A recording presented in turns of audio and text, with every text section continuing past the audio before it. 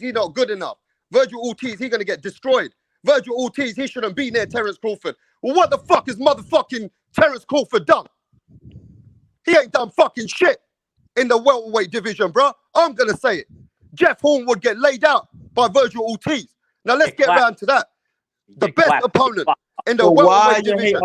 Let's get round to that motherfucking question. The best fucking. Hey, listen, let me speak in my house, bro. Let me motherfucking speak in my house now. You're speaking to a man from London. I don't come from where you come from, maybe, but you gotta respect me.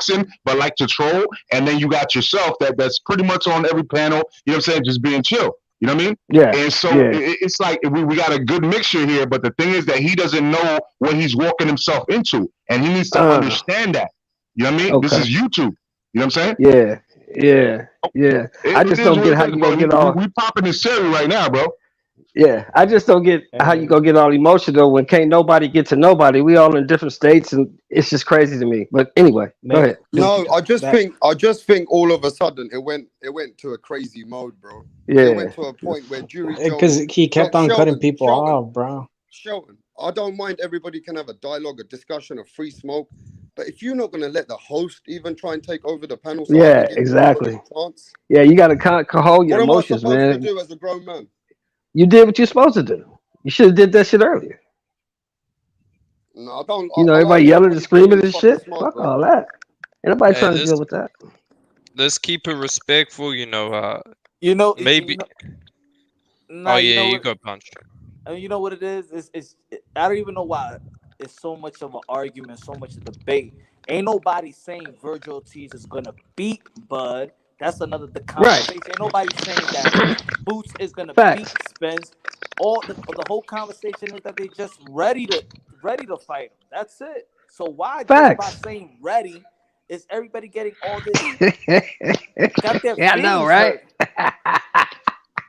That shit is Yeah, crazy to me. that's what I'm saying, bro. I think it's a 50-50 fight, but I just want to see it, man. How is that disrespecting Crawford, bro? I just want to see the fight. I think it's a better fight than his last couple of fights, and it will be interesting, man. Let's see it. Let's just Yeah, see the facts. fight. Facts. If them guys are ready, they young, they ready, they hungry, put them in there. Who knows? They might beat the guy. Who knows? But that's what you want is competition. That's what this shit is all about. That's what I thought. Facts. But could I finish my point, bro, that I was trying to say at first Go ahead, before bro. OT Go finished? ahead. Go ahead. Go. And what I was trying to say, bro, these fanboys, like especially like these Earl Hey, Spence and Punch, can Terrence you take Crawford. over my panel for 2 minutes? Major Key. Yeah, pass it to major, because I'm doing shit. Síguele, jefe. Sigue lo que estás diciendo, güey. Bro, this is free smoke, bro. You already know that shit. So what the fuck am I gonna control, bro? You know what I'll I'm saying? Y'all go. I mean, I Finish can your talk about a OG. topic. Yeah, If the flow stops, then I'll bring up another topic. But besides that, you just invited LT. We got Hefe. Like, who the fuck am I gonna control right now, bro? You just like set me under the fucking. You know what I mean? Like, hell no, bro. But go ahead, LT. OG, welcome finish to the up. building, bro. Stop, LT, wait, bro. Let me finish. Go what I ahead, said, finish, bro. OG.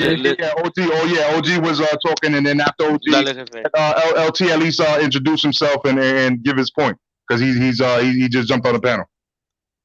Yeah, well, a lot of these Earl Spence and Terrence Crawford fanboys, bro, they're so scared that their little fantasy fight might get ruined by one of these young guns coming up, and that's another thing they're pushing. A lot of these fanboys are like, oh well, Jaron Ennis, Virgil Ortiz, Conor Benn, they should all fight each other before they step up and face Earl Spence and Terrence Crawford. And I'm like, why, bro? Like they're the champions. They're the ones that should be facing the contenders. You know what I'm saying? But that's what they're scared. They're scared it might ruin their little fantasy fight, bro. That's what I noticed. But go ahead, OT. No,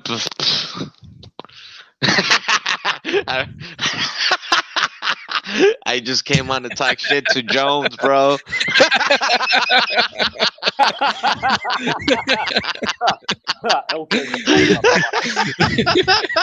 You guys beat me to it. Fuck, man.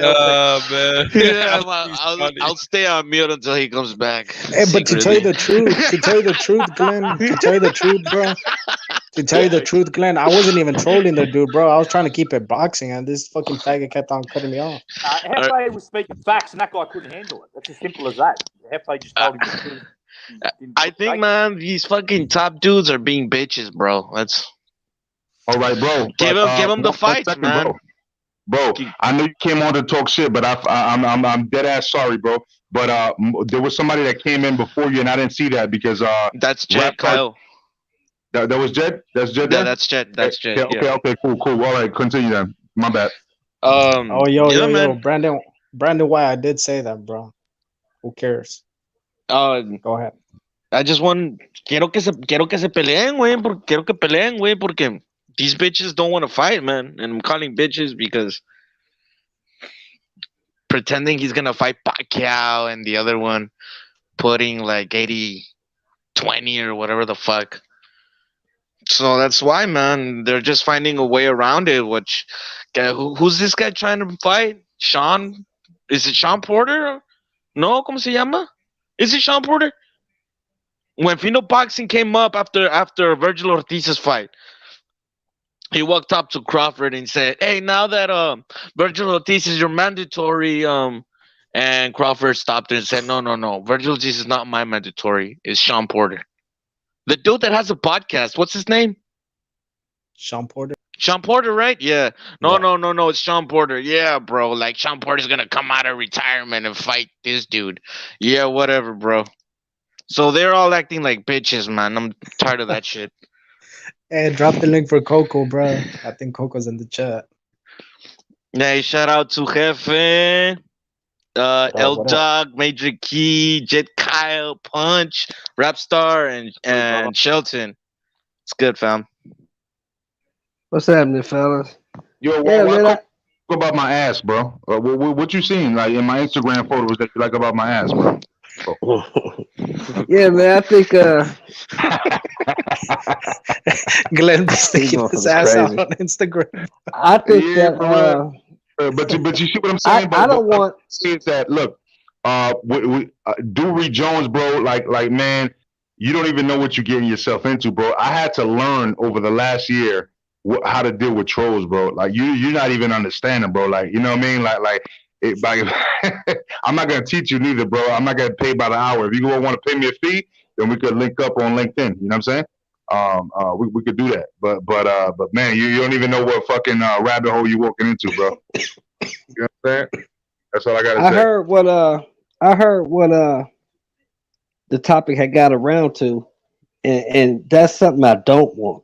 I don't want the Ennises and the Ortizes and the CONOR Benns. I don't want those dudes fighting each other. I want those other motherfuckers that's hanging around welterweight, the Porters, the Garcias, the Thurmans. I want them fighting those dudes. Those dudes, Ortiz and Ennis, that's probably gonna be a super fight down the line. The way it's looking. Keep them dudes away from each other, rather than fight other guys, and Gotcha. build up to either one of them guys taking a belt, becoming the man, and we can make a big fight with those guys. Because these other guys, people forgetting that Crawford is 33, about to turn 34. Yeah. Spencer's about to turn 32. Them dudes gonna be out the way in a minute. We need to get these other guys rolling, these young guys coming up, and let's see what they got, man. We got to keep boxing alive, and you can't keep boxing alive if you stay stuck on the same dudes. Get them fucking dudes out the way. Hey, Shelton, let me ask you a question, Shelton. Are they? My bad. Go ahead, Punch. But I just want to ask a question to everybody. If they're not fighting each other, right? Doesn't that seem like they should be fighting each other though? Like before they ask one of them to lose their oath? I mean, if you want to keep the sport alive, in my opinion, no, man. Let them fight these Porters and these Thurmans and these Garcias. Fight them dudes, and hopefully them other two cats will get off their ass and fight. And if they don't, the next man up is Ortiz or Ennis, whoever fight the young motherfuckers. Somebody got to fight though. We can't just keep every night, every month, every year talking about who gonna fight who and nobody fighting. That's the biggest problem. Ain't nobody fighting. That's fact. So your Punch, jump in. My bad for cutting you off. No, I was saying that I'm just happy that soon Boots contract is gonna run out, and then I think eventually over, you know what I'm saying, the zone and something like that will probably eventually he'll get he'll be in line with Virgil Ortiz. I'm just saying they both in different type of sanctioning bodies. You know, he's in the IBF route. Ortiz is in the WBO, WBC, and WBA. But Boots, I think he's only in. I think he's only in the IBF, probably in the WBA. But okay, I got you. They just in line for. It's like Boots is in line for Spence, and Virgil Ortiz is in line for Bud. Okay, I got it. Cool, thank you. All right, yo, who is next? We got mad people It on was the panel. Jed. It was Jed. Jed was next. Good. All right, Jed then, because I can't see no names because he left the studio, but forgot to put the names on the bottom, so I can't. I'm just going by avatars. Bro, and then this rap star left this fucking Yeah, he comment left on the there. building. That's He's fucked up. like, rap Go star ahead, left the Jed. fucking building. So yeah, I went away for a couple of minutes. What were we talking about exactly? What we talking about now? I just was away for a few minutes. Do you want Ortiz and Ennis and Conor Benn and all these young guys to fight each other, or would you rather them fight the Garcias and Porters and Thurmans and those other fucking welterweights that's hanging around? Yeah, I'd like to probably see him fight the step up gradually and then maybe fight each other, in a year or two. But I think a good fight next would be Nigel Benn versus Avanesian, the guy that beat up Josh Kelly. I think Conor Benn. Conor Benn. Sorry, what did I say, Nigel? Yeah. No, you'll get Nigel's too old. I think maybe Boots Ennis versus Danny Garcia. That would be a good step up. And I'd like to see maybe Virgil Ortiz fight Mean Machine, the one Crawford fought. I think they'd all be good step up fights. And then gradually they could step up to the Porters, Spencers, Crawfords, in the next maybe year after. But I want Crawford and Bud, though. They need to fight as well to solidify who the number one at welterweight. That fight needs to happen ASAP. I mean, that fight's starting to run out of time. I'm starting to not care about it. But that was a good, Bro, they're probably question. They're probably gonna end up fighting, bro. They're probably gonna end up fighting once they don't have any fucking belts, man. Bud and Spence. Yeah, Bud and Spence. Yeah, 2030 they might fight. They might fight in 2030 or something. Yeah. Hey, they might that fight that legends that legends bro. only league. You know what I mean? They're gonna save their money for that legends only, like Mike Tyson and Roy Jones. That's what I'm saying. LT, they might fight on Triller like 20, 30 years down the line, man. But let me ask the guys that's not from America. Do you think is better for Conor Benn to train in America or come to America sooner than later? Because it seems like guys in the UK, the domestic fighters, they stay too long, and then once they get in the ring with Americans, they actually don't do that well. And I think that guys outside of the country, when they do train in America, like Triple G and Loma and Manny Pacquiao, when they train here, they have a better career because the sparring is better here. Just like Lennox Lewis when he was training here. Do you think it's better for Conor Benn to? I think so. And just to back your point up, Punch, his father, Nigel Benn, after he lost to Chris Eubank, his father went straight to America and spent a year training in America, and he beat Doug DeWitt for the world title and knocked out Iron Barkley, two very good American fighters, and that made him a much better fighter. And then by the time he fought Gerald McClellan, who was a pound-for-pound fighter, Nigel Benn defeated him. I think what made Nigel Benn a better fighter was going over to America. I think that helped his career a lot. So I think that would also do the same with his son Conor. I agree with you 100%. And Tyson Fury did that too. Feel me? Yeah. I'm a jump in on this point, man.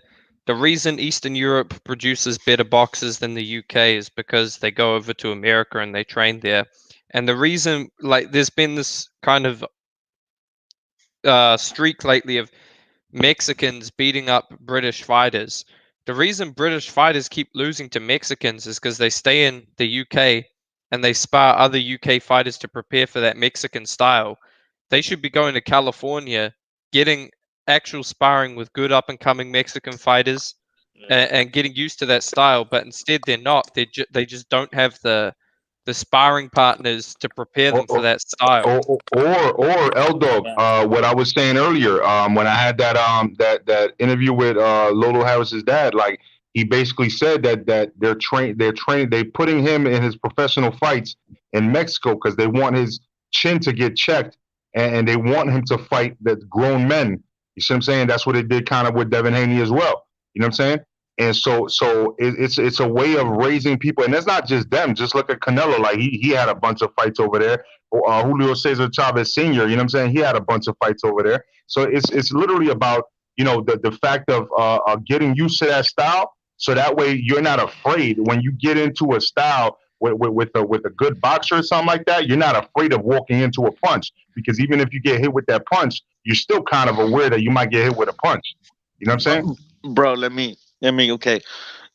When Mexicans come out of Mexico and fight over here, they already fought a bunch of guys in Mexico, not because to get their chin checked. That's because they have to.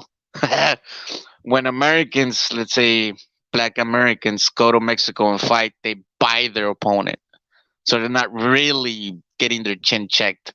They're just trying to put some numbers in their resume so it could look good. That's basically it. Fact. Yeah, So what they're doing is, hey, bro, there's a fight within like a month. You ready? No, well, you just need to lose like 10 pounds. You can lose 10 pounds? Yeah, I can lose 10 pounds. All right. I need your number there. And that's Yeah, basically no, it. They're not I getting understand. checked at all. I don't even think they're Listen, learning. listen. Nah, I but they do understand. they, Understand the padding of the They resume. do that. LT they do that here too. They do that here. Yeah, that's what I'm saying. I understand the padding of the resume, right? But it's not just you're thinking of only one sided. With strategically, it's also about putting a young guy with a grown ass man with manpower that's going to be throwing everything in the kitchen sink at that kid. So now you're putting your skills up to the test to see if you can avoid that, to see if you can withstand that. You know what I mean? And that's what I'm trying to say. It's not always like oh, just because you put them, you're just padding your record, because these are fucking tough dudes that actually do knock out some people. So that's why you got some people with resumes that with a loss or two losses or some draws and shit like that, and you be like, who the fuck they lost to? And you listen to the Look, name. bro, let me give you an example, bro. Mexican name that I heard it's that a Devin crazy Haney, Mexican name, bro. It's a crazy Mexican name that you never heard of before, and bro. it's still on these people's resume, bro. Bro, okay, let me give you one example. Devin Haney, I heard he lost in Mexico, and he still has a perfect record. he lost They're, to Hector Garcia, I think his name was. there you go, and they go there to buy their opponent. That's it. They're not to get their chin checked. Nah, Yeah, you wrong. You wrong, yeah, but no, but No, I'm right, bro. I know what I'm saying. no, you don't. I know what I'm saying, bro. That's what I'm trying to say. You know? Nah. It is. I 100% agree with LT. I know for a fact that's what it is. hey, Y'all hey, bugging but on that one. Y'all bugging, man. Like the fact that they're fighting grown man, bro. Like, I mean, so you're telling me, when I've actually considered that for my own son, listening to all these other trainers, and I'm thinking like, yo, that's a good plan. So you're telling me that my intent, knowing that is not my intent, you're telling me that you know more than my brain. That I'm telling you that, hey, I would love to see him fight these young guys or these older guys with fucking man strength, to see if he can withstand that and see if, what he can do, because I don't think that they're that skilled to actually take him into deep waters if he could actually stand the pressure and the chin check. Nah, bro, y'all bugging, because I literally have considered that for my own son. So you're telling me that you know more than me? No, what it's saying is, let's say you have the money, right? You're gonna take your son. You got a management company. You're managing your son. You put up the money. You put up the show. You put up the opponent. So you, Glenn, that's gonna put your son to fight. You're paying his opponent. So now take yourself out of a father, and now you're just the manager of a fighter. Yet you're the one that's going to Mexico, or you're the one that's going to Atlanta or California, and you're gonna go to the promoter. But you're paying the promoter for that fight, and you're paying out of your pocket for that fighter that's gonna fight your son. So if you're paying them, it's easy to be like, yo, my man, go easy on my son. I'm paying you this fucking money and stuff like that. That's what. Yeah, I mean, that's shady right there, though. I wouldn't do that. But I feel where you're coming from, though. If you're talking about from the management standpoint, like you just trying to do something like that, if that's what y'all saying, okay, then I can stand corrected with something like that. But what I'm trying to say is that when I honestly believe that it's a good test to put your fucking son in a place like fucking Tijuana or something like that, and just fucking fight some fucking street fights in the fucking middle of nowhere in a hole in the wall to let your son get tested. You know what I mean? I honestly believe that that's actually pretty beneficial in the long run. You know what I'm saying? No, I'm saying, but I'm saying because a lot of people don't know it. It's like you buying your slot. You're going to that promotional company that got that show. You buying your slot, and then you're paying your son's opponent, and you're paying your son. You feel Right. me? How are you Yeah. gonna So pay here's my this? question. How are you gonna pay? How are you gonna pay all that much for your son to lose? Yeah, That, yeah. You Here's my can't. question. That Here's my question. the We got somebody in promoter the background. Rapstar. the My promoter bad, my loses bad. his business, bro. You know what I My mean? bad, my bad. Here's Rapstar just stopped back. We got people in the background waiting, bro. here's my question. Punch. This is to you. How does that help your Hey, son you or guys the keep fighter you're cooking, man. managing? I'll be ready in 3 minutes. I'll be back in 3 minutes and I'll take over. People Go on, take a shit, man. bro. Go take a shit. People on, Rapstar. How, People are waiting, bro. huh? how does that help the fighter, Punch? It doesn't help him I by what think you're saying. I think in my opinion, it's not about helping the fighter during the fight. They just train all day and they worry about the training. That the fights in the beginning is nothing. They know. Okay. You understand what I'm trying to say? It's Let's say promotion. Yeah. these four rounders that they get is not is way easier than Go even sit their down. sparring partner they're preparing for. That's why you see them in the beginning. They'll fight the professional fights a day, Sit and in down. 2 weeks they fight Sit. another professional fight. It's not really. It's just it's stacking your Sit down. resume. It's a confidence builder and it's promotion, man. These guys actually step down when they turn pro. It's For it's the a most. hustle. It's a hustle. It's making sure that your fighter is getting the good type of knockouts to the point where the networks want that Yep. fighter to be on TV because he's entertaining. That's all it is. Okay. It's like a hustle. All right. Okay. Okay. My bad, bro. I'm just trying to Rapstar. If you're listening, bro, you got people backstage, bro, waiting to get in for like 10 Bro, he minutes. doesn't want him here, bro. That's what he No, said. no. There's other people. There's other people. It's Yes, not just one basically that's person, what bro. he said. That's what he said. I'll be Nah, he back didn't in say a that, bro. minute. That's what he said, bro. That's basically Nah, what he bro. said. Man, don't put words in his mouth, bro. I already know what's up, bro. It's not what you're saying, bro. All right, He man. also I'm back. said he I'm back. likes I'm dick. back. Rapstar's He taking also over said the he likes building, dick, bro. bro. Let me speak. Yo, Yo, I'm back. Rapstar, you got some people in the background, bro. All right, man. Look, thanks, guys, for taking over. I mean, you guys just needed to be a 1 more minute patient. Let me see who's in the back, but I got to see faces. You saw what happened last week, right? Give me a sec. They're posting dicks.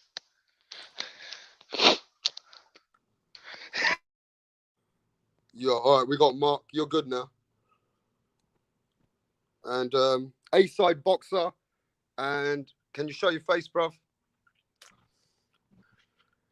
See what I'm saying? That's what I'm trying to tell you, LT. There's other people in the background. It's not just one. Oh, I didn't know Yo, Mark show Nash your was in face, the bro. I'm background. not just gonna have you in here doing Is it? some I stupid was shit, trying to bro. tell you, bro. No. You need to show your face in the camera. Don't change the avatar pictures. That's Nanito Donaire anyway. That's not you. Motherfuckers, bro. Hey, bro, the guy's put Nanito Donaire on his thing, and is that him? All right, show your face, bro. No, that's not Nolito Donaire, bro. But that's Mark Nash, though. I know that's Mark Nash for a fact. You know what I'm saying? All right, listen. I'm gonna give you 3 more seconds, bro. You got 3 seconds to show your face. Otherwise, I can't let you in, bro. 3, 2, 1. Well, stay in the background then until you decide to change your mind. All right, let's keep cooking, bro. Where we at? I just came back. Where we at now, Major Key? Well, I mean, look. They disagree with me on one point, which I think they were making a valid point. To be honest with you, when it came to the facts of what topic were we talking about? Fighters Yo, going can down to somebody bring Mexico. me back to where we Yes, at? the Mexicans, right. About training your fighters down in Mexico. So they're saying it's more, and I'm starting to get where they're going with it. Right? Bro, no, they're not training. They're just exhibitioning over there. They're not training. But Their here's the training thing. goes here in the No, States. but the thing is that I feel like it's a good test for them. Which I was saying is that they put money to get the wins. I feel like after listening to y'all, maybe a combination of the both. But however, I still think it's a good thing because again, I look at every fucking fighter like if it was my son, if it was my best friend, something like that, and I think that it is a good test. You know what I mean? So that's the way I see it. But I see y'all points when it comes to the money aspect of it. You know what I mean? So I didn't think about that before I stated my comment. So I stand not corrected, but adjusted, modified view. You know what I mean? I could say that. You know what I mean? All right, well, let's get this show popping a little bit, bro. Let's get to some raw topics. Let's start cooking something, bro. So let's get to where we gotta get to now. God damn, somebody got Hey, DMX listen, lit I'm over listening to fucking either dogs barking and bullshit happening now. All right. That's Hey, my Mark, how you dog, feeling, man. Mark? That's your little chihuahua, bro. Yo, how you feeling, Mark? I got DMX up in here. Right, that's definitely not a chihuahua. Peace to you, man. Peace to you, Rap Star. Thanks for having me on. Shout out to the whole panel, man. I appreciate y'all having me up here, man. It means a lot to me and my audience to be over here talking boxing with such great company. No doubt, brother. No doubt, brother. No doubt. So how do you feel about, is there any topic that you've come over here to I speak actually about? did, Rap Star, and I'm glad you asked. You had an interesting question you was passing around. And you said, what would it be like if Boots or Ortiz get a bigger fight like Porter or Thurman? And even if whether they win, lose, but I think you put up the scenario if they won, what would that say about Bud? I think it'll say a lot more about his promoter, for one, but also I think those fights would be easier to make. I think they will ask for less money than Bud, and I know for a fact Thurman and Porter, we all can agree, they would get paid less money than fighting Boots and Ortiz than they would get fighting, you know what I'm saying, Bud, right? Right. I don't know. Carry on. Yeah, I'm just saying, like those. I think that fight is easier fight to make. You're gonna get that fight easier. Ortiz or Boots versus Porter or Thurman. Nobody in that four has a title, so it's less money in the pot. Also, I think they're considered maybe less dangerous because they haven't been quite proven or tested. Some would say Bud has them, but it's a lot of titles over there, and I just feel like he's gonna want more money, and they're gonna want more money versus Ortiz or Boots. You know what I'm saying? It's just less money in the pot for that fight, in my opinion. No, I think I appreciate you're coming to the logistics of the background of how the fighting business maybe works. But I think the question was more thorough. And I think the question was more direct. It was just a question to say, if Bud's not getting no fights and he don't give one of these guys opportunity, and these guys go and get a better fight than Bud can get, people outside of just Bud's little community, they will look at Bud and think, man, what the fuck is going on? Do you get that part of the question? I get that part now. I didn't hear it framed that way before. that's Before exactly I what thought it it was framed like, what would that say? Like it would look. I just feel like those fights when you're dealing with a championship and you're dealing with those guys fighting Bud. I just feel like when it comes down to it, they're overpricing and some would call it ducking. You know what I'm saying? But well, here's the problem. I'm really interested to see if Sean Porter exercise his mandatory because it's up to him to exercise that, right? Yeah, but here's the problem with the with Boots and Porter. Porter already said on his podcast like 2 months ago that he's not fighting Boots. That's not happening. He already said that, so we can take him out the equation as far as Boots goes. Yeah, but I don't know about Virgil. He said the same thing, Shelton, about Terence Crawford, and Terence Crawford said the same thing about him about a year ago. But before I get to that, Shelton, we got more than 50 people in the building. We've had more than, and I've only got 35, 36 likes. Come on. If we want to keep hit the like button. And let me finish. If we're gonna keep cooking for a little bit longer, I want to see those likes go up. I need to see those likes at least come to 50, and we might even see some free smoke. But let me just say this one. I just think, Shelton, right? The question wasn't getting away from the actual point. The point is, Terence Crawford is not getting some of those fights, right? Either it's promotional, whether it's a business problem, logistics, whatever's not working out. At the end of the day, if these young guys start fighting better opponents, it starts to make people question Terence Crawford. Does that make sense to you, Shelton? Yeah, that's facts. What you said is factual. Okay. Yeah. What do you think about that, Major Key? I'm sorry. Pose the question again. I was looking at that. Bro, before your face, bro. Whoever these people before I go, there's a lot of people coming in the background. I don't mind you guys coming to cook. You can all come. I'm only here for a little bit longer, but you got to show your face, bro. Because I've got 2 warnings. I've had people come in there showing their stupid private parts and doing crazy shit. I'm done with that bullshit. Let LT go first. So if I can't see no faces, it is what it is. You guys keep doing what you got to do. Go on. Go ahead, LT. Yeah, bro. Before I leave, I'm gonna plug in my new channel. It's for basically for the raza, you know what I mean? It's called LT Boxing y Desmadre. So va a ser pura pendejada. Me and Raider gonna go on. Brown Gone and Jose Yepes, we're gonna be there like mixing it up, cooking some dumb shit about boxing, and you know what's up. Subscribe, peeps. All right. Peace out, Thanks, fam. thanks. Thanks for having me, Rapstar. Mr. Always. Sheldon, And don't peace forget, out. hey, Mark LT. Nash, you know what's up. LT, And let me what's up, say bro? this to you before you go. I don't want to see you motherfucking keyboard trolling for your t-shirt. When my shirt comes out, you're gonna be the first one getting a shirt, bro. So stop All right. fucking trolling me every fucking day. Where's my shirt, Rapstar? Where's my fucking shirt? Give me a motherfucking break. I ain't even got no merch yet. Yeah, bro. You know, I love trolling you, bro. Yeah, you know what's up, fam. All right, I know man. you love Peace, me, fam. really. Yeah, of course, bro. You know what's up. You're my family, man. My boxing family. You know, guys. Peace out. Peace. All right, brother. Take it easy. Hey, Later, look, man. later. Hey, look, this is what I'm gonna say, bro. We've had many different views. We went cooking from here to there. You know, it's been a great show. You know what I mean? At the end of the day, I wish I could cook some more really with you guys. You ain't going nowhere, Rapstar. Don't even You try. Like it listen, sounds all right, like you you know trying what? to end this shit, bro. You Hey, ain't ended let nothing. me tell you something before I do go in a bit. I'm just gonna touch on this point now, and I don't want to hear nothing much more. I got people in England. I don't want to hear no more bullshit about you leaving, bro. Like we Hey, staying live, listen, bro. Major Key, either you listen or I just shut it down now, my brother.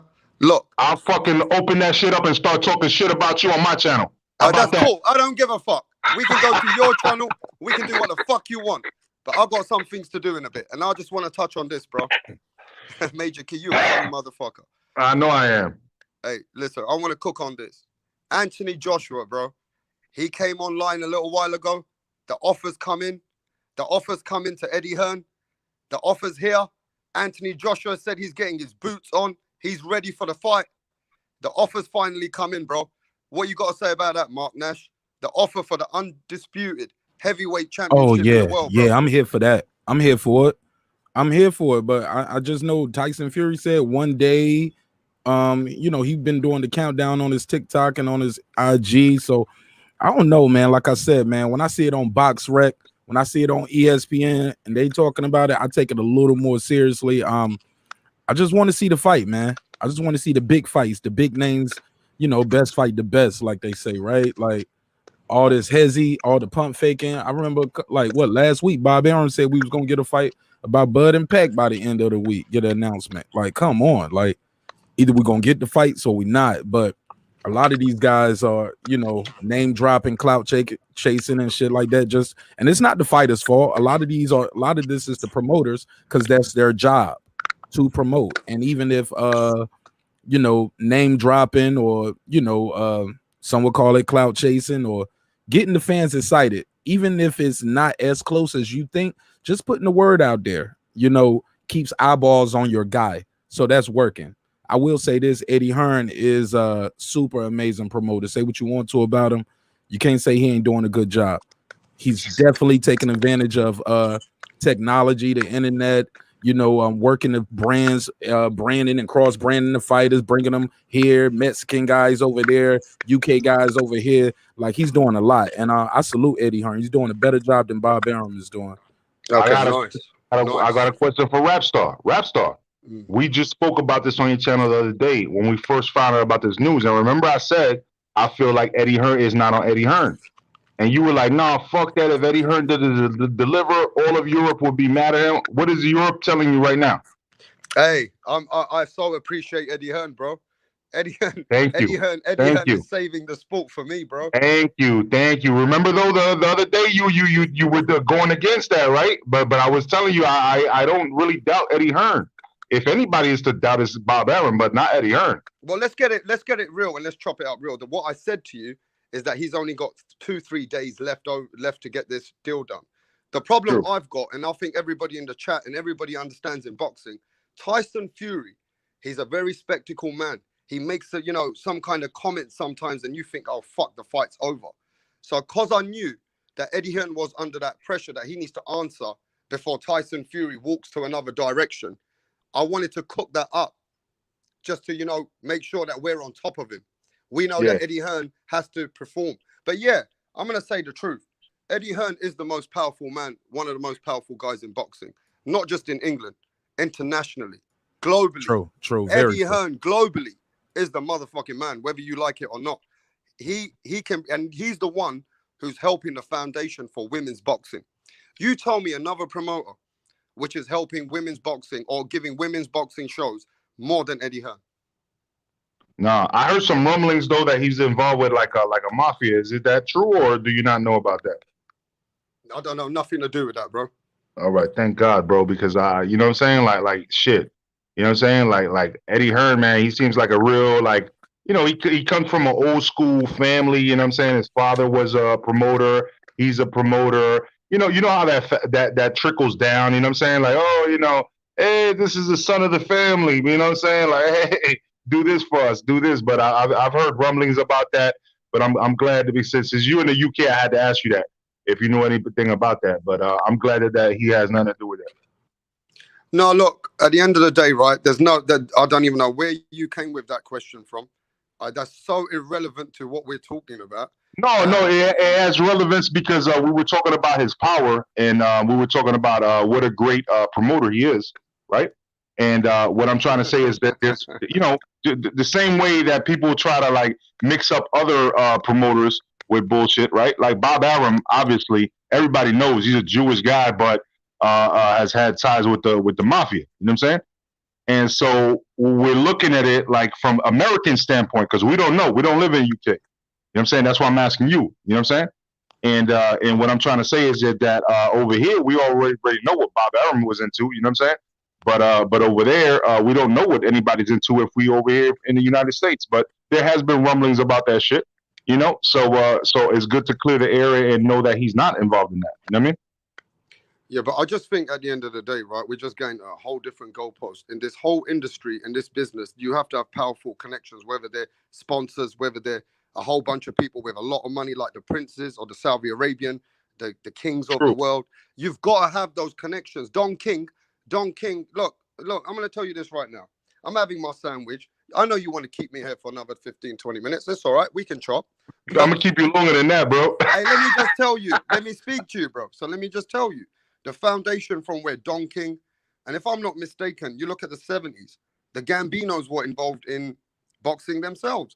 You know, what's he called? The Sammy the Bull, the one they say that snitched on Ravino. Sammy the Bull Ravino. Yeah. He testified in court saying that he was behind Buddy McGurk and many fighters, that they were behind those kind of fighters because they were pushing those fighters to get a relationship with the federations, the ranking, the bodies, the governing bodies. These gangsters had relationships with the governing bodies to put fighters into position. So we know that shit's been going on for maybe 50, 70, hundreds of years. Well, even with not even just the support in the background, but just the support in general of boxing. Look, you remember that movie American Gangster? Denzel Washington? Yeah. All right. Well, he was portraying actual, like, a legitimate guy that you know actually did shit in Harlem. You know what I'm saying? That actually held it down for a long time. You know, the entrepreneur, or I'm sorry, not the entrepreneur, but the person that took that Bumpy Johnson took under his wings. You know what I'm saying? Bumpy Johnson, I don't know if you know about him, but he's going back to the 30s now. You know what I'm saying? And we're talking about a long dynasty of shit going on, and they were all involved with the mafia, bro. They were all involved with them. You know what I'm saying? And it's not because I say it; it's because they've already come to that conclusion. Whoever has stated that on record, and who's ever has given you know, information for a movie or whatever, that's how the public knows. We already know that, right? But what I'm saying is that we all know that there's always a little touch of the mafia in boxing. But I'm glad that, again, that you cleared it up because we don't know what's going on over there. You know what I'm saying? You know, we know over here in the United States, we know, depending on where you live, we know about the Irish mafia, We know about the Italian mafia. You know what I'm saying? We know about the black mafia. You know what I'm saying? We know about everything, bro. Like, you know, there's Lanquez, Nietas, you know what I'm saying, Trinitarios, Mexican mafia. You know what I'm saying? Like, there's so many fucking gangs over here, bro. Like, it's ridiculous, bro. It's ridiculous. We already know what's going on.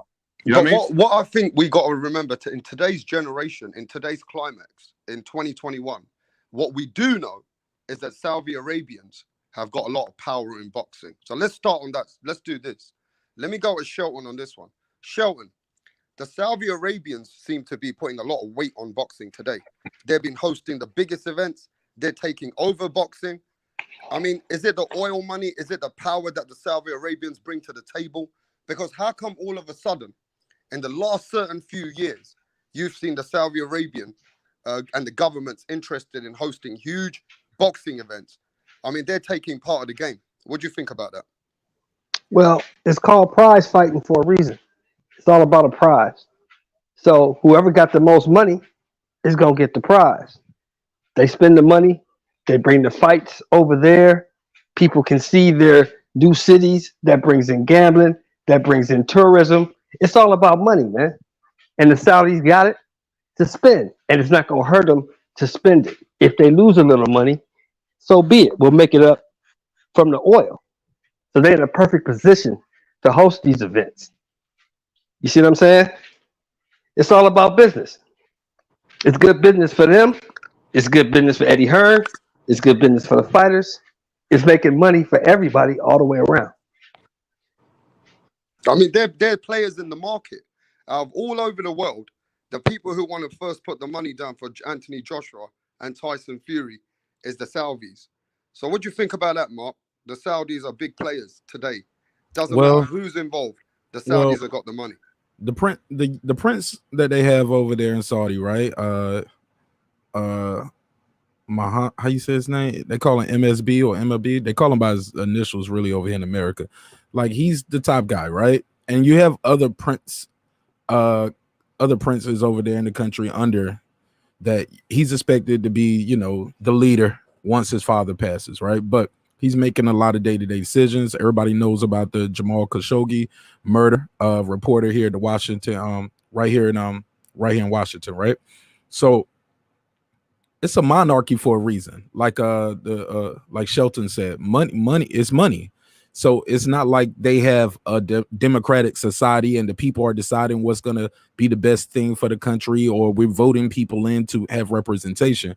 No, you have a prince and you have guys with a copious amount of money, limited resources, and for one, they want to see the fight, but they're not going to be up here just really chilling in Vegas like that.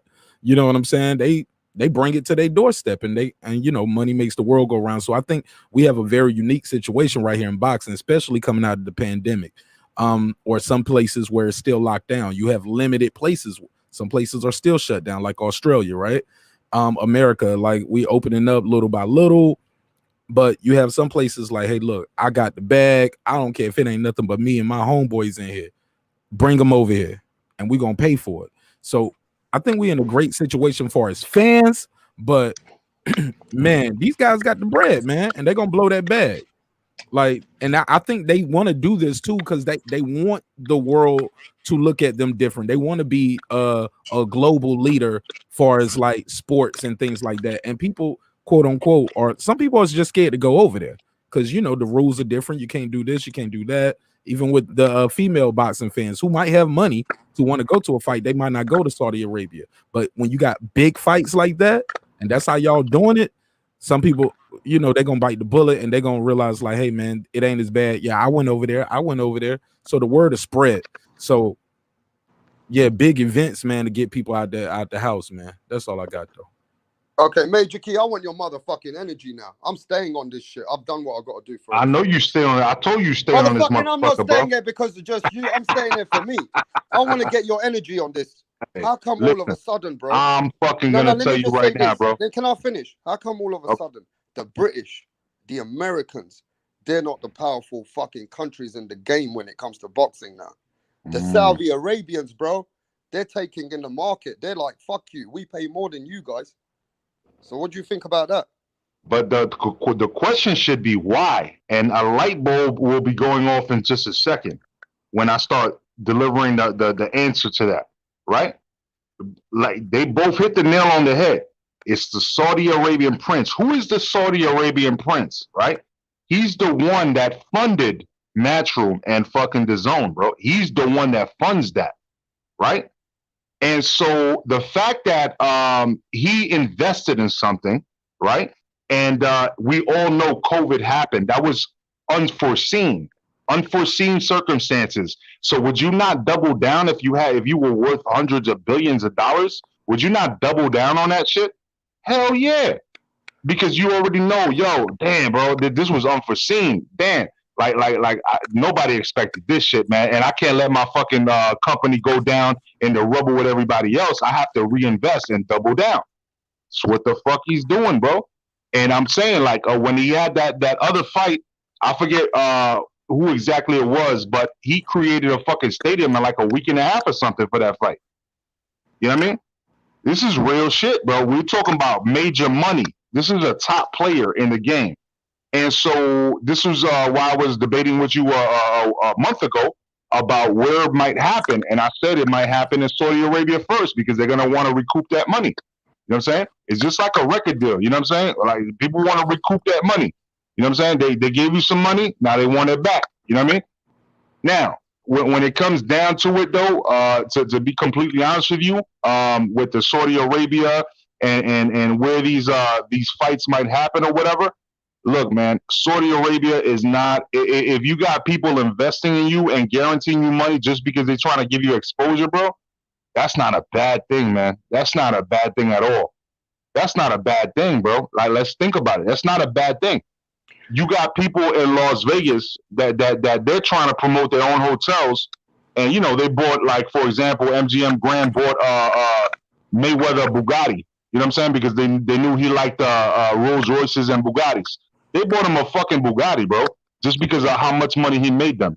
You think that one of these Saudi Arabian princes might not do that? Of course, bro. All they trying to do, they fell in love with the sport.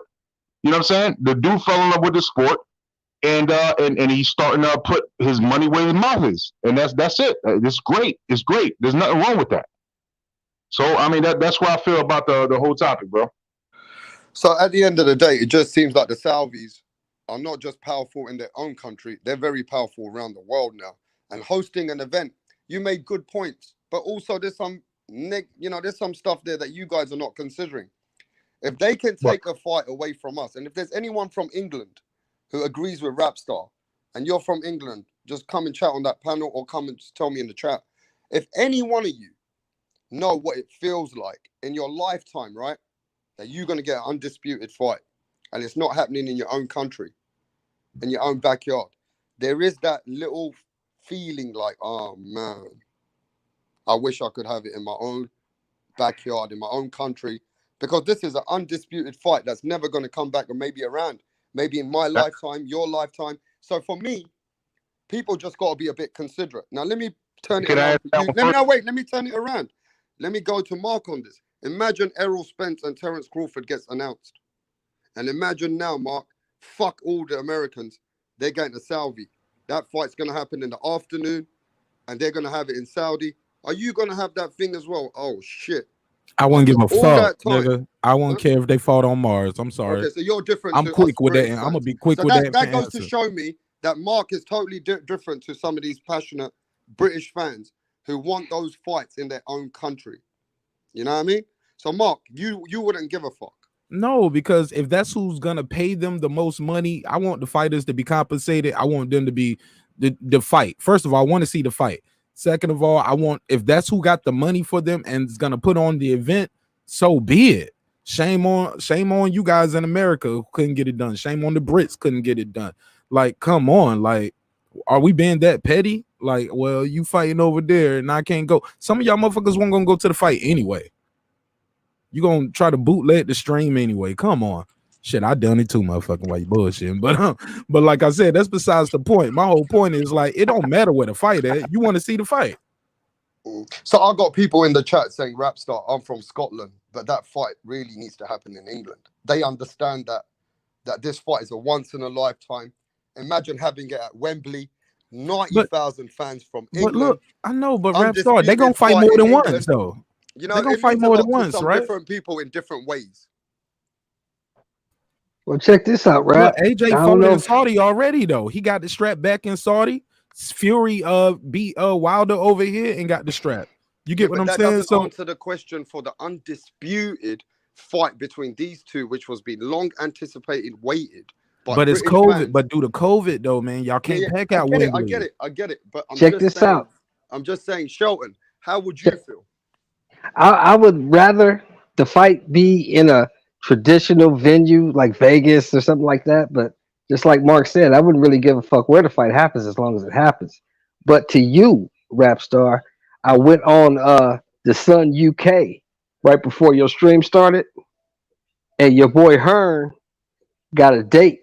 It's on the Sun UK. You can look it up. It's July 24th, and they trying to work it out to have the fight at Wembley Stadium. Yep. Look at that. See what I'm saying? Yeah, I'm putting a picture up. Carry on talking about it, bro. Yeah, they did. It's on the Sun UK. You can look it up. I looked it up myself, and that's what they talk about doing. They talk about having the fight. They trying to work it out that they can have the fight at Wembley Stadium, and they already picked a date. The date they picked was July 24th. So it might happen in England the way it's looking. You never know. But like Mark said, if the Saudis come with a bigger bag and they come quicker, you got to follow the money, man. This shit is about boxing. This shit is about money. It's not about prize fighting. yeah, it's a prize. Prize fighting, not pride fighting. Yeah, it's for prizes. They fight for prizes. Okay, About look, money. Anthony Joshua has made a statement. He's in front of us. He's on the overlay, and he's already ready. He's put his boots on today, and he knows now every day coming forward, he's read the fight's coming. Tyson, Yeah. Fury, Anthony Joshua. But look, I mean, Major Key, did you answer that question? Or Shelton, did you fully answer it? That even if it's in another part of the world, even if you guys did have Terence Crawford, Errol Spence for undisputed, you wouldn't give a fuck if it was in Saudi Arabia. Is that your answer, Shelton? That's my answer. I wouldn't give a fuck if they fought in the parking lot. I don't care where they fight, as long as they fight. I just want to see the fight. I didn't fully answer that question, but I've answered it before on your panel, Rap Star. You already know how I feel about this, man. It's All right, so for let's me. move fucking straight on then, bro. If you're If good you don't, with you, that. Hey, bro, real bro. quick, I don't know what your feelings are, Major Key. How do you feel about it? I No, mean, no. So I've said many times before that the fact is there's a pandemic going on, and your country is not willing or able to go ahead and maximize the profits for this. You know what I mean? At least this is still in your time zone with Saudi Arabia. You know what I'm saying? At least because at least it's Facts. in your time zone. You know what I mean? Facts. Because if it was in Las Vegas, and because I would get mad at him too, I would want if it was something if it was Terence Crawford and Errol Spence, I would want that to be in America. I wouldn't want it to be some 6 hours behind me in Hawaii or some shit like that. I would want it to be my time zone. So I get what he's saying with that. But at the end of the day, bro, it's based on something that's out of everybody's control, and they're trying to get it back. So you can't really get mad at them about that. right. And I don't want to wait another 2 years for it. Like, okay, now or another year where everything is opened up. We can be shoulder to shoulder and pack out the place versus, spacing every 3 or 4 seats. Like, man, I don't care. Like my man said, parking lot, whatever. And even with what you said, Major K, I gotta disagree with you on that. If it was 2:00 in the afternoon, we saw the fight, cool. Man, I'm gonna be drunk a little earlier, probably be a little high, a little quicker. We're gonna be talking boxing and be talking about the fight we even might talk longer. about We'll be 5 o'clock watching in the fight. morning though. If it's in Hawaii, that's my point. Oh yeah, oh that's 5 different. o'clock in the Oh, morning. goodness. God, Now you look like a real drunk asshole, bro. If you're drinking at 5 o'clock in the morning in the United See, States. I'm thinking about them 2:00 in the afternoon fight. Damn, 5 in the morning. I ain't gonna lie, but you know what though? But Major Key, we would set the fucking clock and get our asses up. Hey, And look, then we let just me be just- up let me early, just man. disagree with Y'all a all little of you. young. I like See, to y'all a little disagree. young. But hold on, Go Rap. ahead, See, go y'all a little young. Y'all don't remember. But Ali Frazier 3 came on in America at like 3:30 in the morning. Because it was in the Philippines. Thriller in Manila, That shit yeah. came on. It was in the Philippines. Yeah, And exactly. everybody was up watching that shit. You know what I'm saying? Motherfuckers was up. get They it. I ain't get miss it. a big. They ain't miss a punch, huh? Exactly. Look, I was drunk last night at fucking 6:45 talking with this fucking fool here, rap star, bro, on his fucking live, bro. You know what I'm saying? That's my brother right there from another mother over there in fucking UK. I love this guy, so I was up in here like 6:45 in the fucking morning talking with this guy, bro. But And you know most what of I'm the gonna time, do though, to him now, Shelton? Shelton, let me tell you what I'm gonna do to Major Key. I'm gonna keep him Cut up him a off. bit What you longer gonna now. I'm gonna keep him up a bit longer now because he asked for this fucking shit. Now let me say this, Yes, sir. Shelton. I love Major Key, he's my friend, bro.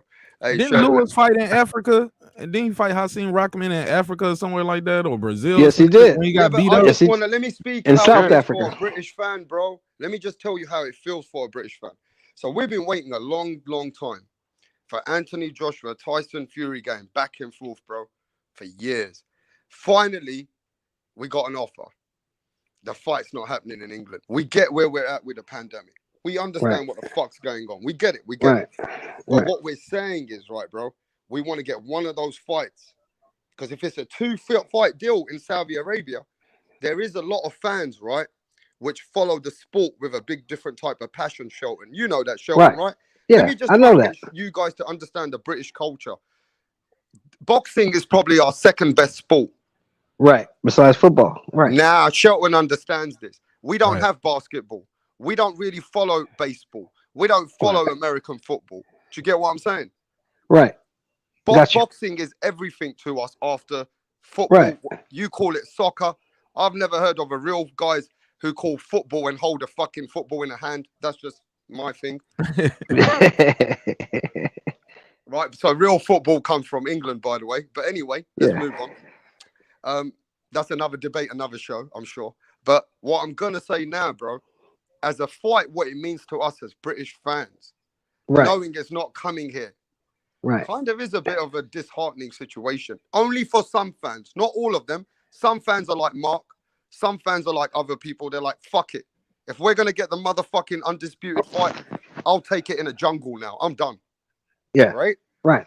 So Right. what do you think about that part of it, Shelton? Do you get that British? Oh, I definitely get it because this is the biggest fight, honestly, probably in UK history. There's never been a fight bigger than this.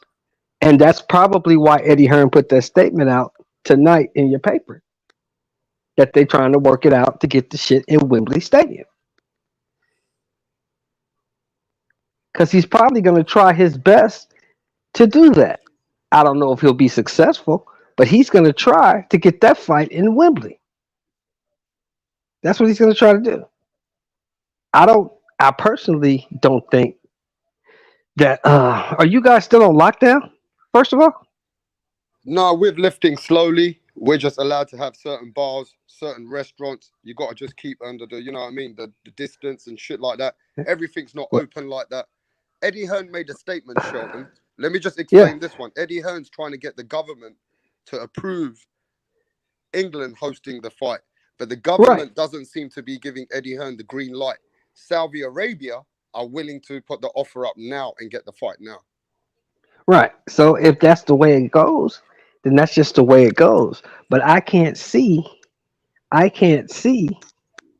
the English government allowing £500 million to go out of the country when they can make that money in England. I can't see that. I can't see that. But stranger things have happened. You never know.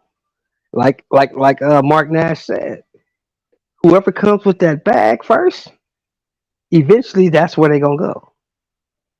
Because Tyson Fury can put out all the little bullshit, funny ass tweets he wants to.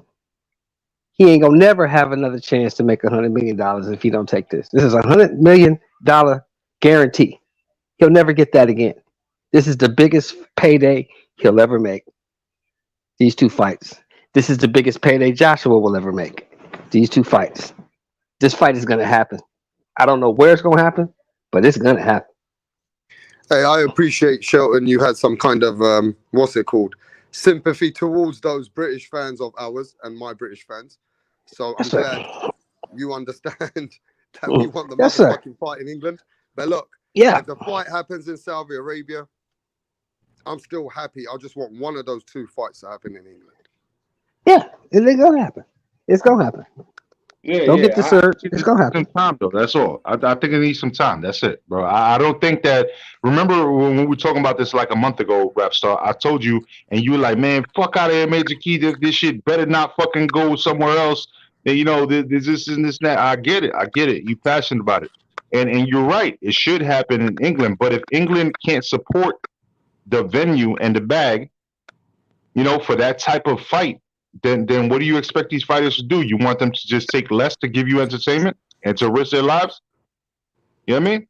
They Yeah. can't, bro. I got a That's selfish. question for Rap Star, Major Key. Hey, Rap, would Yeah. you rather? First of all, would you be going to the fight? Two-part question. One, would you go to the fight, or would you? I know you would cover it, but would you go to the fight?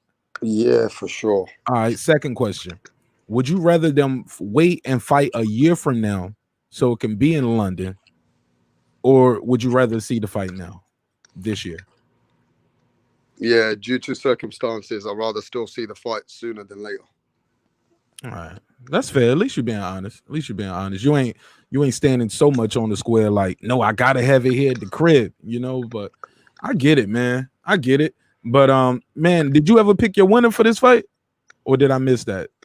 I mean, look, to be really honest, let the fight get announced. I mean, yeah, I got kind of in the back of my head, you know. Have you obviously, said it yet, or did I miss that episode? I think everybody knows. Everybody who knows Rap Star knows that who I think's gonna win. Who? So maybe I just know that me and you ain't chopped it up for a long time. But Yeah, not about. I never talked to you about these two fighting, neither. right. Yeah. To be really honest, I've had a lot of discussions about this, and my thing technically on the breakdown of this fight, you know, Tyson Fury wins for me this fight. The only way he don't win this fight is if he doesn't stay true to himself. He has any kind of emotional breakdown. If Tyson Fury all of a sudden doesn't respect the game again, and in some way he goes off the cliff. But for me, if he stays true to it, goes with Sugar Hill's game plan, there's no one beating the Gypsy King, and everybody knows that. I've already documented that. I've made made it very open about that. So for me, Tyson Fury beats Anthony Joshua, and I'm not saying Anthony Joshua doesn't have a chance. He has all the chance, but that combination punching that Major Key breaks it down. I've heard him. I've heard all of you guys. You guys are hardcore, and I heard that, you know, you guys appreciate the combination punching. You appreciate Anthony Joshua doesn't just rely on one punch like Deontay Wilder. The man, you know what I mean, he's got way more tools, and he's got more boxing skills and some IQ. But that flinching, that holding when you have to hold, that movement for a 6'9" guy, that reach that Crazy. he's got 2 inches ahead of Anthony Joshua. All those things play into factor. And let's not forget, just that every time that Tyson Fury finds ways, you cannot mentally beat him in that ring. He's too clever sometimes. In that ring, Anthony Joshua is too, what's that word? Too mobile, too flat-footed for me to beat a Tyson Fury. But he's got all the chances before round 7. If Anthony Joshua can land that combination that Major Key's talking about, that 1-2 punch uppercut, that, you know, how he creates that combinations, if he can land that fucking That shit to KO Klitschko, right? Yeah, if he can land that combination that everybody knows that Anthony Joshua relies on 2-3 punch combinations and hurt Tyson Fury, then I'm not saying that he can't get him out there, but it's going to be motherfucking hard. And that's going down. If anyone else wants to I'm glad that Rap Star listened to my analysis, because I 1000% agree with him with his analysis, because I do edge Fury in the fight. However, Joshua has that potential of landing that combination. And it's not just one style of combination. His punch selection in the last fight, he's got more comfortable on his back foot. He looked way more impressive than he did with the Andy Ruiz rematch. Because in the Andy Ruiz rematch, he looked scared, but he looked like he kind of fell into place and started understanding what it's like to be a boxer. You know what I'm saying? So he's not the same animal that comes forward and just tries to knock you out. Instead, he's become a professional.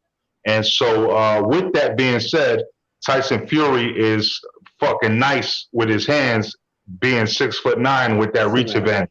You know what I mean? So it's a difficult one to call for me. But I do give Tyson Fury on paper the edge. However, I can see Joshua, reversing the role and doing what he needs to do and pulling out the victory as well.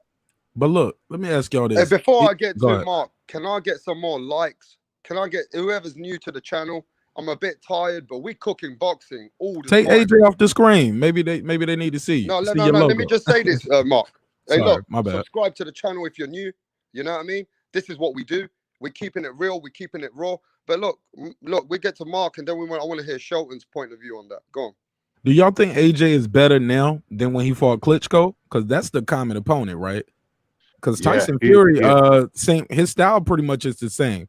Other than that second Wilder fight, he's normally, he has more movement. Jab. The jab is long, is out there. He can tie you up, he'll tie you out, and he doesn't really seem to gas like AJ. Like AJ seems gas. Even with Ruiz, even though he was moving around, working his jab more, he did seem a little tired. Pulev, at one point, I thought AJ looked like he was getting tired before it was over at certain points. Sometimes he just seems tired early in the fight. Very good point. Like fourth, fifth, very sixth good round, point. he tired. So you think AJ's got a gas tank problem? Can I come back? Do you think Anthony Joshua's got a stamina problem? Well, I think those muscles get heavy, like they say in boxing. It's different type of work, it's different type of exercise that you do for boxing. It's anaerobic versus aerobic type muscles. Like things are different. That's why Conor McGregor, like his muscles got tired.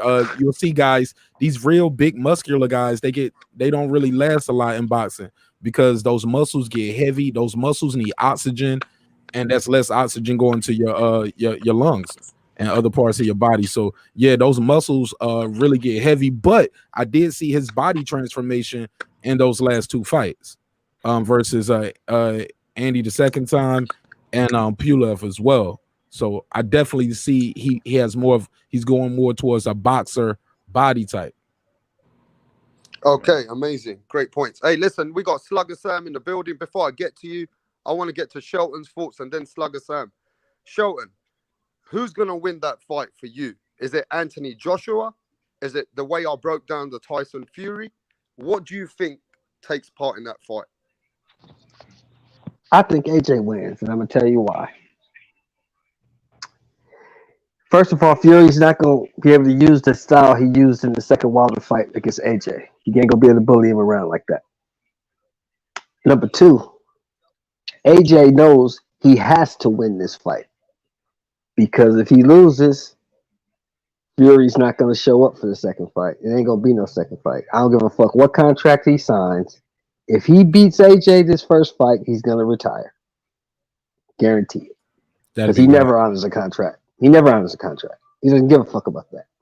He going to get that $100 million and ride off into the sunset.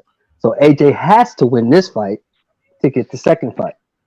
That's a low blow, Shelton Moore. That's a low blow. Can I ask Shelton a question? Is it Shelton or Sheldon? Shelton. Hey, Shelton, listen. You said he can't do that with AJ, and then you just kept moving. No disrespect. I just want you to elaborate on that for me and anybody who's listening. Why Fury can't do that same style? Because that would be playing. That would be playing. That would be playing right in off the back foot. That's what I wanted to say. I'm sorry. Go ahead. That would be playing right into AJ's hands because if you coming forward, AJ likes to punch in combination, and he's getting better off the back foot. So if you're walking straight at him, trying to just muscle into him, he gonna hit you with them combos, and that's what Fury needs to stay away from. Use your reach, stay away from AJ. If you get in close, AJ's a combination puncher, and he'll probably catch you. That's why he can't use that same style. Listen, this is blasphemous, Shelton, and I like you, bro. This is blasphemous. Why is it blasphemous? Blasphemous. Why? Why is it blasphemous? That's the truth. Yo, if he wins this first fight, there will not be a second fight. No, I guarantee that. No. Because you're trying to link that to Tyson Fury or to Deontay Wilder, and we don't. And Klitschko though. Over here. We And don't fuck with Klitschko. that agenda over here, bro. You No, it's What literally you trying to mean? tie that into Deontay Wilder that he doesn't honor contract, bro. You can't try to slide Major that Key. one Did under he the fight No, table, he bro. Klitschko didn't. twice though? He didn't honor Klitschko's contract. What are you talking about? He's supposed to fight Klitschko again. He didn't honor that contract. It's a history with him. I Look, ain't talking look. about Wilder. I don't give a fuck about Wilder. He didn't honor the Klitschko Okay. contract. That's supposed to be two All right. fights. Well, what I'm saying is that I mean, can you show me a video where you said that before about Wilder or Klitschko? A video? Did I say that? Yeah, where No, you actually came out and said that about Klitschko, because right now it sounds to me like what you're doing, right? It's pushing it under the whole Wilder not honoring that contract. I don't give a Otherwise, fuck. I don't give a all damn right, about the Wilder this if Wilder you don't, situation. okay, cool. If Yeah, you I don't don't, care cool. nothing about that. Yeah, I don't care All nothing right. about I that. just want let's to go to air that Slugger one out. Sam. Hey, I Major gotta Key. air that one out, bro. I can't let that one get swept under the Yeah, I rug, feel you. because Yeah, I you see feel what I'm you. saying? Like we Yeah, but gotta air that I'm shit out every time it comes across these panels. You know what I'm saying? Right, yeah, but Slugger you Sam. yeah, but you got How the you wrong doing, guy. I Slugger don't care Sam? nothing about that. I don't Yeah, believe no, none of it's that all bullshit. good. You know, I Yeah, haven't heard. I can attest that I have not heard that from you, Shelton yeah, Moore, before. That's why I wanted to get straight to the fucking nitty gritty with that one. I was like, what? right. Shelton Moore just said what? You know what I'm Yeah, saying? right. And I got you. I got you. rap star D Jones is in the background. He said, "Can he get back Hey on? man, He'll listen. be I know hating." what I've got to do, Mark, but I know what I'm doing. I didn't know. I didn't know if you Let me saw just it. I speak didn't know if about you this. saw it. My Hey, bad. Slugger Sam, how you feeling? Hey, what's going on, brother Rap Star? What's going on, panel? First of all, let me start out by saying, honor thy mother and honor thy father. Let me go ahead and throw that in the mix. Yeah, But just don't give no poems tonight, bro. If you give a poem, bro, I'm gonna boo you off, bro. I just hopped back on the show now, Rap Star. I was doing something. What exactly is the question, brother? So I can answer it. Just as where we're at in the point now, like we've been speaking so much about this. The fight's gonna happen. The fight's probably happening in Saudi Arabia. They got the offer. Anthony Joshua's put a message out that he's going to be training for Tyson Fury from today onwards. As of right now, he's probably in the gym right now training. So if the fight takes place, who have you got winning this fight and how you got them winning this fight? Oh, it's the same thing I've been saying for years, man. I got my man AJ. You know, I've always said it. I think Tyson Fury, when it comes to the heavyweight division, he is the best boxer. You know what I mean? Overall, like technically wise and all of that. But AJ is like the most gifted. He's like the most athletic heavyweight boxer. You know what I'm saying? And I like something about AJ that Fury doesn't have. AJ's a knockout Nobody's artist. in the background. Yeah, go on, carry on, bro. What happened? Carry on. No, I was checking if there was anyone in the back. There's nobody there. Oh, carry on. Yeah, no. AJ's a knockout artist. Like he, you know, if I'm kind of right, I think he's like 87% knockout ratio. And I get it. It's a heavyweight. That's the way it is. But not every heavyweight has got that. Not every heavyweight is, 87, 90% knockout ratio. So I like that fact that AJ can just get that one punch on you and it's game over, man. But I definitely got my money on AJ, and I don't necessarily want to say it's going to be a knockout, but I would definitely see a decision going to AJ. I would definitely see a full unanimous going to AJ. Okay, Slugger Sam, I'd like to come back to you on that. A guy who's the master boxer in this division, the guy who's got the better feet, and the guy who's got not just the reach, the IQ, the flinching, the holding. You think that AJ outboxes the boxer? I'm just saying. Absolutely, man. Why not? Why not? Hey, listen, he in all reality, like, and it's not to really say anything negative about Fury. I just want to say I give him my respect. But did he really beat Klitschko when he was supposed to beat Klitschko? Not really.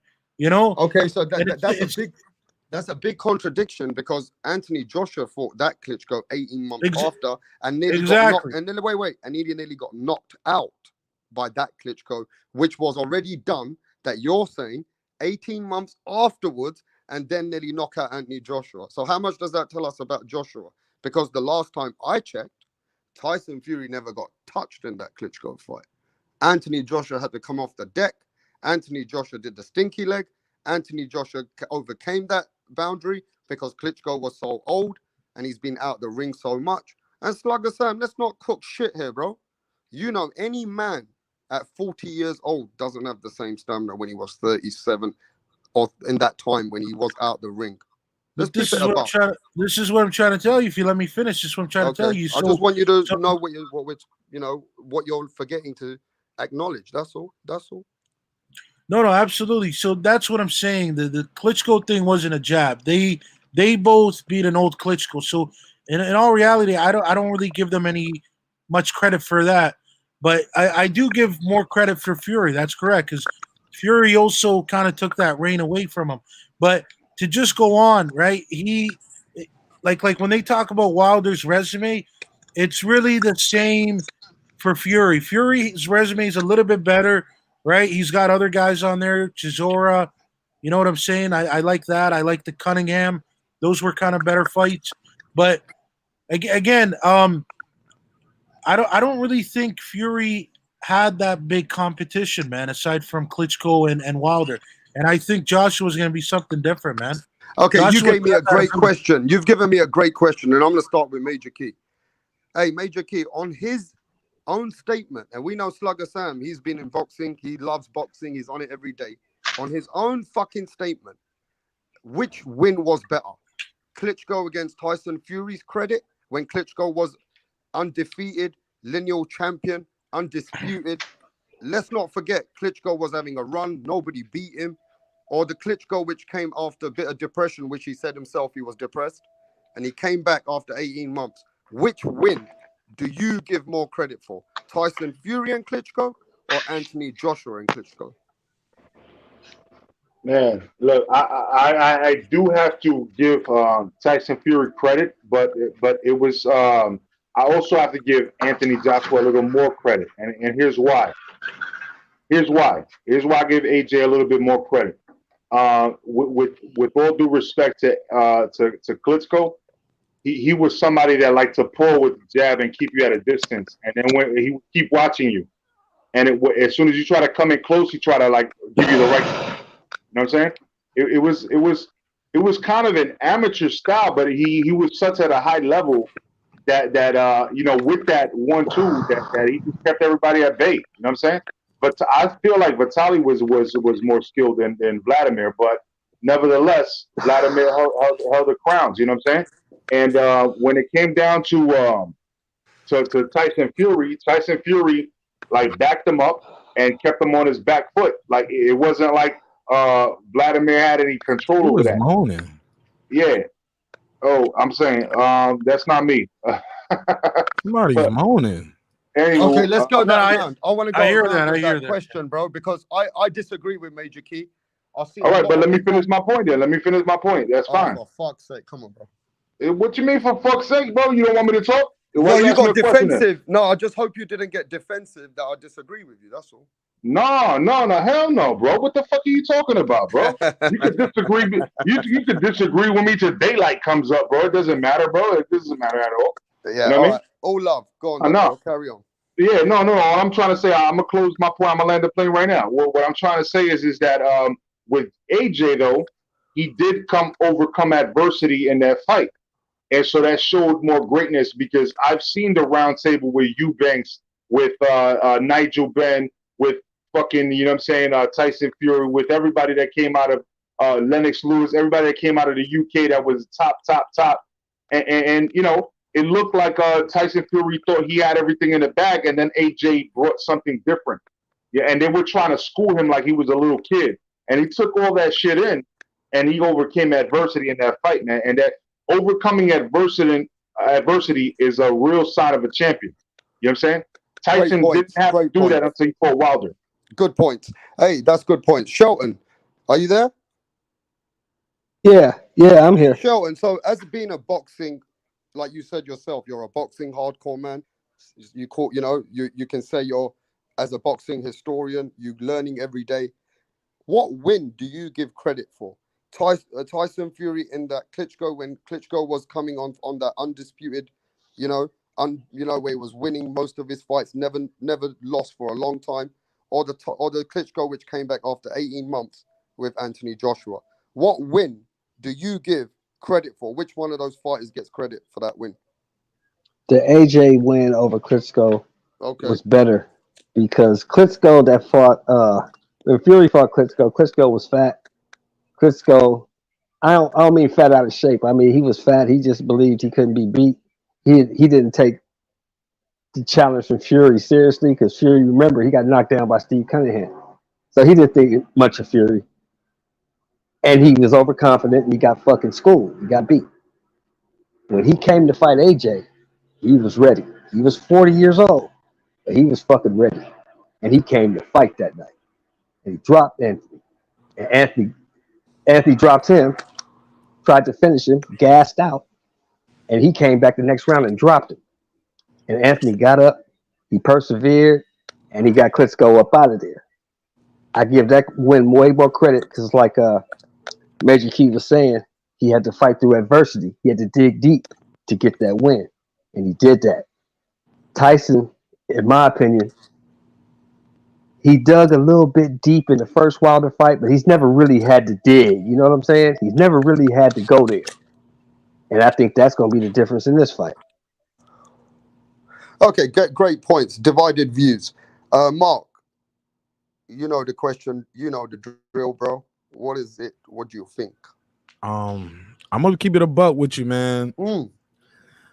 I see you got AJ up. I thought he was your favorite fighter. Cause I keep seeing him on the screen. I was like, I thought you had him winning, but I gotta disagree with you on this one, Rap Star. The reason why too, for me, first of all, I give them both their credit. They both won, right? One by decision, one by knockout. But let's not do revisionist history here, guys. That Klitschko versus Fury fight was boring. It was a lot of holding. It was a lot of reaching with the jabs on both guys. Fury just did better. Fury was stunting in there, dancing around. Klitschko couldn't catch him, you know, but Fury was able to hit him, tie him up. Fury did all Vitaly Klitschko tricks on him. Was it Vitaly or Vladimir? Damn, I got him mixed up just that quick. But y'all know what I'm talking about. Vladimir, my bad. Yeah, he did a lot of Vladimir tricks on him. Like he held leaning on the head, the shoulder, pawing at the jab, slapping with the jab, hugging. It wasn't no devastating shots going there on anybody. Klitschko just didn't land the more of the cleaner shots. I think the second fight could have and should have happened. But AJ, the fight with AJ, I just feel like it was a more exciting fight for the fans. It's more memorable. I'm sure people go back and watch that more because of the multiple knockdowns, the way it ended in dramatic fashion, him getting up off the canvas. Yeah, man, that's the heart of a champion versus somebody dancing around, just pawing, slap you with the jab and wrestling with you all night. And then granted, a win is a win, right? But it just wasn't an exciting fight where I feel like people go back and watch. Even if you're a big Fury fan, you don't go back and watch that fight. You'll watch that second Wilder fight, but you're not really watching that or you'll watch the first Wilder fight. Shit, you might even watch the one where he fought and he had that big ass cut on his eye. Was that Tom Schwartz or Otto Wallen? Who cut his eye real bad? Otto Wallen. Man, you go back and watch that fight. That was a good fight. That was a good scrap on both sides, and he persevered. But that Klitschko fight, that shit was boring, man. Nobody want to watch that twice. Okay, good points, but I'm gonna come back to these points. If you look at as a boxing pugilist, and you look at people that you look at the Mayweathers, the Joe Calzakis, even I've heard Mike Tyson and many, many more. When I look at those articles, how much respect they gave Tyson Fury for that win and how Tyson Fury hardly got a mark. When you look at boxing, right, Anthony Joshua took some years off of his life from that Klitschko fight. He was not just rattled. He was in a position where he could have lost that fight more than once, twice, 3 times. So it all depends in what angle you're looking at and how you're scoring and what you appreciate in a fighter. Also, we got to look at that Klitschko was way more before than when Joshua got him. And we got to remember time in a guy who's 38 and that time difference when he gets to 40. Legs slow down. Everything slows down, bro. You're not the same man you were last year when you're coming to those ages. So I think you just got to base it off how you look at that, not more than, because your favorite fighter is AJ. Like, my favorite fighter might be AJ, but I think AJ got hurt in that fight where I was like, holy fuck, AJ's going to lose. You get what I mean? So it all depends. I understand that, you got to show adversity. You got to show that you can go down and come back. AJ answered some questions. Those are very, very good points. But can I rebuttal that real quick, Rapstar? Go ahead. Styles make fights, right? And I'm just saying, I don't think anybody here is saying Fury didn't deserve credit for the win or we wasn't impressed by what he did. We're just saying, yeah, he got the win and we're impressed by the win. But when you, in comparison to that fight, Styles made fights and that fight was more exciting. And you get but we're back at the Manny Pacquiao and Mayweather situation. Now I'm going to touch back at this. Pacquiao was knocking opponents out where Mayweather was playing with opponents. Again, Mayweather never got credit for the Guerrero wins, the Berto wins, and the way he moved around with Miguel Cotto and all those guys. And, even the fight with Miguel Cotto, it was a bit, Mayweather just made it a bit of a smooth ride for himself. But all those fights that Mayweather fought Ricky Hatton, Pacquiao got more credit because Pacquiao demolished those fighters. Yeah, and I don't think Fury demolished Klitschko. He outclassed him. He outsmarted him. Yeah. You get what I'm saying? I'm talking about Pacquiao. Pacquiao used to demolish his fighters. Yeah, but I was trying to use that in this example. Fury didn't demolish him. Some would say AJ did with that uppercut. But Fury does get credit for the win. But Power's the last thing to go. You brought up the age. I wanted to rebut that real quick. So Power's the last thing to go. Hold on, real quick before you ask me that. Let me just, as a trainer, what win would you be happy with as a trainer now, as a boxing hardcore pugilist? Okay, that's a different question. I'll be happy with the Fury win. My guy didn't get hurt at all. Yeah, then that's different. But that question is, we was talking about the win and what it means. Right, and you brought up his age, but Power's the last thing to go, and these are heavyweights. Klitschko wasn't no dance around the ring heavyweight anyway, so we wasn't worried about his legs going. Now, granted, reaction time is different, but he's always been kind of like the 10 man in there. He's never. Yeah, hey, good points. And we got Jashawn Brown. He says that I think the Fury win is better. Hey, I'd like to come in, hear your thoughts on the panel. If you feel that Fury win was better from a boxing perspective, then I would love to hear your thoughts on that. He said Fury. Fury. I'm reading him. Hey, come on, I'm tired out here. I'm cooking. No, he spelled it wrong. Jashawn spelled it wrong. Let me answer that. Does anybody understand where I'm coming from as a boxing guy? Fury's win was a bit more better for just all round for him as a fighter. Even if it's boring for people. Let's get something in here because I really want to respond to this, but I don't want to cut nobody off, bro. Because this is a good discussion, and we got a professional panel here that everybody's giving good insight. You know what I mean? And I don't want to cut nobody off. You know what I mean? So Shelton, what's your thoughts on this? And we got Jashawn here. I still want Jashawn. Yeah. I still say the AJ win against Klitschko was a better win because like Mark Nash said, Fury just was moving, stayed moving, holding and hitting. He did to Klitschko what Klitschko did to everybody else. And he didn't take no damage, and it wasn't a hard win. It wasn't hard for Fury to do that because that's what Fury usually does. Yeah. Dance around, jab, box, move. That's what he does. So he just did it better than Klitschko on that night. Yeah. But like I said, I still believe Klitschko didn't take him as serious as he should. Okay, so that's not down to the fighter. That's down to Klitschko, right? At the end of the day, Klitschko was an unbeaten run, and Klitschko was way more of a threat than he was when he fought Anthony Joshua. That's just fact. I disagree with that. Yeah, that's what I'm saying. Let's go to Jashawn, and we're gonna go back around. Yeah, I disagree with that. Go ahead, Jashawn. I say Fury. Fury was the first man to beat Klitschko in over probably like 10 plus years. Plus, he was boxing him. He dominated the fight. I mean, I don't see how y'all can say that Anthony Joshua's win over Waldemar Klitschko was better. I just don't see how y'all can say that. May I respond now? Yeah, go ahead, Major Key. No, yeah, I'm just asking Rapstar because Rapstar is controlling his paddle with a tight leash tonight, so I want to make sure that I could speak. All right. Bro, you can always speak, man. What kind of bullshit you speaking about now? Listen, no.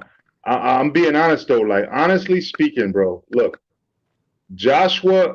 Look, let me. How can I break this down the best way? Okay, so Joshua did fight in a way that was more competitive because again, I had let me give you an analogy. I had a manager, a supervisor of mine, right, at JP Morgan Chase, a Fortune 50 company, and this guy told me, don't be stagnant. Once you become we're gonna promote you, but don't be stagnant, right?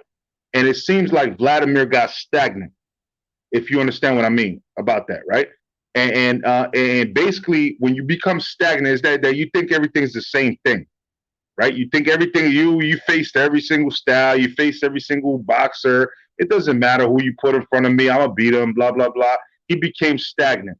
Okay, so that's what happened with Tyson Fury. It was an easy fight, like somebody alluded to earlier. That this was a fight where he wasn't prepared to take that L because he thought he was gonna beat everybody. You know what I'm saying? Then you come against Joshua, and he came with his A game, and Joshua took the book. And this is a young Joshua, mind you, that this is a young Anthony Joshua. And if you look at his resume since then, my man, you can't compare that, bro. Tyson Fury does not have that resume that AJ has. I think they fought at the same age when they fought Klitschko, bro. Young, and that was a young Tyson Fury. No. False. Look it up, bro. How? False. No, I'm just saying false. That's false. That's false. Like look at the shit, bro. I'm trying to tell you right now. AJ was at I think he was 20 years old when he was up there talking about Josh Klitschko. Okay? I'm talking when he actually fought Klitschko, bro. Yeah.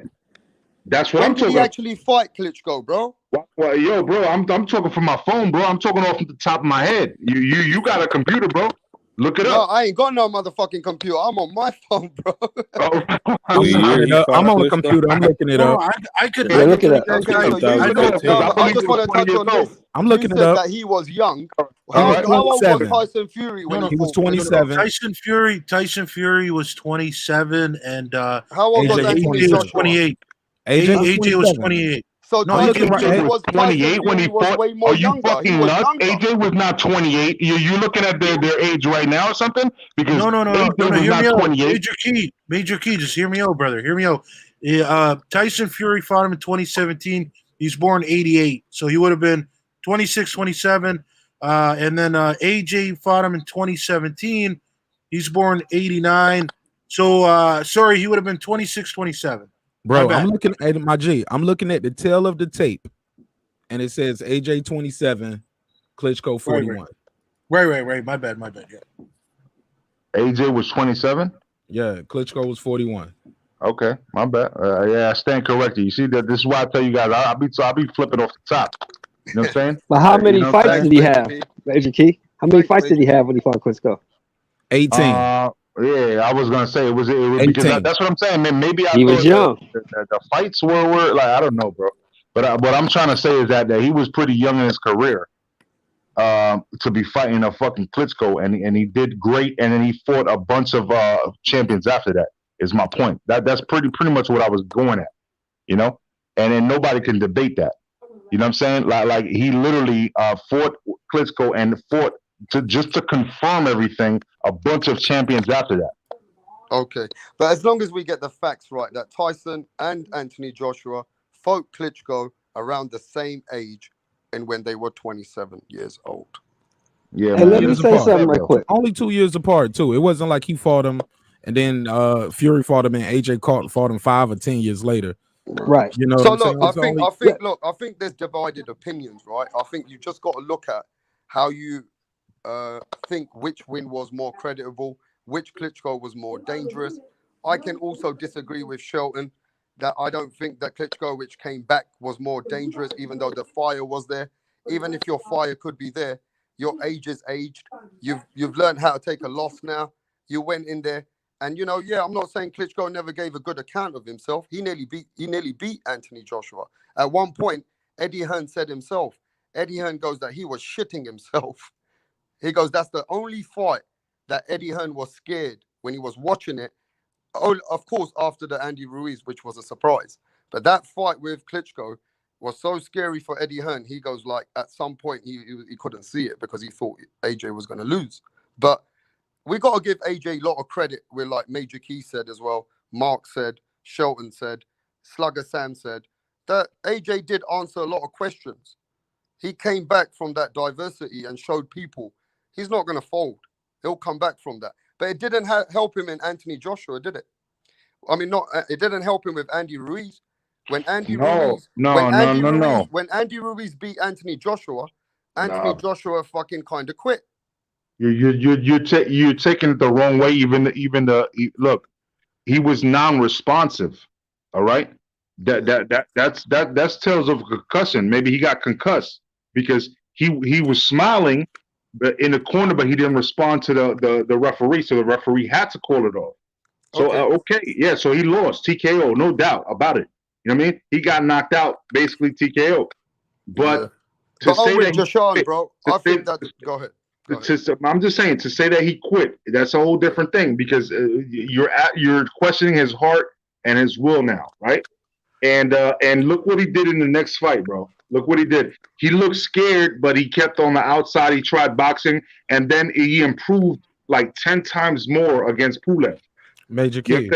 He was unresponsive, but he responded quick when the referee said it's over. He was like, no, what?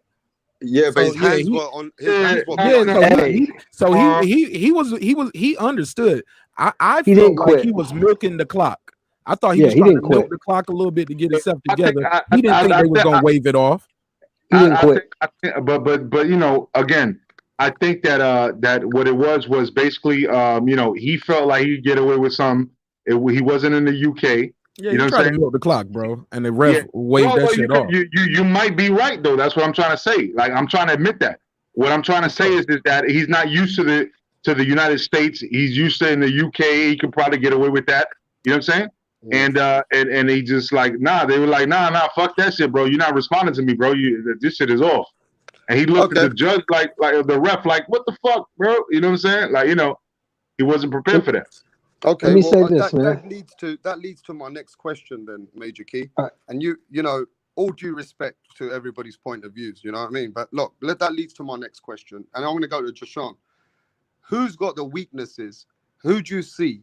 Like Mark presented a weakness in Anthony Joshua. He says, look, man, sometimes I've seen he's got a bit of a stamina issue. Not much, but a little bit. He's improved, but we've seen him have a little gas tank. What weaknesses do you see in Tyson Fury, and what weaknesses do you see in Anthony Joshua? Could you break that down for us, Joshua? I mean, I say that for Joshua, obviously the stamina issues, and I just feel like at times he gets sloppy in the ring. But with Fury, I mean, I don't really see any weaknesses from Fury, to be honest. Like, I don't really see nothing in Fury as far as his skill set. I always point out and say that it's a huge flaw. I mean, Fury's pretty much, at this point, is a polished boxer. Okay, great point. Slugger Sam, what's the weaknesses and what's the strengths of each fighter? Slugger motherfucking Sam, you in the building? I think he dropped up. Okay. Hey, Slugger Sam. Shelton, what do you think, bro? What weaknesses and what strengths do you see in either fighter? The one weakness I see with Fury is he's full of himself. And that could play a part in the fight.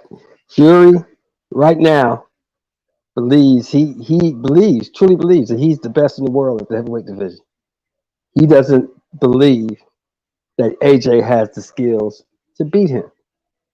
And that could play a part because this is going to be a totally different fight from any fight that he's fought. This guy's probably the best guy he's ever fought, to be honest. This is probably the best guy he's ever fought. So he's going to have a game plan of staying up, away from those combos, staying outside, and boxing. But since he bullied the last guy he fought, he may come in here thinking that he gonna bully this guy, and that would be a big mistake. Now for AJ, it's the gas tank. And one thing I saw that I liked in that Pulev fight, it looks like AJ is trying to develop a mean streak, and that'll serve him well against Fury. But the gas tank is the biggest problem I see. If he fixed that gas tank problem, he beats Fury. I believe he does.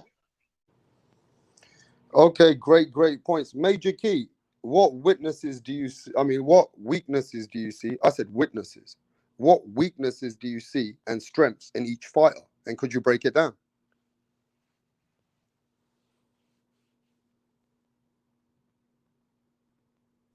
Tell Major him to Key, I can't hear unmute. you. Oh, my bad, Yo, my Glenn. bad. I didn't see, yeah, my bad. I didn't see I had myself on mute. No, again with Tyson Fury, the height advantage, the jabs, the just the technical fundamentals of the whole game. He has that. He has got a little. He has fast footwork. He has great head movement, bro. If nobody realized, he's got great head movement. You know what I'm saying? Those little things right there takes him a long way in a boxing match. That's why he's undefeated, bro. He's got a draw with Deontay Wilder, which is questionable, but that's about it. You know what I mean? So with Tyson Fury, you just have to stick to what you've been doing, but do it at a higher scale. Be more aggressive, like what he did with Deontay Wilder. That's all he has to do. That's a major key right there. Just him being aggressive with his style, with the fundamentals that he has, and be more confident. You know, the same thing that he did with Klitschko. To be honest with you, it's not like Wilder was the first time he did that. He did that with Klitschko. He came forward. I remember him hitting Klitschko was a solid combination and smiling at Klitschko like, "Yeah, motherfucker, I got you." I remember that. You know. So with AJ, man, he's been growing. He's been growing. He had these adversities, you know what I'm saying, and he grew from them, man. Like literally, he's had the better resume between him and Fury. So it's not like he can't beat Fury, man. It's not likely because of the height advantage, right? But he can. He can beat him. He definitely can. And the way he beats him is basically by learning how to not just use what he's already learned with since the Andy Ruiz fight, as far as moving back and being on the back foot and coming forward at the right times and using the feints and stuff like that and cutting off the ring, you know, when he has to. But also, you know what I mean? Just understanding that you're fighting somebody that's taller than you, so you're gonna have to bait him in. The same way Terrence Crawford baits in opponents. The same way that many great boxers have always done. You gotta bait in when they have the reach advantage on you, they got the height on you, you gotta bait them in. So how do you bait them in? That's the question, because it can't just be one answer. It has to be multiple answers. You have to switch it up for Tyson Fury. You know what I'm saying? So there has to be multiple ways that you bait him in to give up his height and distance and rangefinder, and you bait him in like that, and then you hit him. So when he hits him, he's got to make sure he lets his hand go and does those combinations that we're used to seeing from Anthony Joshua. So it's easier said than done. I'm giving you an analysis. I'm not saying that I could do it against Tyson Fury. I'm just saying that that's what needs to be done. You know what I mean? Right. So as far as skill sets and attributes, if I really want to break that down, bro, you know, I've got to say that as much as I like Anthony Joshua's grit, heart, determination, and his jab, I kind of agree with Mark. There's been a couple of times I've seen him in there and he's huffing and puffing, just like how he got stopped with the Andy Ruiz fight, just like in the Klitschko fight, where he was looking tired at certain points and he needed to take time out. I haven't really seen that kind of a version of Tyson Fury. Even though Tyson Fury's one eye was gone after the third round, he was able to move himself and, got this, the stamina factor where he could still work around with one eye and win against Otto Wallin. So, I got to go with that stamina issue for sure. As far as Anthony Joshua, you know, is his chin questionable? I don't know, man. He's come back twice with Andy Ruiz. He showed that even when he went down, he came back. He got stopped on his feet. He has got a good chin. I can't take that away from Mr. Joshua. AJ does have a good chin, but he don't have no good chin like Tyson Fury, bro. Tyson Fury come back like the Undertaker. He took a 2-punch combination from the hardest puncher in my era, bro. Let's not forget. Let's not put no bad light on Deontay Wilder. He was coming out as the most hardest puncher in boxing. Can I say something before Jason jumps in? Can I not finish though? Of course, brother. What you talking about? Of course. You might make me forget. That's all. But, go ahead, bro. Go ahead. Yeah, go ahead. like I'm cooking right now, bro. But look, my thing is Deontay Wilder. He's the hardest puncher. He gave a 2-punch combination. A lot of people thought Tyson Fury was asleep. The man got up on 11 seconds, bro. I mean, sorry, it was 9 seconds, but some people said it was 11. Let's keep it a buck, right? At the end of the day, the referee was a slow counter straight away, but that's the referee's fault. That's nobody else's fault.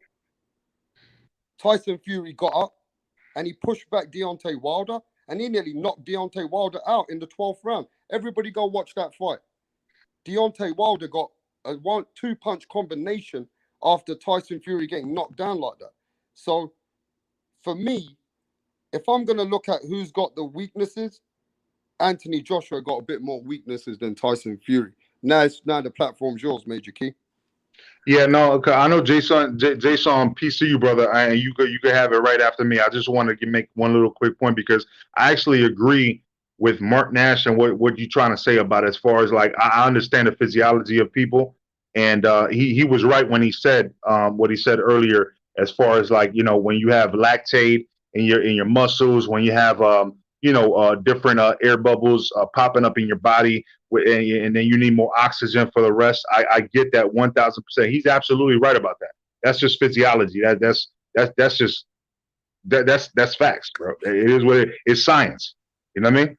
So it is what it is. But what I'm trying to say is I feel, me personally, I feel like he's been adjusting to the styles since the Andy Ruiz rematch, then even done better with Pulev. And I feel like with his next fight, it's even going to be even better, bro. That's what I'm trying to say. Okay. So that's, you know, so I understand his flaws from earlier. What I'm trying to say is that you guys are right about that. You guys are absolutely 1,000% correct about that. I feel like he's been working on that, though. I would bet my money on that. Okay, I want to go to Jashawn on this because he didn't really answer this, did he? Which one? I cut him off. My bad. Yeah, Jashawn, what do you think about where we're at right now with this? As far as the skill set, weaknesses. He said he didn't have no weakness. He already answered. He was the first one to answer. Oh, okay, sorry. I didn't get an answer yet. Okay, sorry. I'm a bit okay. Go ahead. No, it's all good. Yeah. But I didn't hear you about that rap star. Did you say Fury had no weaknesses neither? I mentioned the whole thing, bro. Did you? Yeah, I didn't hear a weakness though. I didn't hear what you say is weakness. I heard about AJ, but not Fury. I mentioned that the weakness on his chin that I thought he proved me wrong. So the weaknesses that I can only see in Tyson Fury is outside the ring. Actually, yeah, I didn't mention that part. Thanks for reminding me, Mark. The outside antics and with Tyson's personality, we've seen in the past. He can go off the rail, bro. The man admits himself he's got some issues. We get that, right? But that's the only motherfucking thing that I think Tyson Fury can get let down if he doesn't keep true to the game. Okay.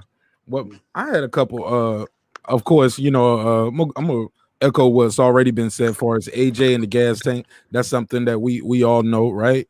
But the rebut what Major Key said, Andy Ruiz and Pulev, just the size and the stature, let alone the style that they fight, is totally different from Tyson Fury. Some of that stuff he could do with them, far as just keeping them on the outside with the jab, because he was taller and longer and had more range. He's gonna lose that advantage against Fury, so that might not work. That same game plan. He's gonna have to step to Fury. He can't just let Fury stay outside all night. He got to step to him. He's 6'6", Fury 6'9". Far as weaknesses, I gotta agree with you, Rap Star. I think that was that was a major key. Clumsy janitor over here dropping it. I I think that outside antics, we know the guy blows up between weights, he loses focus, he'll have a collapse mentally, you know what I'm saying? And then that'll translate physically, and so it'll look bad for him sometimes out here. You'll see him with his shirt off, just living his best life, of course. But what we thought when he was living his best life, but we'll find out later, no, he was depressed. So also I remember now he won't have this problem with AJ because AJ is in the southpaw, but Otto Wallen was landing that straight left all night.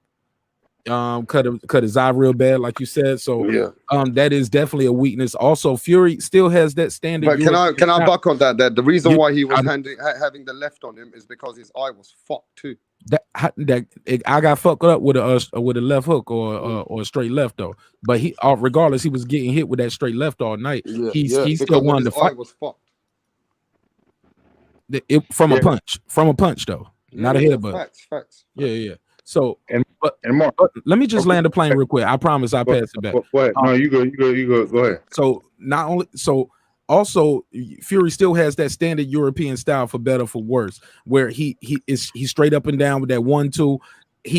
I used to see him slappy with the punches, and I was like, I hate that slappy punches, but he'll set him up for the right. It's effective, but I was like, I wish he would really hook off the left. Then maybe that changed since the Wilder fight. Well, like his dad said, he need to impose his size. He need to not lose weight. He need to be bigger when he goes in there, because he was still like 40 pounds heavier than Wilder, even though he's only 2 inches taller. 40 pounds heavier, man.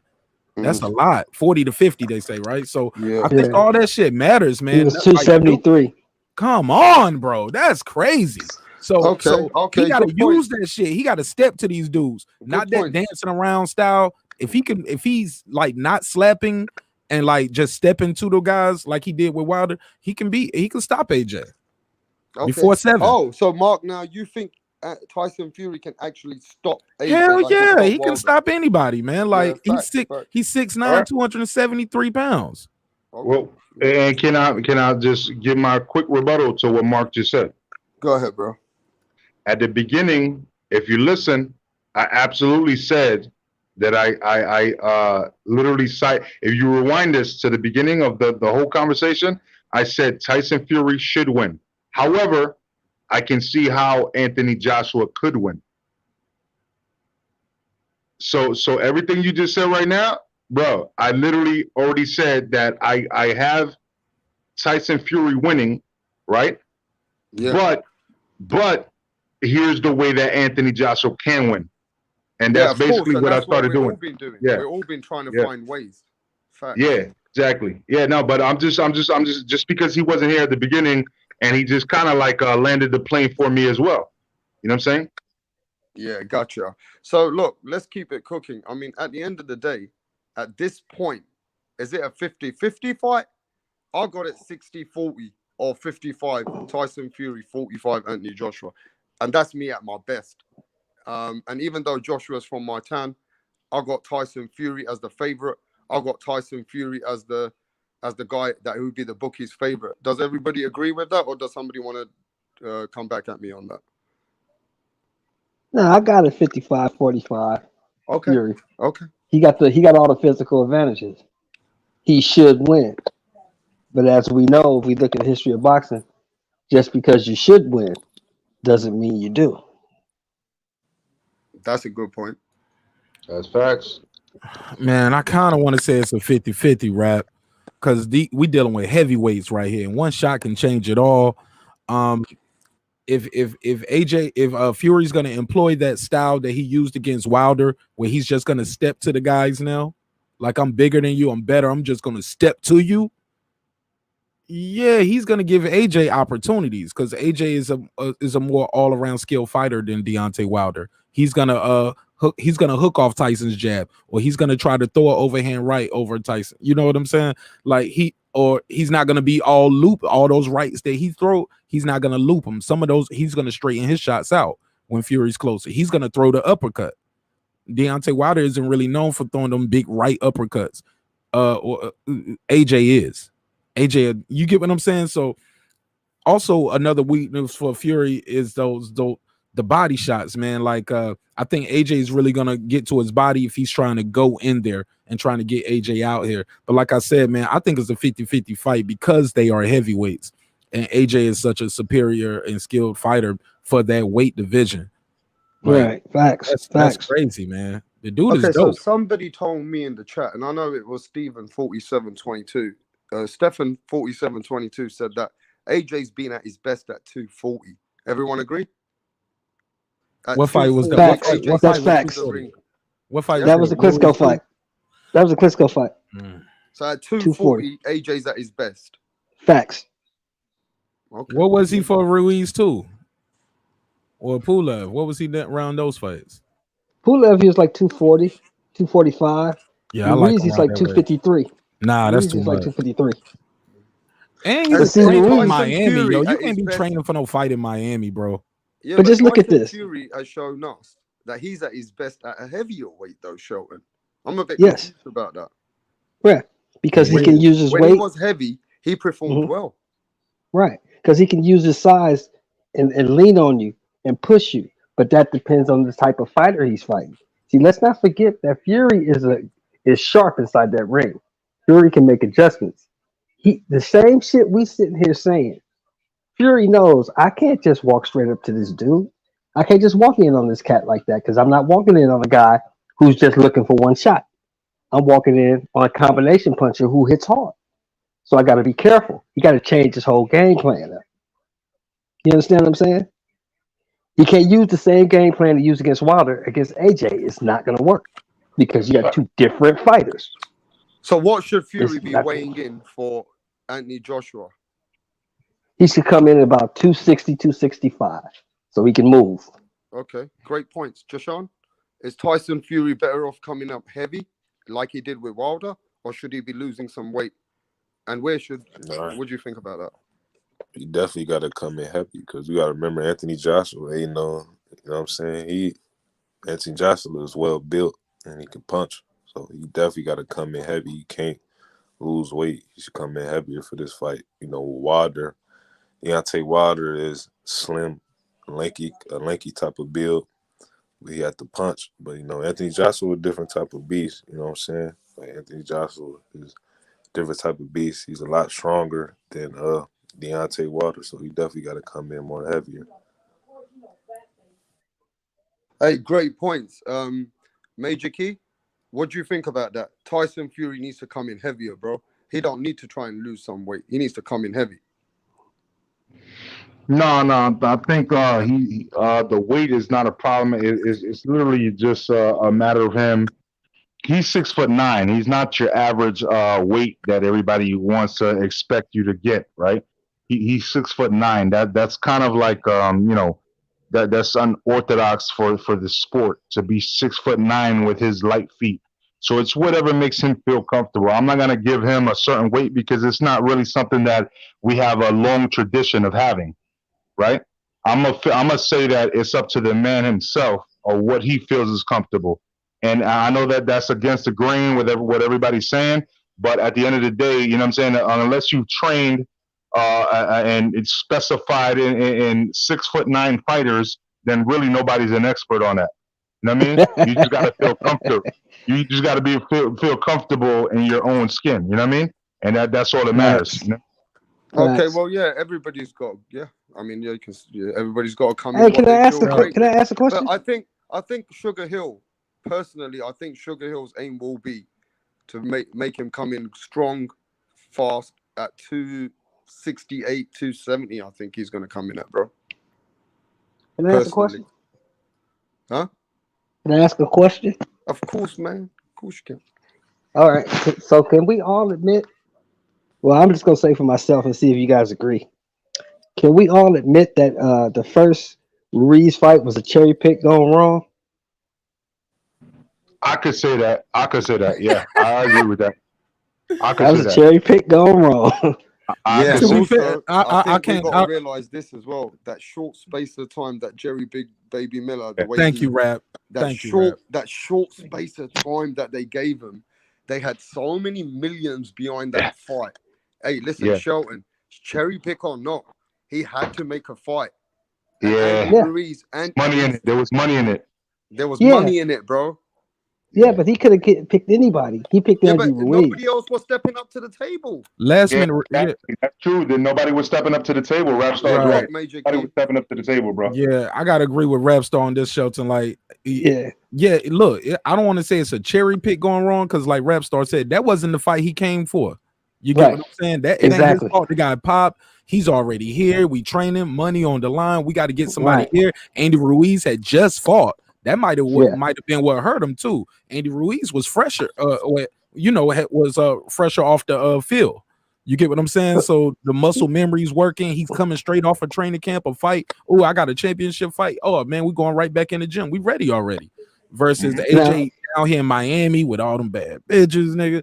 Like living the best life. This last minute replacement. Look at Doughboy up here. I'm a watch Doughboy.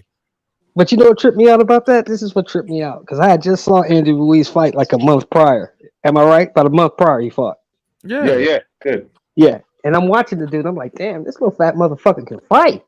Fact. Look at this dude. And then I looked at his record. You know, the dude was 31-1, and the one was disputed. They didn't really think he lost. Mm-hmm. And then I looked at his amateur record. The motherfucker was 106-5. Joseph I Parker, said, oh, yeah. Yeah, I say this motherfucker can fight. So I'm thinking, Hearn and AJ see this little fat ass dude. Yeah, pick him. We'll knock this motherfucker out. No. Nah, he was that a little credible motherfucker's opponent, fast. bro. No, that motherfucker boxing, can he was fight. credible. Yeah. And I don't Hell think they yeah. were trying to cherry pick. It was just he could. And that's who gonna take the least amount of money right now. Because it ain't like he was gonna get the fight. Like heavyweight division ain't deep like that. Who was he gonna fight last minute? Dillian White, Wilder? Yeah, exactly. Exactly. Ortiz? Right. No, man. Hey, but that's a great question, though, Mark. I mean, a great question from Shelton. Everybody has different views. Yeah, I didn't mean no disrespect, of course. No. But hey, let's go to Jashawn on that question. None taken. Let's go to Jashawn on Shelton's question. Do you think it was a cherry pick, Jashawn, or do you think it was just business and logistically, like me and Mark said? I think I'm gonna agree with the OG 7 more. It was a cherry pick. He's seen. You better explain yourself, bro. No, I'm saying he's seen Andy Ruiz body type. You know what I'm saying? That he was fat. Hey, that's a good point. Good point. He looked out of shape. He thought he was gonna go in there and just walk through him and make 4 or 5 rounds, but he got a rude awakening, and you see what happened. He ended up losing the fight. So I just tell you right there that he was really underestimating Andy Ruiz's ability just based on his physique. Sean, you don't think Eddie Hearn knew who Andy Ruiz was? He did. I think he knew who he was, but he fought didn't Joseph He had Parker. no idea who he really was. He fought He had Joseph no Parker. idea who he really Okay, was. well, I think I'm going to stop you there. Remember, Stephen 47-22, he watched the build-up. And he said Eddie Hearn and AJ already knew that wasn't a cherry pick. They understand he was in with Parker. He was a contender. He was in the rankings. So they already said it's a risky fight, but we need to take the fight. Does anybody remember that? Eddie Hearn being vocal about that? Absolutely. In the pre-fight. I remember that. Okay. Hey, Rap, can I answer your Don't other mean question, nothing. Hey, Rap, I want to answer that question you was talking about Fury's weight coming into that fight, though. Okay, go ahead, bro. You keep saving me for last, and then you move to the next question. I got because you asked another question, or somebody else. No, Shelton did. Hey, look, I think whatever he did with Wilder, next question. That weight he should. You motherfucker. Yo, that weight that for Wilder, I thought that was great. He didn't look flabby. He didn't look out of shape, but he was still 40 to 50 pounds heavier than the dude. So, and he didn't look tired. He never looked tired. He was moving around Wilder. He was tying him up, leaning on him. He was banging to the body. Yeah, man, he did everything in that far as his size, like, and the way he imposed it, and he didn't look gassed. So I think that's a good weight for him. That if he came in at 273, I would do that again. But that's why I thank you for letting me answer, Rapstar. I really appreciate you. Hey, I got someone in the building. My name. If you don't mind, could you show us your face and we will let you into the panel? I've had some problems with people coming in and I don't know who they are. And I'm not about to get shut down for anybody. But yeah, keep cooking, guys. I agree. Look, at the end of the day, man, look, when it comes down to this shit, man, this is a great fight, bro. Again, and I feel like you can't train for, just like you can't train for a Manny Pacquiao, you can't train for a fucking Anthony Joshua, bro. You know what I'm saying? Like, I'm not an Anthony Joshua. I apologize for Tyson Fury, bro. He's 6'9", bro. Unless you specialize that, and who specializes in that, bro? That's a major key right there in itself. Think about that. You know what I'm saying? Who specializes in 6'9" fighters? Nobody, because it's unreal. It's not realistic. You know what I'm saying? So the fact that people are getting to this point where 6'9" fighters that you're fighting against, and they're awkwardly skilled at that level. You know what I'm saying? Trust me, I know what you guys are saying about Anthony Joshua. He struggled, but I feel like with the Pulev fight, he showed that he was actually expounding on his training from the Andy Ruiz 2 fight. You see what I'm saying? And yes, it was a cherry pick in the first place, and then and he had to do it. It was last minute. It was like, who's willing to fight right now? We're not trying to throw this money away, right? So they had to fight somebody, and they fought him, and Ruiz was more prepared. Okay, great. So now another adverse situation for Anthony Joshua, right?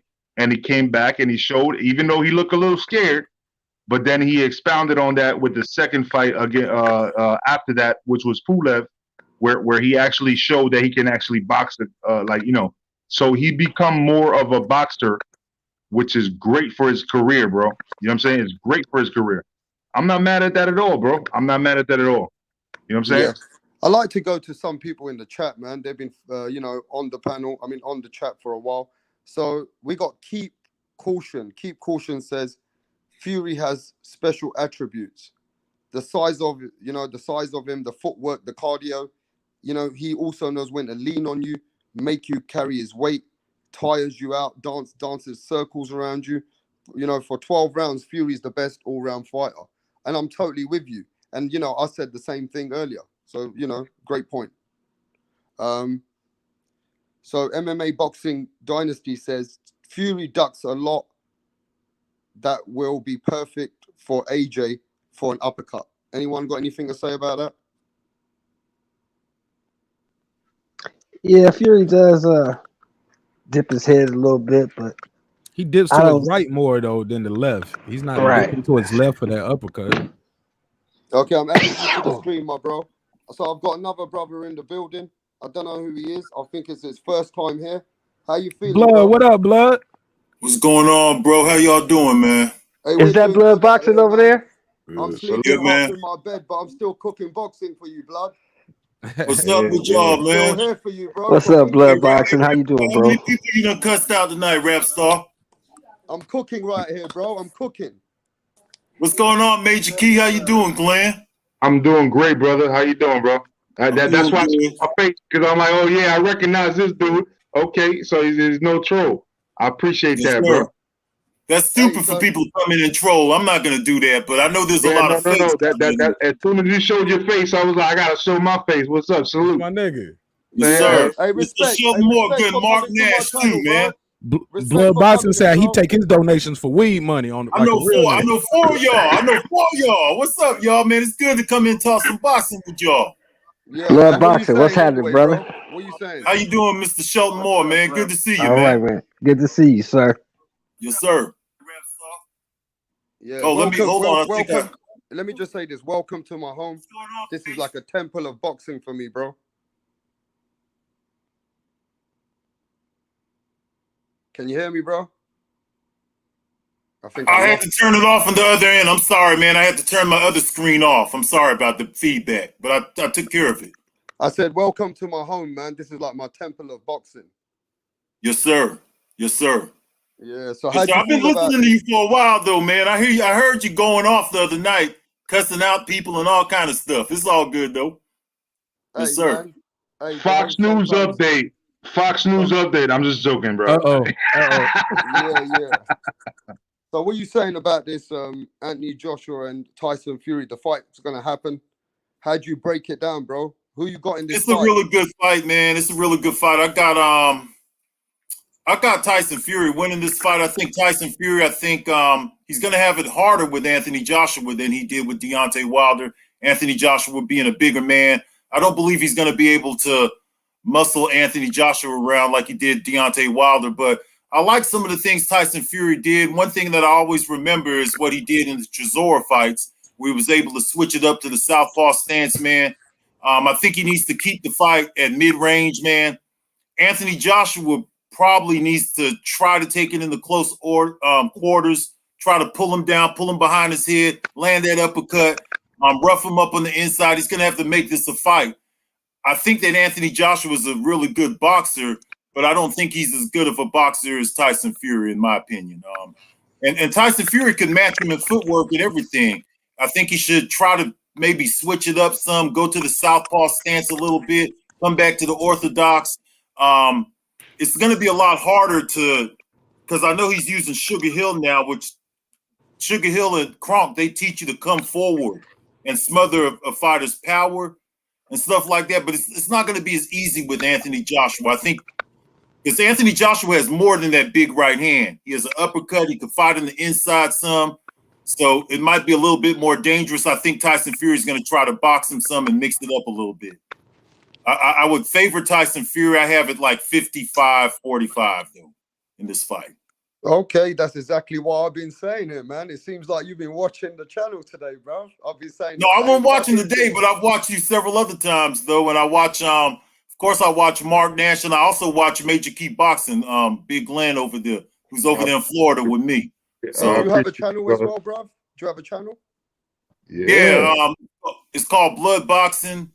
I also have another channel called Retro Boxing and Documentaries. He's actually, if Rap Star, you never heard of him.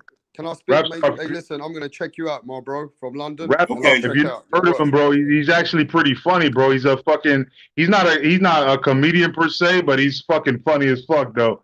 The way he delivers his shit, you know what I'm saying? So you gotta watch, him though. You know what I'm saying? Like I've been watching him for a minute now. So I appreciate knowing that you following me too, bro. Hell yeah, man. I've been following you, Glenn, for quite some time now. I appreciate that, brother. Yes, sir. Respect. And on that note, man, everybody look, 37 people in the building. We don't ask for much. Smash that like button, man. Subscribe to the channel if you're new. And make sure you follow my bros out here from the other side of the pond. As you know, before we do, when we come to that, we'll do an outro and everybody can, tell everybody how you can follow each other and where we can find you guys. But look, on this big fight, yeah, I want to get back to you, Blood Boxing. Okay. How do you feel that the Saudi Arabians are the ones who are the key players? They're taking this fight away from the world. They're the ones who are the leaders in this fight. And a lot of British fans, I just want to know, do you speak to a lot of British people or any British boxing fans? Yeah, I do. I speak to a lot of British. I was actually born in Great Britain, believe it or not, man. So I do keep in touch with the British fan base and everything. I've been keeping in touch with them for years now. So yeah, I think it's a good thing if they're the ones who got the money to get the fight going, man. I knew that this fight was going to happen because several people came out and they were trying to discredit Eddie Hearn. I think Eddie Hearn probably spoke a little bit too soon because Bob Merriman then wanted them to be quiet about the fight. But I knew this fight was going to take place. I knew eventually they'll get it ironed out. And I'm looking forward to it. If it's going to be in Arabia, that's good, man. Whoever has the money to put forth for the fight, man. I just want to see the fight take place. I don't care where it takes place at, just as long as it takes place, man. Okay, are you the same if it was Terence Crawford and Errol Spence for Undisputed, and all of a sudden they got all the belts and they're giving you the fight, but they're going to go fight in another country where you might have to watch it at 2 o'clock? So you don't give a fuck, even if it was I don't care, man. I just want to see the fight because all the greats fought all over the world. Look at Ali. He went to Zaire. He went to Jamaica. He went everywhere to fight. George Foreman, all of those guys, they went all over the world, man, when they was champions, even the smaller guys. So, I'm always with the global thing. If you're going to call yourself a world champion, then you got to represent around the world, Okay. Hey, that makes sense because Muhammad Ali and all these guys did fight in Zaire. They went to different countries, Thriller in Manila. And, at that time, the fans were just happy that they were getting the fight, right? So they shouldn't be bitching right now, is what you're saying.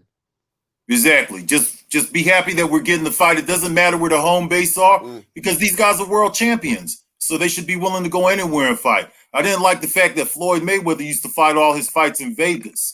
You know, I thought he should have went around the world a little bit, mixed it up, you know. I hope that makes sense. I hope from what you've been saying about the Muhammad Ali and all these guys, which were greater fighters than anybody who could put their foot in the ring. I hope the British fans can listen to that and feel a bit off the chest and not be upset about how they're feeling, some of them. Because obviously the British culture, you have to understand blood boxing. If you've spoken to them, the best sport after football, what we call real football, no offense, is boxing. And boxing's a big sport for us, and we're very passionate fans. So a lot of British fans are just, they don't look at it the way you guys do. Do you get where they're coming from? Oh, I totally do, because when I lived in the UK, you know, I was one of those guys. I was there when they had BBC One, BBC Two, ITV, and Channel 4. We used to get up early in the morning and watch the fights and things like that. You know, I came up watching Frank Bruno, Lloyd Honeyghan, Barry McGuigan, Gary Mason. I could tell you pretty much anything. I know more about British boxing history than pretty much anybody. I'm here to tell you so right you're now. a kind of historian, huh? Yes, yes, indeed. Which is your which is your three best British fighters of all time then? Of all times, I'd have to say the Prince is one of them. I really liked him. I met him a few times. What's that? I met him a few times. Oh yeah, hey, that must have been nice, man. That must have been real nice. I like him a whole lot. I would have to say Frank Bruno. You know, Frank Bruno. Many people don't want to consider Lennox Lewis a true Brit because he lived over in Canada and he represented Canada in the Olympics and stuff. Frank Bruno was a favorite of mine growing up. I watched him. I watched him fight Joe Bugner, Tim Witherspoon. I watched him even before then. And who else did I like a whole lot? Oh man, Nigel Benn, probably. Oh, my brother Nigel Benn. The Dark Destroyer. I like Chris Eubank a lot. Michael Watson. There's so many of those fighters that I grew up watching. Even Barry McGuigan when he beat Pedroza, Eusebio Pedroza, you know, and I followed all them guys, man, when I was over there in Great Britain, man. I like that you mentioned Tim Witherspoon, though. What about Tim Witherspoon's overhand right, bro, was dangerous, bro. Which was next to England, Wales. Joel Calzaghe, which came out of Wales. Yeah, what is that? Is that I followed Calzaghe heavy. I followed him heavy. In fact, I was on YouTube back in 2007 and 2008, and I used to do breakdowns for Joe Calzaghe's videos back in the day. Maybe like 13 years ago. I was saying Witherspoon. Remember that overhand right that Witherspoon had? Like that was a dangerous overhand, man. So I'm glad that you brought his name into the mix because wow, you're terrible right. Terrible Tim Witherspoon. Anybody that got a victory over him, bro, that was dangerous. That was a dangerous fighter, man. Tim Witherspoon was crazy with that overhand right, man. Major key. I got some brothers and sisters coming in from Europe and England in the panel in my house right now. So just off of what Blood Boxing said, and he brought up some great British history and British fighters, and it's nice to cook it up with you, bro. And I'll subscribe to you, Blood Boxing. All right, brother. Okay. And I appreciate it. Yeah, always, bro. And let me say, Major Key, what was your best three British fighters? We can't involve Anthony Joshua or Tyson Fury. No, it's not even like that, bro. I actually did enjoy Nigel Benn. I did enjoy Lennox Lewis, even though you know, he made a great point that that he represented Canada and all that stuff. But you know, for me, I saw him you know, out of that era over there, you know, and I felt like Lennox Lewis was kind of part of that, right? Yeah.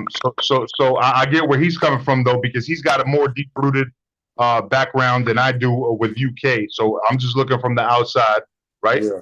And I feel like Lennox Lewis was somebody that most Americans thought were like he was UK. You know what I'm saying?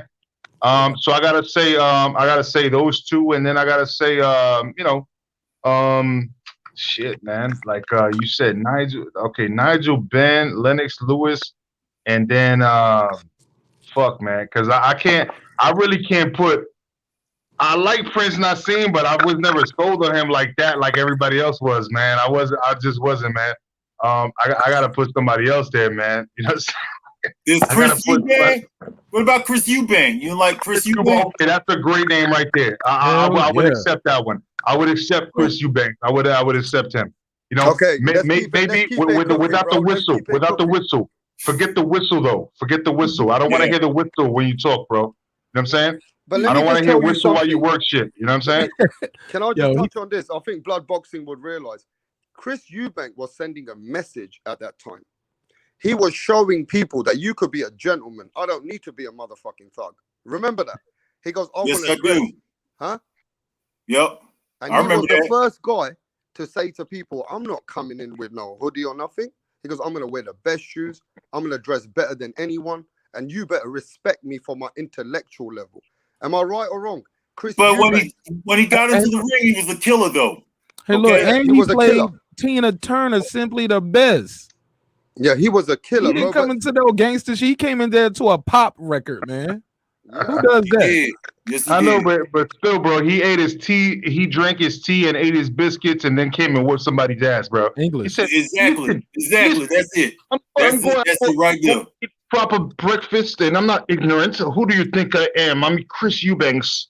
You Okay, know, so and let then me fuck go to somebody up, Mark, bro. because I don't want to leave Mark to last this time. I want to make sure I don't My put him bad, last. my bad. Go ahead. Even though I know the brother was leaving, we got to keep him here now. All right, Mark, which is your three best British fighters of all time, bro? You said we can't count Lennox, right? We're taking Lennox out of Well, it, the right? Jamaicans have claimed him. The Yeah, Canadians that's why. have Look, claimed him, bro. yeah, he Jamaican too. Yeah, man. You Can't Jamaican forget that. too, bro. Yeah, man. Beautiful thing, man. Look at God's work, man. We all just spread it around, spread the love around. You get Lennox Lewis one day. I got Prince Nassim. I would be remiss, man, if I didn't put. You can pick which Klitschko. Pick one of them. Oh, matter of fact, they're German though. They're German though, right? Vitali. But they're not German. UK. Yeah, my bad. So let me take They're it back. Russian. No, Russian. They're Russian. Sorry. I thought it was German. They Okay. Ukrainian. Ukraine. Man, we don't heard 3 countries now. Y'all motherfuckers. Same thing. Ukraine, Russia, It's a same bit thing. early, bro. I ain't slept Okay. from last night. But Yeah, so I got Kawasaki, Prince Nas, and I want to put Eubanks up there, man. It's a toss up between Eubanks we got and Ben. Eubanks. Because Ben, when he beat what's the brother, man? He took his career away. Like the dude is like been messed up to this day. McCullum. And he was Mike a killer. McCallum. No, not Mike McCallum. McCallum. Not Mike McCallum. George McCullum. George, yeah, I just know it's not Mike McCallum's the body snatcher, right? Yeah. The body snatcher, Mike McCallum. It was it wasn't him. It's no, a it was, light-skinned dude, McLennan or something. McLennan. Yeah, McLennan. Yeah, my bad. Gerald McClellan. George McClellan. Gerald McClellan. I just know that dude was a beast and a monster. That fight. And was Nigel Ben is the one who beat him. And yeah, that was Gerald McClellan. Yo, that fight. Put him in that state he's in now. Hey, I'm gonna get to that fight in a minute, but I want Shelton's opinion. Shelton, 3 best British fighters of all time, bro. Well, I'm gonna give you the Dark Destroyer. Let's go. I'm gonna give you Joe Calzaghe. Nope, I'm gonna take Calzaghe off because he wasn't my favorite. My favorite was Carl the Cobra Froch. I liked him. And my last one is before all y'all's time, I believe. Sir Henry Cooper. I know Henry Cooper well. He's before my time though, but I do know him well. I know his career very well still. Okay, Jashan, 3 best British fighters for you, Jashan. First one, I'm gonna say Jimmy Wild. What? I'm gonna say Joe You're a Calzaghe. hardcore mofo in the building. And I'm gonna say I'm gonna say Carl Froch because I like Carl Froch. His granite chin. Yeah. I remember he knocked out George Groves. I remember watching that fight on HBO. So I'm gonna say Froch. So do you really know about Jimmy Wild? Yeah, I know a little bit about him. Nice. Okay. Okay, Jashan. So the third one, my bro. He gave it to you. I said Froch. I said Calzaghe and Froch.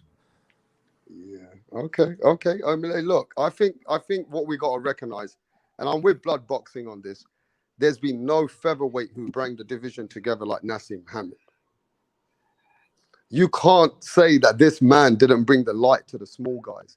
He was one of the first guys earning $5-6 million a fight, bro. When this man was at his peak, P. Diddy was walking him on the red carpet, right? This little guy coming from England in Sheffield, come on, the impact of the sport that little guy Nassim Hamid made until he lost to Barrera. I've never seen another featherweight who's had that kind of confidence and come into the ring after 20 minutes of dancing, right? So Hey, I got to go ahead. It's some Salvador Sanchez was a featherweight now. Come on I'm now. talking about England. Oh, okay. I'm about to say Willie Pep. Like, we had some featherweights. We're talking Okay. about British. What this I thought you was talking about featherweight, best feather. I thought you said he was the best featherweight of all I said time. what he brought to the division for us, he's the best featherweight. Oh yeah, okay. I Right? respect So that. we got to remember this. Pardon. Nassim Hamid, the impact of what he brought to the sport, there was like no other for us. Nigel Benn, I got to agree with everybody. Nigel Benn was the real man, the real Dark Destroyer. He never had the boxing skill, maybe, but the heart of a lion. You'd have to put him to sleep, or he's gonna put you to sleep. And just that man's grit, and just that man's determination and the power in both of his hands. There's never been another Nigel Benn for us. He's a legend. I hope you guys realize Nigel Benn is a legend for us in England. Yeah. No, he definitely was the real deal, bro. Like that's what I was trying to say. I didn't even have to hesitate with him. Lennox Lewis was somebody else, but I know that discrepancy with him being Canadian. And then I had with the third person, my third pick, I just couldn't nail it down. You know what I'm saying? But I appreciate everybody's input because everybody's making good cases. To be honest with you. Yeah, and I think my next guy, right, he's probably not talked about as much, but Michael Watson was a great boxer coming out of Hackney, London, where I come from. If anybody followed Michael Watson, he had some of the greatest skills, a great all-round boxer, better than Chris Eubank, better than Nigel Benn. He was beating Chris Eubank. Who remembers that fight? And on that I do. match, he took a one punch from Chris Eubank, bro, and he never came back the same. He went in a coma. He went in a coma. And Michael Watson is the most underrated middleweight, unfortunately, because of what happened to him. Facts. Yeah, I was very surprised when he beat Nigel Benn because I was actually in the UK when the Dark Destroyer was coming up, when he had the mohawk and all of that. And when I saw Michael Watson beat him, I didn't know who Michael Watson was at that time. And I was really surprised, man. I mean, he actually went in there with the Dark Destroyer, went into deep waters, and came out on top of that fight. He was a very underrated fighter. Very underrated. Very. And skilled, too. Very skilled fighter. Yeah, Michael Watson. Another fighter that's not from England, which is well respected today in England, is Gerald McKellen because of his short career. Gerald McKellen, the G-man. I'm going to tell you this right now, Blood Boxing. If he was in England, we all thought he's going to destroy Nigel Benn and put him in hospital. It's end of Nigel Benn that day. Nigel Benn was an underdog because of just Nigel Benn wasn't true to the game anymore, on the drugs. He went through depression. He came back. He wasn't himself. But they put him in against the number 2 pound for pound, bro. Roy Jones lost to Gerald McKellen in the amateurs. Mm-hmm. Gerald McKellen knocked out Julian Jackson so bad that Julian Jackson was never the same after Gerald McKellen did. That was what I was gonna say. Julian Jackson and Gerald McClellan, though, that was like the major fight. Just Nigel Benn just kind of like surprised everybody with the way he did, because nobody expected Nigel Benn to do that. They expected Julian Jackson to do that. Let me ask y'all this. Until this Who's day, the I'm three going to tell you, guys? it's documented, and Blood Boxing maybe can back me up. It's documented, and I don't want to say too much, but Frank Warren and Don King had a second fight deal for Gerald McKellen. They were using Nigel Benn, and Nigel Benn knew it.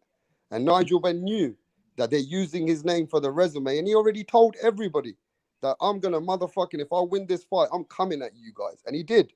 He came at everybody after that. Who remembers that they tried to set Nigel Benn up on that fight?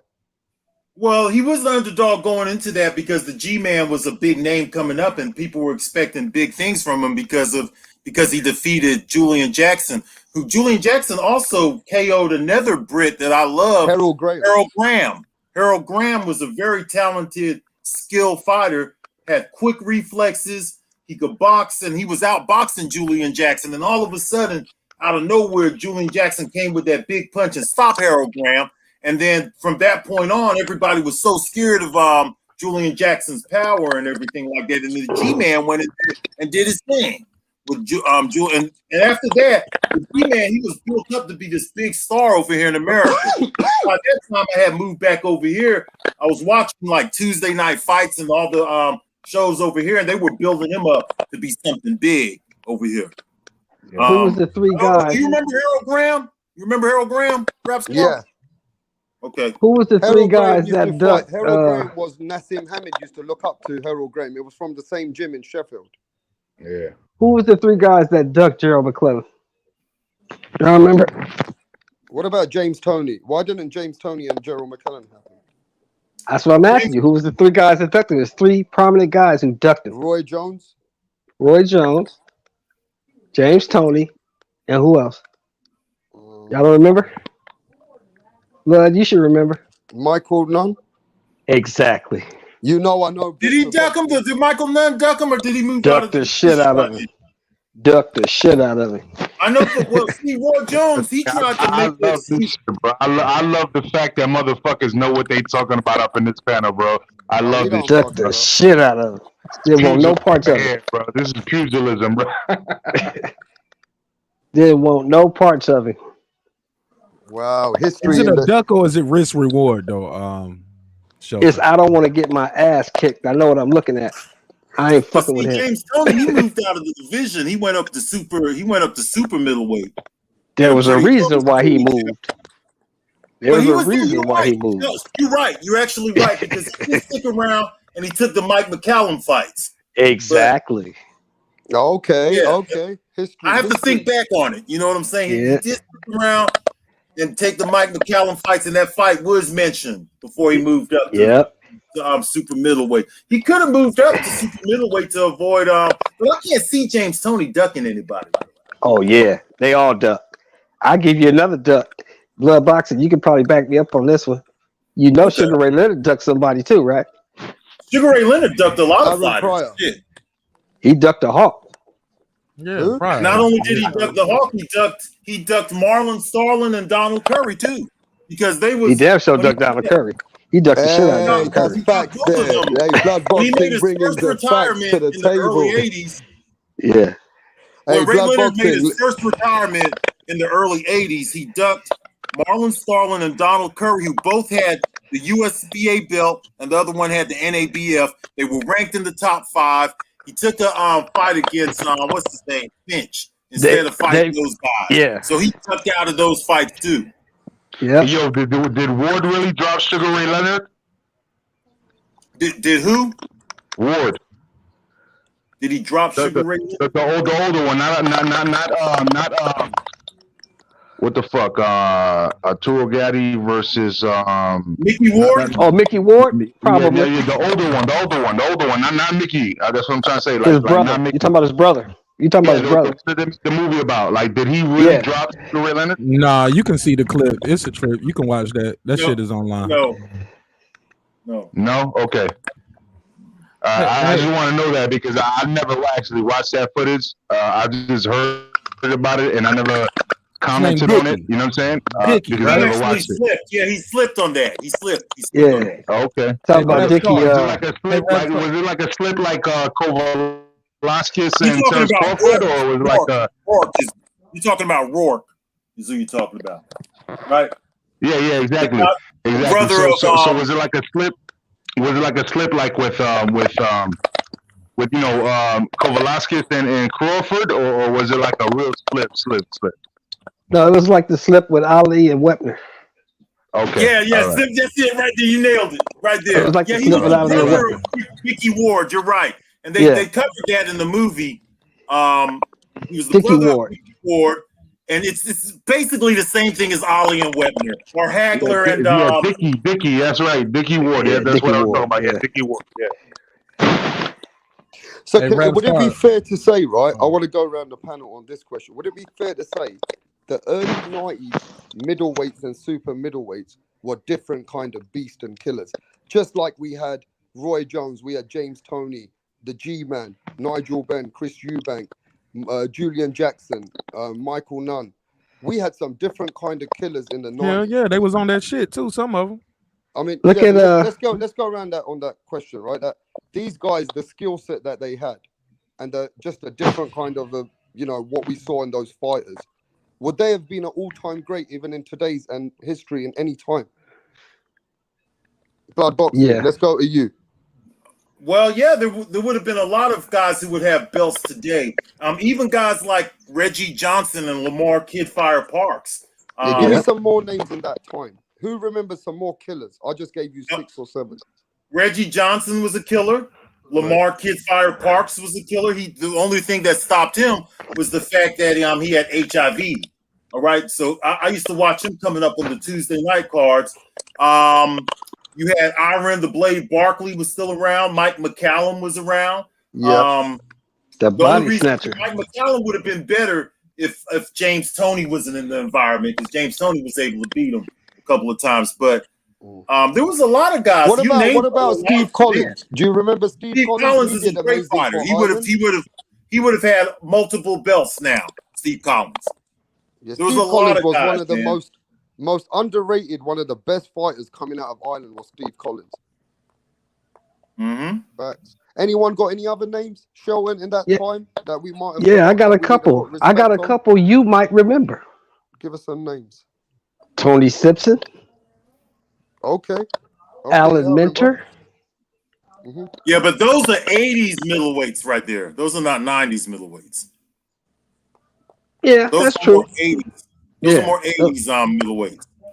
Those guys, what's that motherfucker's name? Scipion, Wilfred Scipion, Mustafa Hamsho, Juan Roldan.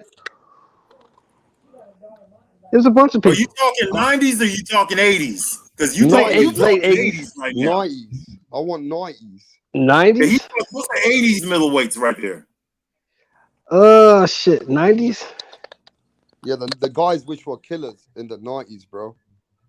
Shit, you still had Thomas Hearns running around in the 90s knocking motherfuckers out. You still had Roberto Duran knocking motherfuckers out. Look, B-Hop was still in the 90s, bro. B-Hop was in the early 90s, yeah. Hopkins. B-Hop is Bernard the Hopkins. 90s. Yeah. Hopkins. Shit, I don't know why I didn't Didn't Ike Quartet fight in the 90s too? He was a welterweight. He was a welterweight, though.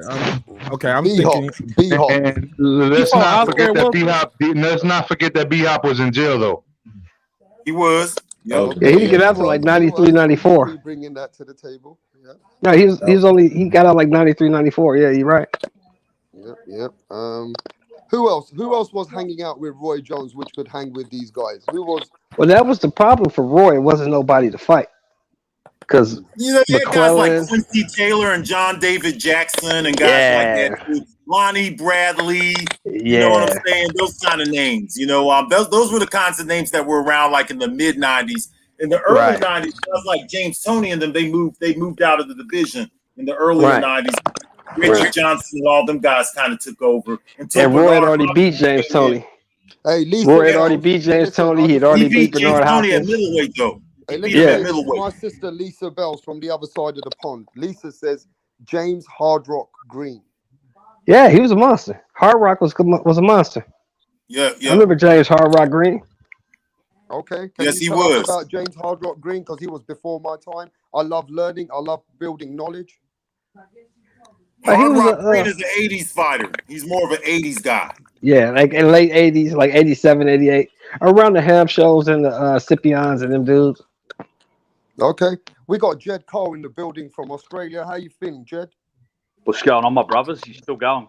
Good to see you, lads. Still talking. Yeah, bro. Jed What's Cole, going on, Jed? My guy, what's happening? What middleweights, Jed? Man, I wanted to hear you. Yeah, what middleweights, Jed, in the era of the 90s stood out to you? Let's say this. If I say give me the top 5 middleweights of the 90s from number 1 to number 5, could you break that down for us, bro? Yeah. Number 1 would be Bernard Hopkins. That would have to be number 1, even though I know he didn't have any big fights in the 90s. I think he but see, it's maybe I wouldn't put Hopkins though, because his biggest wins come in the 2000s though, didn't they? With Trinidad and Keith Holmes, Kelly Pavlik and all them guys, yeah. Yeah, so actually, I might refrain from that. I might say James Toney would be my number one because James Toney beat Michael Nunn and Mike McCallum at middleweight in the 90s, and they're two incredible historic. Jones? Because Jones didn't have any beat. Jones only beat Hopkins at middleweight. Jones didn't have a deep resume at middleweight because Jones beat Tony at 168. So if we're just going 160, Jones didn't have a deep enough resume at 160. Yeah, because he left 160 real quick. You're right. He went up to super middleweight by 93. So I'd say James Toney, just at middleweight, Gerald McClellan, Julian Jackson, and I'd probably still put Hopkins and James Toney in there, even though they like I said, Jones wasn't at middleweight long, and Hopkins did probably his best work at middleweight in the 2000s. But that would probably. Hey, Jed, you know who we forgot? We gotta ask him that other question. Y'all. Which was the UK fighters out of the UK. Yeah, we gotta ask him that because Jed is a brilliant mind, bro. I want to hear his thoughts on that one. Like my three favorite UK fighters to watch of all time. Yeah. Yeah, I'd have to say Nigel Benn, easily number one. Nigel Benn's probably one of my favourite fighters, period, to watch. Just a beast, just a killer in the ring. I'd say Nigel Benn, Prince Nassim and Chow Kia's arguably would be my three favourite fighters to watch from the UK. Okay. Hey, panel, you know who we forgot to talk about at middleweight? Who? Terrible, Terry Norris. Oh, he's not a middleweight. He's a junior middleweight. But he moved up to middleweight. He never did move up to middleweight. Norris did not move up to middleweight. Norris never moved up, but I'd say Norris. He never moved up? Nah, he never did. But I'd say Stayed Norris. at 154. I'd say Norris is middleweight all time. Norris would be top three middleweight, 100%. I'd say Norris, Tommy Hearns, and McCallum the best junior middleweight of all time. Okay, let's go around with that panel. That's a good question, right? Give me the top five that if you had to name from number 1 to 5, bro, that you got to be the guy to say, okay, this is the number 1, this is the number 5. Hey, Blood Boxing, let's hear your top 5, bro. For middleweights from the 90s? 90s middleweight, and number 1 to number 5. But let's go from 5, 4, 3, 2, 1. You know what I mean? Okay. That's kind of hard to do. Can I go 1, 2, 3, 4, and 5? Yeah, go ahead. I could probably do it better that way. Because I would put Roy Jones at number 1. I know he didn't stay long.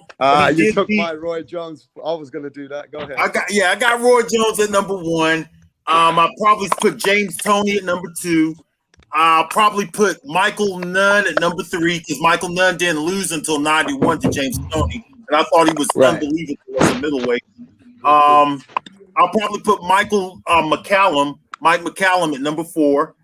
And did I say Bernard? Hold on. Roy Jones, number 1. James Toney, number 2. Bernard Hopkins, number 3. Mike McCallum, number 4. And number 5, I would go with G-Man. Okay. Hey, Major Key. Top 5 90s. All-time great legends, bro. The top 5. Did you just say 90s though? 90s. And you said middleweight? Middle, super middle. Super middle. Super middle or middle? Which one? Between the both, I'd say. Both of those divisions. No, I'm saying it's very important, bro, because if you're talking about super middle or middle, there's some people that didn't cross over, but there are some people that crossed over that will make it very important. That's why I ask, you know what I mean? Yeah, but if you're going to the logistics of it, I'm saying the fighters which came out the 90s, if some of them stepped into super middle, some of them were super middle, just in that era, bro. Just like how Blood Boxing broke it down. All right, so I'm going to say, if we're talking just super middle, right? If we're just talking Jashawn, mute your mic, Jashawn, mute your mic, bro. The reason I asked the question, right? Because if we're talking just super middle, right? We have to talk about people like James Toney. We do have to talk about people like Roy Jones. We do have to talk about people like, you know what I'm saying, Iran Barkley. You know what I'm saying? It's just facts, bro. You know what I'm saying? And that's what I'm trying. And even if we go later, you know, we could talk about people from overseas, bro. You know what I'm saying? And I don't really want to get into depth with that, but we could talk about people that a lot of people probably forgot about, which was Sven Otke or Charles Brewer. You know what I'm saying? And that's what I'm trying to say, because Sven Aki actually held his shit down for a minute, you know. But that's what. But most people don't know about him. That's what I'm trying to say. You know, like if we look at just Well, let's super just go middleweight, super right? middle, so it cleans it up for you. Super middle, all Okay, super so middle. all right, so super middleweight. So if we were looking at that super middleweight, then yeah, we gotta probably sum it up to, because I understand the Michael Nunn in the early '90s and all that, but then we talk about Frank Lyles and shit like that. You know what I'm saying? We talk about Nigel Benn. Like, man, this for me, I would, if I had to sum it up in 3 easy words, I'll probably say again what I said earlier, bro. Chris Eubank in the '90s, Chris Eubank. And now that we're not just talking about England, so Chris Eubank, Roy Jones, okay, and fuck, man, Nigel Benn. I have to put it like that, bro. That's what it is. Hey, of course, everybody's got their own favorite fighters. Joshan, you're 5, bro. I'm say Roy Jones, James Toney, the body snatcher Mike McCollum. I'm saying Michael Nunn, and man, this 5th one kind of hard. I throw Chris Eubank in there. Put some respect on Chris Eubank. It's a great league. So you guys ain't gonna say Thomas Hearn's name, because let's not forget super middleweight didn't come around until 1989. Okay, before '89 there was no super middleweight. Yeah, but Thomas Hearns changed the heat tension.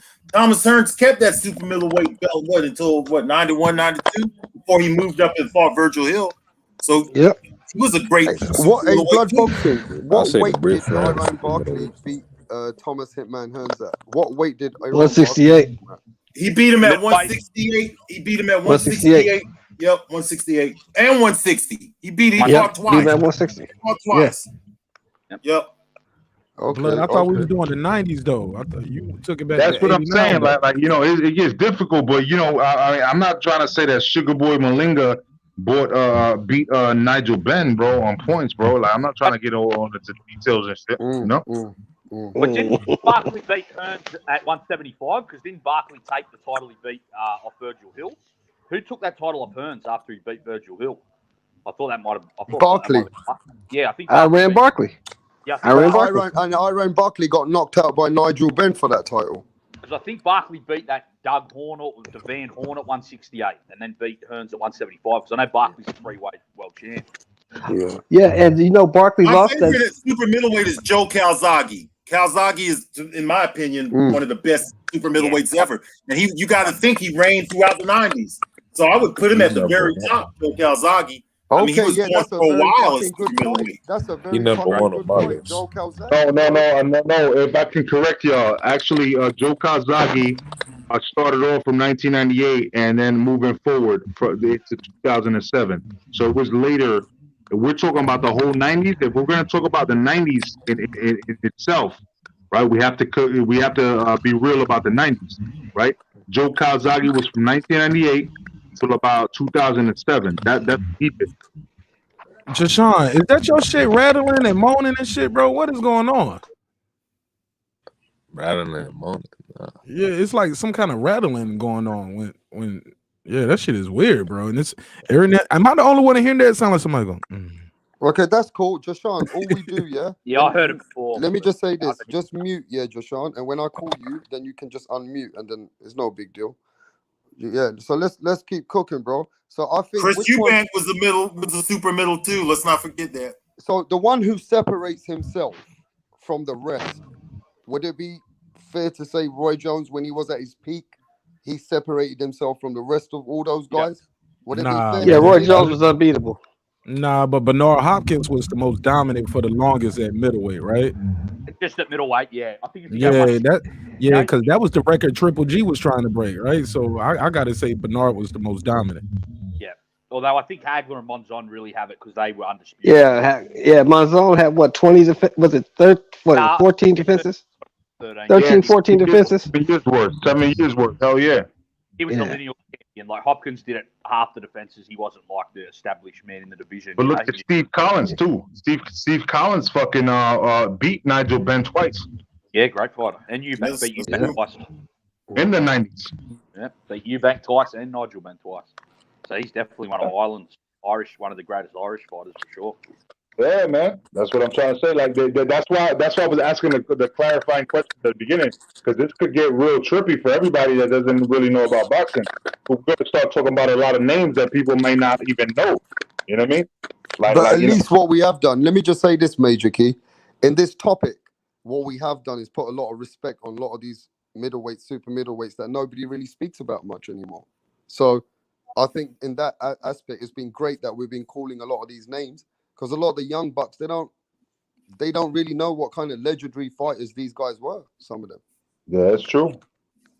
That's why I said Sven. Don't ever twist up. Hey, all you guys better research if you didn't know Sven Otke, that motherfucker right there, bro. You're gonna find him in all the history books, bro.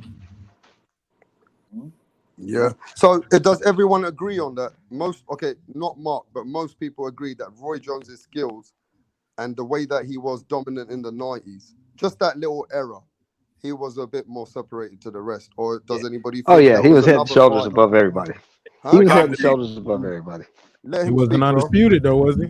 No, but let the guy. He could. Nobody can. You know that. You was around. Nobody could fuck with Roy Jones. Yeah. Roy Jones was head and shoulders above everybody. He was the best fighter in the world. He was the best fighter in the world. Period. You're right. Not a middleweight or super. I was about to say, but he was the best fighter in the world. Everybody knew it. Though, Shelton. Huh? What was his most dominant weight? I say I think all 75. Now, light heavyweight is where he had the longest reign. Yeah, but 75. He had his best victories at 160 and 68, beating Hopkins and James Toney. I mean, they're two special wins, and he made them fights look easy. And we all know, we know how special B-Hop and Tony are, and he made them look facts. Yeah, he made them look stupid. He did. Yeah, he was the best out of all of them. No one does that to B-Hop and Tony. No one treats him like that, but he did. Yeah, he was head and shoulders above everybody else, and everybody knew it. Everybody knew he was the best. Man, I really enjoyed this boxing conversation, man. I really appreciate learning something from y'all. Shout out to my man Blood Boxing, boy. You like Rain Man with that shit, bro. You just man, I've been loving boxing for I'm almost 50 years old, so I'm 4 decades deep in boxing, you know. For sure. Yes, sir. Wrap up the slide, man. Thank y'all for having me, man. I'll see y'all on the next one, baby. It's your boy, all right, brother. Take it easy.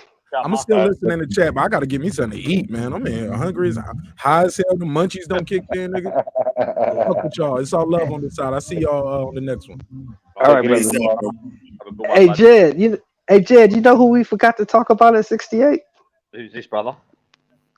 Jeff Left Hook Lacey. Well, yeah. No, don't bring him up. Don't bring up Jeff Lacey, man. Don't bring him up. Oh my goodness, don't do it. He was looking to be. Omar exposed him though.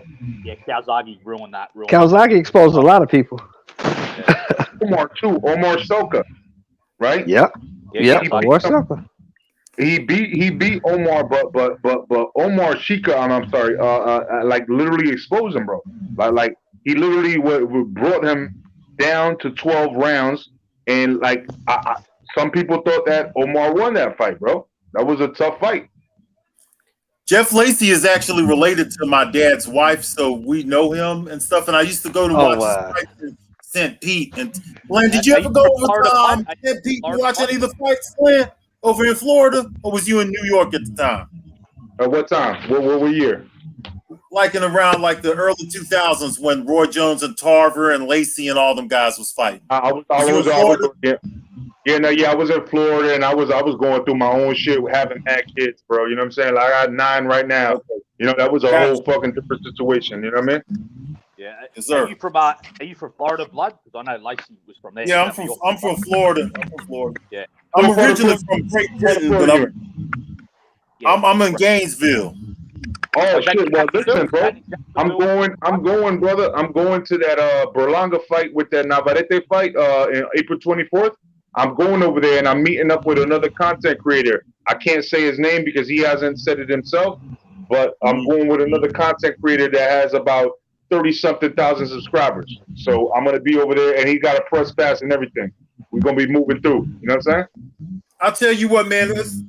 Sometime me and you will exchange numbers, man. I'm pretty close to where you're at, so we'll exchange numbers. I'm pretty cool like that, bro. Like, just hit up my email, digitboxing@gmail.com. Very, very simple. And just let me know, hey, yo, this is me, and I'll give you my number, bro. It ain't no problem, bro. Because if I don't give it to you, MXBC will. Well, you know, I'm a 50-year-old. MXBC a bunch of kids. You know what I'm saying? But they've been trying to expose me though, like so they give my number away, like I'm gonna change my number.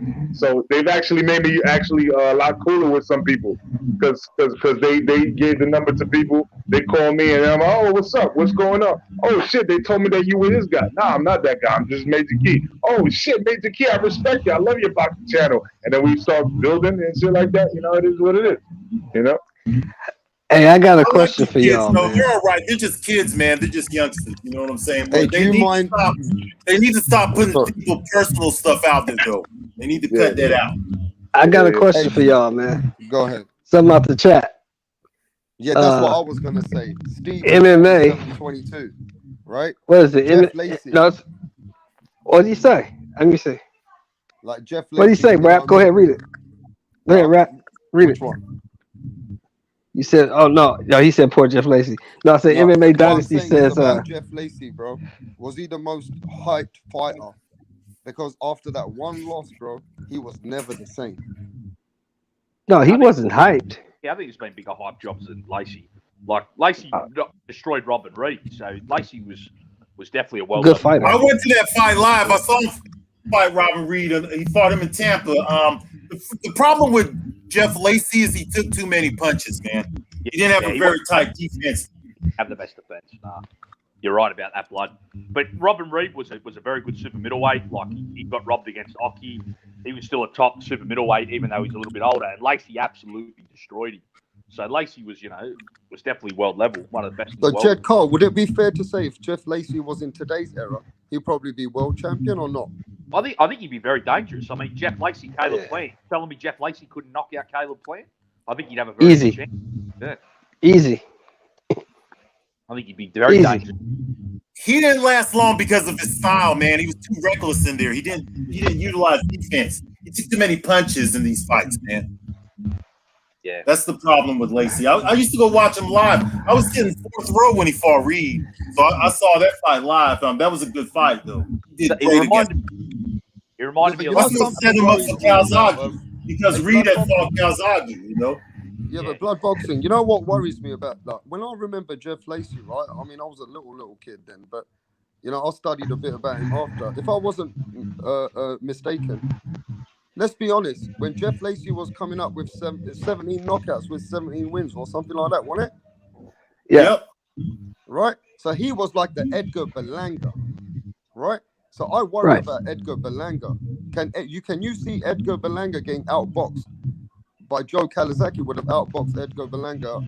I mean, he's winning every single fight. Of course. Knockouts, right? Of course. So, he hasn't fought anybody though. But is that like a Jeff Lacey? Is Edgar Berlanga coming up like Jeff Lacey, like he did? No, because Jeff Lacey fought better competition. Yeah, I agree. I agree. Yeah, Edgar Berlanga's fought a bunch of training camps. And there's some sparring footage with him with sparring Erickson Lublin, who's much smaller than him, and he's like holding his own against him. So it just remains to be seen. You know what I'm saying? I don't want to write him off because he's getting all knockouts. We don't know until he steps up. We won't know until he steps up. Right, but that kind of thing worries me when I remember what happened to Jeff Lacey with Joe Calzaghe. And so here's my question. Yeah. MMA Champ says, rest in peace, which we got to get at to Marvin Hagler, the best middleweight of all time. I kind of disagree with that. I love Hagler. He's in my top 5 all time, but I don't think he was the best middleweight. So who was the best if it wasn't Hagler? Carlos Monzon. I agree. I have Hagler and him probably the top 2. These guys are fucking pugilists for real, bro. I've been trying to tell people about that shit for fucking years, and I got tired of telling people, bro. Carlos Monzon, bro, undisputed for 7 years, bro. Exactly. You know what his record was, Rap Star? Please educate me and everybody else. That's why we got the 96. 96 and 3. 87 and 3.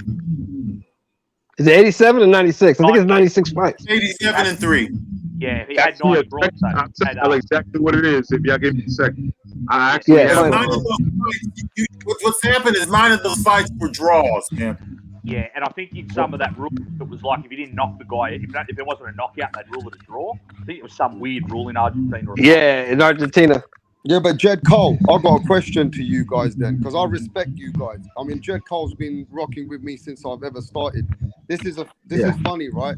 When Jed Cole ever heard me, as soon as I got a channel, he was my first subscriber. Okay. This was the number first subscriber was Jed Cole. You know what I mean? Because he's a hardcore fucking boxing guy, just like you, Shelton, and everybody else on it. But I'm gonna say this: to me, the best of all time, and I want somebody to either agree or disagree, beats every other middleweight at their style. So would Carlos Monzon had beaten Sugar Ray Leonard?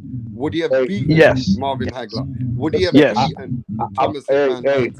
Would he have beaten every single style? That's my question. I believe you would. All right, can I give you just the facts first before y'all answer? Carlos Monzon record: 101 contests, 89 wins, 1 no contest, 3 defeats. Okay, that'll never be done again. That's crazy. That's crazy. I knew it was like 87 or 89. I might have been off a couple of fights, but I know that he had a lot of draws in his record. After the 1970s, he never lost again. A lot of his shit, a lot of his draws come from the 60s. In the 70s, he reigned supreme. World titles: world middleweight champion 1970 to 1974. WBA champion 1974 to 1977. World champion 1977. So he was for 13 years between 1964 and 1977. Monzon was unbeatable. Okay, we got another homeboy of mine, H Money in the building. How you feeling, H Money? Oh shit. H Money, my guy. What's up? What's good, Rap Star? What up, H Money? What up, Mike? H Money come to show some support, man. What's going on? Yeah, even H Money know about Monzon, bro. What's up, mate? Bro. What up, Jay Powell? Jay Powell, show support. Everybody, what's up, brother? Yeah, man, I had to get a piece of this action right here, man. Carlos Monzon was he was a great fighter, arguably one of the greatest of all time. You know, he was one of the best ever. I think Marvin Hagler was the #1 middleweight of all time. I think Monzon might be. Yeah, I got Hagler. And #2, maybe Hopkins or Monzon. But I think those are my top. Monzon, Hopkins, Hagler. Great top 3, H Money. I think that's the top 3 as well. I've got the same. And the main reason I would put Hagler to beat him is because how he struggled with Bennett Briscoe, Monzon. Yeah, that's true. He struggled with Briscoe. That's true. A fighter like Hagler. Hagler fought Briscoe too, but I would say that because of the Briscoe fights, I don't think that the guys that Monzon fought in the 70s, Hagler would have beat all those guys too. Briscoe, yes, he would have. Yes, he would have. Briscoe give Hagler a tough fight as well, and Briscoe was past it when he fought Hagler. Briscoe was an animal. Briscoe's one of the greatest fighters to never win a world title. And Monzon in the rematch boxed a masterclass against Brenny Briscoe. If you'll go see that. He did better against Briscoe in the 72 fight. Yeah, but they fought in the 60s too, and that was a draw. Okay, if I'm not mistaken. Yeah, that was when Briscoe was in his prime, though. Yeah, and Briscoe was a beast. Like, I think 60s Briscoe would give Hagler help. Like, I don't know if Hagler would be 50, I think. So I got this question then to all of you. If you've got Carlos Monzon as your #1 all time, right? At that weight, I'm just saying, who gives Carlos Monzon his hardest fight to date? Who was the guy who beat Hagler? Hagler. Yeah, Prime Hagler. Hagler. I actually Prime think, Hagler. I think Roy Jones at middleweight, the speed and just how unorthodox he is. I think Roy Jones would be a very hard match at middleweight. Yeah, that's I yeah. agree. Yeah. All right, look, my sister Lisa had something, didn't she? A retro boxing. Lisa had a question, didn't she? Mm-hmm. She had a question. What, Edison Miranda? Yeah, Edison Miranda. You guys remember him, right? Yeah, he was a good fighter. He was good. He was a good fighter. He had a lot of power, but he was exposed by Kelly Pavlik. Yeah, Kelly Pavlik got boxing. Beat him to a lot of guys. But he had power though. He was exposed by Let's come Lucian up with some Butte. Arthur Abraham fights. He had the Arthur He was Abraham. You exposed by remember him? Lucian Butte. Yep. Yeah, Arthur Abraham was a monster. He just was slow as shit. But one thing about he was an all-action fighter. Like he was a knockout artist. He was like a Wilder, I think something like that. He was just not. Yeah, he was a pressure fighter. What I was saying is that with Lucian Butte, because he spikes his style on people and like like showboat and shit like that. And Lucian Butte knocked him out when he did that shit, bro. Because he did fight. He was a hard fighter. He did fight with a broken jaw from the second round to the 12th at one point. You know what I'm saying? So he was a hard fighter. But then he came to Lucian Butte with that bullshit, bro. And Lucian Butte knocked him on his ass, bro. So let me just say this. How come you guys don't mention the son of God? And Andre Ward, to me, he's got so much skills. I think he would have given any one of those guys a hard fight, bro. I think Andre Ward, to be honest, Andre Ward, his boxing, and then his inside, his mental touch. Andre Ward did it up, H. There you go. Okay. I'll be back, y'all. I just want to say this, y'all, man. I think it might connect. I'm starting to keep looking, bro. Yeah, is Andre Ward that guy that could have given? Is he He that don't guy touch that Roy could have given Jones. these guys trouble? Nah. I think he fucks with Roy Jones. I think he'll give a lot of them problems, but not Roy Jones, though. I think Roy Jones would beat him. And the 168 version of Roy Jones was something different. I think. Yeah, he was unbeatable. A lot of people look at Roy Jones and look at his post career in the 2000s. That's not the same guy. Nah, yeah, exactly. I think the better fight would be Ward Calzaghe. I think they're more closely competitive. I think Roy Jones is a level. Prime Roy Jones is a level above them, even them two. I think Calzaghe and Ward would be the more competitive fight. Prime Calzaghe. Right. I think that would be a 50-50. So you guys didn't mention when Sugar Ray Leonard got to middleweight, right? When Sugar Ray Leonard got to middleweight, you're telling me Sugar Ray Leonard wouldn't have beaten Carlos Monzon? Hell no. No, I don't think bang so. Sugar Ray ass up out of there. Hell no, he's a bang Sugar Sugar Ray ass Leonard. out of there. Best. No, He would have he banged would not Sugar have Ray beat ass up Monzon. out of there. No. Holy shit. He got The Sugar only Ray one out of who there. has a chance against Monzon, in my opinion, is Roy Jones and Marvin Hagler, pretty much. Okay, what about Sugar Ray Robinson? Well, nobody Now you're beats taking Sugar it Man. far back. Now you're taking Yeah, it nobody far beats back. Sugar Man. Everybody, bro. Jashawn Brown said you can't forget Sugar Ray Robinson. Nobody beats the Sugar Man. In his prime from 47 to 60, nobody touches Sugar Ray Robinson. Okay, Maybe let's go. Roy Jones. Maybe Sugar Ray Roy Robinson Jones. beats Carlos Monzon. Is that what we're saying? Probably at 60. Okay, Absolutely, now yes. we're changing the game. I Now think we're Sugar Probably. Ray changing would the beat him, game. yes. Yeah, probably. And Sugar Ray Robinson was a different animal. Hey, Sugar Ray Cole, Absolutely. Sugar Ray pound for pound better, but he is a welterweight. I'm not sure. I'm not sure if he can beat Monzon at middleweight. He's got a chance. Yeah, because Monzon, they say he punched like a fucking mule. So, who knows? But Sugar Ray But Sugar Ray Robinson was awesome. Yeah, if Sugar Ray Robinson can catch anyone and knock them the fuck out, though, so we can't count him out. I mean, Sugar Ray Robinson could punch Gene Fulmer with. Probably the best punch thrown in the sport. So, The punch he hit Randy Turpin with. After he got beat by Randy Turpin. Came back 2 weeks later. At 175, that's that light heavyweight. Yeah. Yes. Did you hear that, Rap Star? Did you hear that? The irony in that? Go ahead, bro. He got beat by Randy Turpin. Came, was it 2 weeks or a month later? Blood boxing. Something like a month later, I think. A month later. Got beat by Randy Turpin a month later.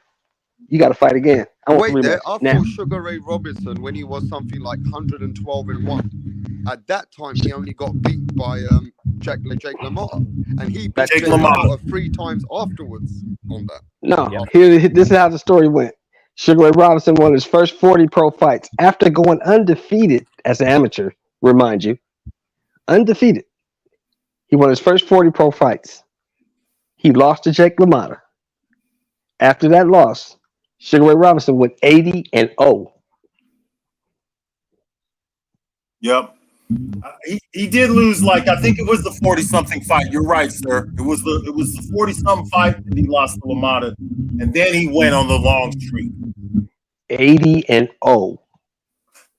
If Robertson was around today, he would be winning titles at cruiserweight. Probably would have won titles. Yeah, I believe that. Yeah, and when we come to middleweights, we got to remember Sugar Ray Leonard was best at welterweight. Would that be fair to say? Yeah, definitely. Yes. Okay, so if we're coming to the welterweight division, would Sugar Ray Leonard be the best of all time? No. Let me go there then. Let me throw the goal. No, he's not the best. Okay, let's not go to Sugar Ray Robinson's area. Let's leave Sugar Ray Robinson back after that era. I'm going to make a case that he is the greatest anyway, Rapstar. I'll play the devil's advocate. Beat undefeated Wilfred Benitez, beat undefeated Thomas Hearns, and beat Roberto Duran 72-1, all at welterweight. Hard to find a better resume of top wins than that in the history of boxing. That's facts. That's facts. I'm going to make a case that Ray Leonard is the greatest welter in history. Roberto Duran is the best welterweight of all time. Lightweight. No. He's not the best welterweight. Maybe lightweight, but not welter. Might be the best lightweight. Might be the best lightweight of all time. He didn't do enough at welter. He just beat Ray Leonard. Yeah, he might be the best lightweight of all time, though. Yeah, I think he is. Because he was a monster at lightweight. Okay, so Roberto Duran gets that title, yeah? Because look, I've got knowledgeable brothers from the other side of the pond, and I don't want to cook all this where the young guys coming through my channel, when they click on, we as guys, one of the guys has been watching boxing as a kid, he's 50 years old, he makes documentaries, does retro boxing, I just met him, seems like a knowledgeable brother. Shelton's in the game, he's been in the game for over a long time, I don't want to give away your age, Shelton. 54. All right, well, you did that your fucking self. Hey, Jed Cole might be 31, 33, I'm not sure. But Jed knows the shit. His dad's got a boxing gym. His dad owns a boxing fraternity in Australia. These guys are in the game.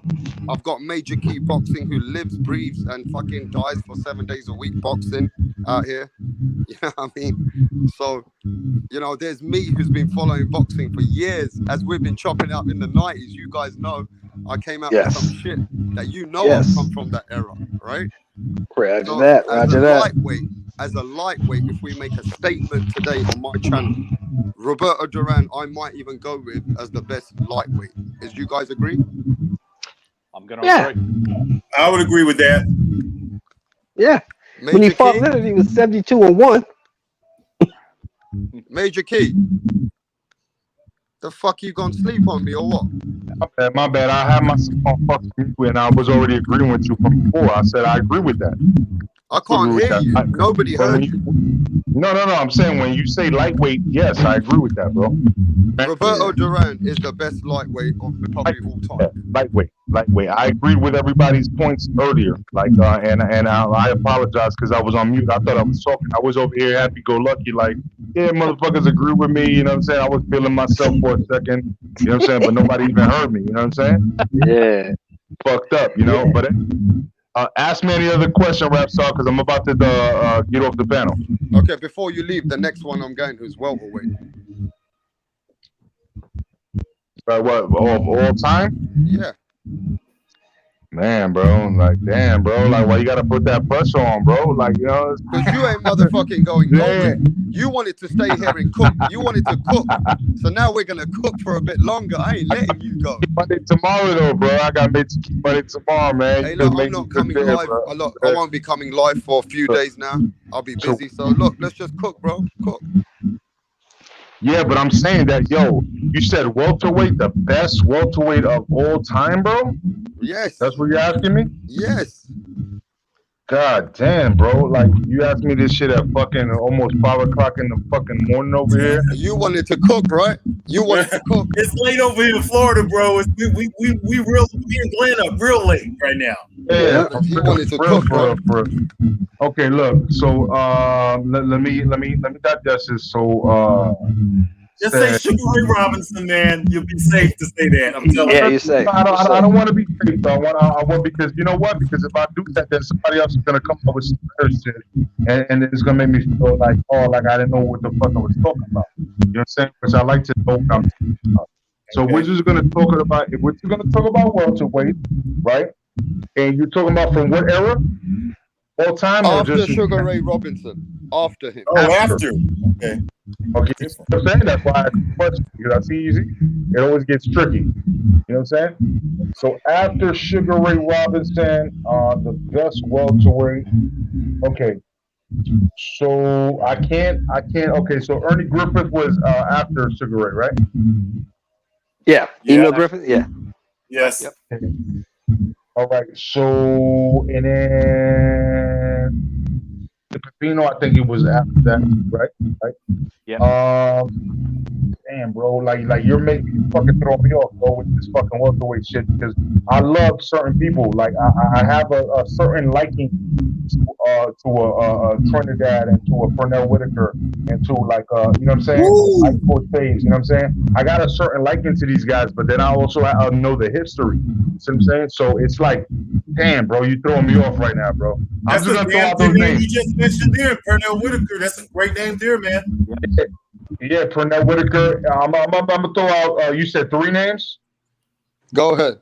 Whitaker's a lightweight. I'm gonna say Trinidad, Whitaker, and He fought Walter. Yeah, he fought Walter. Yeah, but I'm talking prime, man. I'm talking prime. Prime. He's lightweight, but he was a good welterweight. Yeah, but what Major Key say? What Slugger say? Major Key's got a channel of boxing, so if he's tired and he answers it, he's got to just see what he's on. Take a breath, Major Key. Take a little breath.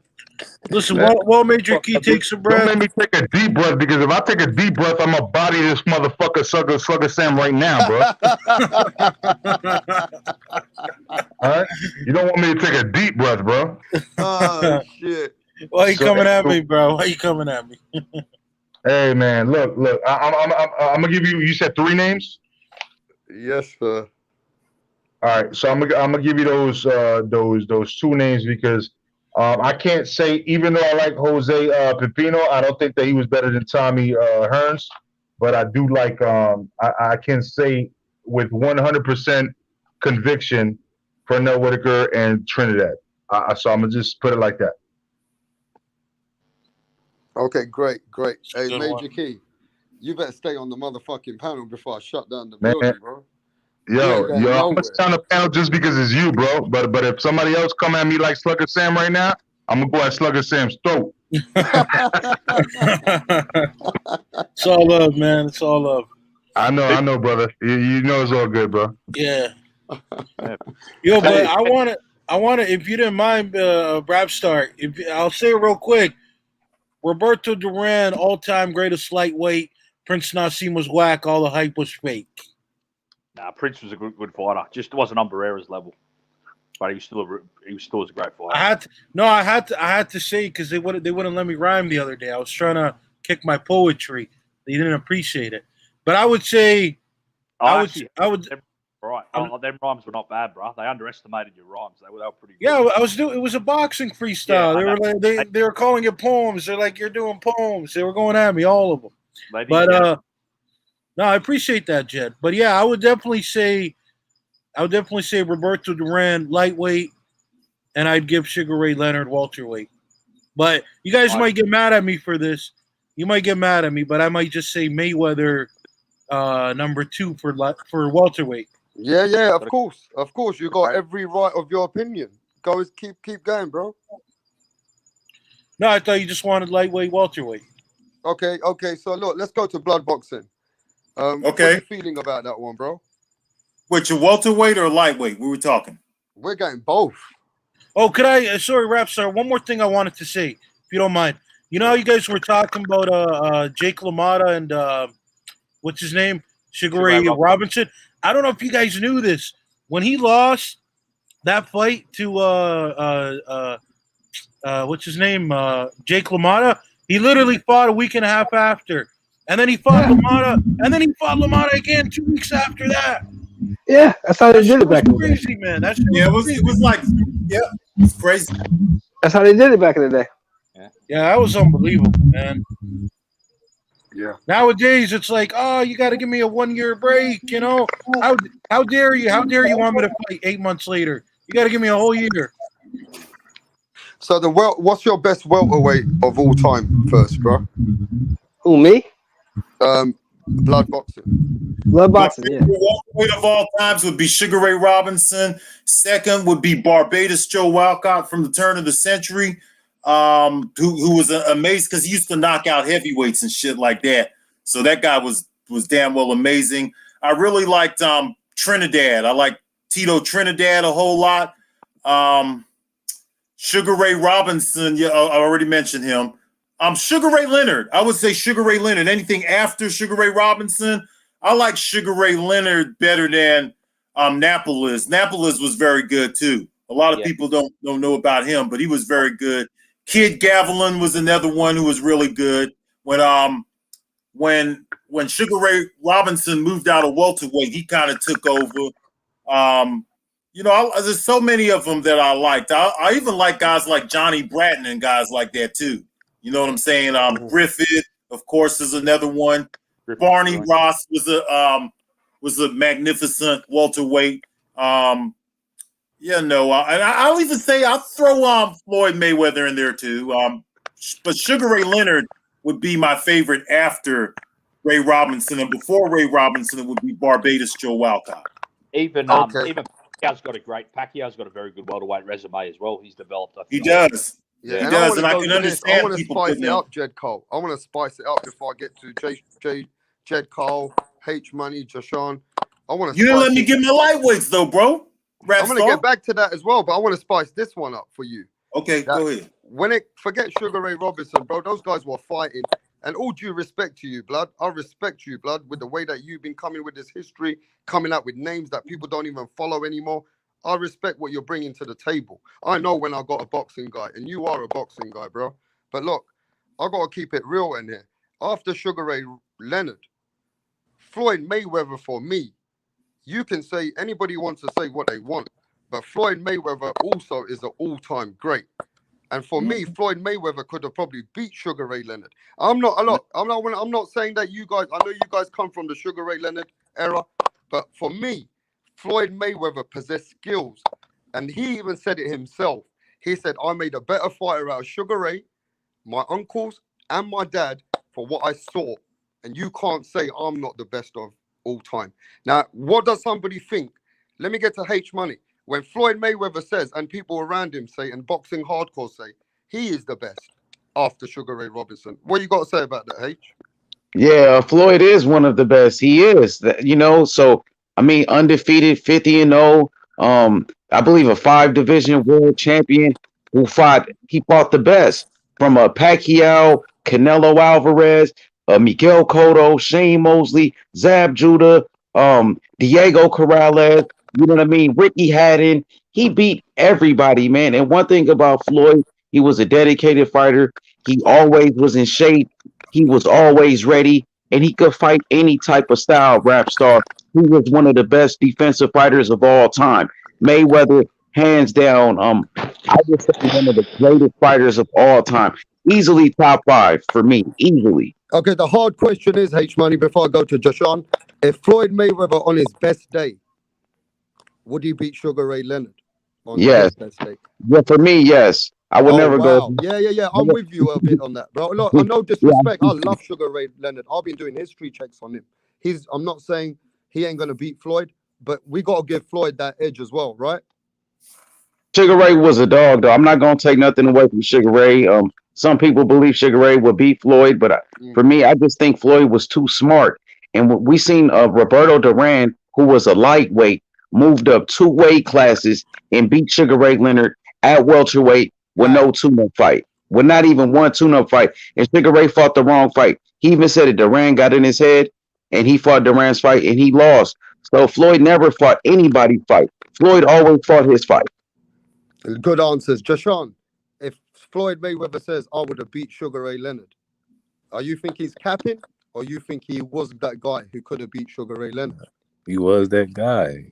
His Cook, skill bro, set cook. speaks for itself. His skill set speaks for itself. Like, we talking about just as Billy in the ring, he one of the all-time greats. We don't got to mention the resume and all that stuff. We just talking about his skill set, what he did offensively and defensively. He's one of the all-time greats. But it's another welterweight that nobody really said. Carmine Basilio was another great welterweight. Yeah, he all-time was. great welterweight.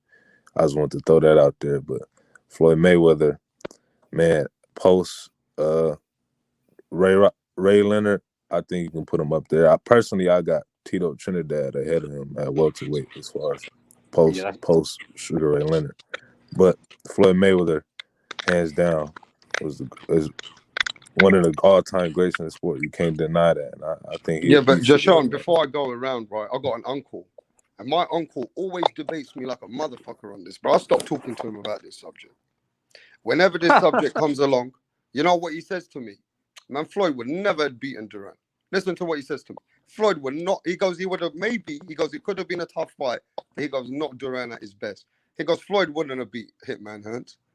He says, let me tell you, these are the killers that Sugar Ray Leonard beat in their prime. He goes, Floyd wouldn't have beat a Marvin Hagler, bro. No, I'm just saying. And I say to him, when Floyd beat Gennaro Hernandez, nobody thought he was going to win that. But then he turned the whole script. When he beat Diego Corrales, that's like a Hitman Hearns of our time. He was what, 36-0? He was a knockout artist. 33-0, I think. Yeah. Was that for a unified championship or was that for 3 belts? I think it was the unified. Yeah, so Diego Corrales to me was in prime at the same time when Hitman Hearns was fighting Sugar Ray. We can't forget. There's a fighter that I'm sure Blood Boxing knows about, Jesus Chavez. You remember him, Jesus Chavez? Yeah, absolutely. Yeah, that guy was on a winning streak until we met Floyd. And Floyd was what? 21, 22, 23. He was beating killers.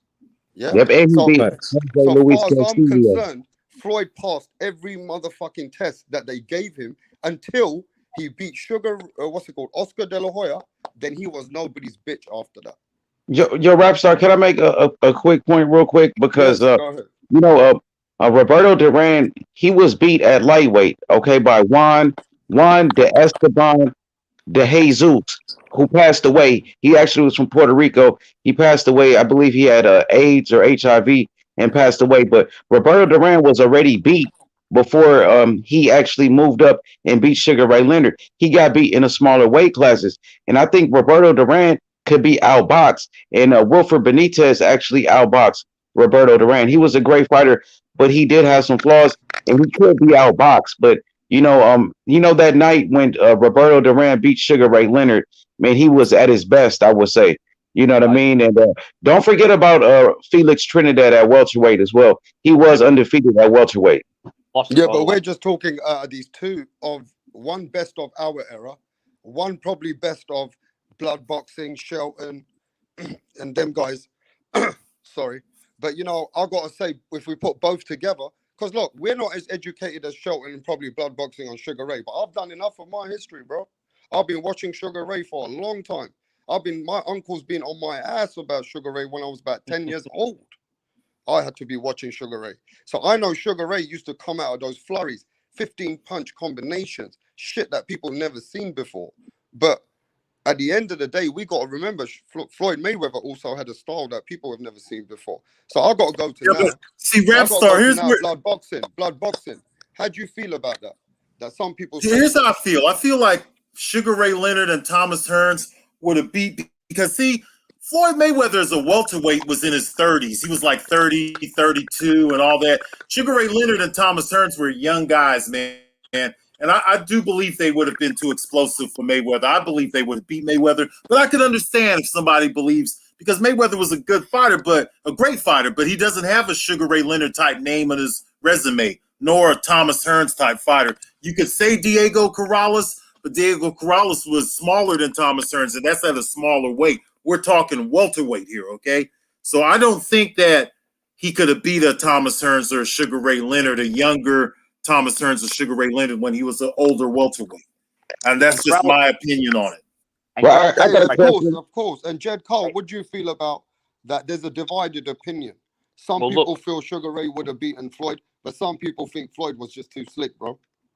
Well, look, Floyd Mayweather's from my era, and I'm telling you, he ain't beaten Sugar Ray Leonard. He's not beating him.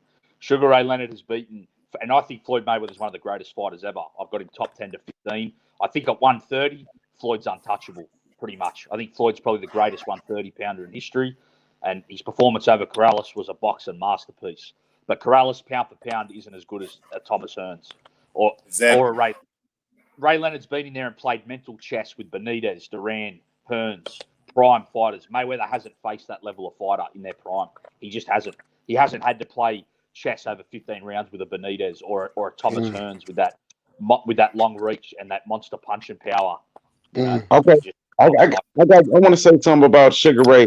I think Sugar Ray, he avoided certain fighters such as Aaron Pryor. You know what I mean? So I don't think Sugar Ray fought everybody in his era. He ducked Hagler for about 5 years. He waited to fight Hagler. I remember he had a ceremony where he said he invited Hagler and turned around and ducked him. And Sugar Ray, man, he was a great talent, but he also ducked Marlon Starlin too. He ducked Marlon Starlin and Donald Curry. But nobody wants to remember that, but he ducked both of them though. Yeah, Marlon Starlin was a great fighter too. And I want to say, Blood Boxing, you're doing a great job putting pressure on Earl Spence, man. I admire you. Keep it up with the. I'm not even done with that. I'm just getting started. I know people, the Earl Spence fanboys are trying to duck Jerron Ennis. They on the same network. He won't even mention it. I want you to keep it up, Blood Boxing, because I will. Earl Spence will duck Jerron Ennis. All right. Well, let me just get to that though. Yeah. Let me just say this though. Look, H Money, yeah, me and you got the same energy no matter what hour, what time it is. But Jerron Ennis, yeah, I think, look, just like what I'm doing with Conor Benn, I'm not saying Gerard Boot Ennis didn't do a great performance. Man, when he put the fight and the pressure on Lipinez, that motherfucker's a dog. He put him to sleep, bro, just by giving him wild punches. He had no respect for Lipinez. Let's put it straight. Just like with what Conor Benn did to Samuel Vargas. I mean, the young boys are coming up. But let's not forget Virgil Ortiz, what he did with Maurice Hooker.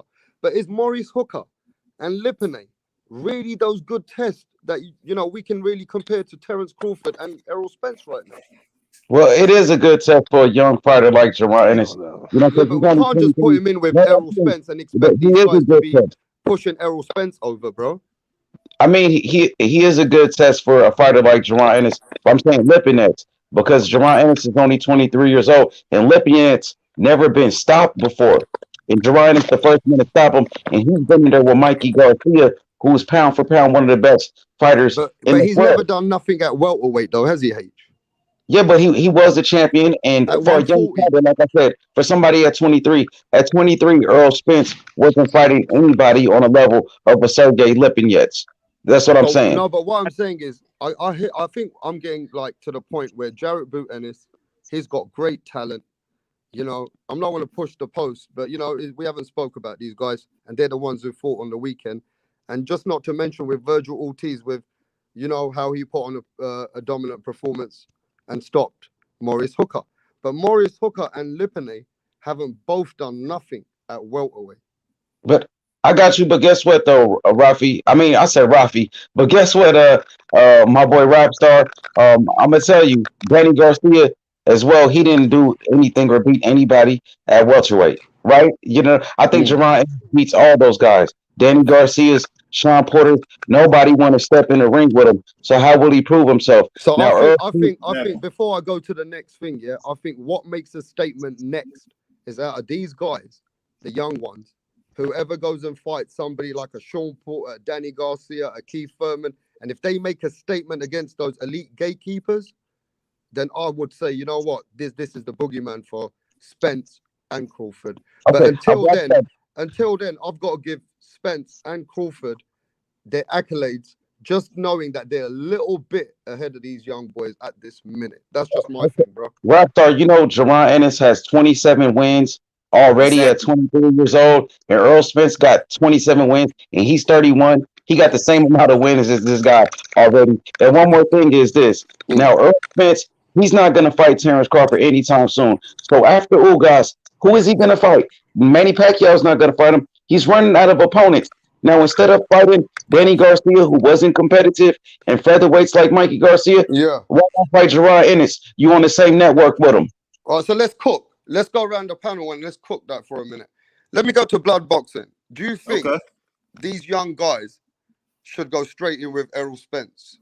Or they absolutely. Go ahead. I do. And I'm going to tell you why. Because if you take it back. And let's not just say Errol, Terrence Crawford as well, because Virgil Ortiz is calling out Crawford. Yes.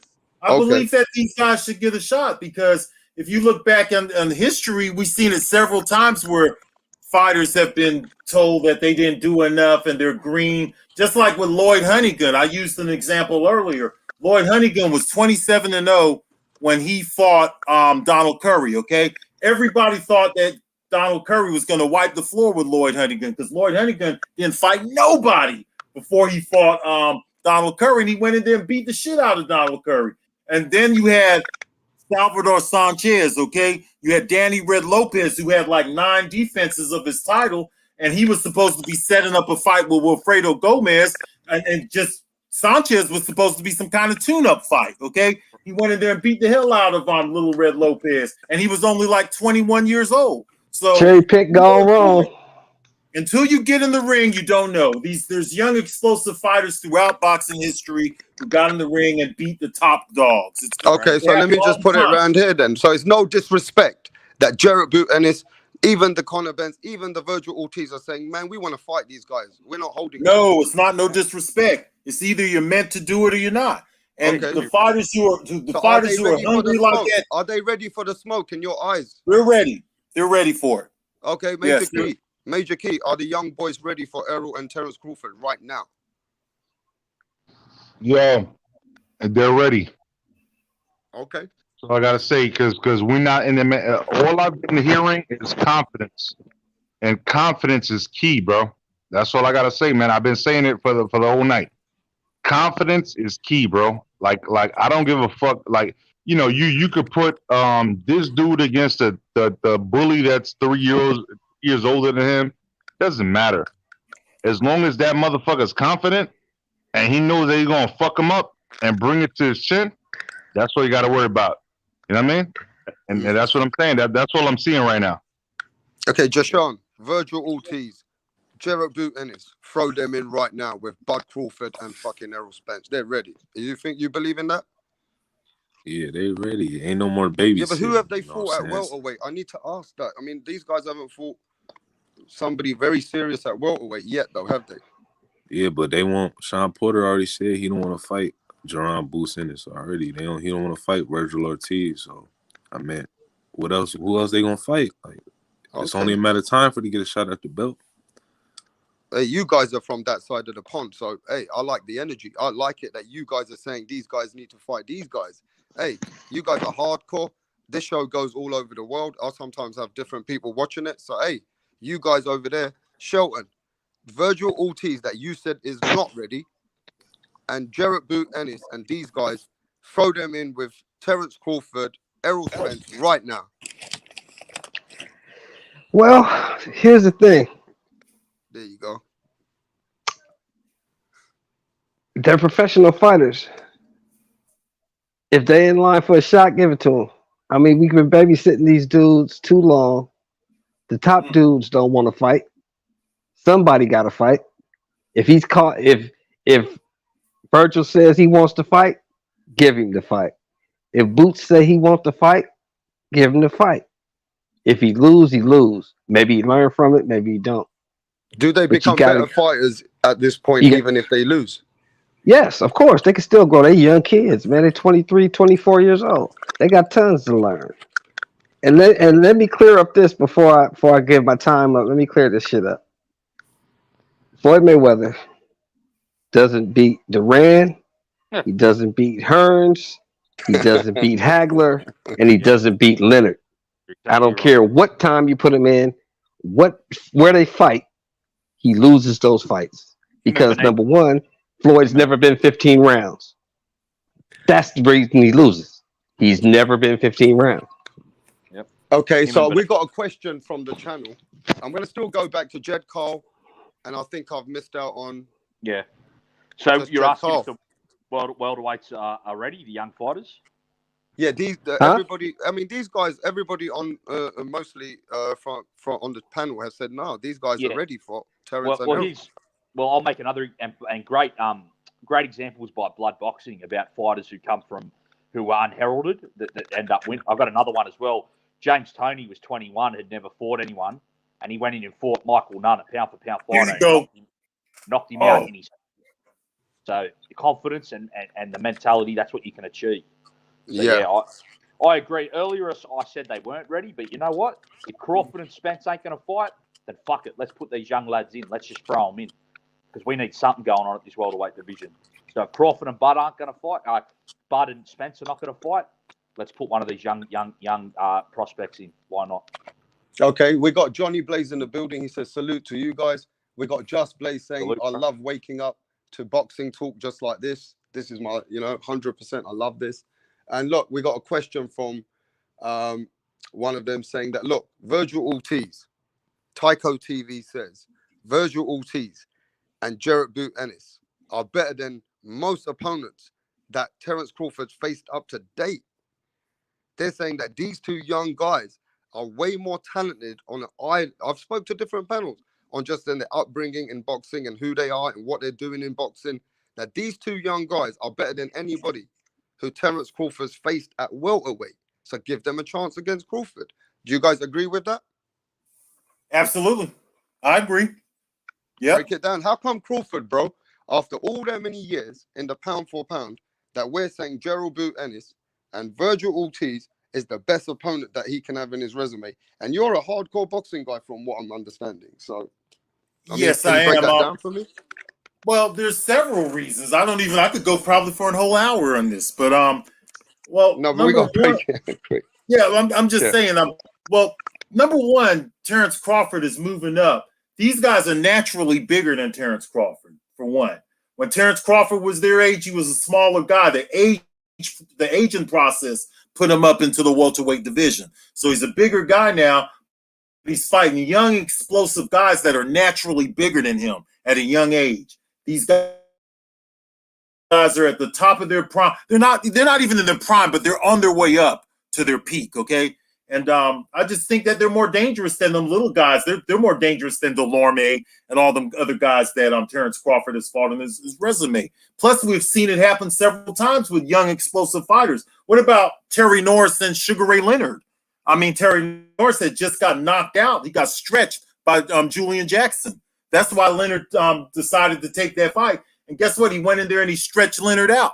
So he didn't knock him out, he knocked him down, and they went the distance. But he beat up Leonard. So there's several examples of young fighters beating up older guys in even a more combative environment. So I think that it's possible that these guys could be very dangerous. I think they're more dangerous than these recycle fighters that keep getting shots like Josecito Lopez and Jesse Vargas and even a Maurice Hooker at this time. Now it's a Luis Collazo, all of them guys. These guys, they ain't fought nobody like them. There's no guy like Boots Ennis on Errol Spence's resume because I think that Sean Porter and them guys are overrated. I don't think that they would have been able to survive in the 80s and 90s. But I think we do need to appreciate. I appreciate where Boots Ennis is now, but at the time when Errol fought Kell, Errol fought Danny Garcia. I mean, not Danny's recent after this car crash, but the time when he fought Sean Porter, and when he was coming up against Lamont Peterson and all these guys, Vivian Bundu and that. I mean, he was putting them guys to sleep before he come up again in some levels. So it'd be fair to say, I think maybe Jarrett Boot Ennis in his prime is better than Danny Garcia and Sean Porter. But again, You're right. Because I'm gonna leave right now. So I want to ask you a question though, because he made a great point, Yeah. and I don't want this to go like without being responded to. He said, Sean Porter, can he like last in those eras, like the 80s and 90s, with those type of opponents? That was a really freaking great question, bro. You know what I'm saying? Yeah, but Sean Porter's humbled a lot of welterweights. Like he humbled I Keith understand that, but that's why it's a great question. That's exactly why it's a great question. Think about it though. Like think about all of those people, and think about Sean Porter, because he is kind of like the throwback type of fighter, just letting it go. But how does he last with them? But with that being said, bro, I understood the question. I'm gonna bounce off, bro. I gotta go to sleep, man. You know what I'm saying? Watch my son in the morning. But I love all you guys. God bless. You know what I'm saying? Hopefully everybody's you know what I'm saying, blessed with their family in the morning. You know what I'm saying? Everybody wakes up and has a great day tomorrow. You know what I'm saying? Hey, peace out. Have a good night, bro. Catch you soon. Peace out, my homie. Yes, sir. No doubt. Hey, all love them. Peace. Yeah, look, man, I gotta agree with you, man. Maybe the Jarrett Boot Ennis, the Virgil Ortiz, maybe they are better than the Danny Garcias and Sean Porters, you know. But we have to see it now, and we have to see these guys, and let's see how they perform with some elite levels. Because look, blood boxing, you know this, I know this. When you step up in elite levels, you're not knocking people out anymore. You're changing your game plan. You're gonna, last 12 rounds. You got to go through some trenches. So I think at some point we can only judge it to the point once they do get in position, when they're fighting someone that you can say, you know what, yeah, this guy's got it. You know what I mean? Well, the special fighters will continue to knock fighters out, even at the elite level.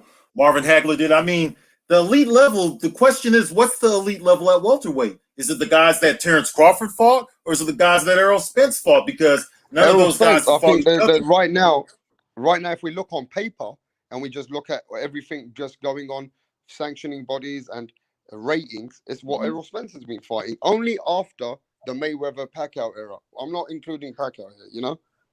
Okay, let me ask Blood Boxing a question. Yeah. Blood Boxing. Yeah. Look at Errol Spence's last 5 fights. Right? Mm-hmm. Which one of those guys beats Crawford? You hear me? None of them. Exactly. None of those last 5 guys will beat him. Yeah, exactly. Not one of them. Not one of them. So where? And I do believe Crawford would have stopped some of those guys. Yes. So this is my question. I can also reverse the question. I can reverse the question to you guys. Errol Spence, to me, he stops Danny Mean Machine. I think he breaks him down at the end. Errol Spence, to me, he stops an Amir Khan, which comes out of 5 years later. Errol Spence who stopped that. Errol Spence who stopped that Kell Brook 5 years prior. 5 years prior to where Terrence Crawford got with in the situation where he had to cut weight and come back from 154 again, is the same Kell Brook that he's going to stop way more in fashion than he did 6 years ago. So again, I can say that, look, I think Errol Spence beats every opponent in fashion what Terrence Crawford did. Yeah. Jeff Horn doesn't get Spence either. Jeff Horn wouldn't go 6 rounds with Errol Spence. I would agree with that. Yeah, Jeff I'd agree with that. Last 5 rounds. Hey, you're being nice. You're from Australia. But here's the difference. But here's the difference. Terrence Crawford stops Mikey Garcia. Am I right or wrong? Yeah. It depends. Styles make fights. He stops him. He stops him. He stops him. I think so. He stops Garcia. Garcia don't make it 12 rounds with. Garcia don't make it 12 rounds with Bud. He don't make it. Mikey. He don't make it. So my question is, where's this super? They always talking about Errol's resume. His resume don't look too elite to me. But I mean, it may to you. No. But we got. It doesn't look elite to me. None of those welterweights have separated themselves far from each other. Facts. That's all I'm saying. I don't get where they got this big separation. I just don't get it. No. Me either. It's hard to determine because the rankings are not really legit. These guys don't fight each other. They're so inactive. It's hard to tell if Danny Garcia and Sean Porter are really legacy fights. If that's his legacy fight, Kell Brook and Sean Porter, that's not a Hall of Fame resume to me. There's several fighters out there who had. Look at Donald Curry. Donald Curry had way more defenses than, at least 3 more defenses than Errol Spence, and he didn't get into the Hall of Fame until just a couple of years ago. You know, it took years and years for this guy to get into the Hall of Fame. So all these guys going around, I've got a statement. Fans are telling me that Lamont Peterson is a Hall of Famer and all of that. I can't listen to those guys talk. I can't listen to them at all. Okay, I want to go to Jed Cole. Jed, I've got a statement here from Derek James, other athletes. At one point, even fighters were saying, like, look, man, Terence Crawford is a pound-for-pound fighter. But his Hall of Fame really is Ricky Burns, as Ricky Burns was going out. Julius Indongo, which lost most of his fights after Crawford. And Jeff Horn, no disrespect, you know I love Australia. You know me and you, we love us. You know I'm all about world boxing. But Jeff Horn wasn't nothing great from Australia, bro. No, he's not. Right, so we got to remember again that the best win for Terence Crawford is probably Victor Postol. But his level of Hall of Fame, what do you say about all those athletes which turn around and said, and some trainers say, but come on, man, Crawford's been moving. They said, hey, all due respect to his accolades, but what fight would you remember? They keep asking me. And then it's hard to kind of come back to them. What do you think about that? Yeah, I think Crawford is a pound-for-pound top 5 fighter. I'll give him that. But Hall of Fame, I don't think so. I mean, unless Crawford needs that elite opponent. He needs that elite victory, I think, to even get in that discussion, which would be an Errol Spence. I mean, Crawford hasn't even got a victory as good as a Sean Porter or something like that even. I mean, Crawford's got a lot of good wins and he's done a lot of good work moving through the weight classes, but he hasn't got those elite victories, which he desperately needs. Crawford needs a big fight at the moment, probably more than anyone in the sport. That's why if he can't get Spence, I'd like to see him fight Porter, Danny Garcia, anyone. Even though I'm not too impressed with Danny Garcia at welterweight, but Keith Thurman would be good.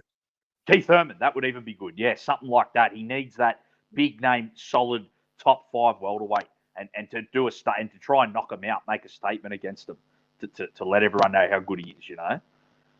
And because at the moment, I mean, at welterweight, he's really, it's not looking too good, you know. He's almost in. It's getting to where Golovkin was a few years ago. Remember, Golovkin was getting hyped up and he beat no one. Golovkin just kept knocking over average fighters, and all these stupid fanboys were comparing him to Hagler Monzon. Then it's, you know, Golovkin. I remember that dumb shit. Golovkin was knocking out nothing but a bunch of domestic level fighters, and these stupid fanboys were having fucking wet dreams about this fucking guy, you know. And then as soon as he stepped up, stop. You're funny, Jed. I like the way you break it down sometimes, bro. Hey. Yes. Look, let's go around the panel. Jashan, what do you think? A lot of people say Crawford's wins are manufactured. Yeah, he won those fights. That's who he had to fight. That's who he won. But they said, man, his resume ain't shit. And look, these are older people than me. These are proper professionals. You know what I mean? What do you think of that? Yeah, they spot on. Even though I like Crawford. I like Bud Crawford. I'm a fan of Bud Crawford, but he don't really got, like Jay was saying, he don't really got a lead. He got good wins on his resume. I think Postal, the Gamboa, Ricky Burns was good wins, but they're not elite wins that he needs to really set his legacy into stone. Like, he gonna need Earl Spence, Keith Thurman, to top it off with Sean Porter. He needs at least 4 or 5 elite wins on his resume. Like, he can't just go out just fighting the competition he's been fighting. Like, he need, because he getting old, so he definitely needs those wins on his resume. The time is running out. But I kind of tiny bit disagree. I think he will make the Hall of Fame. The only reason I say that, Jed Cole and Jashan, is that his 3-weight world champion on paper, as a Hall of Fame, right? He a lot of people have got into the Hall of Fame with less accolade than him. Does that kind of make sense to you guys? That is true. Yeah, and he's undisputed, so you can't take that away. So okay, the undisputed will help him the most because The undisputed is what's going to help him the most because when you look back on history, that's what's going to go down on paper. The 5 defenses that these guys have and the 6 defenses, there are also guys who have accomplished more than them that are not in the Hall of Fame. Okay? Yep. Okay, so I got a question like now. I said, Donald Curry's a good example because it took forever. It took forever to get this guy into the Hall of Fame. And then there's other guys out there who had similar defenses like Simon Brown and people like that. Those guys Simon Brown had more defenses than 5. I can tell you that right now. I don't think he's Hall of Fame. So, I mean, what is it that Errol Spence did to make it Hall of Fame with only 5 defenses and no big-time names? Because if Sean Porter and Kell Brook are as big as names, I don't see the Hall of Fame career. And I'm not saying I see it with Terrence Crawford either. The only thing Terrence Crawford that separates him is that undisputed status. He'll be able to say over the past, almost 20 years that he's like 1 or 2 guys. Him and Usyk. So does it not matter? And then I guess does you it could not count matter? Like Teofimo Lopez. You can count Teofimo Lopez too. I don't think that's enough, though. I don't think it's enough. No, but what I'm saying is, I think with Teofimo Lopez, the thing is, he not just that because he's so young, and he's challenged himself, and the way he beat what's his name, Richard Comey, and then took that title and got himself in position for the Lomachenko fight. Just to see how he outboxed Lomachenko, nobody could have believed that at some point, right? So there's a kind of a saying that he's a special fighter.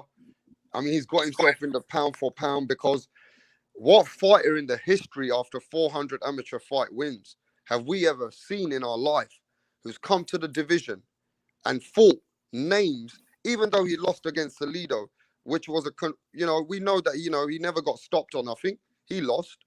But we got to remember the fights that Lomachenko's fought and the ranked opponents from the Martinez's, I remember, from just when the way he was fighting and coming up and those ex-world champions, nobody's ever done that. Nobody's ever done that.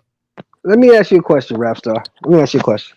No, but let me say, does everybody agree that the way Lomachenko came up after getting straight into professionals, nobody has gone in for... How many fights did Lomachenko had until he was a 2-weight world champion? 7?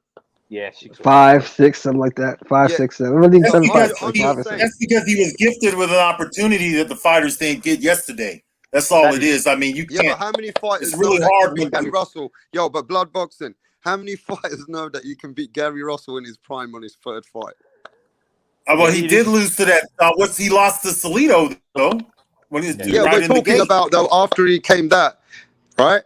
And then he overcame that, and then he beat Gary Russell in his 3rd fight. Yeah, he did. I think he published. And Gary hasn't lost since. Last time I checked, Gary hasn't lost since. Rigo beat Nito Donaire when he was pound for pound top 5 in the sport when he beat him. That's with like 12 or 11 fights. Yeah, I think Lomachenko and Rigo both really did great things earlier. I have to give them respect for that. But Lopez beating Lomachenko at 35, I'm not as high on it as a lot of other people. I don't think Lomachenko is that good at lightweight. I think he's better at featherweight and super featherweight. That's why I think Loma's 32, isn't he? He's 32 as well for a year. But even at 35, even forget the age, like to me, Lomachenko struggled with Luke Campbell, Linares. These aren't that good at fighters. So I always thought that Lopez would win that fight, and I picked him by decision. Like I think Devin Haney would beat Lomachenko at 35. I don't think Lomachenko's all that at 35. I don't think he's that good. So you think Lomachenko's probably one of the best at 130 or 126? Yeah, but there were better weights for him. Yeah, at 35, I don't think he's all that. Yep. So so Lomachenko will be a Hall of Famer without doubt, though. Probably because of the gold medals and all the stuff he accomplished in his first 20 fights. I mean, he probably will get in, to be honest with you. He probably will, yeah. Okay. I mean, it would be fair to say, though, when Lomachenko was a pound-for-pound fighter and Terence Crawford was a pound-for-pound fighter, who has the better resume, Loma or Terence Crawford? I think Lomachenko, but Crawford hasn't lost, so that probably makes him about even, I guess. I mean, I don't know. That's the thing that Crawford hasn't lost, Loma's lost twice. Yeah, I mean, I get that. I kind of understand where you're coming from on that, but I mean, would it be fair to say then if one of these young guys, Jed Cole, faced Sean Porter or Danny Garcia, just like we go back to the other question, they'd be facing an opponent that Terence Crawford hasn't faced in his whole fucking career. How Yeah, would that's that look on? How would that look for Terence Crawford? I don't think it'd be good, and I think that would maybe put him in danger of being passed by these younger fighters if that was to happen. Because say if Boots Ennis or Virgil Ortiz, stops at Danny Garcia or Sean Porter, I think everyone's going to start talking about them versus Errol Spence. I think that's going to get them in the talks. So yeah, I think that would be. I think Bud Crawford. That's why Bud Crawford needs an elite fighter right now to put his stamp on this weight class, to put the stamp to the boxing world that he's still at the top. He needs to get one of these guys, Porter, Garcia. If he can't get Spence, he needs to get one of them in the ring and put a statement on him. Knock them the fuck out and get on the microphone and say, I'm the baddest man around. He needs to let everyone know that still.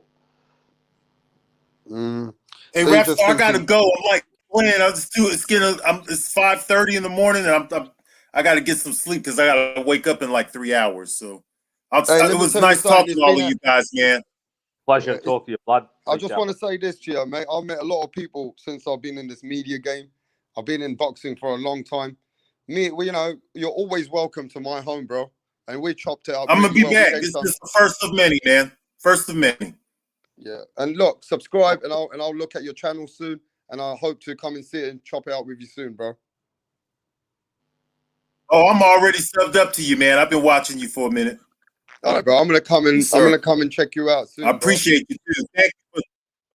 Hey, that's been great. Thanks for the opportunity, man. And it was great talking to all of you guys who were on the panel, man. All of you guys, and take it easy. I'll see all of you guys soon. Okay. Please, brother. Yes, sir. Hey, look, we've been keeping this alive. I think, we're very passionate people when it comes to the sport of boxing. Boxing fans, for me, are the best fans in the world. I don't want to sound like, biased or anything, but boxing fans are the most passionate fans in the world, bro. And hopefully, we're going to get some great fights together, and we're going to be, hopefully uplifting the sport. But Jed Carl, before I leave you soon, Anthony Joshua, he's made the statement, bro. The fight offers come in. The undisputed heavyweight fight's going to happen. As bring some great light to the sport. How you feeling about this? Oh, I'm very excited. I've been paranoid all year that this fight's not going to happen. I hope it happens. I hope that this is the truth, and I hope that Joshua Fury, because we need an undisputed heavyweight champion. It's been, I don't know, since '99, I think, or 2000, when Lennox Lewis fought Holyfield. That's how long we've been waiting. Since I was a little, I was 9 or 10 when I watched that fight. 32 now. I haven't seen an undisputed heavyweight champion since. So we need to get it. This is the biggest fight in British history. You've got two UK heavyweights fighting each other. It's just incredible for the sport. It's incredible for UK boxing. I'm praying somehow the fight could still be in the UK, because if it is, I'm going to try and get over there and be a part of the spectacle. So I hope somehow that fight could still be in the UK, because like I said, that's the biggest fight in UK history, and just an incredible fight for the sport. True super fight. Yeah, man, for sure, bro. And I think one of the biggest things for me is the event is just such a big magnitude. I mean, such a huge $500 million fight, bro. I think Shelton earlier said £500 million. I'm not sure, but I mean, Very one well of the could be, biggest yeah. events in our time. Was that? Very well could be, yeah. Could be. I'd say it could be $500 million, yeah. Yeah, I mean, this is one of the biggest events it's going to be history in the making. It's going to probably be a 2-fight deal anyway. And, just to know that fight's bubbling up, man, we can't ask for more than that. If that gets made now, I think boxing's coming back. We're seeing what Virgil Ortiz is bringing. We saw what Conor Benn did, Jed Carl. Conor Benn hey, listen, I haven't even spoke to you about that. Conor Benn put a fucking dominant performance on a man that nobody did that to him. How do you feel about that? Yeah, it's amazing. Like I said earlier, actually, when I come on, I think Conor Benn was the biggest winner of the weekend. He let everyone know that, because before the fight, I think a lot of people were thinking he may be just a domestic level fighter, but I think Conor Benn let the world know he's a world-class contender. He's a world-class prospect in world boxing. I mean, he reminded me of his dad a bit, the way he came out and blasted that guy out and around. That's what Nigel used to do. Everyone that they thought was a threat for Nigel would just knock him out in a round or two. He had the same aggression as his father and that killer instinct. Yeah, I love seeing it. and I hope Conor Benn can just keep improving, because it'd be great for UK boxing and the sport as a whole to have another Nigel. If he could even be half the killer his father was, it'd be great for the sport. Hey, we've got some exciting times coming with Jarrett Boot Ennis, Conor Benn, Virgil Ortiz, Tyson Fury, Anthony Joshua. The sport's coming back. It's getting crazy. Chocolito versus Estrada Free. We've got Josh Taylor versus for the undisputed versus Jose Ramirez. I mean, come on, these are big fucking fights, bro. I mean, we can say we're in the, coming at the bad end of a pandemic, but boxing's coming back slowly. Yeah. What do you think about that, Jashan? We got just these fights, and that can bring back boxing for 2021 for us. Yeah, you spot on, Rap Star. We got the fight I'm looking forward to the most this year is the Josh Taylor Jose Ramirez fight, because it's for undisputed, and you got two great fighters that's gonna bring it. They both landed on the line because it's the ultimate prize is at stake, undisputed. That's probably the fight I'm looking forward most to this year. That's been announced. But yeah, we got some great fights coming up. Okay. Yeah. It's even fights that haven't been announced yet that could potentially be made down the line this year that I'm looking forward to. Yeah, it's going to be a good rest of the year so far. It's only been 4 months so far this year, but the future is bright as far as for boxing for the rest of the calendar year. Facts, man. And Slugger Sam, are you still in the building, brother, or are you going to sleep on me? Might be asleep. Okay. I'll just say something quick, Rap Star. They're talking in the chat about the MTK. Listen, we've always saying it. Gangsters are always involved in boxing. There's always mobsters. It's just how the I'm sport still is. here. I'm still here. I'm on a delay. Oh, he's come back. Fucking Slugger Sam's come back from the dead. No, I'm still here. I'm still here. I had the laptop away from my phone. But sorry, what did you ask me again? Say it one more time. I said we've got many big fights coming up, right? We mentioned so many fights already. I don't know if you heard them. Is there any particular fights that are coming up in the next few months that you're very excited about? Oh, well, I mean, if the Fury and the Joshua one gets set up, that's a fight, like I've said, I've been waiting for since 2018. That one I'm always going to be excited about. As embarrassing as this might sound, the Andy Ruiz and Chris Areola, it's not that I'm really excited about it, but I'm somewhat interested in watching it. Not excited, but interested in just seeing it. But definitely definitely AJ and Fury. AJ and Fury, man. Can't wait for that. Okay, well, look, AJ and Fury seems to be everybody's biggest fight. But we got Chocolito versus Estrada. We've got part 3. We've got Josh Taylor versus Jose Ramirez. We've got Jamel Charlo versus Castino. We've got some undisputed fights coming up, bro. This is the undisputed year. So look, maybe my energy's on a high because I'm coming up to close to 10 o'clock, 10:40 in the morning. You guys are dying off. I'm fucking happy as fuck. I know I got big fights to cook. I mean, there's bigger fights than just having Tyson Fury and Anthony Joshua. I'm just saying, other big fights are on their way. We've got Javante Tank Davis going against Mario Barrios. Is that correct? Yeah, that fight was official. I'm not. So yeah, we got Devin Haney against Linares. We've got Teofimo Lopez. Oh, by the way, Teofimo Lopez and George Camboz's undercard is Mike Tyson and Evander Holyfield. Is that for real? Yeah, that's already announced because I told you this, didn't I, Jed Cole? Yeah, if you look at my channel, if everybody follows Rapstar, I'm the first guy to say, go check my community page that Evander Holyfield's on the undercard, because what actually happened, Mike Tyson got really pissed off and he got angry.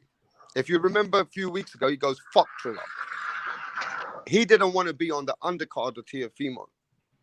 But what they did, they paid him enough money to be the undercard.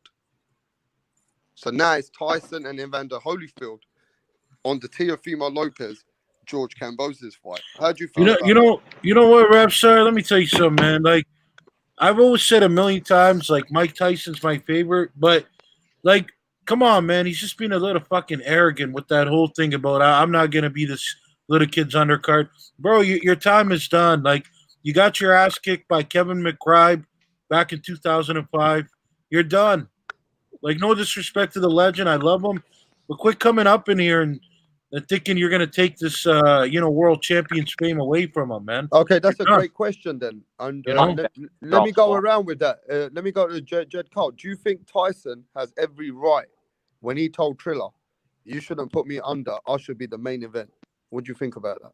I mean, I don't know. He might have a right because he did sell so many pay-per-views with Roy Jones, but just from my personal opinion, I mean, I don't give a fuck about 50-year-olds fighting. To me, this shows that boxing, all these young fighters and top fighters need to fight each other because when they're not, see, back in the 80s, no one would give a fuck about two 50-year-olds fighting. It's only because we're not getting all the fights made now that people even have any interest in a bunch of 50-year-olds. Like, who wants to see two 50-year-olds fight? Like that Roy Jones Tyson, I didn't watch it, but the highlights I saw, I mean, it was painful to watch.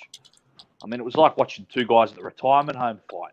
Like, yeah. I mean, fuck, I don't want to watch that shit. So, I mean, I just don't really want to see. If Tyson has a right, I don't know. He can say what he wants. He's a legend, but I just don't want to see him fight anyone, period. So I've got no interest in it. But I think Holyfield maybe will always have Tyson's number just because I think of his mentality. I think he always have a mental advantage over Tyson. But I don't know. I just don't care about that. Two old people fighting. Shelton, what do you think? When Tyson was a little bit like fuck Triller last month when they wanted to put him on the undercard, but now they're paying him enough money to be on the undercard with Evander Holyfield. I mean, was it a disrespect, or do you just think Tyson's just Tyson? Well, Mike actually kept his word because he's not fighting on undercard. It's gonna be Kevin McBride and Holyfield. Right. Oh wow. You know what I'm saying? Mike kept his word. But I'm on the same page as J. Cole. Mike's time has passed. All these guys' time has passed. That should not even be an issue. It shouldn't even be on pay-per-view. You know what I'm saying? Let these young guys handle their business. Step aside. Be the legend that you are, but be the legend at ringside. Don't be in the ring.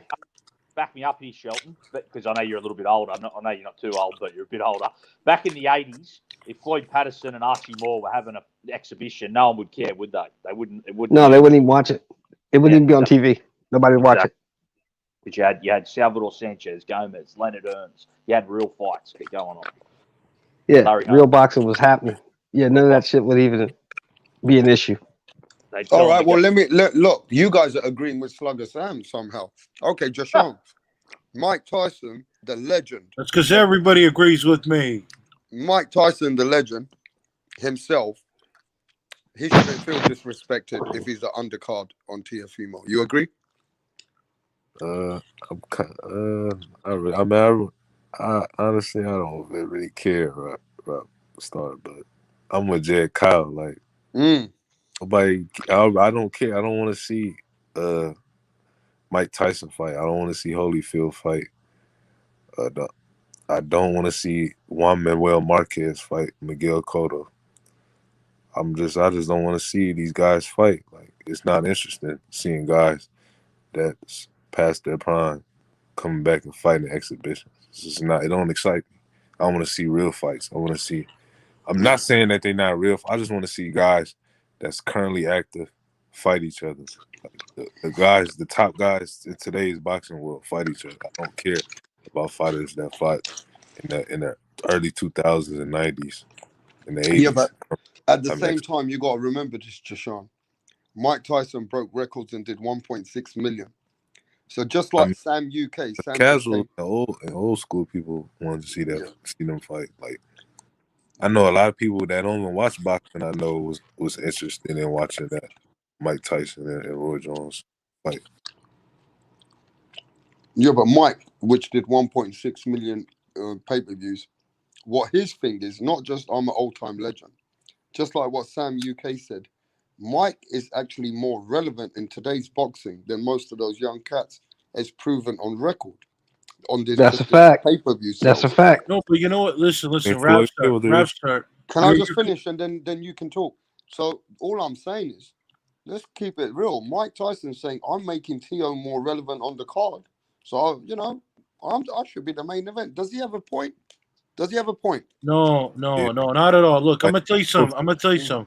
Okay, I got no problem with these fights happening. I got no problem with any of these legends fighting, but for him to try and come in and say, "Look, I'm gonna take the shine away from the undisputed world champ," fuck to the no, man. Like that. That's just like even if Ryan Garcia, somebody that I don't like him as a fighter. If Ryan Garcia was the undisputed world champ, I'm gonna give him more respect right now as a boxer than Mike Tyson. Mike Tyson's a legend, but he's done. Like I'm not gonna fucking front. I would beat the living shit out of Mike Tyson right now. No, If he you was, wouldn't. yes, I But would. that's another I would story. kick his ass. I would No, kick you won't. his ass. I He's got my done. money on Mike No, Tyson you to wouldn't. beat you. No, No, you wouldn't. Look, he is Mike done. would Slugger fuck you Sam, up. listen to this. oh, He man. is done, man. He is Slugger done. Sam, but He's listen to in the this. history You're books. always welcome in my house, but I will always put my money with Mike Tyson till the day that you both go to heaven. All right. I mean, I get it. It's a different story. I mean, Yeah. this is really how I feel. I'm not gonna say I could do that to 87, 88, Mike, but on some real shit, this is a different topic. But anyways, that yeah, like I get it, man. It's good if you're gonna sell, you're gonna make the pay-per-view better.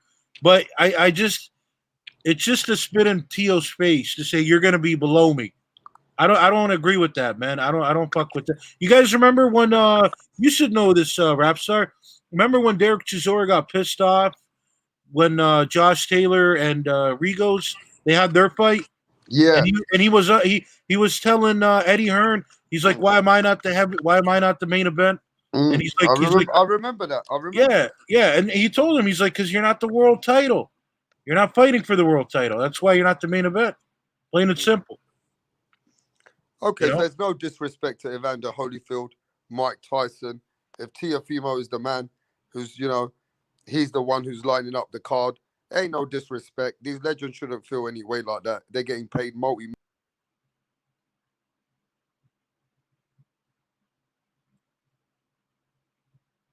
What happened?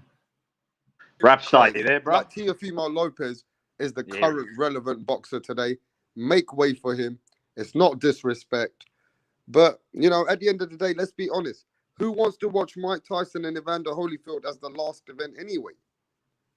Not me. Not me, man. Not me. I don't want to watch them in their age of today because I remember Mike Tyson as the killer that he was in his younger days. And I remember Evander Holyfield as one of the best ever cruiserweights who did it and the best ever guy who did it and got to the heavyweight. That, these guys are you're lucky. struggling today, bro. They're struggling to be in that gym, in you're lucky. fight. You're lucky because you're not going to have to see it. You're going to get to watch Holyfield and Kevin McBride.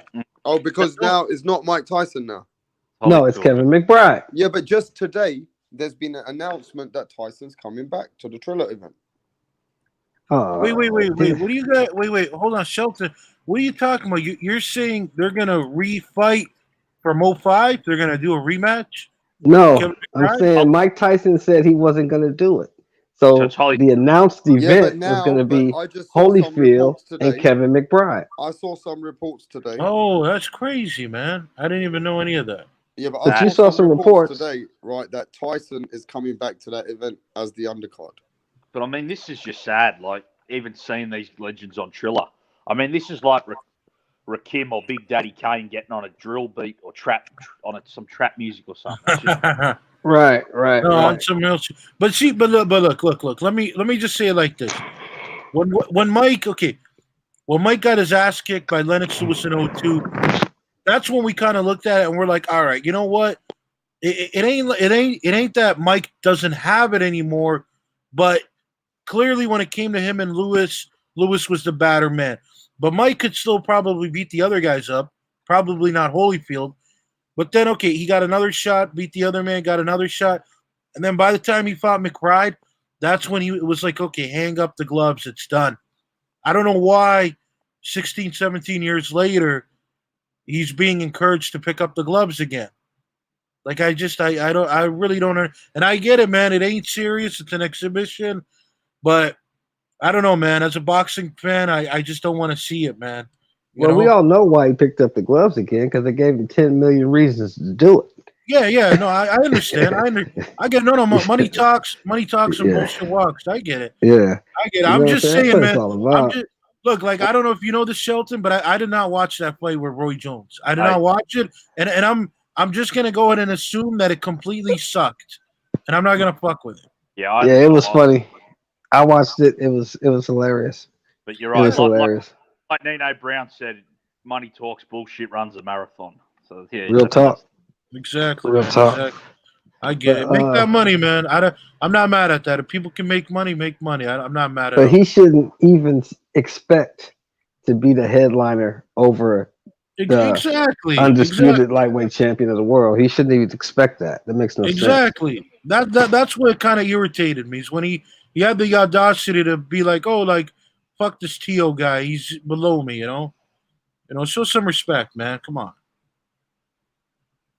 He wouldn't have done that Hey, to I just Ali. want to say something to the subscribers. They're saying, what's the money logo? That's my Cash App. So if anybody who has been supporting me, I appreciate all you guys. I will make a list of the names, and I appreciate everybody who sends me Cash Apps. So yeah, my Cash App is there with a cash sign Rapstar 44. So yeah, man, I haven't got monetized yet. So that's another story. But look, But my Rapstar, your photo got taken down. What happened to your logo? it happens after a while sometimes. Yeah, you just got the white thing. No, your W. You know how you have that Yeah, W? that happens. Slugger Sam, when you go in and out of the panel, sometimes, like I have done, sometimes your logo goes after so many hours. I jump back out and or something. Yeah. But, Oh. but look, I'm gonna say this, bro. I've been in this media thing for 3-4 months now. I haven't been here that long, and I really appreciate everyone, man. I've grown overnight. You know, I've got thousands of people which have joined my my channel. I've got 2 channels. I've blown this one up. We've got over 1,600, 1,500 subscribers in a couple of months.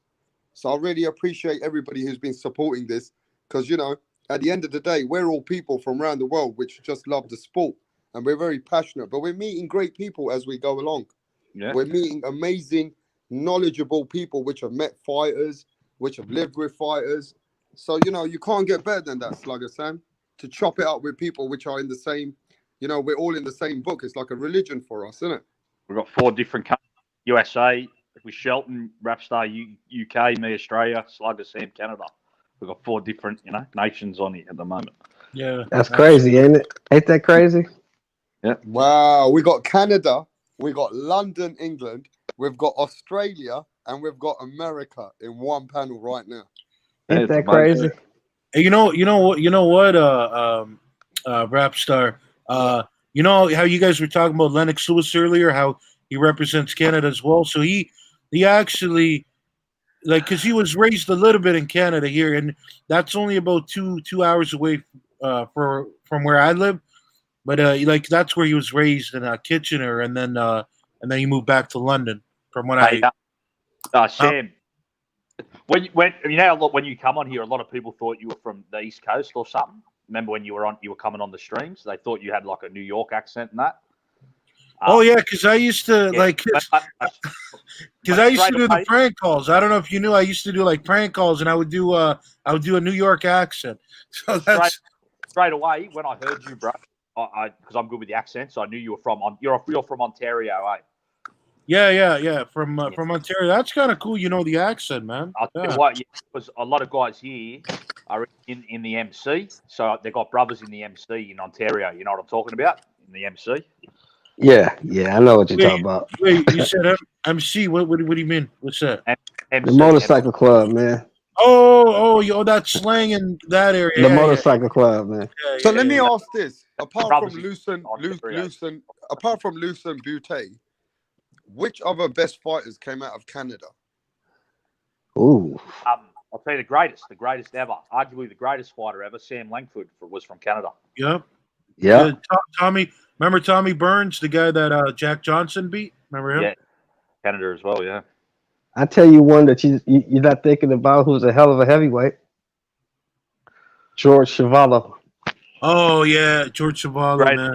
Greatest chin maybe in boxing history. He fought Ali. He fought Ali 2 times, and he went the distance. Yeah. The washerwoman. Yeah.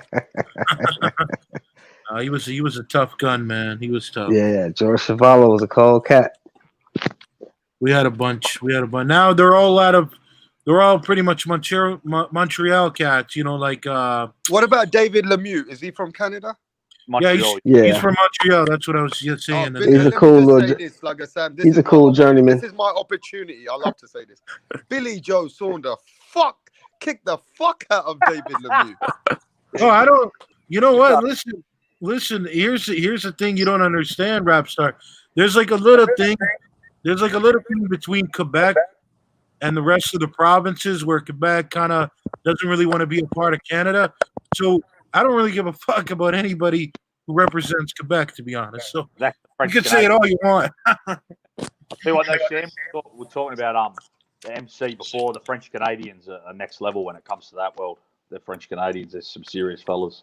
Oh, it's different, man. You go there and you'll speak English, and they know how to speak English perfectly fine, but they'll be complete dickheads, and they'll try and get you to speak French. You know, it's Slugger Sam, let me get to this. I've got some reports here.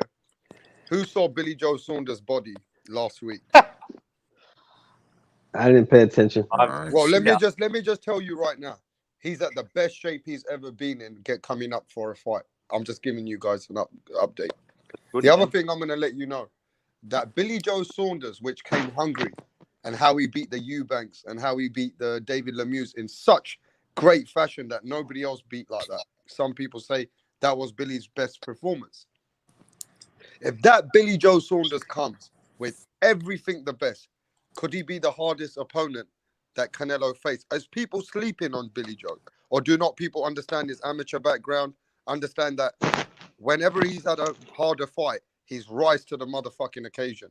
Even if he's lost a few rounds, he knocked some guy out just recently. What I'm saying is, Billy Joe Saunders is a much better fighter in some hardcore people's eyes than Callum Smith. People say that you guys are sleeping on this guy. He beats Caleb Plant. Do you think that best Billy Joe can win against Canelo? To be honest, I don't. I think Billy Joe Saunders at his best can give Canelo a bit of trouble, because Canelo does struggle with boxers with fast feet and that move a lot. But I see Billy Joe Saunders getting broken down eventually. I don't think he can outbox Canelo over 12 rounds. I think he gets broken down to lose like a clear decision, or maybe get stopped late. I don't think he can he's got the skills, stamina, or just concentration to outbox Canelo over 12 rounds. Canelo's just too good for that. Okay, so you don't give him a chance, Jed? No, give him a chance. There's always a chance in boxing, but I don't see him. It's a long shot. The best ever Billy Joe who could. Okay. Hey, Shelton, Billy Joe Saunders, he can't win this fight no matter what he does. Is that true?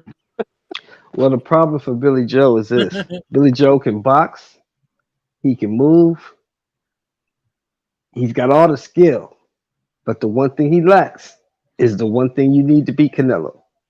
He don't have the power. He can't keep Canelo off of him. If you can't throw something at Canelo to stop him and make him back up, he's just gonna walk you down. He's gonna cut the ring off, and he's gonna bang you out of there, and that's what's gonna happen. You have the stamina either. I don't think he can keep it up for 12 rounds. I know he's in the best shape. He might be in the best shape. Yeah. Stamina is something that you have to. He hasn't lived the lifestyle of a boxer, so that stamina. Exactly. He'll never. A lot of cocaine. Yeah. He'll never. You guys are right back to where they fucked up in their lives again. It comes back to haunt you. Yeah. Yes. Okay, Jashawn. Billy Joe Saunders don't have a chance. What do you think about that? Yeah, I mean, I like Billy Joe Saunders, and I like him because I know him and Tyson Fury, they got a close relationship. I like their styles a lot, him and Tyson Fury. But like you said, like he don't got the power, and he tires out late in fights in the past. So I just don't see him being able to just keep Canelo off. Canelo gonna keep coming. Like Canelo puts pressure on you. He gonna go to the body. I think he gonna stop Billy Joe probably late in the fight. So there's an article here, and now let me see how hardcore you are. Do you know that Floyd Mayweather likes Billy Joe Saunders' style? Did you know Yeah, that? yeah. Do you know that Floyd Mayweather is one of the pugilists who thinks Billy Joe can give Canelo I fucking heard. trouble? Hey, And the only Rapstar. reason is he sees what some other people see. If Billy can move those feet and Billy can make Canelo miss, and Billy also said this, that Floyd Mayweather showed me the blueprint how to beat him. Yeah. So I'm just saying. Adrian Broner said Billy Joe can beat Canelo. Oh, did he? Yeah. He said he better stay away from him. Yeah, he said that. He said that. So would it be a total motherfucking upset if Billy Joe beats Canelo? It fuck up the whole apple cart. Yeah. It would be It fuck up the whole apple cart, huh, Jed? Hey Yeah. Jed, to me, I'm gonna be honest. Canelo is one of the best. But the biggest upset is Andy Ruiz beating Joshua. Billy Joe beating Canelo is not the biggest upset for me. Nah, I think it'd be bigger. Canelo's a better pound-for-pound fighter than Joshua. You know, like Joshua had flaws. Not that I mean, Canelo has flaws. All boxers have flaws, but Joshua was still like a bit of a work in progress. You know, I know he was world champion. Like Canelo's an established, elite pound-for-pound fighter. I think it would be a massive upset if Billy Joe beat him, especially considering Billy Joe's best win is David Lemieux, like we just said. Like he hasn't really even beat anyone elite. So to beat Canelo, I think it'd be a huge upset. Oh, that'd be on it's very Tyson hard to say that Buster because level. we got to That'd be on remember this. Tyson Buster level if he beat Canelo. Huh? No, That'd be on Tyson Buster you guys Douglas are level. taking Yes, it it a bit would. to an extreme because Billy Joe Saunders, you guys are forgetting Billy Joe Saunders is a two-weight world champion. Billy Joe Saunders is an Olympian. Andy Ruiz was no way near Billy Joe Saunders level when he was fighting Anthony Joshua. Hey, Rapstar, let me ask you this. Is he, like, it's not relevant, but it's just a quick question. But is Billy Joe Saunders, is he Muslim? No, he's a traveler. No, he's a traveler. He's a gypsy. No, because why does he always post pictures of him talking about Islam and stuff? No, because He's a gypsy. Tyson Fury and Billy Joe Saunders has a big Muslim community following. Oh, I got If you've ever seen Tyson Fury, he'll do the Bible, and then you'll have one guy coming in from the Muslim community. Have you seen that, Jed Cole? And then they'll do a little prayer in the room, and then he goes to the fight. All my mates here that are Muslim, they love Fury because of that. Like a lot of my mates are Muslim. Because a lot of people here actually are Islamic. They convert. And so a lot of my mates that have been to prison, they actually convert in prison. Islam's like the fastest growing religion in Australian prisons. So I know, a lot of guys I grew up with have converted when they've come out of jail. So, they all love Fury because of that. Yeah, stuff. so people said that Canelo's favourites and odds is no way near Buster Douglas and Tyson Fury. Even if you look at the Andy Ruiz, you got to see how you look at it. Everybody who knows about boxing in England understand that Billy Joe does possess some skills. They know that Billy Joe's been asking for this fight for more than 3 years. They understand that if he does win, it's not the biggest shock in the world, but it'll be a massive thing for him if he wins. Because, again, people are understanding that Billy Joe's got some skills. People have seen that if Billy Joe can, pull up the upset, it's kind of, it's not like totally unexpected. Yes, Might it be able to is. pull it off. Yes, it is totally unexpected. Let's not downplay it, Rapstar. Okay. Ain't nobody picking Billy Joe to win this fight. It'd be a huge Nobody. upset. In USA, it would be a huge upset, wouldn't it? In America, it would be massive. It would be massive. It would be massive. It would be fucking massive. Now, what's Billy Joe's best win? Give it to me. David Lemieux. David Lemieux. If he beats Canelo, that shit is. Put it this way. If I had a whole bunch of money, I'd take $20,000 to Vegas right now and put it on Billy Joe to win. Hey, Rapstar, that shit make me rich. My bad. Yeah, Jashawn. Go ahead, brother. Go ahead, Jashawn. Somebody, what about me? Said check out Paddy Donovan. Yeah, Paddy Donovan is a good fighter coming out of England now. I think from Ireland. I watched a few of his highlights. Paddy Donovan seems to be a very good prospect coming out of England. So yeah, you guys just watch Paddy Donovan, man. He's What got weight some he great fight work at? rate. He's very, very, just keep an eye on him. What weight class? I think Paddy Donovan, if I'm not lightweight, Lightweight? Okay. I've got to check again. But I 135. know I've heard of him. I've watched his highlights. It's not like I've been watching him totally. But yeah, he's a name coming out of England, Paddy He's Donovan, pro for already? sure. But you guys have got to remember, there's other names that you guys don't mention, which is Joshua Buatsi. Joshua Buatsi seems to be coming out of England. He's been doing everything's asked of him. Does anybody know about Joshua Buatsi? Yeah, No, good I fighter. don't. Yeah, he's a very good skilled fighter. Light heavyweight, I believe, is he Rapstar? Light heavyweight. Yeah. Light heavyweight. Hey, but Rapstar, what about Lawrence Okoli? He looked real good the other week. Yeah, he's a Bashing up. cruiserweight. Yeah, I heard of him. WBO champion, isn't he? Yeah, I he heard of looked him. Lawrence Okoli, yeah, I heard of him. I think Lawrence Okoli's a problem at cruiserweight, bro. Yeah. I mean, Now let me ask this question: who right now? Let's just say, for argument's sake, Canelo cleans up 68, right? Who's got the best chance to beat him? At 75? At Have to 68? be At 68? Whoa. at 68. No, you guys are wrong. Let me tell you what I saw. I've been really watching some stuff, right? Okay. Now, I don't know if Benavidez is this guy who can beat Canelo, because I saw Benavidez also in one of his fights. He got clumsy and he got knocked down in the 12th Yeah, round. I'm not Who sure remembers? about that Shelton. Shelton were talking about this earlier in the comments. I don't know. Yeah, we were. Yeah. So I've seen some weak points in Benavidez, and I also know that Anthony Durrell, now that's his best win. Benavidez was able to stop Durrell. Yes, he was. Do you think Caleb Plant can stop Durrell? No, because No. Caleb Plant couldn't stop Caleb Turax, Right. right? And for me, And he broke his hand. exactly. And for me, I think Benavidez is the boogeyman of that division at 168. But again, I think Canelo edges Benavidez only because of experience, and I think he can break him down to the body. But Benavidez is the only one. I can't give anyone else until 168.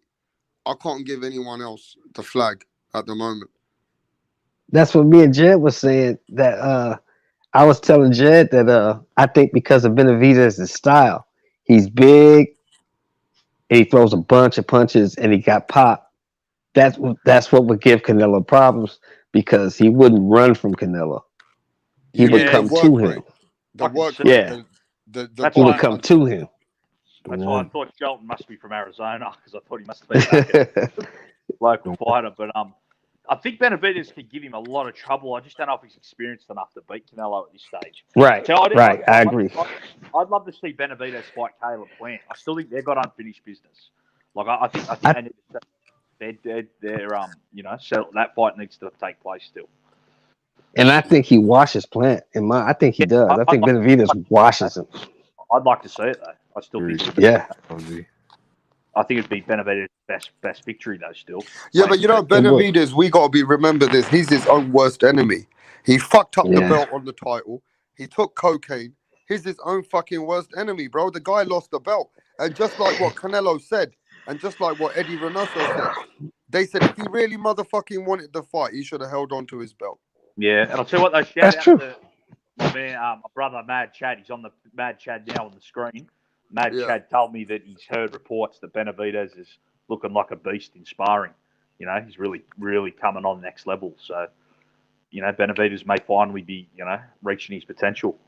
I mean, I hope he does, because I think he is a great prospect, and it'd be good to have another super fight with Canelo, someone who can build up a big fight down there. Because Hey, because you know what, Jed? I took your advice, brother. I took your advice. I watched a Bivol fight, and I watched a Beterbiev fight. Friday night. I watched both those fights, right? Yeah. I'm telling you now, Rapstar, he should not go to 75. If he does go to 75, avoid those two dudes. They'll go nowhere near him. Canelo doesn't beat Bivol. He doesn't beat Beterbiev. Yeah. They too much for him. Yeah, they too much for him.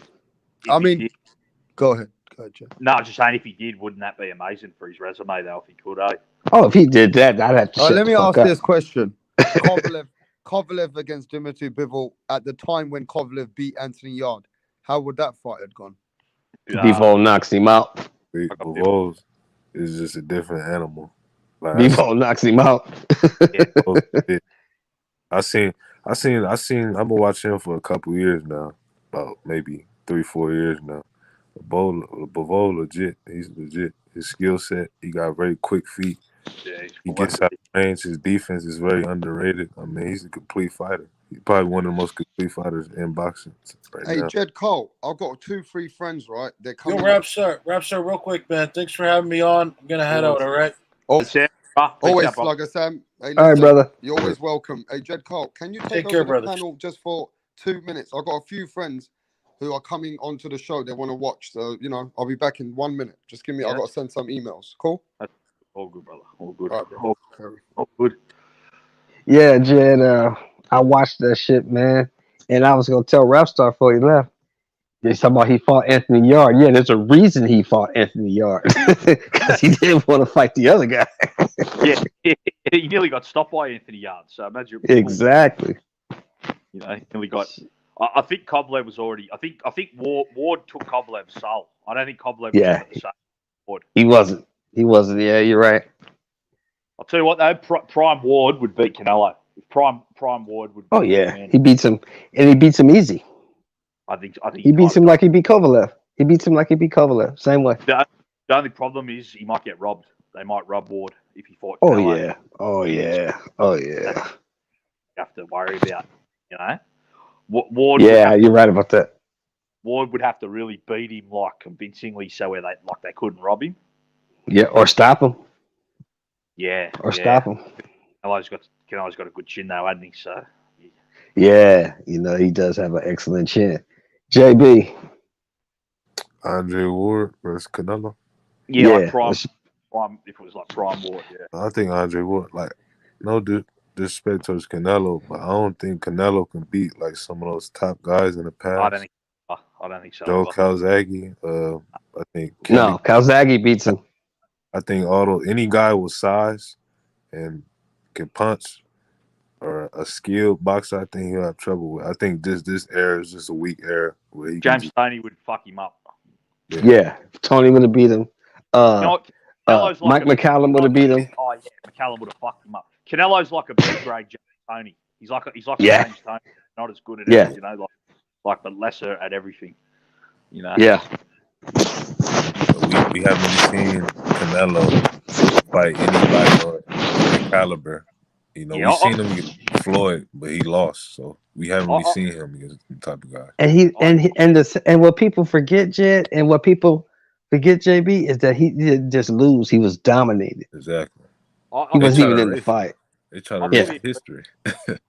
I fully agree, JB, as well, brother. This era is kind of whack. It's not all that. Like Golovkin and that.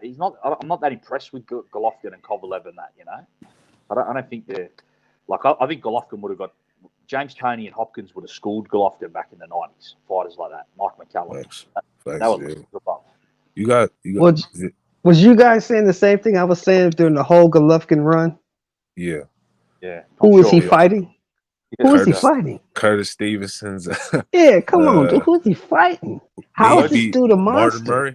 Martin Murray. Yeah, Martin Murray. And come on, man. He was beating Sergio Martinez leftovers. Who was the other guy? Who's the other guy? Sergio Martinez had beat Barker. What's his name? Yeah, Gill. No, Gill. Macklin. Matthew Yeah. Macklin. This dude Sergio Martinez beat. Macklin's the one that MTK's named after. Funnily enough, now that's who MTK was named after. Oh, really? Yeah. That's Macklin. That's crazy. Yeah, it's Matthew Macklin. Yeah, he was beating these guys, and I'm like, I'm looking at these guys, and I'm like, okay, well, all these guys are like 39, and they're over the hill, and this guy's 30, and he's supposed to be this monster, but he's not fighting anyone. There's people to fight. Why didn't you fight these guys? No, he's fighting this guy. HBO. Yeah, HBO, exactly. HBO's. I remember watching them around that time. I remember they was talking about this guy comparing them to Bernard Hopkins, Carlos Monzon, and Marvin Hag. I'm like, come on, man. They saying he got the most defenses. I'm like, but he ain't fought. He didn't beat one champion during them defenses. Like, I go on a lot of other shows, and they always disagree with me about Hopkins. Like, Hopkins would have schooled Golovkin, bro. Like, I don't know what they're looking at. Hopkins is a way better fighter. You're right, man. You're right. You try to tell these people something sometime objectively, and they just lose their shit. I think Chris Eubank and Steve Collins and them guys, and the UK super middleweights, the golden era, the super middleweights would give Golovkin a run for his money. I think possibly they would beat him. I think they could beat him as well. Yeah, I agree, man. I just think this generation, they just haven't gone back and watched them fighters, and they're just fanboying for Golovkin now, you know. And they're getting excited about him knocking over, average fighters. They don't even really know. I don't think they know the sport that well. Can you imagine Golovkin versus Froch? I think Carl Froch can beat Golovkin. I got Froch. Yeah, Froch would beat Arthur him. Abraham. I think Arthur Abraham beats him. Arthur Abraham would be a tough fight. I think that'd be a 50-50 fight, him and Golovkin. Yep. Yeah. Mikhail Kessler. I think Mikhail Kessler beats him. Yeah, I think so too. I think Jermaine Taylor fought in that Super 6 before he got hurt. Yeah, I think Mikhail Kessler beats him. Honestly. Kessler was not bad, man. Mikhail Kessler was pretty good. Like, this is how bad Triple G's resume. Like, if William Joppy is a better fighter than most of the guys Golovkin beat. Yes. Facts. Hey, what about a fighter in the 2000s? Felix Sturm. Who remembers Felix Sturm? Oh, from Germany? Yeah, he beat Oscar De La Hoya. Yeah, he got He was robbed. from Germany? Yeah, Germany. Yeah. Okay, Yeah, he beat Oscar De La Hoya, and they robbed him. I think he was Bosnian or Serbian though heritage. Okay. Yeah, but he was fought out of. Yeah. Did he fight? Who did he fight? Did he fight Carl Froch? No. Who fight? No, he fought Oscar. Yeah, he fought somebody else too. Though. Yeah, I think he fought like. He fought a lot of British fighters like Matthew Macklin, Okay, Martin we talking Murray, about all those. Andy Lee, right? He fought Andy Lee. Okay. Yeah. Andy Lee from Ireland, though. Yeah, that's him. Yeah, he's Tyson Fury's cousin, Andy Lee. Hey, that's something new. I just learned right now. Yeah. Where was Felix Sturm from? Germany. Yeah, he fought out of Germany. Yeah. Yeah. Yeah. Heritage was Bosnian or Serbian, though, I think. Who else is from Germany, which was a good fighter? I love learning that. Well, a lot of guys fought out of there, but they were from somewhere else. You know what I mean? Like Arthur Abraham's Armenian. He's from Armenia, but he fought out of Germany. Yeah, Arthur Abraham, Ingemar Johansson, fought out of Germany. Yeah, Mikhail Kessler was from Denmark, Sweden. right? I thought he was from Denmark. Denmark? Oh, okay. Yeah. Close. Scandinavia, same, right near each other. Yeah. I got the flag mixed up a little bit. Yeah, but Klitschko's were Ukrainian, but they fought out of Germany. So a lot of guys have fought out of there, yeah. That Michalczewski, remember him, the one they wanted Roy Jones to fight? He was Polish, but he fought out of Germany. So Where's Jirov from? I think Kessler, yeah. What's his name? Not Dmitry Bivol. Vasily Jirov, he's a Russian. Yeah. He's from Russia. Who's that guy from Russia. Kazakhstan? We got some fighters from Kazakhstan. Kazakhstan breeds some bad I motherfuckers. think Lipinets is representing Kazakhstan. Sergey Lipinets. No, we got another guy from Kazakhstan in the. Yeah, Madrimov. Is it Madrimov? Yeah, Madrimov. Uzbekistan as well. That's the new place. Uzbekistan. They got heaps of fighters coming. Exactly. Uzbeki. They look like the new like guys coming through. No, great. Yeah, man. Great fighters too. Yeah, I don't think he's gonna. I'm serious, fellas. I don't think he's gonna dip around at 75 no more because there ain't nobody to cherry pick. Yeah. You know, he might go up there and fuck with Zerto Ramirez, but I think that would be a mistake. I don't think he'll do that either. Well, he said he's not fighting any more Mexicans, remember? Yeah. For sure. But I think there's fighters which come out of different countries everywhere, and I think the most rare fighters, like Denmark, I don't know many fighters from Denmark apart from Mikkel Kessler. Yeah, I don't either.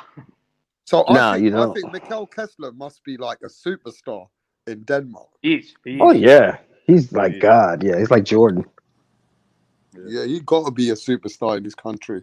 Is there any other countries that fighters come from which you've been like, holy Well, fuck? that UFC guy's from Denmark too. Overeem. No, he's Austria, Dutch. Overeem. From Holland. He's Holland. Holland from Holland. Yeah. Holland got the best kickboxers. Yeah. They got the kickbox. They're more into kickboxing than boxing. Like they love. Yeah, because that's what he did at first. You're right, because he was a kickboxer at first. Nah, yeah. But I think they might develop fighters because there's a lot of ghettos in that have appeared in Holland and Denmark, them countries, the last 20, 30 years.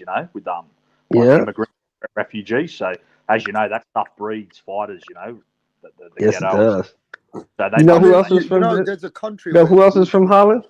Hey, there's From another Denmark? country which breeds really good fighters. Is Venezuela. Yeah. Hey, my grandmother is from my great grandmother's from Venezuela. So. Really? Yeah. That's cool. I just found that out probably last year. All right. That's cool, man. The boy, I was gonna say the boy, what's his name? Badu Jack is from Denmark, right? Nah, he's from Sweden. He's Swedish. Oh, from Sweden. Yeah. Okay, yeah. let me make a quick trick question for everybody in the chat and the panel. I'm gonna start with a country and give me their best fighter. France. Oh.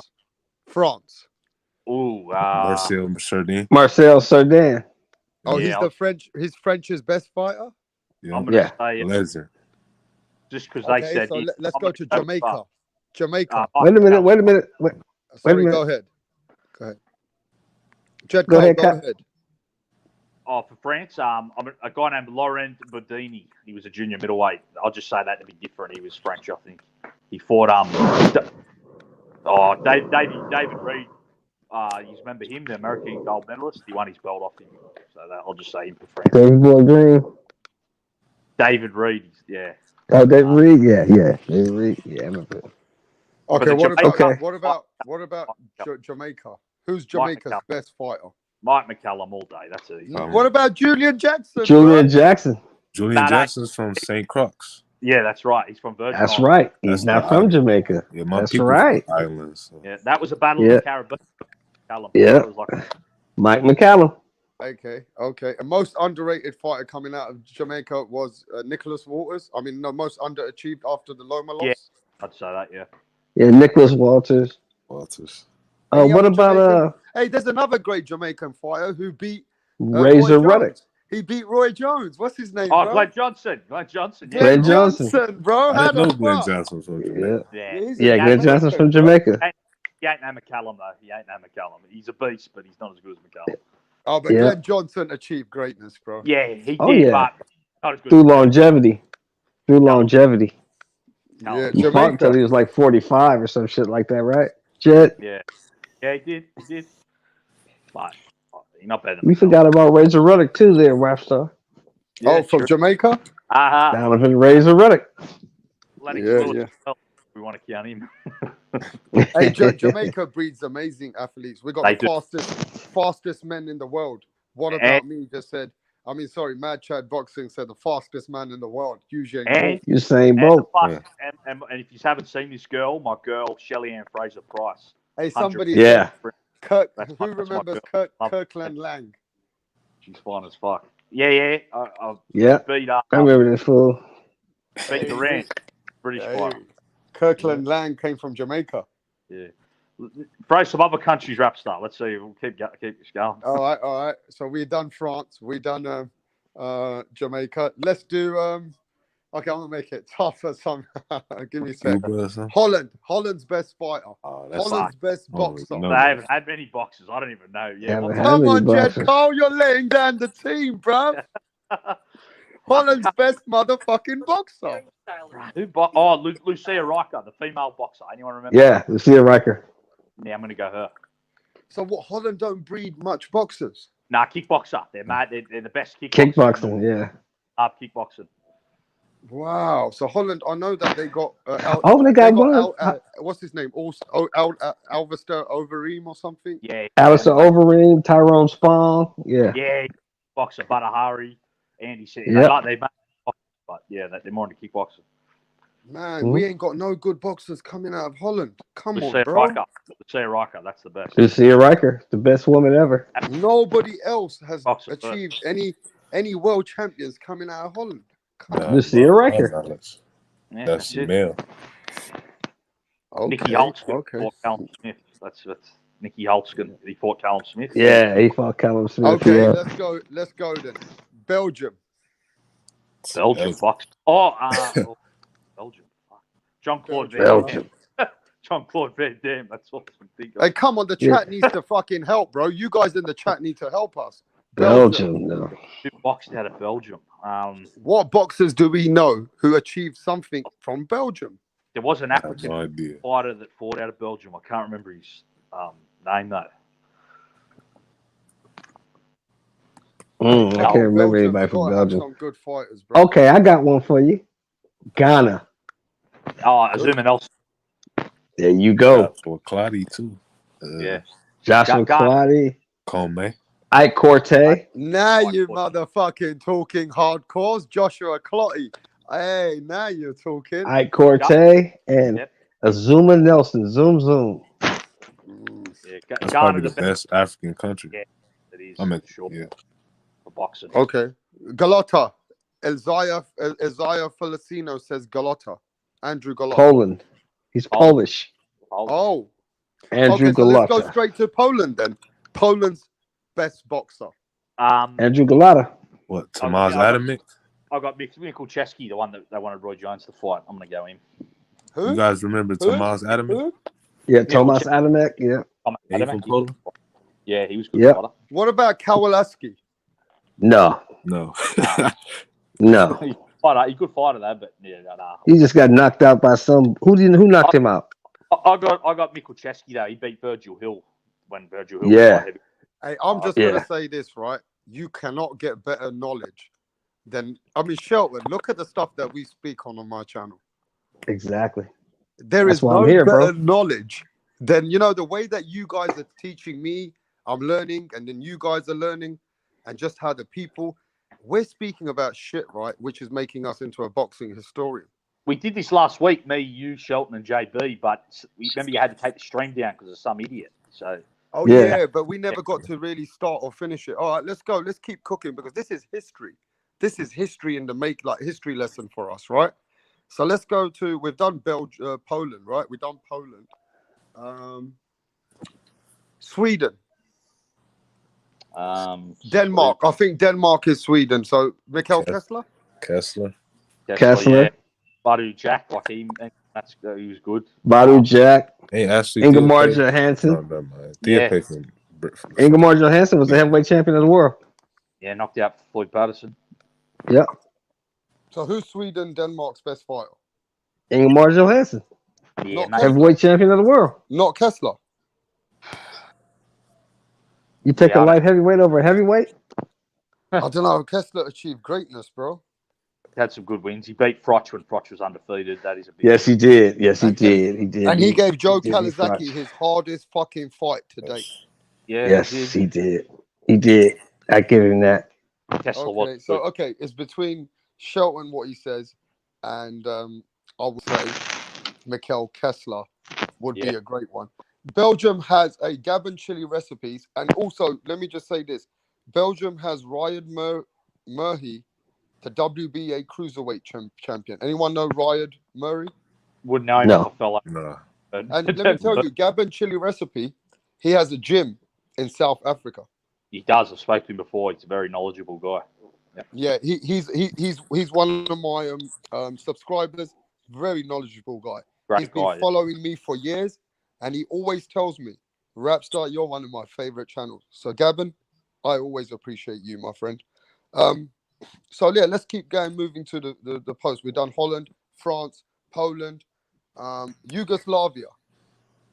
Well, Ooh, Yugoslavia. Well, that's not a country anymore. That's like Serbia, Croatia. So Okay, Yeah. Croatia. Let's go to Croatia.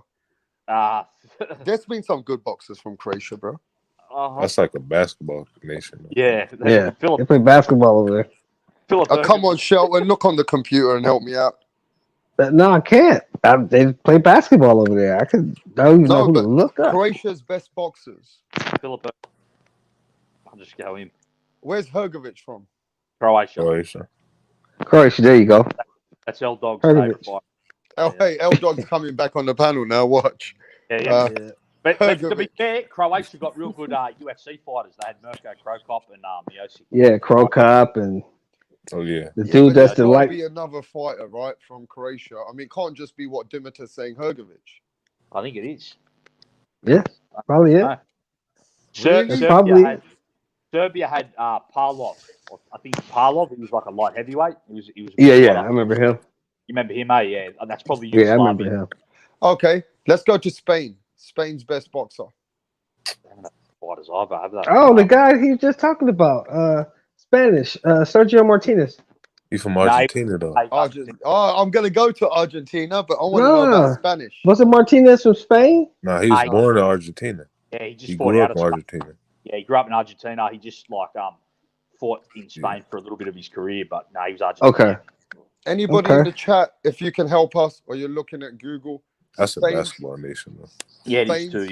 Soccer even more, bro. Soccer, Soccer, football. Yeah. They play football in Spain. Yeah. Football. Kiko Martinez. All right, we got one. Kiko Martinez. All right, yeah. Who the fuck is that? Kiko Martinez campaigned at 122 pounds. He was at 126. He had great fights with Carl Frampton, Scott Quigg. Good fighter. Did he win? Kiko Martinez. Did he win? Why are you laughing, Jed? I think he beat someone. I can't remember that. He did have a good. Hey, Kiko Martinez is still a fighter, isn't he? A boxer coming out of Spain. There was another Spanish fighter that De La Hoya fought. I can't remember his name though. De La Hoya beat him for a belt. I can't remember his name though. Okay. Castillo or something. His name was De La Hoya. Yeah, Castillo from Spain. Yeah. Okay, how about Italy? Let's talk about Italians. The Italian fighters, bro. Nino Bervecchi. Yeah. Hey, Nino Benvenuti. What about where's Mancini from? Ray Boom Boom Mancini. Yeah, are we including Italian? He's from Youngstown, Ohio. Are we going Italian? He's from Youngstown, Ohio. But he's an Italian, isn't he? Yeah, but he's not. He's from Youngstown, though. He's not from the. He's born in America. Okay. So what Italian fighter comes from Italy? I think Nino Benvenuti. But I think Carlos Monzon. My bad. No, Carlos Monzon comes from Argentina. No, I say he fought him, OJ. Yeah, Nino Benvenuti fought Monzon. Yeah, that's who Monzon got the title from. Nino Benvenuti. Dick Tiger. And the guy Hagler beat for the title, Vito Antuofermo. He was Rocky Marciano. Nah, he's not Italian either. He's from Brockton, Massachusetts. All them dudes is American, rap star. But check Tony Canzoneri. Tony Canzoneri, all-time great. Yeah, Tony Canzoneri. Yeah. I think he might have been born in Italy, he fought in America, but he might have been born in Italy. Yeah, Tony Canzoneri. Yeah, I remember him. Rocky Granzo. Rocky Graziano. Yeah. Jake LaMotta. He's from Jake LaMotta. He's from the Bronx. Tony Zale. Bronx. These are Italians from Chicago and the Bronx. Yeah. Tony Zale. Carmine Basilios from New York. They all from the America. They're all from New York. Yeah. Yeah, but would it be fair to say that we're coming from country, but Italian ethnic background of Italian? Would it be fair to put them in, or would you put them as an American all-time great? American. They're Americans. Okay. They are Americans. But I mean, I guess some people do claim them. You can only classify Benvenuti. You can classify Antuofermo. Yeah. They live Tycho in TV Italy. Tycho TV says, you guys want Italian born or Italian race? Italian born. Italian born. Well, I think if Canzoneri's born in Italy, he's the best. If he's Tony Canzoneri. Willie Pep, he's they all American born. All the great Italian fighters are American born. Pep's American born. Yeah. Yeah, American born. Yeah. All right, let's see what knowledge you guys are and how knowledgeable you are. Hungry. Laszlo. Pap or something. He was a good amateur fighter. I know him. We're talking about professional shit, you fucker. He had 20 fights in the professionals. I don't think he did anything else. Yeah, he got me on Holland. On Hungary, I mean, he got me on Hungary. Joe Bugner was from Hungary. Anyone remember him? Joe Oh, Joe was the Bugner, man, yeah. bro. Fought the champ. Oh, Hungary. Fucking hell, went Okay. back there. I don't know how I pulled that out of my head. Okay, let's go to China. China's best ever boxer ever. China. Zhu Shimi. Zhu Shimi, gold I medalist. remember Tushimi. Yeah. Gold Shimi, medalist. yeah. Gold medalist. Two-time gold medalist. Yeah. So, So he must be a hero in this country. Nah, he's a worker. Oh, He's that's working. a shame, bro. That's a shame. Yeah, they don't play that shit in China. Ain't no heroes. Ain't no hero. Yes, Take you your Yao ass back Ming, to I work. guess. Yeah, that's a shame, bro. But you know, Yeah. okay. What about Zukan? Johnny Blaze says Zukan. Don't know Who the enough fuck, about what? Zukan. Zukan. Zukan. Zukan. I think I've heard of him, but I've never seen him fight. So Okay. All right. Let's go to India. India's best fighter. I'll tell you, Vijender Singh, but he got beat the fuck out of 2 weeks ago. I didn't know they had boxers in India. I didn't know they boxed. Yeah. Vijender Singh is one Indian boxer. His name's Vijender Singh. Well, that's your. That's the one that fought on the card with Kayron Davis. Nah, man. I just know that that's one guy who made any noise for India. There is no motherfucking Them motherfuckers play hockey and shit, bro. I thought Them they do guys like are into cricket. Listen, Yeah, they produce wrestlers and cricket and shit, bro. That's your heritage, rap star. My dad's in heritage. My dad's, yeah. I'll put you onto a fighter, Indian fighter. They've never turned pro, but one of the best women boxers. Right. Her name's Mary Com. She's from India. Nobody's She fucking was heard good? of her. Listen, Was she nobody's good? fucking heard of her, bro. Jet? Gold medal. Yeah, she's gold medalist. Gold medalist. Oh, okay. It's pretty good. Yeah. Okay. But you know what? A rap star. She looks like Oriental. You know how parts of India, like the people are like Chinese. They look Chinese. Right. She's like, looks like that. But she's Indian. Let's see. Somebody said in the thing. Remember in Street Fighter there was that guy Dalsim. Yeah, he was a beast. You're funny. Hey, Breezy Boy's a funny motherfucker, bro. Yo, shit. Okay, let's go to another country. Pakistan. No, it's fine. Amir Khan's from England, bro. He ain't from Pakistan. He got Pakistani heritage. Nah, but he's not born in there. Remember the same thing with the Italians. I'm playing. Where was he born in Manchester? He's born from Bolton. Bolton. Yeah. Shout out There to was Amir Khan, though. There was another Pakistan fighter I think he's from England, though, Zalik or something. His name was. He was going to fight Vernon Forrest, but I think he was born in Britain as well. What fucking happened? Did he start playing cricket instead? Yeah, I don't know. Hey, listen, some countries don't have. Hey, man. Some countries Speaking don't of have that. good boxers, do they? Yeah, some countries don't. Speaking of that, how good could he have been, bro? Who? Vernon Forrest. Okay, yeah, we'll get to Vernon How good Forrest. could he have been? Okay, Vernon Forrest for me is was it Atlanta, Georgia's one of Atlanta's best fighters ever coming out of Atlanta. Him and Holyfield. Him and Holyfield. Yeah, Vernon Forrest was the fighter good. which beat Sergio Mora and gave Sergio Mora his first loss. And he beat Shane Moses twice. Twice. Yeah, but don't duck the question. You ain't got a fighter for me from Pakistan, have you? No. Oh no, I don't. I do not. Okay. Let's go to another country, right? Argentina. Carlos Monzon.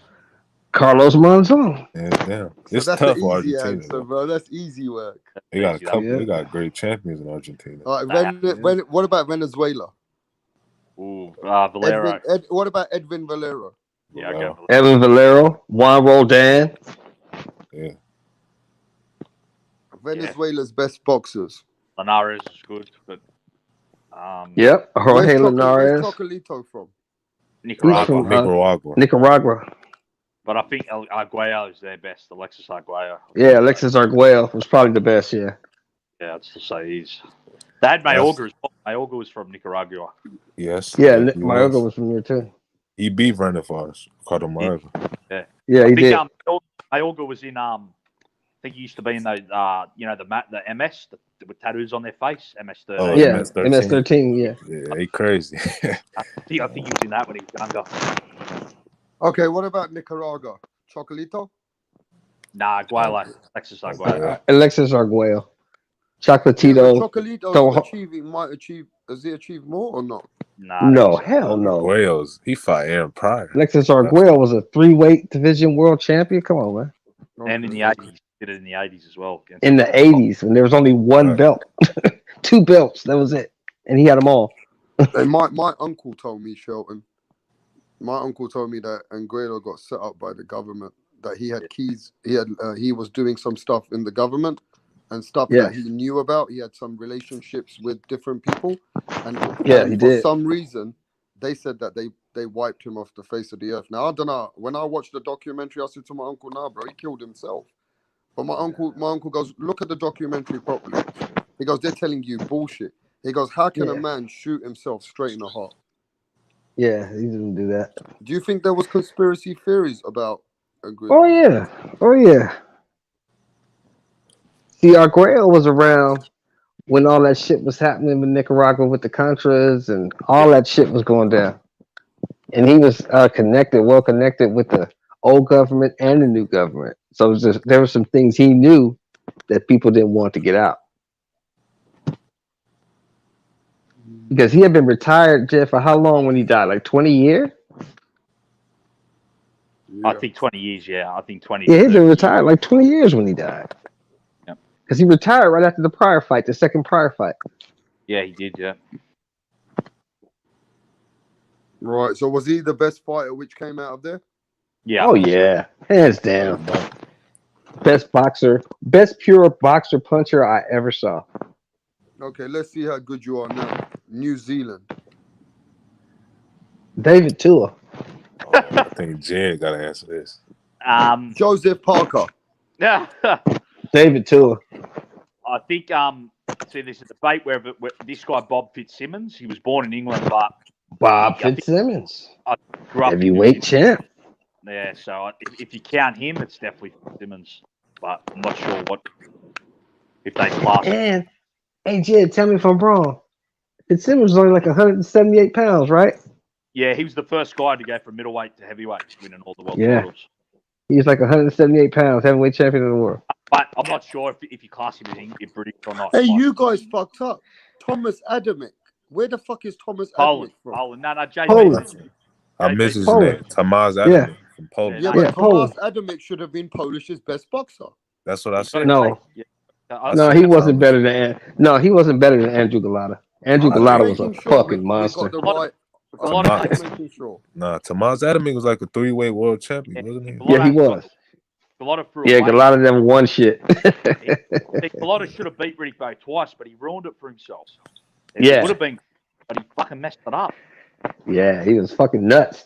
He was crazy. Messed it up. He would have had 2 wins over Riddick Bowe on paper. He would have been the greatest, but he greatest Polish fighter, but he threw it away. Yeah. Threw away. You know what he did, Rapstar? No. He got fucking pissed off when he was winning the fight. He was beating Riddick Bowe. And he kept getting pissed off because Bowe would catch him with the right hand. So he just haul off and punch him dead in the nuts. That ruined. I mean, he did that shit repeatedly. I'm gonna go watch that later. He did that shit repeatedly. I mean, repeatedly. There was a riot in the first fight, Rapstar, at MF3. Yeah. I'm gonna go watch that later, bro. Yeah, the whole crowd erupted. Turned into fucking. It was a riot. I mean, so we all agree, right? Purpose. New Zealand's best fighter was David Tua. No, it was Bob Fitzsimmons. If you count him, yeah, because he's born heavyweight champion of the world. Yeah. Okay. I mean, Australia. Let's go to Jed Carl's hometown, Costa Zoo. Nah, Jeff Fennick. Jeff Fennick. Jeff Fennick. But I have to go Jeff Fennick because Jeff Fennick's one of my father's good mates, and he was in my boxer. He was in our gym only a few weeks ago. So I can't. Amazing. I have to go. I have to go. If I didn't go, Hey, Rap Lloyd. Star. Yeah. I'm telling you, that little motherfucker was good. Jeff Fennick was good. The only thing that beat him was Father Time. He got old. Yep. Is he a legend in your country, Jed Cole? Yeah, he is, but he definitely is a legend. But he's had a few. He's had a few. Some people don't like. Nah, well, yeah, some people don't like him because he gets in a bit of trouble. But he is a legend. He actually got his house machine gunned about 15 years ago for fucking messing with the wrong people. Okay. He's But, a tough son of a bitch, though. But so Australia's best fighter is Jeff Fleming. Jeff Fennick. Fennick, yeah. Okay, so Costa Zoo's the second best. Yeah, but I don't know if I can count. He's a Russian, isn't he? Though, really, he's Russian. Yeah, Costa Zoo's from Russia. Ain't he Korean though? Or Yeah, Mongolian? no, you're right. He's Mongolian heritage, but He's Mongolian, yeah. He's like Dmitry Bivol. Exactly, yeah. But he was born in Russia. He was born in Russia. So Kazakhstan, is that Gennady Golovkin? I think yes. So, yeah. Even though we agree he's overrated, he's probably yeah. So it's Gennady Kazakhstan's Golovkin. best boxer. Triple G. Gennady Golovkin. Yeah. Triple G. Triple G. You got Mexico. That's tough right there. I'm gonna go. In my opinion, you want my opinion? The best ever? Yeah. The best ever is Salvador Sanchez. Yeah, but he didn't achieve nothing compared to Chavez Sr., Canelo You Alvarez. said he died at who was 23. the best? Yeah, but he died You at said 23, so he hasn't done your as question much was than Canelo Alvarez. the question was who was the best fighter? The best fighter I saw ever come out of Mexico. Chavez Salvador Sanchez. He's better than Chavez Sr. in my opinion. I got Chavez as the greatest, but Sanchez is better than Canelo. Got a better resume than Canelo. Like Salvador Sanchez beat Wilfredo Gomez, Azuma Nelson. Canelo ain't got them bodies, you know. Or even Danny Red Lopez is probably better than anyone Canelo beat. Okay, so some people got Salvador Sanchez. It's between Sanchez and Chavez, I reckon. They're the top And two. some people in the chat got Chavez Senior. I got Chavez. One person's trolling. Johnny Blaze goes Chavez Junior.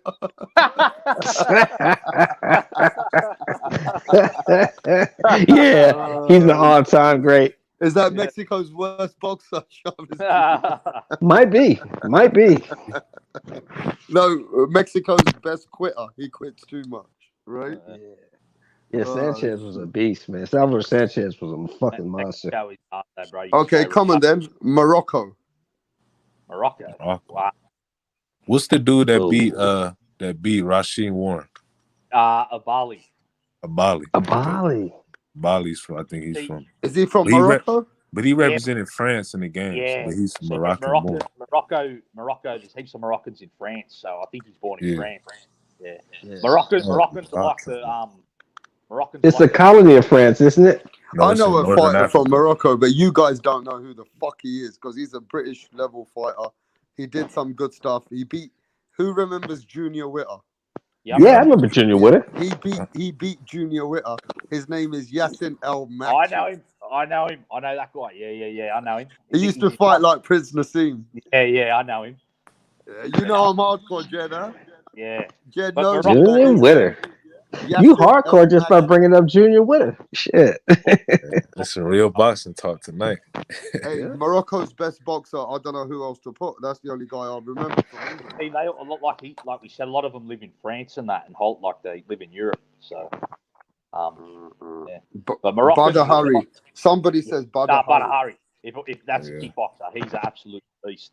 He's a killer. Oh, is he a kickboxer? Yeah, I don't know nothing about this guy. He's a machine. He's a real wicked talent, but he's past it now. But he was one of the best kickboxers in the world. For y'all that don't know that Morocco's in Northern Africa. Yeah, it is. Yeah, Africa. Yeah. Hey, let's go to Africa. Africa's best boxer. Well, I think you said it, Azuma Nelson. You said it, Azuma Nelson. Oh, so Africa's best boxer was Azuma Nelson. Yeah, in my opinion, yeah. Azuma Nelson. From Ghana. What about from Ghana? Ghana's in Africa. Okay, Anything so else? yeah, but no, wait. I thought Ghanaians had a different fucking flag all of a sudden. I don't know why. I just thought that Africa Ghana. got They do. 20 different countries inside the continent. South Okay. Africa, Egypt, South Africa, Okay, come on Congo, then. Let's see how it goes. Rwanda, all that shit. Oh yeah, Zimbabwe's in Africa. Yeah, All right. Nigeria, all that shit. Hey, South Africa's best boxer. Oh, let's go Who? that. South Africa's best boxer. Oh, South Africa. the white buffalo, Nah, the white buffalo, France Bolter. I reckon you're all forgetting a guy named Brian Mitchell, unified super featherweight, beat Tony Lopez. Oh, Brian Mitchell, yes, Yeah. yeah. Corey But you know, Sanders from South Africa. He was too. Corey yeah. Sanders. Tony Mitchell, But France Bolter was the WBA heavyweight champion. but Tony Mitchell, unified the super featherweight and was like a real good boxer. So I think it's Okay, so who's Japan's best boxer? Inoue? No. Japanese best boxer of all time. In Japan? Yeah. Maybe Gotta be one of them flyweights. fighting Harada, maybe fighting Harada. Yeah. Australian boxer, All beat right. Lionel. Australian boxer beat him for his title. What about Monster Inoue? He's I'll tell you new. what, He's new, bro. New though. You tell got you more what, if to he keeps do. it up though, if he keeps it up, he'll have a case. Yeah. Okay. I mean, I just felt like The monster. Nah.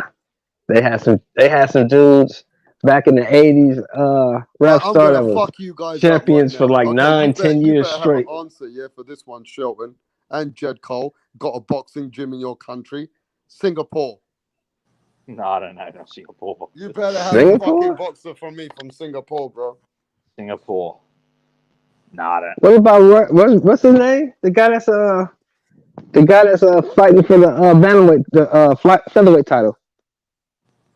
I want a boxer from you guys from Singapore. What's it? No, he's from the Philippines, huh? What's his name? The guy that's in the mix with Chocolatito and Estrada. Wrong Vasai? beside. No, he's Thailand. Thailand. He's from Thailand. Okay, so let's already get Thailand out of the way. Is Rang Vasai Thailand's best boxer? Nah. Oh, no. Hell Okay, no. then I'm gonna have to go back to you. Then Singapore.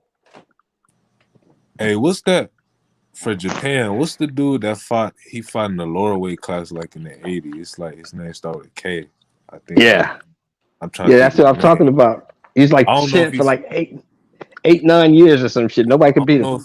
I don't know if he's from Korea, South Korea, or Japan. I'm not sure. Not Cow like Galaxy or whatever. Not him. Nah. No, I think he's from Korea. Never mind. He's from Korea. Dooku Kim, you talking about? Yeah. Dooku Kim, yeah, that's Korea. He was probably my been bad. bad, He never won. mind. He damn near beat Mancini. Yep. Got killed in the process though. Mancini killed him.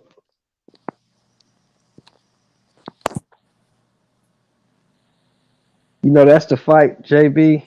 That So no changed answers everything for from Singapore. 15 to Yeah? There's 12. not one boxer. From I don't know. know that.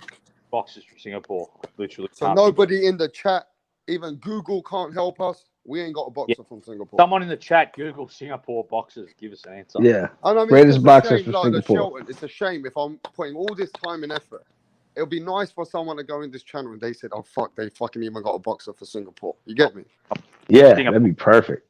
You know what I mean? I don't want to leave any country behind. I mean, there's That would got to be be perfect. a boxer from Singapore. Yeah, somebody in the chat, please look up the greatest fighter out of Singapore. Okay, so if please. we have to come back, it is what it is.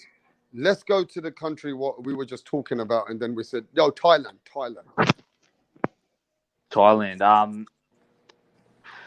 Greatest Thai fighter. Rang Vasai. He might be. He probably does have a case. See, I remember a few, but I don't know how to pronounce their name. Like I can't remember how to pronounce their names. It was like a bantamweight Verapom or something. His name. He was like a dominant, but I don't even know how to say his name properly. Pacquiao knocked out a real good Thai fighter to win the flyweight title. Sasakul. Okay. He was a good fighter. Okay. Yeah. So I mean, we Galaxy, got Rang Vasai anyway. Look, I just want to know Rang Vasai's there. He's he's up there. That's a good ball rap star. You're right. Rap star's up there. That is a good ball rap star. Rap star. What about rap Turkey? Star. Turkey. Yildirim. Yildirim? Shit for Turkey, bro. Yildirim? No. Yildirim. There's been way better boxers than Yildirim, bro, from Turkey, bro. Oh, There was a Psycho, guy, right? He was coming Psycho out. TV says No, I'll tell you, Muhammad. there was another guy. His name was Saldak something. Celtic 18. You talking about Celtic 18? Yeah, he was Yeah, like, he was doing good for a while until he got beat by Lucas Matisse. He was like a real aggressive fighter. Yeah, I remember. Yildirim don't count. Muhammad, Ravon, and Hey, Saeed Yildirim's a big Abdul fucking Qadir. letdown for Turkey. Go on, carry on. Okay, AK, I got your country, rap star. Go on. Muhammad, Ridwan, and Saeed Abdul Qadir. They're from Singapore. Two greatest boxers of all time. Oh, really? Yeah. Who told us that? Who gave us those? Tycho TV. Hey, Tycho TV. Brother. I promise you something, Tycho TV. When I get my merchandise, you getting a free shirt. You're getting a free shirt. I promise you that. He's a real fan. Shout out to him. Yeah, no, when I get my Rap Star hoodies and my shirts at some point, Tycho TV, remind me, Jed Cole, Tycho TV gets a free hoodie once Rap Star gets his merch, bro. And then we got the Turkish Dimitar got us one, the Turkish Tyson Saki. Oh, he's a kickboxer. Go-kart Saki. Yeah, he's a great kickboxer. Yeah. No, but come Turkish on, Tyson. Dimitar, you need to give me better boxers than that from Turkey. You had some guy called They got Seldik that. Aldin or something, his name was. He Um, was good. there was a Oktay Urkel. He fought Costa Zoo. I think he was Turkish, but he fought in Germany. I don't know. Yeah. Not many from Turkey? Erkan Tepa. Remember him? He knocked out David Price. No, I don't fucking remember it. All the Turks live in Germany. All of them, a lot of them live in Germany now. Yeah. They represent Germany. A lot of Turks in North London as well in their rap star. Oh yeah. They got shisha bars and Turkish cafes and that everywhere. It's the bad men, the bad boys over there, eh? The Turks. Oh, you already know. You do a lot of reading. Damn, Turks ain't no joke. No, They listen. Turkish people be running the heroin empire for fucking Yeah. years and years. Yeah, because they got the straight plug. Yeah. No joke for sure. All right, Greece. Greek. Oh, god damn. Who's a Greek boxer? I'm not. Come on, guys. You are hardcore people here, bro. Yeah, I know, but we're getting It's some hard. here. Greek boxers. Greece. Where the Greek gods come from. You ain't got boxers for me? George Gambosis, he's Greek heritage. Come on, who's got some Greek boxers for me? Come on. I can't think of them Greek boxers. Somebody come and save Greece, or and give us a Greek. Oh, Yeah, Ronald. I got one. There was a guy, Anton Christophus or something. He fought as a child. Yeah. Back in the like old days. I think he was like a great fighter. Yeah. I'm not sure if At least you got a name for us. At least you got a name for us, right? From Greece. Mike Zambides. Kickboxer. What about Brussels? Jean-Claude Van Damme. Jean-Claude Van Damme, the greatest fighter ever. Crazy Okay. He go Greek. Anton Christofortis. Michael Katsidis. Michael TV's got Katsidis. another answer again. Look and read what Tycho TV says. Michael Katsidis. I remember him. Yeah, but he was solid. He was born in Australia though, so that's what he was from here. What about the other two names? Anton Christofortis. Yeah, I remember him too. That's what I was talking about. The fought. I think he fought. That's the one I mentioned. Rap stuff. And Giannis. I'm not sure that one. Tefortis. I never heard of Giannis. He bucks. No, I know basketball player. Yeah. Giannis Antetokounmpo. That's the Yeah. I know more kickboxers. I know you're going to get stuck on this one. Norway. Yeah. That motherfucker.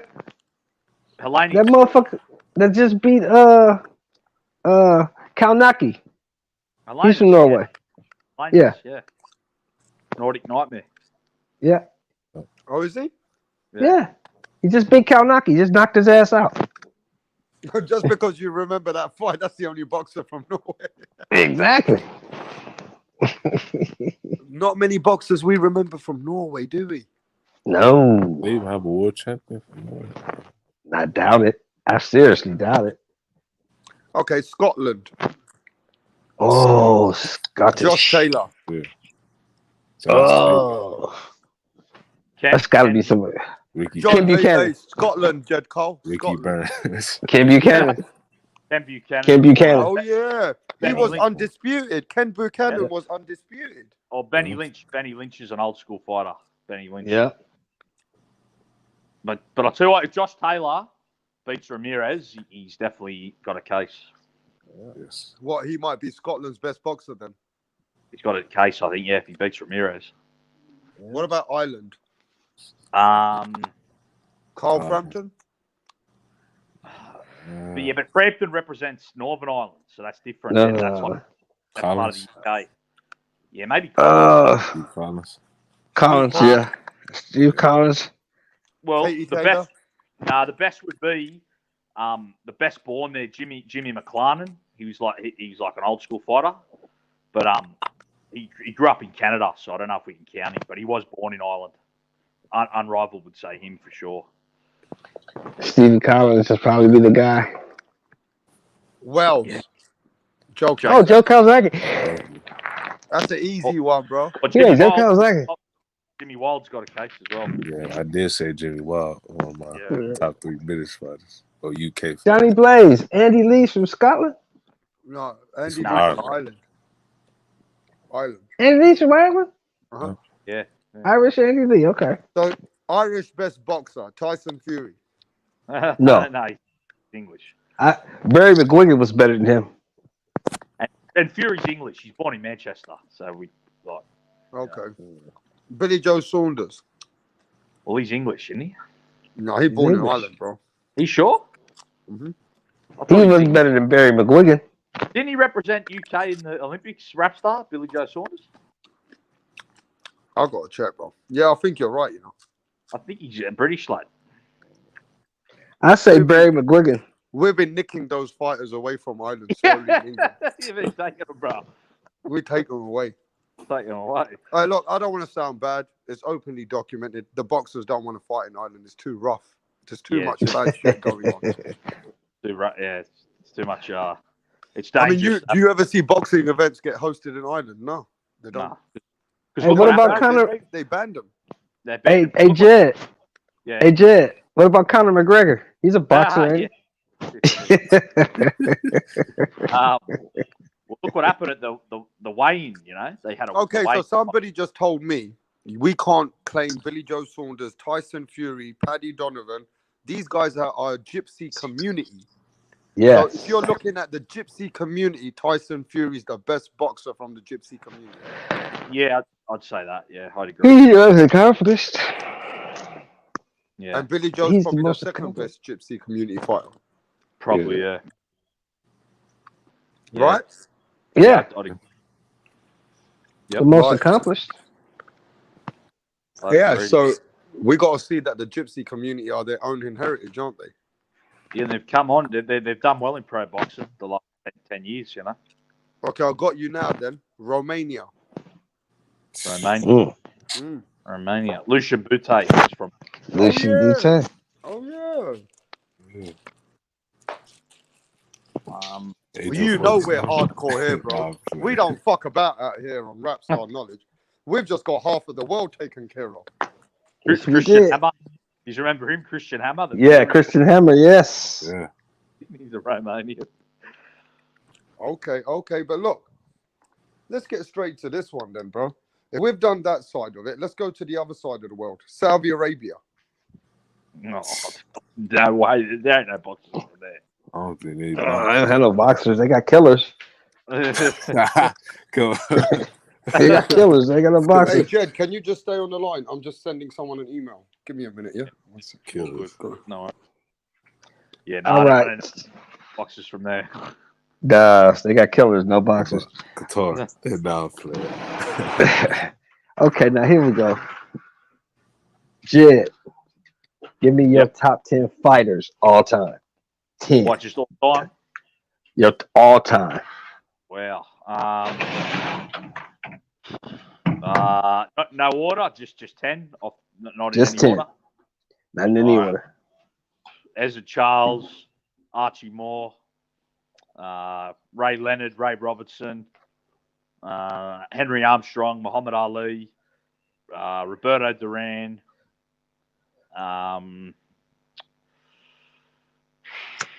Who else we got? How many have I said? I said like 6 or 7. 7. Who else are we going to put in? Damn, this is hard, bro. Pernell Whitaker.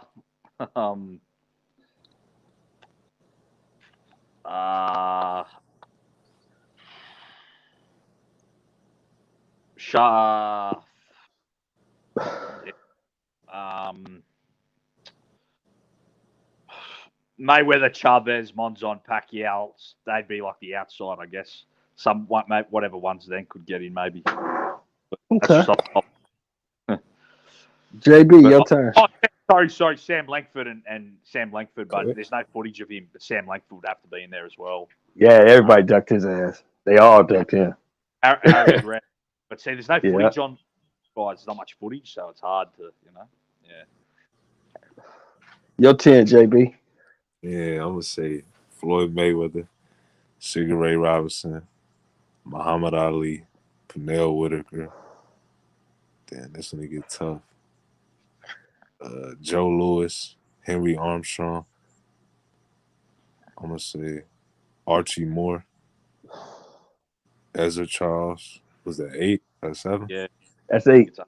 Okay, 8. Sugar Ray Leonard, and I'm gonna say Kid Chocolate. Yeah, the see, original. Me and Kid. JB had a lot of the same top 10. I reckon we had like 7 or 8, the same ones. Okay, so here we go. You know who the number 1 is, the champ. Ali. Yes, sir. Frazier. Ali, Frazier, Monzon, Hagler, Hearns, Leonard, Jones. Hey, I might have 1 or 2 more people that have been watching the show. They said, "Oh, stay on, man. We want to come and cook." So let's leave. That's cool. All right, carry on, guys. Tyson. That's 8, right?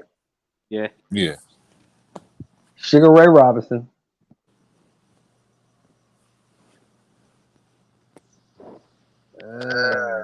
Roberto Duran. Yeah, see, we're same guys in our list. Yeah. Yeah, we're doing a top 10 fighters all time, rap star. Our top best fighters. Top 10. Oh, he's still gone. He might have ducked out of that one. That's a hard question.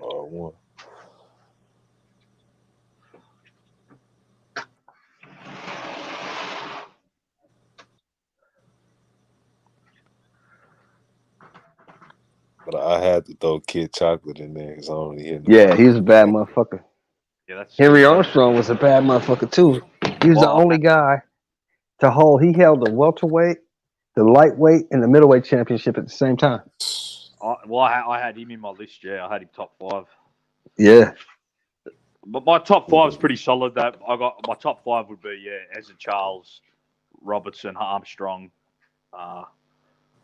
Langford, and probably Ali or Duran. So Ray Top 5 was solid. Yeah. Yeah. That top 5 is solid as a motherfucker. Yeah. Solid as a rock. Dude, I don't think I left. I think I probably should have threw like Willie Pett, Stanley Shanner, Bentley Miller, one of them type of dudes in there. Yeah, they was bad too. They'd be all outside. They'd be like just outside top 10, you know. Jose Naples, Carlos Ortiz. Yes. Yeah, so many great fighters. Thanks. You know who was a hell of a fighter? Edwin Rosario. Oh yeah. Beast. He that's Chavez's best performance. The way Chavez moved up. Yeah, he moved up for Edwin Rosario. Yeah, that's his best performance. So what have I missed, Jed Cole? We did our top 10 list, all fighters throughout history. All time. Okay, but I was gonna go to this place, Honduras. Ooh. See a female like this. See a female. But he's Teofimo American though. Lopez But is he the represents. best boxer coming out of Honduras. He represented Probably. Rams, right there. Yeah, he did. Yeah, represented him at the Probably. Olympics.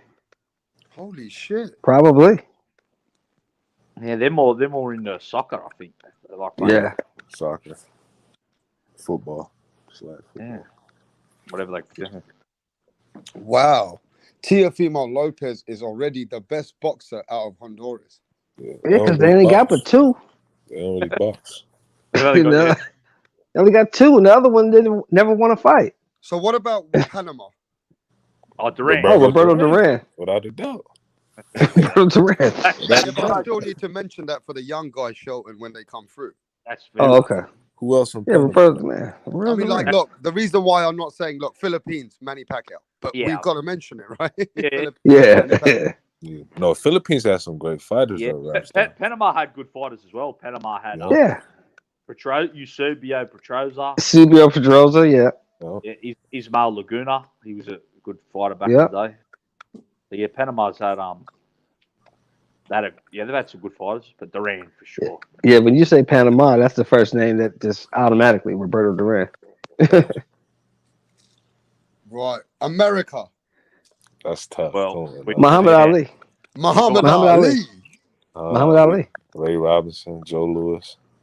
You're only allowed one name, Jashawn. My bad.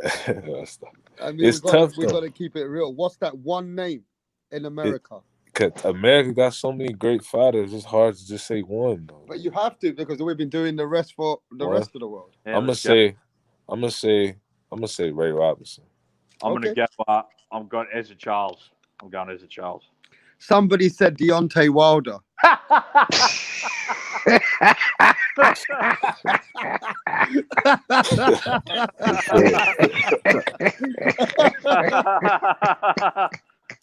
You know what? Shit. That woke me up. That made me laugh. Yeah, that's just for that, I'm gonna stay online for a bit longer. That's funny. Deontay Wilder, America's best ever boxer. You know what? Though? There's probably young 18, 19-year-olds that probably think he is. Huh? Yeah. Oh, that made me laugh, bro.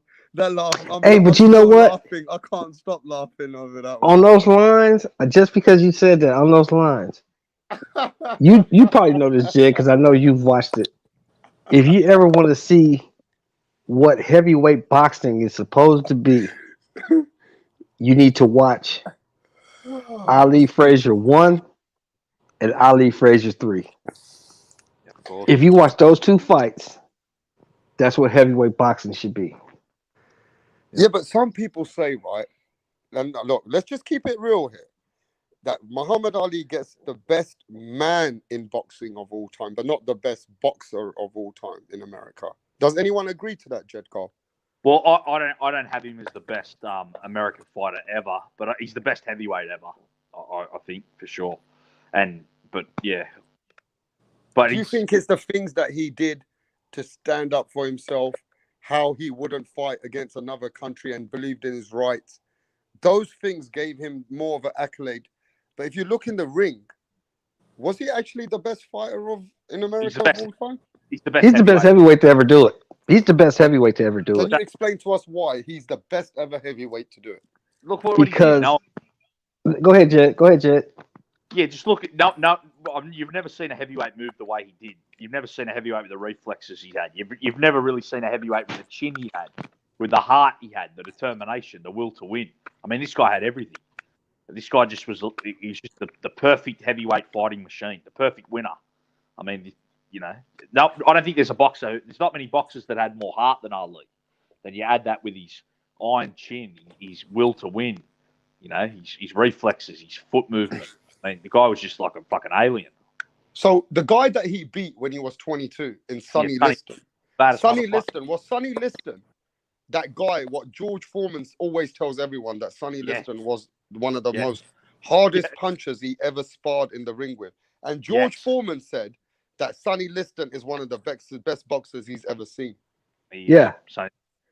Sonny Liston had a piston jab, a murderous right hand. He had a devastating left hook, and he was mean as a motherfucking rattlesnake. Right. You know what his job was? So he was the heavyweight champion of the world, and his job outside boxing was the main enforcer for the St. Louis Mafia. So that tells you what you need to know about Liston. Was Sonny Liston involved in gangsters with gangsters? Yeah, He was a gangster. Yeah, he was. He was a Oh, gangster. Sonny Liston was a gangster. Yeah, he He ran. was affiliated with the mob. Yeah, he's the main enforcer for St. Louis Mafia. He's a leg breaker. Yeah, the henchman. He's a fucking leg breaker. Yeah. So is it true that Muhammad Ali, Cassius Clay at that time, tormented Sonny Liston and went to his gym and started calling his name out while he was in a training camp? Took a bus. Chartered a bus. What a fucking brave and put a fucking sign on the side of the bus that said, "We going to see the bear." Wow. And this guy, Sonny Liston, I heard he was one of the enforcers, one of the most scared, most furious guys in boxing. But Cassius Clay went to embarrass him and embarrassed him mentally before he got in the ring. Was that correct? Yep. Yep. Sonny Liston was Mike Tyson on steroids. So was Sonny Liston, let me ask Jashawn, Sonny Liston versus Mike Tyson, who wins? Oh man, no story. Oh man. Oh, You know my show's always something popping, bro. yeah. I'm gonna have to watch a little bit more of Sonny Liston, and I'll come back to you. Hey, Shelton, Sonny Liston, would he have beaten Mike Tyson? Yeah, he'd have bullied Mike Tyson. Yeah, he'd have bullied Mike Tyson. Wow. He was a real bad dude. Was. Wow. My uncle He was a real bad dude. You talking about? Have you Go ahead, Chet. You remember that show Oz? The Yeah. prison show. You remember? Yeah. You remember Adebisi in Oz? Everyone would just definitely. That Sonny Liston was Adebisi in the boxing world. That was. Okay, people so scared I've of watched Sonny. the punch. Listen, Jed Cole, I've watched that punch. It's called the Phantom Punch, right? Yep. So when Muhammad Ali punches him so fast, it's on the side of the head, right? Yeah. Short right. How the fuck did Sonny Liston get knocked out like that? He was a warrior, bro. Well, he got caught.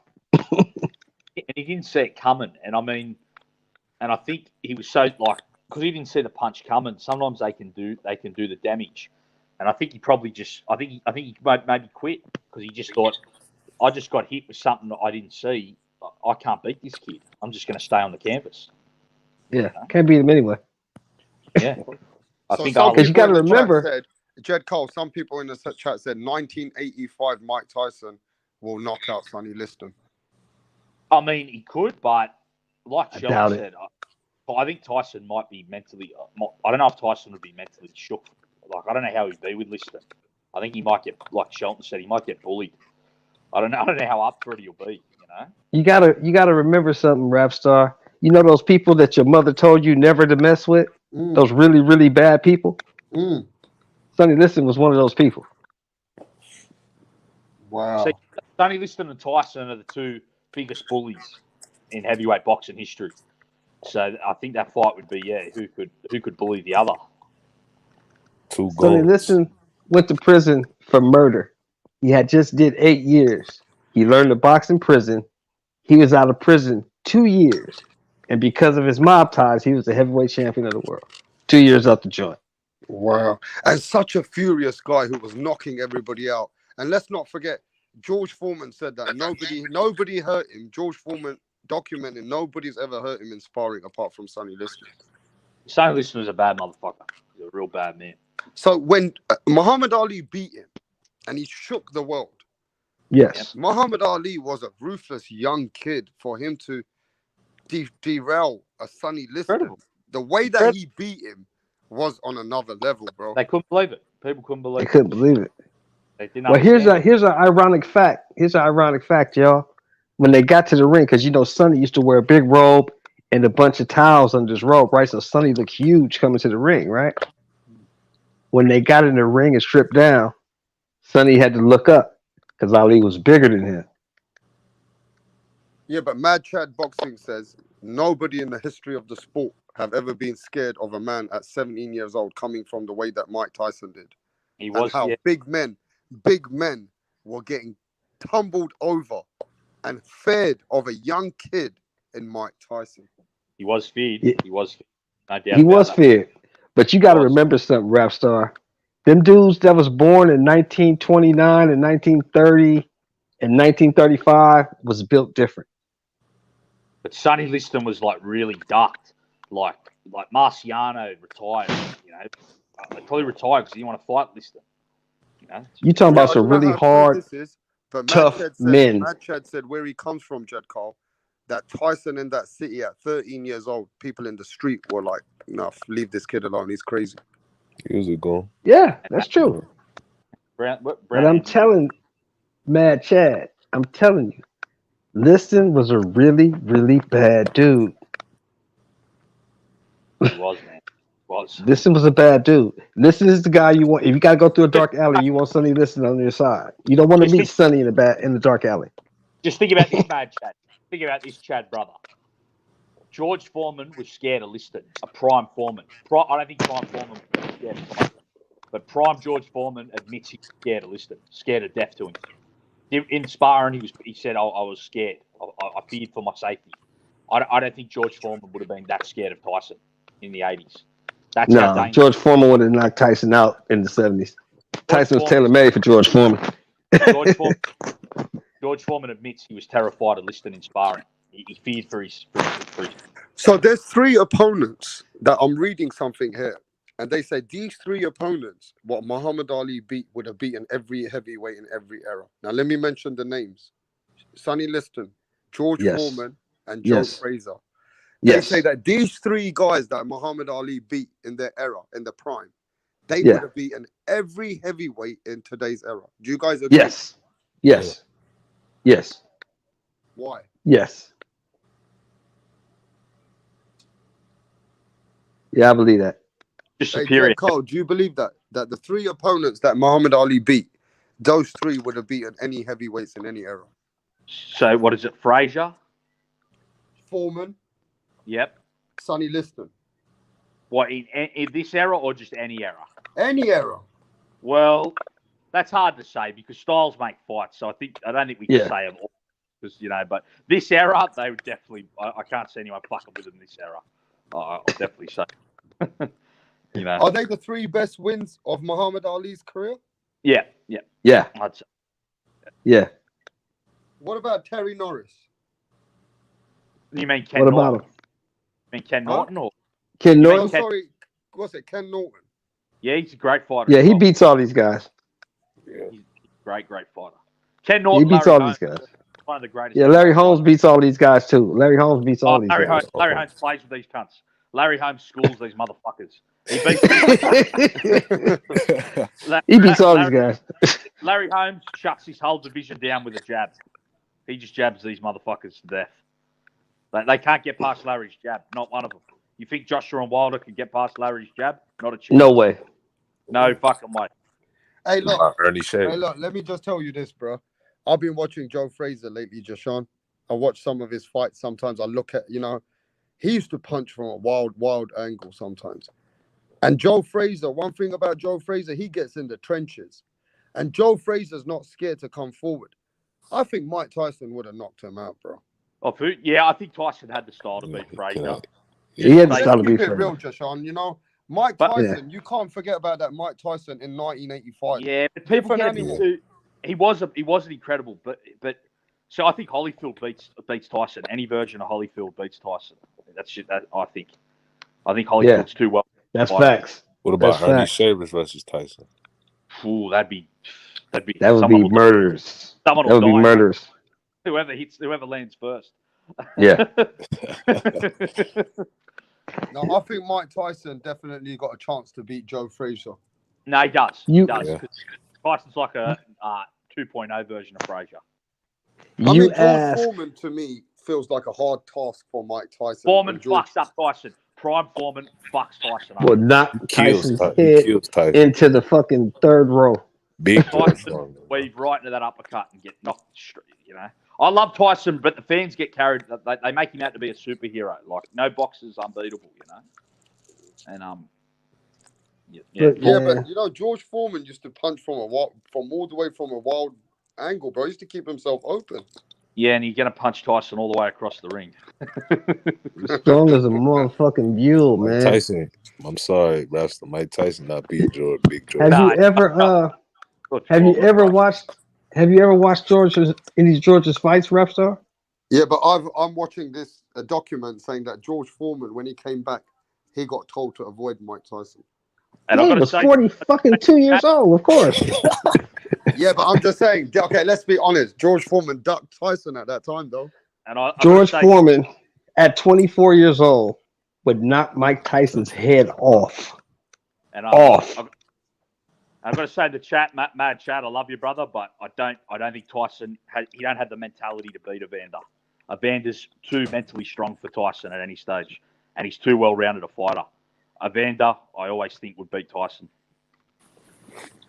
Evander's Hey, man, I I just think you guys are. I think you guys are down. Look, we're talking about the Mike Tyson who beat Trevor Berbick with one punch and fucking sent Trevor Berbick down 3 times. Yeah, but Tyson got beat by Buster Douglas, and when Tyson fought Holyfield, Holyfield was the underdog in that fight. People forget that. The first fight.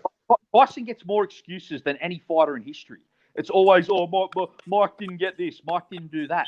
I mean, if Evander Holyfield. Where did you go, Jed? I lost you. I have to plug up his phone. Jed, come back to the microphone.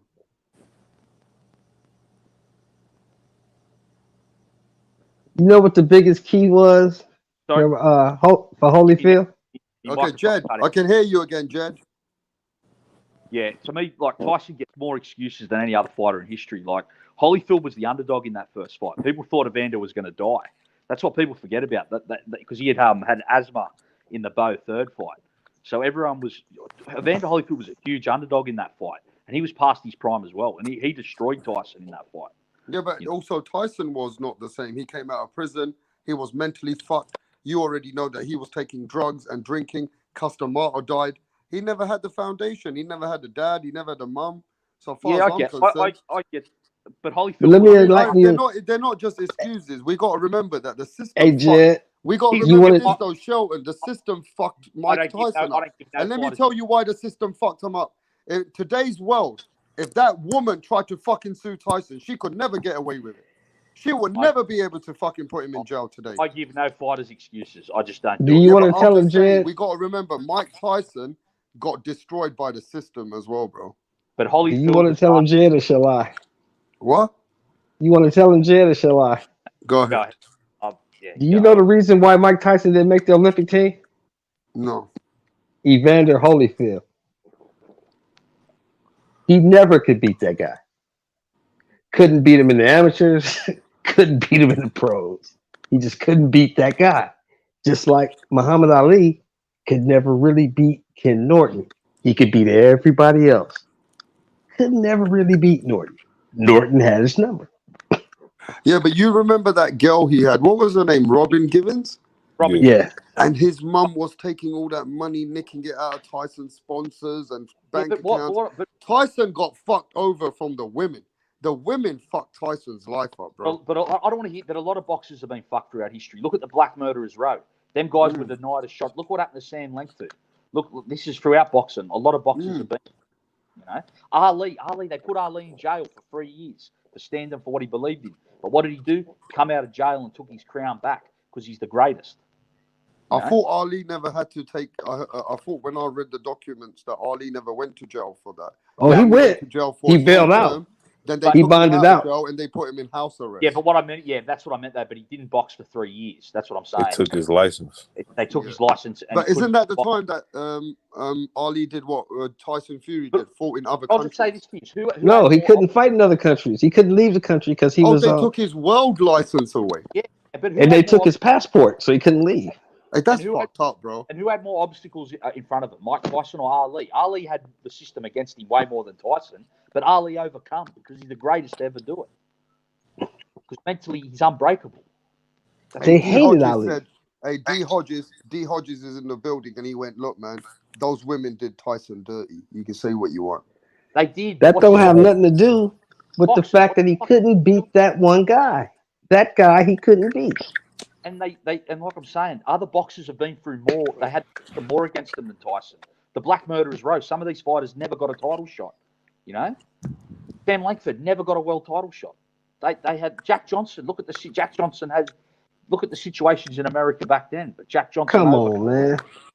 Jack Hey, Johnson who remembers was. this? Who remembers? Look, there was never a better post fight than when Tyco TV said that when Mike Tyson said, "I'm the best ever, the most brutal, the most vicious, the most ruthless champion there has ever been. There's no one who can stop me. No one in the world can stop me. Lennox is a what? Lennox is Conqueror. a conqueror. Right, no, Yeah. I'm Alexander. He's no Alexander. Yeah, I remember Yeah, that. do you remember Incredible. that when Tyson Incredible. used to do that shit? Yeah, that was funny as fuck. That was hilarious. I loved it. Hey, okay, let me ask you this: what's your most memorable Mike Tyson? For me, when he bit Evander Holyfield's motherfucking ear off. No, I'm not going to go. I'm going to go with him doing something great in the ring. Michael Spinks, knocking out Michael Spinks in a round was special. Michael Spinks, Holy shit! one of the greatest fighters ever, one of the greatest light heavyweights ever. Moved up and beat Larry Holmes twice. Michael Spinks was undefeated. That was the guy that everyone wanted Mike to fight, and Mike come in and smoked him in 100 seconds. Incredible performance. Mike. Okay, so let's say Mike Tyson had Customado, and he had all that, and he never went into jail. Would he have beaten George Foreman? No. No. No. No. No. Okay. No. Okay. I think Mike Tyson would have beaten maybe Frazier.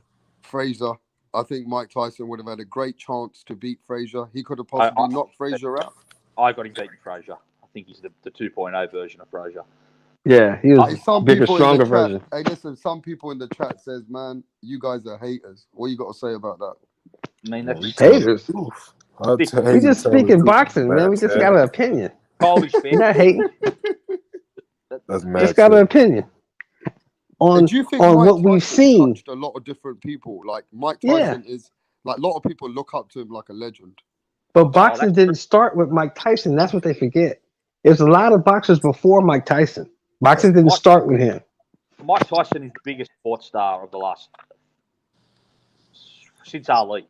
I'd say Mike Tyson's the biggest sports star globally in the last 50 years. He's truly. I'm not taking that away from him. And I got Mike Tyson in my top 10 heavyweights of all time. He's an all-time great. I'm just saying. Yeah. But you just guys think that that Sonny Liston, George Foreman would have beaten Mike Tyson? I'm not even sure. Oh, yeah. Yeah. I think George. And here's the difference. Here's another fact that they're not taking into account. You know what heavyweights were wearing when Fred Foreman and Liston and all the dudes was fighting? Heavyweights fought in 8-ounce gloves when Ali was fighting. Also, just to say, Rapstar, that was Chad. Chad would only be joking, calling us haters. That wouldn't have been Chad. Chad's Mad Chad. Right. Mad Chad boxing is a big. That's my guy. That's my guy. Can you imagine that? Now, Jed, you've been around boxing all your life. Can you imagine that? Heavyweights fighting with 8-ounce gloves? Yep. Brutal, mate. That's brutal. Mike ain't about that life, man. Mike ain't about that. Okay, what do you think about this guy, Dick Justice? Welcome to the chat. Dick Justice says, I think Mike Tyson would have beat Frazier unless Frazier would have survived the 5 brutal rounds that Tyson would have put him through. Yeah, You agree that's with the that? truth. That's the truth. Because you know what they used to call Joe Frazier? You know what his nickname was? Left hook. Besides Smoking Joe? Joe Frazier was called a truth machine. If you wasn't in supreme condition, Joe was going to find out. Also, anyone Because who disagree, he going to keep coming. come on What's the that, panel. Jed? I was just saying, if anyone wanted to come on the, come on the panel as well. Yeah. Let me send the link. Yeah. Let me send the Yeah, link. send the link. I know that I spoke to Punch. He was doing some videos. He said he might come on in a minute. I think Yeah. he's in the background. But look, Yeah, at the yeah. end of the day, this is all I'm saying, bro. Mike Tyson, right? You know, I'm looking at that Mike Tyson, which got taken in by Customado. We're talking about that Mike Tyson, bro, which was moving his head like never been seen before. I'm talking about that Mike Tyson, bro, which was coming in and beating the fuck out. What's that guy's name, which was a gangster on the street? It's What was great. his name? Mitch Green. Mitch Green. Mitch Green. And Mitch Green and Mike Tyson got into a street fight. And Mitch Green got knocked the fuck out by little Mike Yeah. Tyson. Remember? Yeah. Because he Yeah, kept I'm pissing, he talking kept about messing with that him. Mike Tyson, Shelton. Yeah. That's the same Mike Tyson that got knocked out in the amateurs by Evander Holyfield. Did he actually get knocked out though? Yeah, he got stopped. Okay. I mean, what do you think about that, Jed? Yeah, Jed, like I what said, do you think about that? like you said, he was something different we hadn't seen. Okay, Mad Chad's here to defend Mike Tyson himself. Mad Chad is not fucking around, bro. This is, Mad Chad knows Mike Tyson. How do you feel about this, Mad Chad? Well, what I can say is good morning to everybody. Much respect to the panel. Great talking about all these fighters from all around the world. And great shit you got going on, Rap Star, and you have a very knowledgeable panel. And I respect everybody's opinion because it's all a bunch of what ifs. And everybody can have that opinion because you're talking about Sonny Liston, George Foreman. You're talking about great all-time fighters. And you can't take nothing away from that. But in my 51 years of life, I've never witnessed anybody more savage, more intimidating, other than Clubber Lang from the Rocky movies. I mean, Mike Tyson was a fucking animal. He scared people when he was preteen. His balls hadn't even dropped, and grown men would walk on the other side of the fucking street when this young kid walked down the street. He was a fucking killer. I mean, he wanted to kill Teddy Atlas. Like, there's stories about this kid. He was a bad motherfucker. He didn't come with a silver spoon, And he had that he used to twitch and everything when his early days, before Robin Givens, before the car crash, before Buster Douglas, before Rooney leaving him, before Customado dying, the motherfucker would twitch in the ring. He would come in twitching like a fucking savage fucking rabid pit bull that knew how to fight. He hit like a fucking freight train. His punches didn't sound like other heavyweights. The announcers used to say his punches don't even sound like other heavyweights. This man had a short-lived fuse. But for that short-lived fucking fuse, he was the biggest rock star that this boxing world, at one time, he was Ali-ish. And then he got railroaded. He got fucked. He went through a lot with women, with laws, with Don King, with the fucking, he got fucked up. But the kid kept persevering. And when he fought Evander Holyfield and Lewis, that wasn't the Mike Tyson that I knew, that I loved, that came into the ring against Spinks with nothing but the fucking sound of chains clanging together. You had to live there to see it, to be it. But I'm telling you, we can all argue the points. You can come at Mike Tyson, I see it. Foreman might be able to get him. I get it. But Foreman lost to fucking Tommy Morrison. You're telling me Tommy Morrison could beat fucking Iron Mike Tyson? Are you out of your fucking mind? That's all I'm saying there. Let's keep it real. Let's keep talking boxing. I'm so excited about the fights coming up. Have a great day, guys. I got to run to work. Okay, brother. Foreman was 47 years old when he fought Morrison. Yeah, there might have been a better version of Foreman. Some people say that Foreman, his second version, was better than the first version. No, that's crazy. They crazy as hell. They say that. Hey, that first Foreman was a motherfucker. Jimmy Young. Jimmy Young retired George Foreman the first time. You're telling me Iron Mike Tyson couldn't beat fucking Young? Are you out of your fucking mind? Probably not. Probably not. Probably not. Jimmy Young wasn't no bum. Right? And Iron Mike Tyson would have blown fucking Jimmy Young's fucking head off. That's a fact. Holyfield, hey, you listen, you can't get a more passionate fan than Mad Chad. You can't. That's my guy right there, Mad Chad. Oh, it's good, man. All respect, fellas. All respect, That's man. my I guy. love it. That's I got to my run guy, for man. work, fellas. Rap style. Much respect from across the pond. Keep it going, fellas. Much love. God bless to you and all your loved ones. Brush your teeth, say your prayers, and have a great day, man. Have a great day. You too, sir. Yes, sir. And Holyfield not scared of no one. That's another thing as well. You're not scaring Holyfield. Hey, listen, Mad Chad was ready to take a bullet for Mike Tyson, bro. The heat. And you know what, Jed? You hit the point on the head, bro. Because that was the main thing that Holyfield had that everybody else didn't. Holyfield wasn't scared. Not scared, bro. He wasn't scared. Because he knew Mike. Tyson was everything Chad said he was. But some men ain't scared of nothing. And that's what it takes to be a great champion. You don't get intimidated. You don't fear nothing. You believe in yourself 100%, and you can defeat any. No man's invincible. Hey, do you know what? I'm going to say this right now, right? Love the fighters and get attached to them, but you know, everyone's beatable. Hey, I'm going to say this, and you know, you guys are great, knowledgeable people, but I'm going to say this, right? That this is the 5th message I got today. That I'm waking up. Thanks for this channel, Rap Star Boxing. I feel kind of privileged. You know, somebody's mic is crackling, bro, all the time. But I feel kind of privileged, Shelton, Jed, and Joshan, when people say, you know what, we really appreciate your channel. We're waking up. Instead of waking up, going to church, they're fucking saying we're loving waking up to you. So I appreciate everybody. That's beautiful, right? Hey, look, I appreciate every single person, every subscriber. Everybody's going to get a wrench. And if you don't have a wrench, I'm going to send you a wrench. But look, I'm going to say this, bro. You got to kind of agree with Mad Chad as well. Mike Tyson, when he was 17 years old to 23 or 24, however old when he was at his prime, has there ever been another heavyweight at that age has made an impact like Mike Tyson? No, definitely not. Tyson's a no. We're not disputing. Tyson is the, like I said, the biggest sporting star. That's why I don't think, Chad, that we said this. I don't know where they can say we didn't agree on this.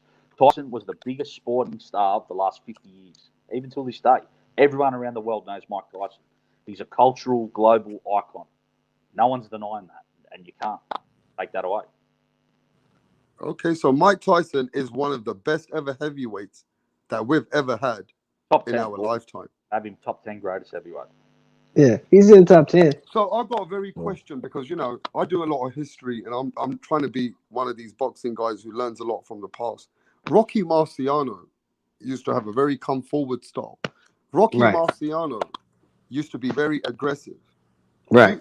Who would have won against Rocky Marciano and Mike Tyson? Mike Tyson would have knocked. Mike would have knocked his head off. Rocky Marciano was probably a light heavyweight. He weighed 189 pounds. Yeah. He weighed 189 pounds. But some people, I've watched documentaries, Joshan, that say that Rocky Marciano, some people had him beating Muhammad Ali.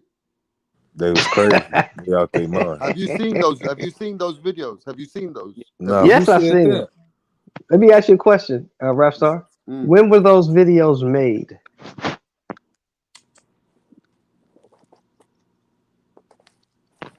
What year were they made in? After, I don't know, after when he retired. Who cares when that? So you talking about like 1961, 62, 63? Yeah. Rapstar.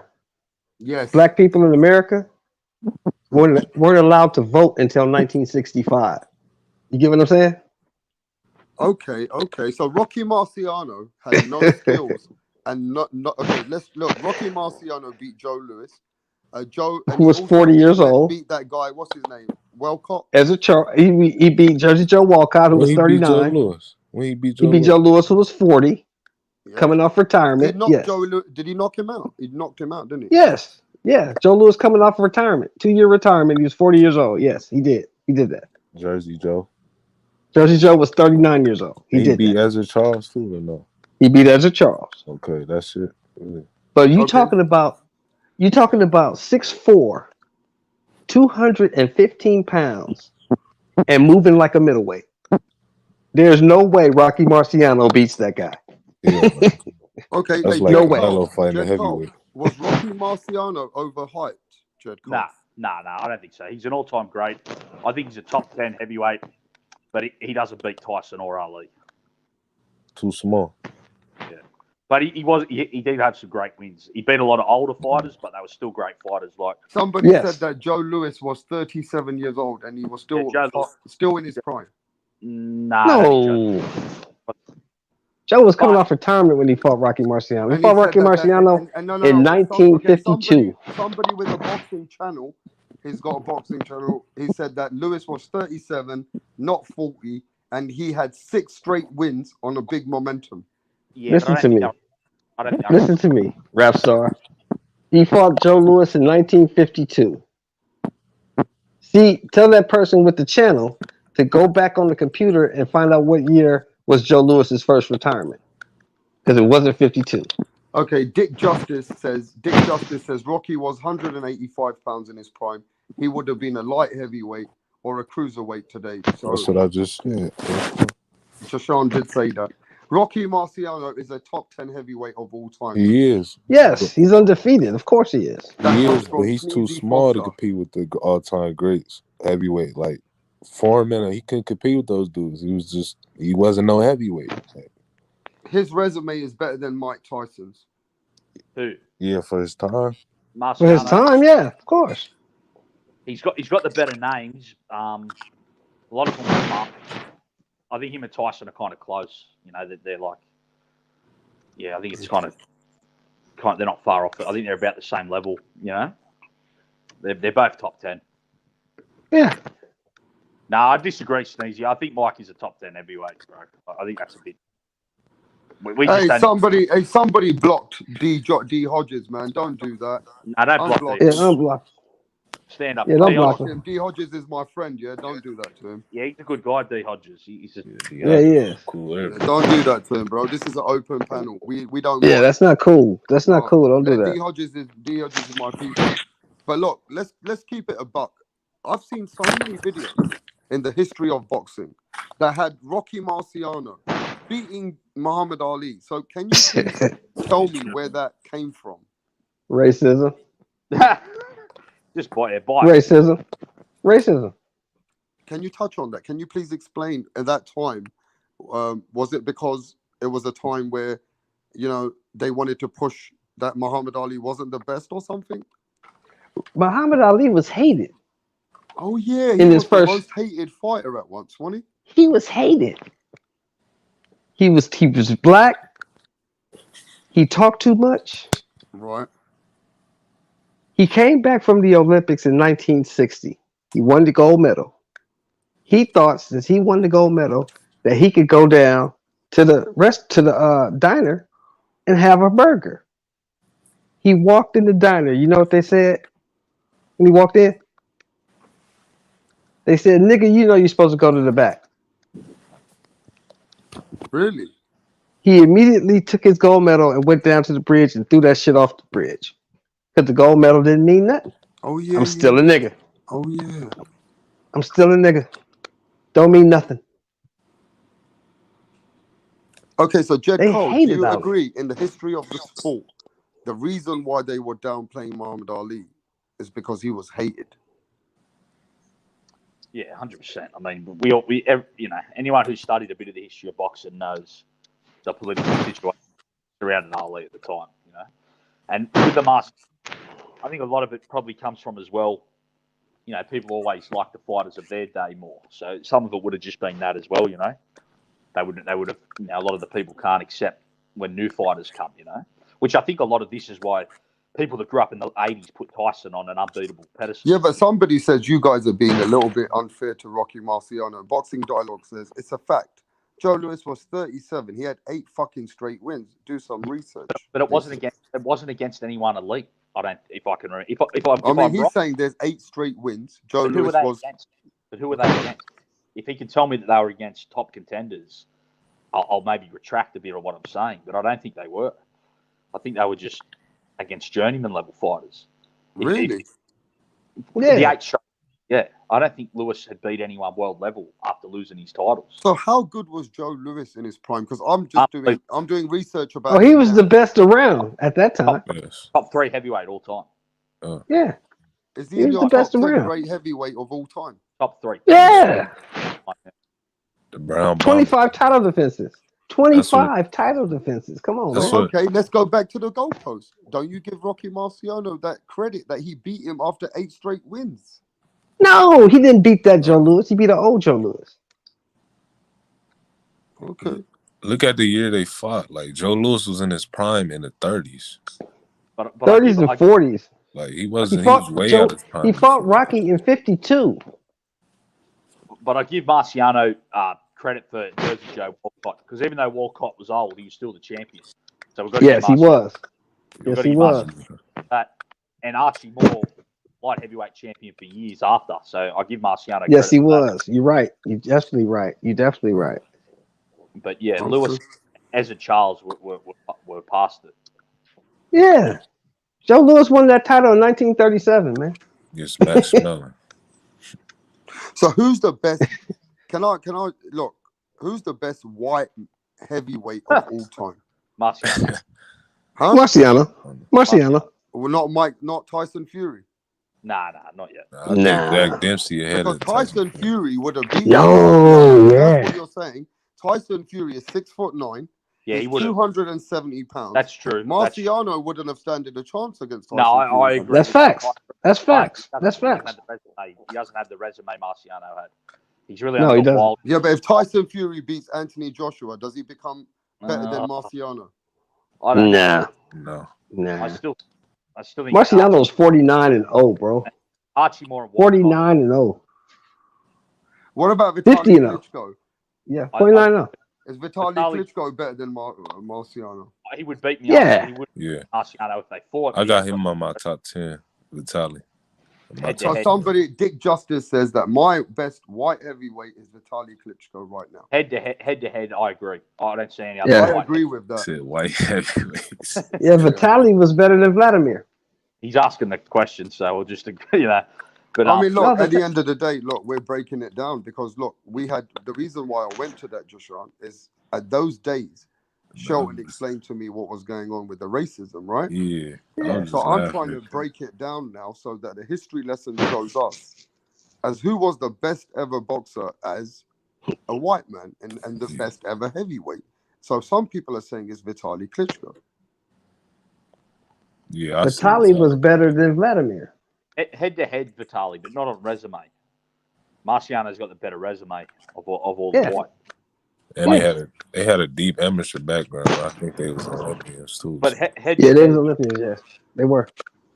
But Yeah, look, can somebody unlock fucking D Hodges, please? Yeah, look, I gave every single one of you wrenches, bro, because this is like my home.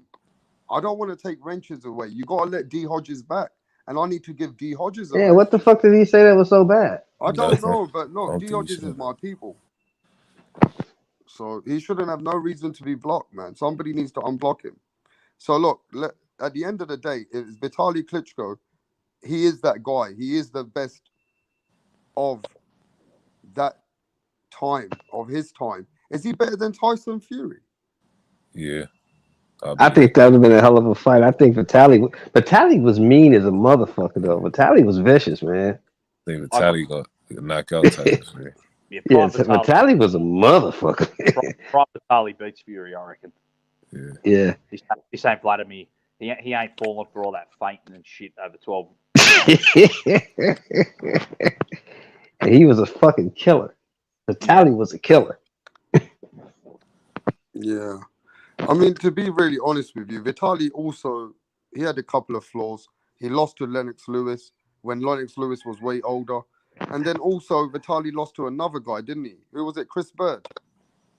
Chris Bird outboxed him, yeah. Yeah, Chris Bird outboxed him. So it's very hard to say, right? No, look, but Lennox Lewis got up out of that fight. Lennox Lewis twisted that. He turned his knuckles on that punch to cut that eye because he was getting his ass whooped. Vitaly was beating the shit out of him. Can somebody unblock him, even if it's you, Sneezy Foster? Sneezy Foster, unblock D Hodges. Go on, carry on, bro. Then he took that fight like on 2 weeks notice, didn't he? Yeah, 2-3 weeks notice. He didn't have a full camp to prepare for Lennox Lewis. And he was beating the Hebrew shit out of Lennox Lewis. Okay, so Vitaly is better than Vladimir Klitschko in everybody's eyes. Oh yeah, hell yeah. Okay. So really, at the end of the day, if we really look at the top 10 best heavyweights, from what I'm learning and from what I have in my own list, Muhammad Ali, I got Mike Tyson in there, I have George Foreman in there, I have Joe Louis in there, I have Rocky Marciano in there, I actually have Tyson Fury in there. Yeah, you can have him at the end. I mean, I got him at the end somewhere. I've got Larry Holmes in there. Mm-hmm. There's 3 more names that I just can't forget. I kind of not. Joe Frazier. Will Joe Frazier go as top 10 of all time? Yep. I think Yeah, I give him that because he beat Ali. Lennox Lewis. We can't forget about Lennox Yeah, Lewis, bro. Undisputed heavyweight champion of the world, of course. Lennox Lewis makes the top 10. Absolutely. Yeah. So we got 2 more Undisputed. names. Give me 2 more names, bro. Jack Dempsey. I haven't got Jack Dempsey in my top 10. I haven't either. I haven't got I him give in you a my top name. 10. I give you a name that nobody mentioned. Evander Holyfield. Oh, he definitely 100%. No. Yeah, the guy that always would have beat Mike Tyson. 2 times undisputed, 4-time heavyweight champion of the world. 2 times undisputed heavyweight champion of the world. Holy So, fuck. What about Riddick Bowe? He was undisputed once. no. Yeah, but his he career was too undisputed short. once, bro.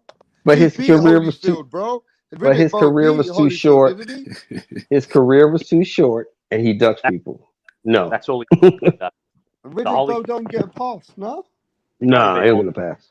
Who else did he Holy beat? shit. What other great wins does he have other than Holyfield? His whole career is based off Holyfield trilogy. Yeah, and he ducked Lennox Lewis like a motherfucker.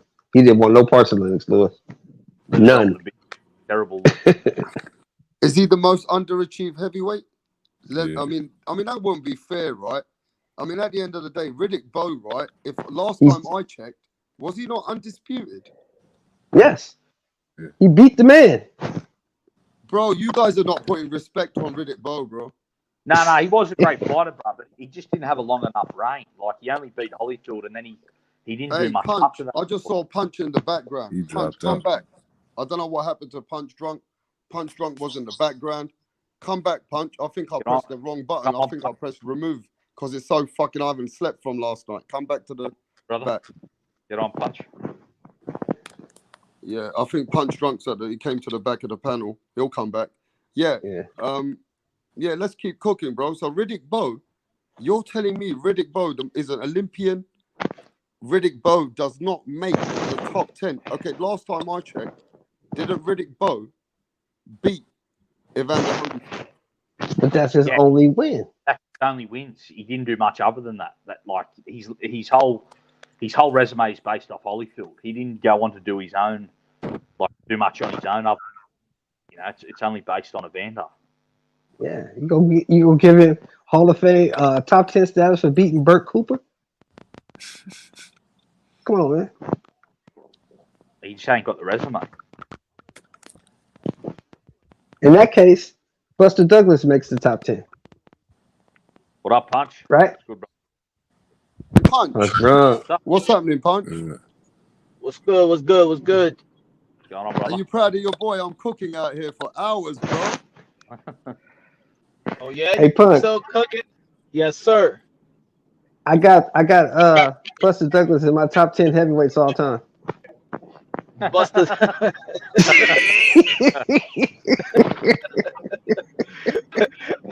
I guess y'all been long enough. I guess y'all been live long enough to come up with that conclusion. Hey, Punch, these guys don't give the credit to Riddick Bowe because Riddick Bowe, they said he moved, he ducked Lennox Lewis. I mean, Riddick Bowe, last time I checked, he beat Evander Holyfield, didn't he? Yeah. Yeah. Twice. They both beat each other. Yeah. So, I mean, where would you have Riddick Bowe, Punch?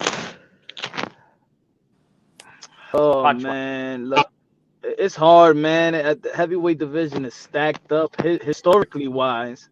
Archie Moore, you got Joe Johnson, you got Mike Tyson, Muhammad Ali, Joe Frazier, former man.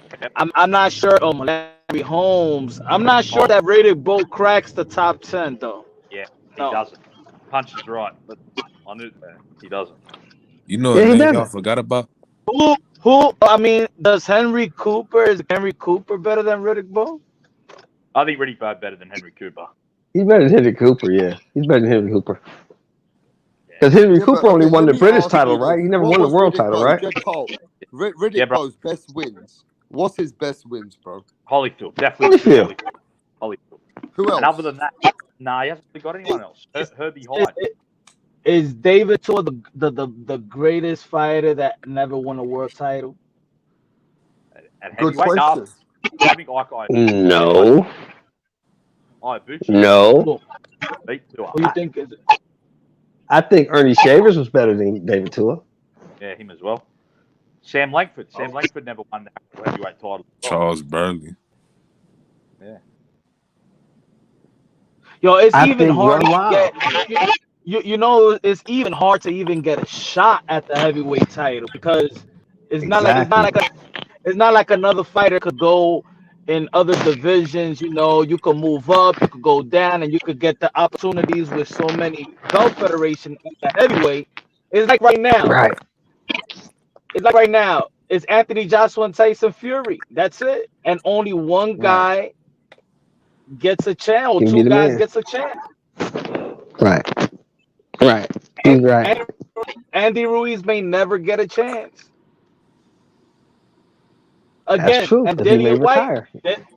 yeah, and Dillian White might never get a chance to even That's get a shot.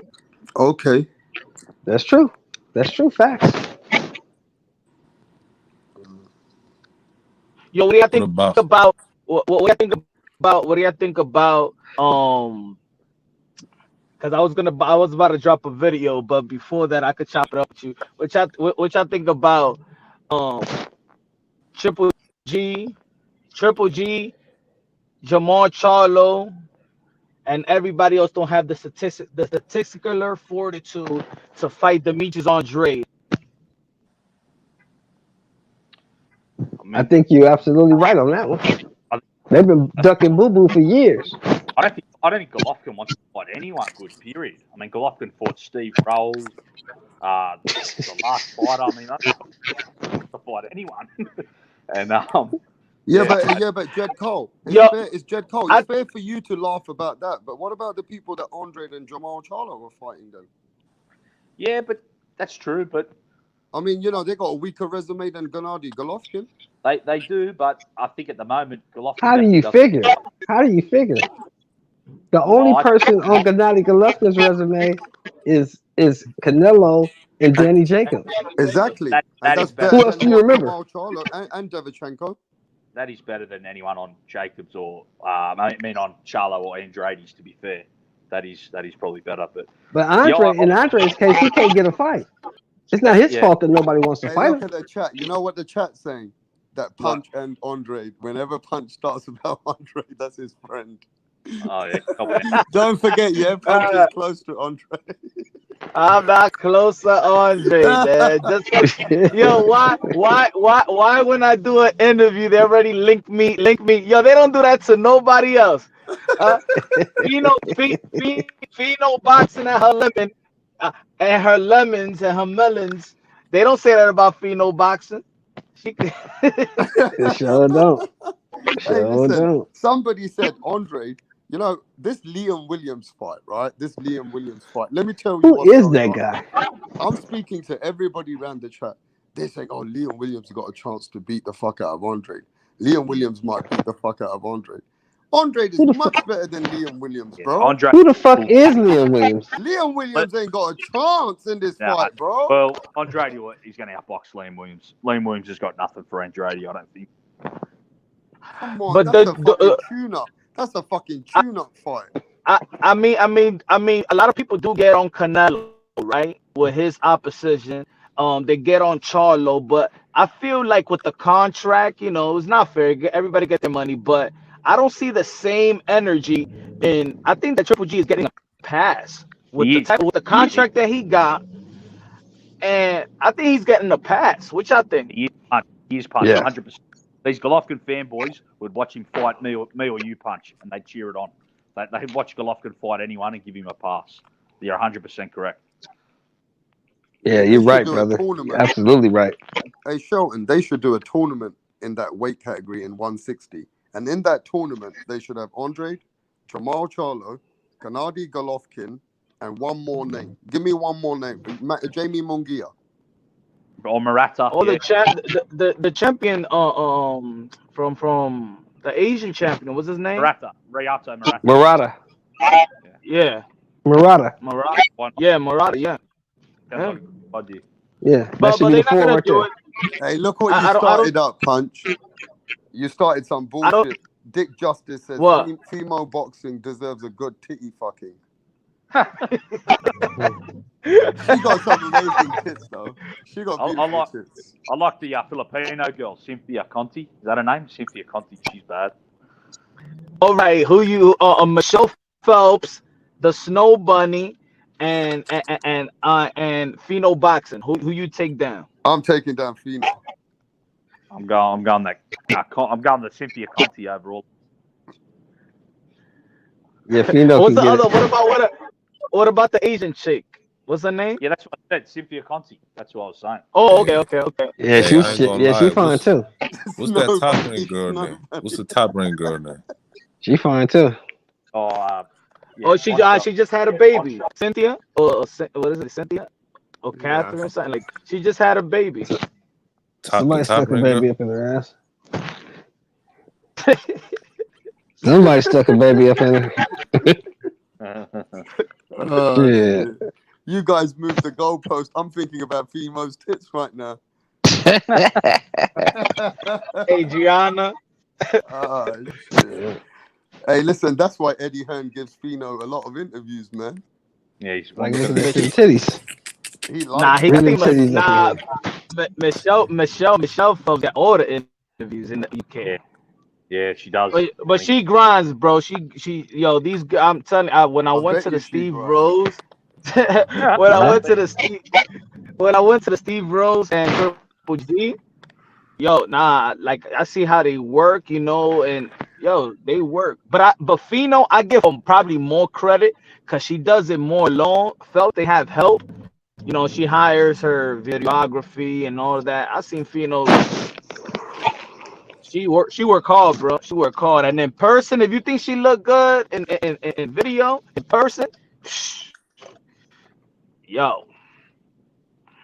Hey, Punch, you know who fine? I'm gonna turn off the camera. Then you're gonna tell my wife. You know who fine to me? You know who's fine to me? You know who's fine to me? That motherfucking Kate Abdo. Oh, she's bad, bro. She's better than all the chicks we're talking about. She's the best. She's fine as fuck. That Kate Abdo is a fine motherfucker. If you don't know her punch, go look her up. She's bad. Oh yeah. She works for the PBC broad. British girl. I'm gonna have bad reception for a while right here. So yeah, I'm in Central Park right now, so I'm gonna have a little bad reception. Okay, cool. Okay. So look, let's get to this, right? Somebody says that's because she made her move, basing herself in the USA and in the UK. Who? Kate? Maybe. Nah, I think she's talking about Michelle Phelps. Is that who he's talking about? Must be. Yeah, he's right. Yeah, she's still over for all the UK fights. Like Hunt said, she does seem to work hard, so you can't hate on her. Okay. Somebody says Punch low-key is trying to get in with Fimo. Nah. She's married. She's a married woman. Shit. Isn't AK from DAZN banging Katie? What the fuck is he on about, bro? For real? Banging Kate. I don't know what's going. We're talking about all these women now. What about Saressa? Yo, Rapstar, shut up. I think you talk about more of the women correspondent than the women boxers. Yeah, pretty much. They're more interesting. Yeah, listen, Michelle Joy Phelps, and I like Fimo. What about Estrada? What about that girl Estrada? What do you think of her? She nice, bro. She nice. Is she a good boxer? Fight. Yeah, she can fight. Hell yeah, man. She know how to switch from southpaw orthodox. She knows, man. She crisp. She crisp, man. And you gotta check out this Italian chick. She young, but she going. I forgot her name. Is in the tip of my tongue. But she gonna be great, bro. But I reckon the best woman fighter skill-wise is Serrano. I think Amanda Serrano is the best woman fighter.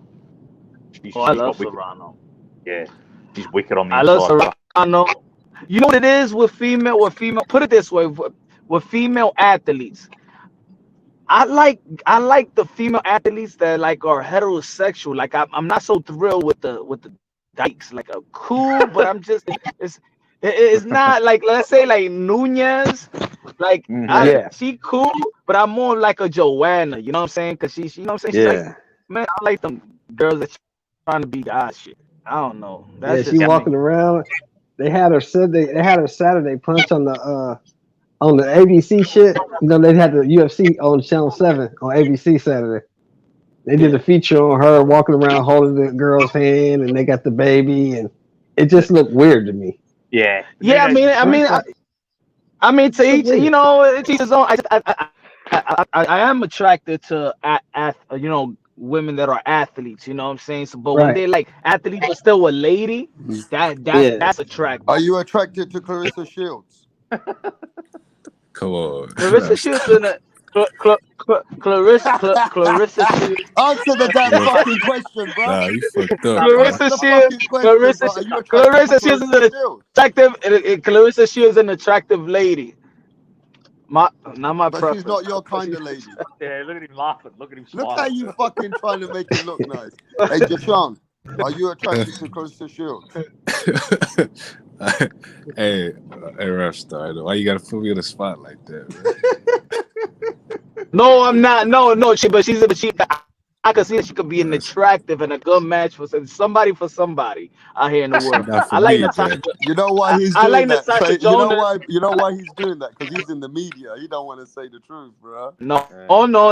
I said she's attractive, but not my preference. I like Natasha Jonas. How do you see she's attractive? Where is Clarissa Shields attractive for you? He likes a She's brain. attractive. She's attractive. Hey, what Jordan? What's She got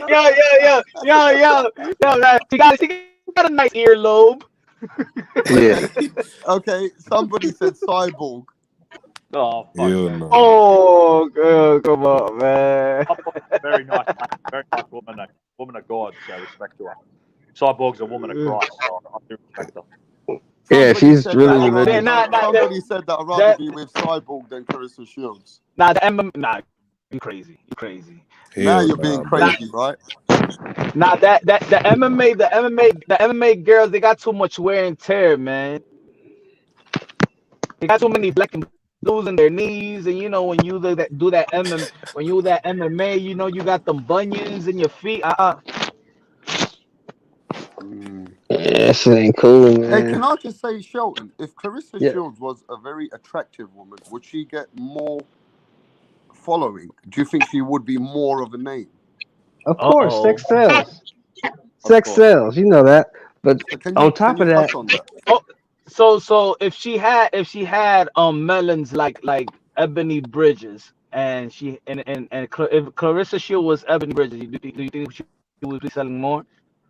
she would sell a little bit more, but with the attitude she has, until she changes that attitude, she's not gonna go very far because she doesn't make herself likable. Ronda She's Rousey. always coming off aggressive. Yeah, And that's cool hard to be. if you're a man, but if you're a woman, you Exactly. can't come off aggressive like that all the time. Yeah, I'll beat your Exactly. ass. I'll beat your ass. I'll beat your ass. You can't do that. And then saying that she could beat men like Triple G and Keith Thurman. Yeah, you can't do that. But Ronda That Rousey, kills her. Ronda Rousey said dumb things like that. That one sold real well in UFC. Ronda Rousey was So selling nearly a So you telling me Rapstar, that you rather choose Alejandra Jimenez? Who?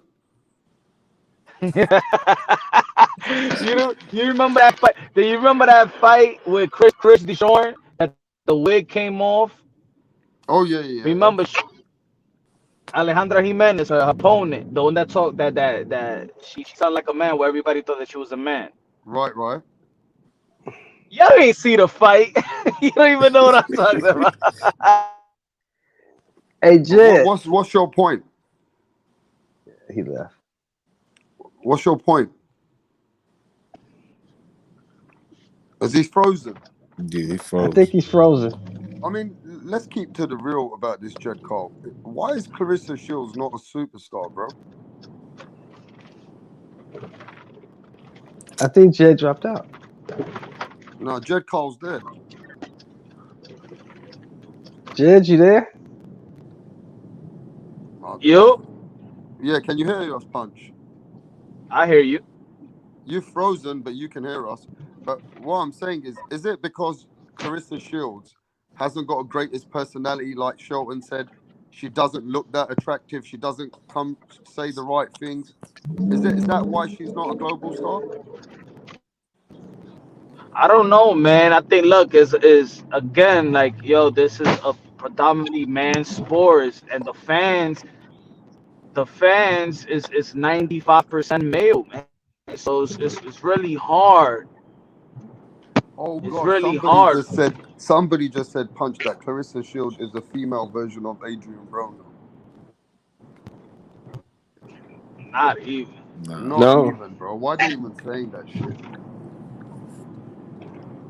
Nah, man. Because She's she very don't, nah. She's accomplished, man. She accomplished. She but she don't highly go to jail. accomplished. She don't go to jail. She don't get drunk. She don't make a fool out of herself. She just says outlandish shit, and she comes off abrasive.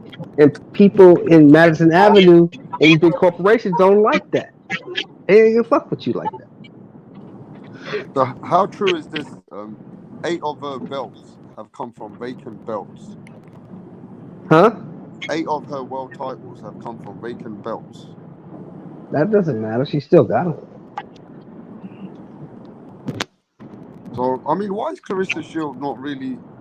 I don't know, man. She don't really sell that well, bro. Because of her attitude. None of I the just girls told really you. sell. None of the girls really sell that well, except if you're Katie Taylor and Ireland got her back. But other than Right. that, none of the women sell. Right. Only the Yeah, UFC chicks they sell, but none of these women sell. it's I a just shame. yeah. I don't even think it's too much of a shame because it's the girls. Look, I like Amanda Serrano because she's doing because for me she's filling the void that other women ain't doing. She's knocking out women. She's exciting, and then when the camera is let's say she had her first headline, prime time, and she stopped the chick. Yeah. But let's see Clarissa Shields if she's all of that, but then she's pay per view. She don't knock out nobody. She don't stop. So she look at her skills that look special, but she don't look like a freak of nature. She and even the men had to start off that way. Just think about all the men that that that was successful in boxing, like the Joe Johnson. They was like free. They was just knocking out people. Muhammad Ali was different. You know what I'm saying? Mike Tyson was different. So even the men have to be different. You know? Right. Pacquiao, you know, Floyd, Roy Jones, even they have to be different. I mean, even we do that with men. Look, a lot of people with the Miss Andre, he don't knock out nobody. He's boring. Oh, does he sell? But he's a, you know, Exactly. Look at because these girls are really, none of these girls are really like Yeah, but you can say that. selling But it. Clarissa Shields is a 2-time undisputed champion, correct? But no, Yes, she is. Yeah, but you got to be Right. more than that. Ryan You got to be. Garcia gets more money than Clarissa Shields, and Ryan Garcia ain't done shit. Right. Yeah, but the thing is, he know how to market himself, and just like you said earlier about Clarissa Shields, and maybe she's not so much of a sex symbol that Ryan Garcia is. Facts. And you gotta look at this fact, Rap Star. She said she's the greatest woman of all time, right? Yes, she did. She said that. And she's Yeah. proven it for the accolades, right? But you got 13 fights and 2 knockouts. If you was 13 fights, victorious, 2 knockouts. if you was Victoria's Secret, would you hire Clarissa Shields as your model? Yes or no? No. No, they would not. They would not. No. Nah. Why? No. Because she don't have to look. Okay, let me ask you this: who looks better? Who's that? Who am I looking for? Clarissa Shields. Is Clarissa Shields? No, it's Clarissa Shields. Clarissa Shields is Bud Crawford. Oh, she's nowhere near Bud. She's nowhere near that. She's nowhere even close to that. Okay, let me ask you this: if you had to date someone, Shelton, Serena Williams or Clarissa Shields? That's not even a question, bro. Serena Williams win games. That ain't even a question, bro. Serena can get it anytime, anywhere. Is it because Clarissa Shield? What's she missing, bro? She's not feminine, bro. She's not feminine. She's not feminine. I don't want to walk around with nobody talking about I beat your ass, I beat your ass, I beat your. Get the fuck out of here! You ain't gonna beat nobody up. Shut up. What you talking about? Shut the fuck up. I'm talking so much. I'm never gonna get a fucking Clarissa Shields fucking interview now. Carry on. She talks too much, man. She talks too much, and she don't produce. Like the boy in the chat said, which I never knew, but it's the fact. You got all these belts, but most of them was vacant when you got them. And there's no depth. Got 13 fights and 2 knockouts. Get the fuck out of here, man. Girls in the higher weight classes for women, there's like 40 people in the division or something. Like it's not. Oh yeah. How about what y'all think about Katie Taylor? What, looking or as a fighter? All round package. She could sell probably better because she probably looks a little better. She probably don't say outlandish shit. Yeah, but look how fucking sexist we sound, right? Just because Clarissa Shields doesn't look like the woman that you want to fuck. Yeah? And then you don't want to touch her ass in the night and wake up with her. Yeah? Just because you can't see yourself, bro. Just because you can't see yourself waking up with Clarissa Shields, right? You're fucking degrading how good she is as a fighter, bro. No, nobody degraded her as a fighter. I wish she's fucking done what Clarissa she's Shields gets you done. by the neck and rapes you. Carry on. She's done what she's done, bro. And we not taking that from her. I think that Bud Crawford probably don't sell because the same reason and matching that up with his personality. Yeah, he don't like the media, and they can tell that he doesn't like them, so they don't fuck with him. You see what I'm saying? Yeah. Like you said it too. You said it. Well, you said it, Rap Star. You was trying to compare Earl Spence swag to a Bud Crawford swag, right? The other day. I was saying all round personality and package. Errol Spence. No.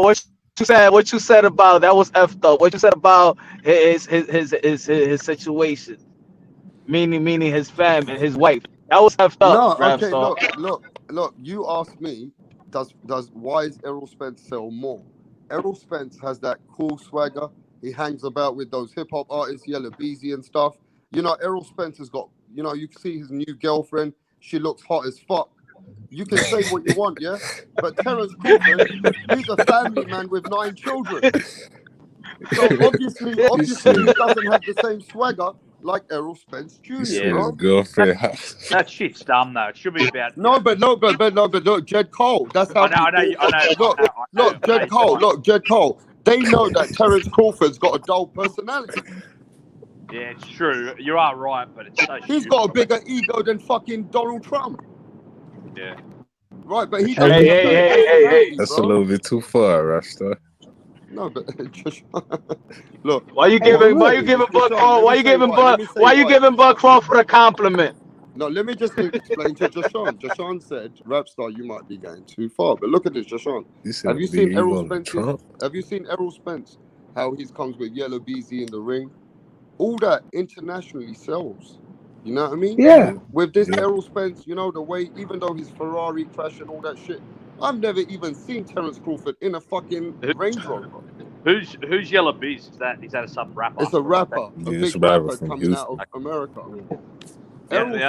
Errol Spence has more of an international fan base because of the way that he portrays his lifestyle. It just helps him with the package. Terence Crawford, he doesn't come across with a great personality, bro. He does. So what about what about the reputation of a great father and a loyal husband with a beautiful family? He got all the kids by one woman, all 7 kids by one woman. What about that? Right. Isn't that supposed to be what you want as a role model? Yep. Yeah, but that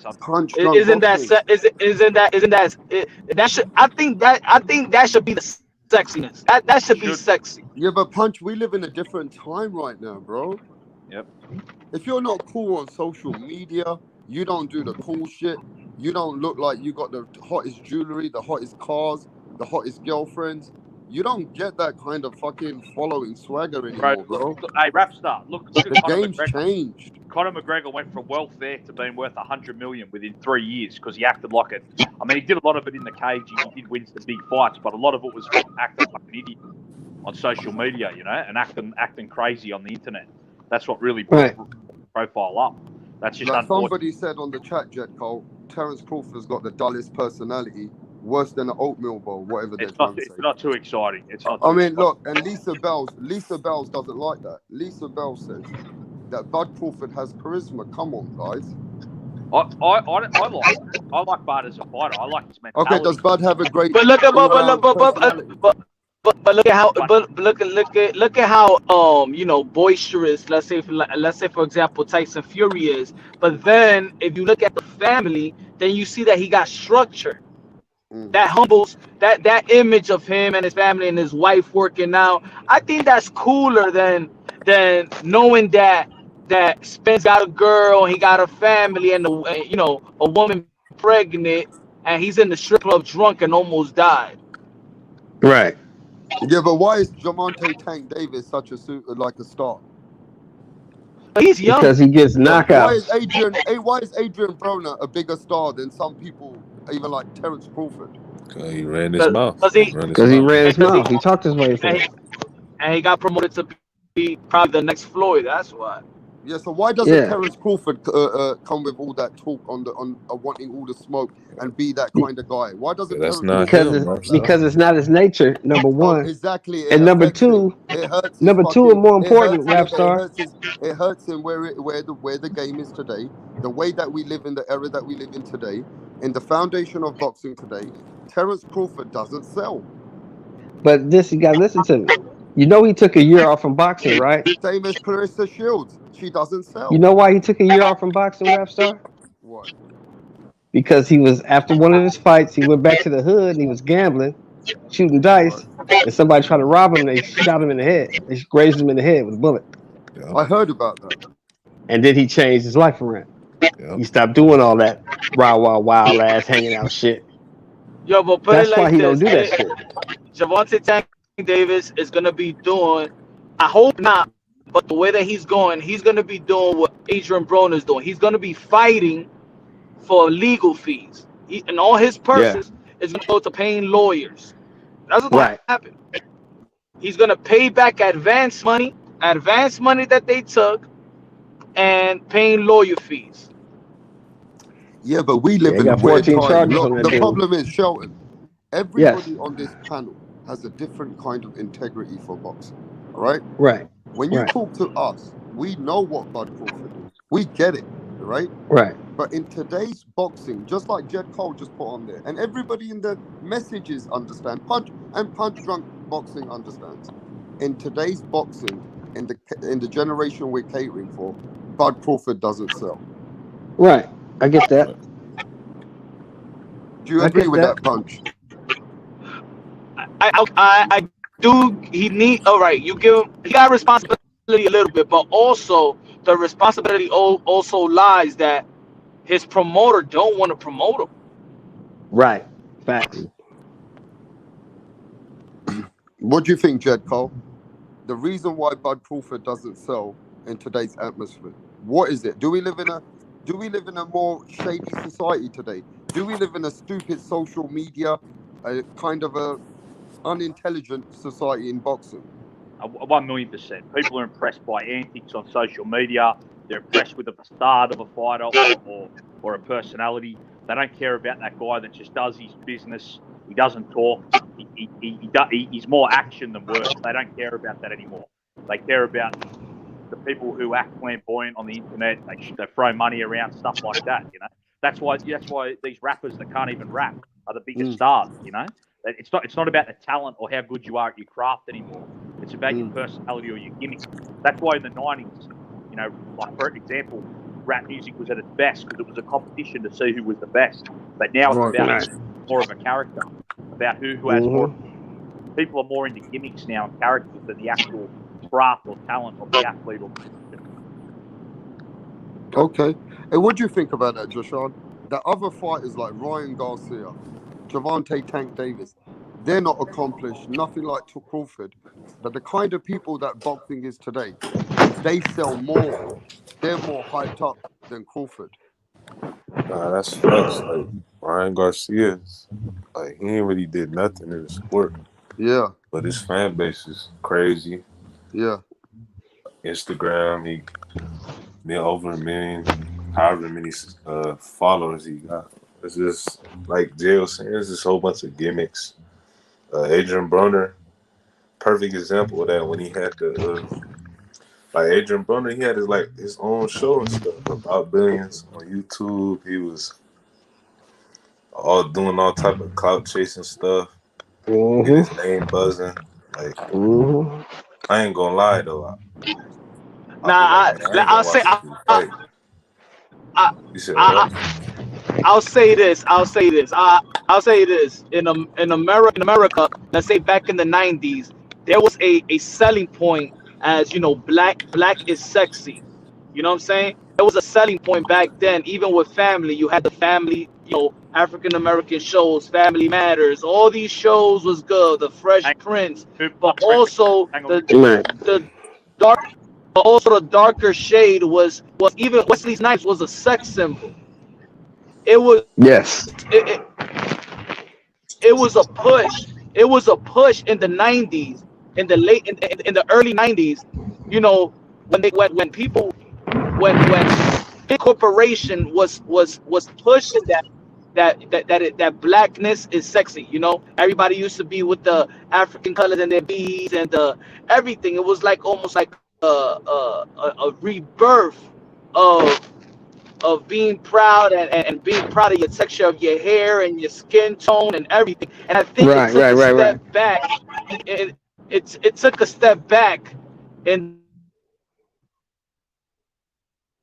right now. You know what I'm saying? It took a step back. You don't see black family shows like before. You don't see them pushing the darkest skin tone as being beautiful and sexy. And I think that's what it is, Yeah. Because now everything is so neutral. Everything is neutral. Yeah, so with Bud Crawford, he's like the Wesley Snipes, but they not pushing it. If I was top rank or whatever, I'd be like, yo, do a shoot, like do a photo shoot, and let's try to get him in a GQ. Let's just try to let's style this dude. You know what I'm saying? Yeah. Hey, remember exactly. though, ESPN had him playing a celebrity game. Remember that during in the NBA when they had about a year or two ago, he was doing a celebrity game on ESPN. Yeah, I remember that. Yeah, so I remember ESPN, that. I think ESPN been promoting them. I feel like Bob. I think a little bit, not as much as they should be. You get what I'm saying? Yeah. Hey, look, I just want to go on this. We got Edwin Solano in the building. We got Lisa Bell's back in the building. We got Sneezy Foster. We got True School Sports.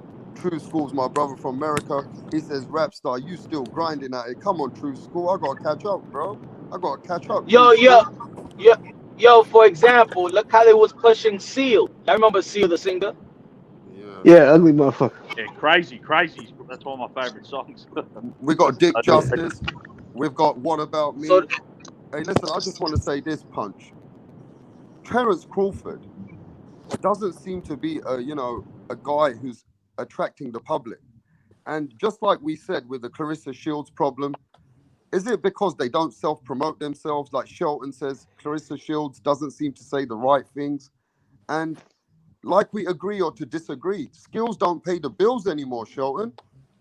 Skills is not everything. You got to have a personality. You got to be vocal. You can't be avoiding opponents. You've got to have the whole fucking package. And that's why we say, you hear these fighters say, don't compare me to the old guys. Don't compare me to Sugar Ray Leonard. Don't compare me to Ali. Well, we can't, because those guys had the whole package. You guys don't have that. Yeah. Ali could sell a fight like nobody's business. He had a hell of a fucking personality. People gravitated to him. Talk shit, and he backed it up in the ring. That's all you can ask for from a fighter. but also add this, that Muhammad Ali was telling the whole world that he's the most beautiful man. He's pretty. I'm Exactly. so pretty. Exactly. I'm so pretty. So he was still selling. He was still selling that he's a sex symbol. You know. Exactly. Yeah, but Exactly. who's okay? So if you're gonna say that and you're gonna mention the greats, who fucking sells the best today? Who's got the best mouth in boxing right now? Who's the one who's Honestly, the best I'll self say promoter? Golden. honestly, Tyson Fury. Listen, Tyson Now. Fury. Tyson Fury and Teofimo Lopez. I'll say Yeah. Tyson Fury, bro.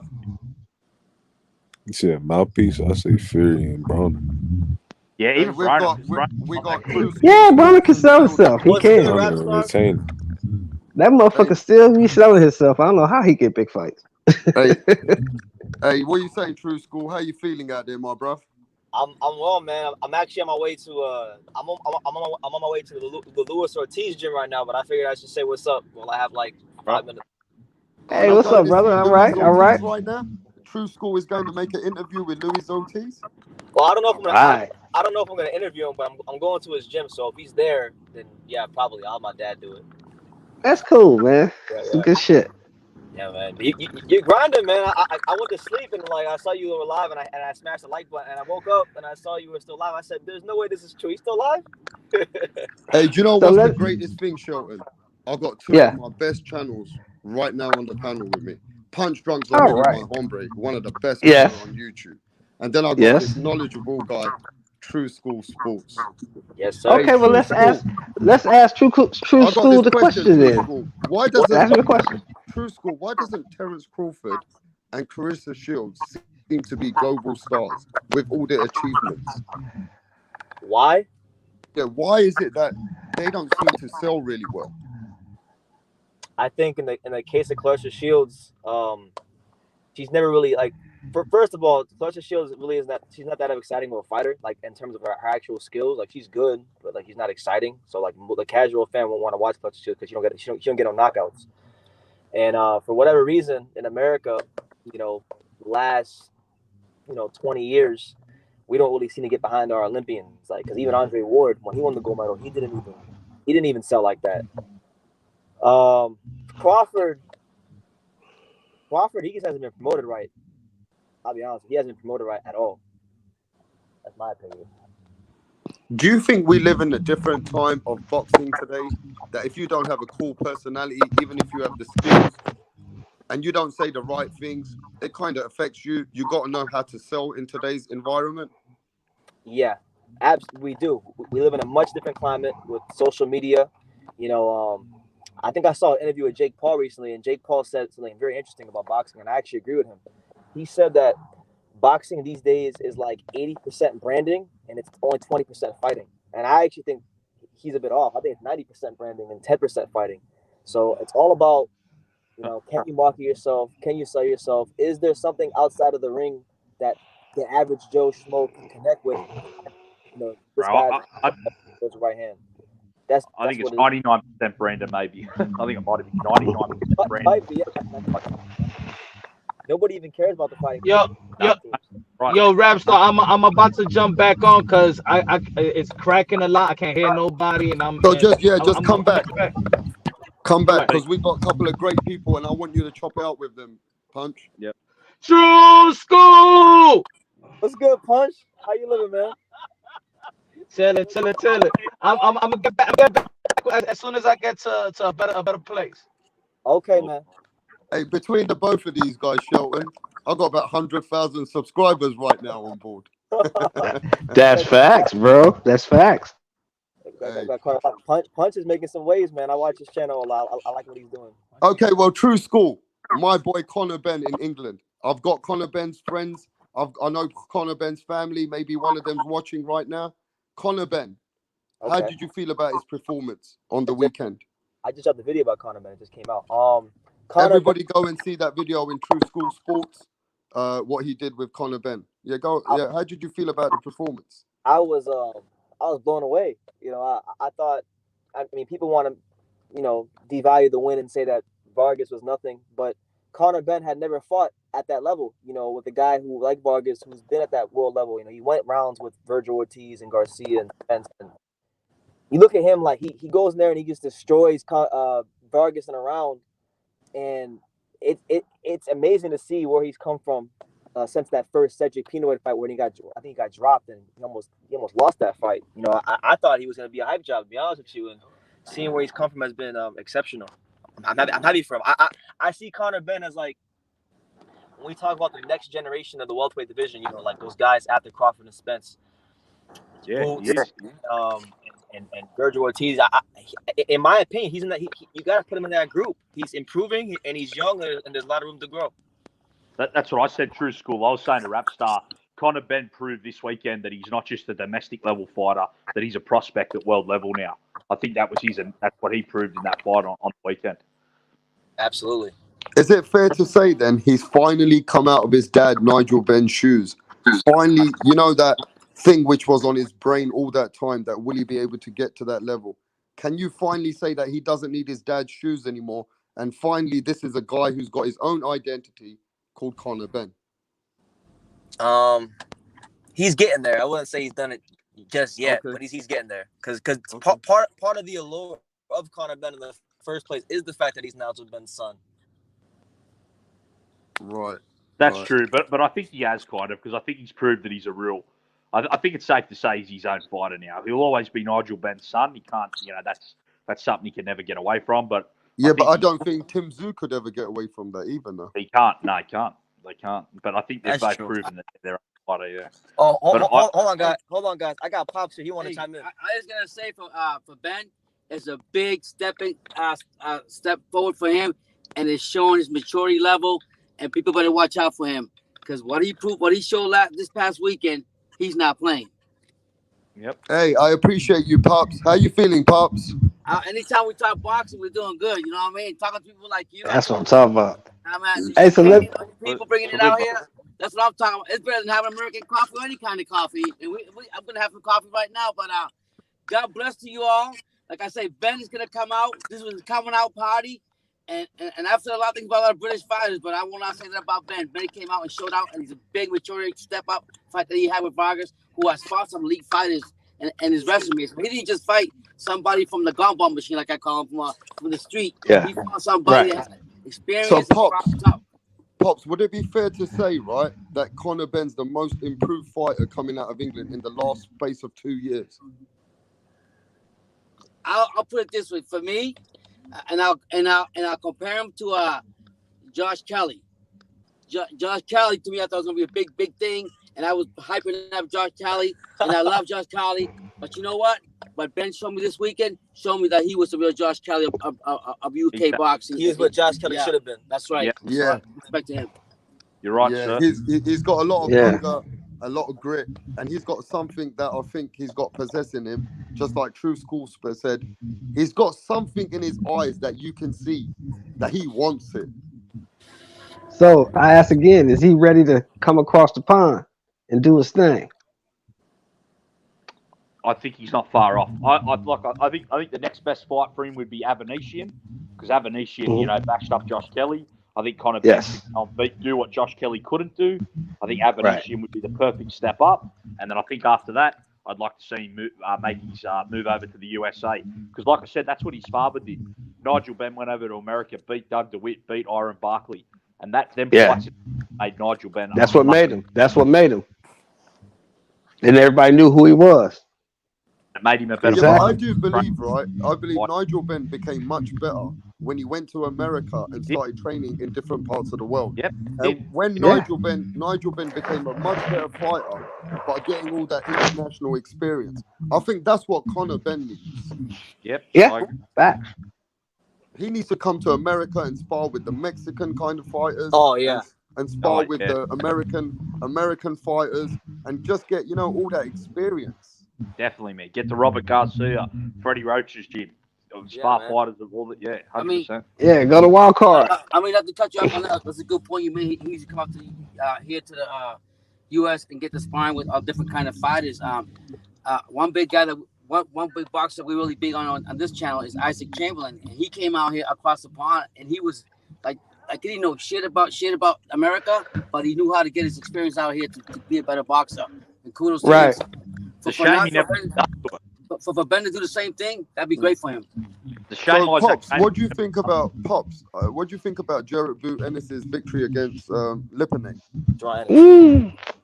I think Jawan Ennis is going to be one of the biggest fighters out here that's actually going to come out and show out. It's just a matter of time when he gets those big fights. I love this performance against Lipinets. I thought the way he was able to control Lipinets, not so much with his hands but with his feet, because I think it was like the second or third round. His father told him, he was like, he told Boots, he said, Boots, when you throw a 1-2 to the head of the body, I want you to pivot out to your right. And he listens to his father. Like he's very good about, if you go back and you watch that fight and listen to his father's instructions, Boots is very good about listening to his dad's instructions and not messing around with that, which I like about him. Right. Hey, So do you think out of all the three young lions, like the three, like Punch Drunk has called these three the three amigos. He's got Jarrett Boot Ennis, Virgil Ortiz, and then he's got, as the underdog coming into the scene, CONOR BENN. Is out of all three of them, should we be fair to say Jarrett Boot Ennis is probably slightly ahead of the other two? Pops? Oh, go ahead. Oh, yeah. What was the question again? He was asking actually if Duran is actually better than the other two ahead of their maturity level. You answered that question. You go ahead. Right now, I would have to say Duran Ennis is probably the I'm gonna say not the more skill, but the better movement, more the more skill. Yeah, more skill out of the three. But that being said, you cannot discredit Nigel Benn, because Nigel Benn got a lot of his CONOR BENN, because he got a lot of his father's genes, and he's gonna be there because he wants to be. About Virgil and Virgil Hunter Ortiz. I'm sorry, Virgil Ortiz. I'm big on Virgil Ortiz. I like Virgil Ortiz. Skill wise, I will say Ennis is the top one, the top out of the three. But Ben is coming, and Virgil Ortiz right behind. And I'm big on Virgil. So you think Virgil Ortiz and Jarrett Boot Ennis are at the same level now? What do you think? Man, you hold on. I'm gonna answer for him. He thinks Virgil Ortiz. He hasn't got big Virgil Ortiz. He hasn't had his coffee yet. Listen, Virgil Ortiz. He thinks Virgil Ortiz is the best. He thinks every day when I talk to him, I always tell him Jerron Ennis is gonna beat the brakes on Virgil Ortiz, and he says no, Virgil Ortiz is gonna beat. I'm a big Virgil Ortiz. I think Virgil Ortiz is ready for the big dance right now. I think he's ready. So is Jerron Ennis not ready for the big dance? Got 27 fights. Yeah, but he just fought Lipinets, and look at Virgil Ortiz just fought Maurice Hooker, who was an ex. They're the same thing. Maurice Hooker was an ex-champion at 140. Lipinets was an ex-champion at 140. Same thing. Hooker's a lot better than Lipinets. All right, go ahead. Go ahead. Go ahead, guys. What do you think about that, Shelton? Oh, about Lipinets and Hooker being the same guy? Yeah, they are. Hooker's a little bit better fundamentally than Lipinets. Lipinets is kind of straight up and down, and he's just nothing special. Hooker's better than him. Lipinets is an average fighter, man. Lipinets is. I don't think he's a very good fighter at all. I think Hooker's definitely a better opponent. Plus, Virgil Ortiz has beat Herrera, Orozco. Virgil Ortiz has fought a bit more experienced fighter than Boots. So I'd say Ortiz. Yes, he has. Boots ain't fought nobody. No. Except Hey, Lipinets. Edwin, how you feeling, Edwin? Oh, feeling great, man. Loving Waking up to boxing. boxing in the morning, waking up to Yes, boxing. sir. You should be in fucking church, man. You should be in church. Hell, I was about to go to work. But anyways, I wanted to talk a little bit about that Crawford debate. And I think honestly, if you watch his timeline, I think when he was heading up Errol Spence, I think that's when his fame started getting like up high, like that video he did with Spence. That was exciting. We were like, okay. And then when he did that 60-40, 70-30, I think that messed everything up. I think he was starting to become a people's champ. Like, we started falling in love with him. And then when he did that diva stuff like 70-30, man, he should have just took the 60-40 and whooped his ass. And I bet you his fame would have become even 10 times more. I think that was part of the mistake they made. Does everybody agree with Edwin? Was it Crawford? Nah, I think the fight should have been 50 down the middle, to be honest. But I agree with what he's saying though. Like as far as beating his ass for the 60-40, that would have really cemented him as a people's champion. Yeah, I think that was a big part of it because Bob Arum and him, they don't have no personality, bro. Like they have no charisma. I think if he was with Don King back in the days, I think he would have been fire right now. I think Don King was one of the most charismatic dudes ever, you know, when it comes to promoting. So also, Edwin, can I say this? Do you think a lot of it's got to do with the opponents he's fought? Like No. I'm telling you. He did a video like 3 years ago when he was wearing a hoodie and he had a Errol Spence. And they were like, it was genuine. It was beautiful. It was like, what's up? Like, I'll get past in the 5th round or whatever. And it was like and that's when I really got into Crawford. I was like, hell yeah, this shit's gonna happen, right? And then they told him go get the belt. So he went to go get the belt. And I think his numbers were high after that.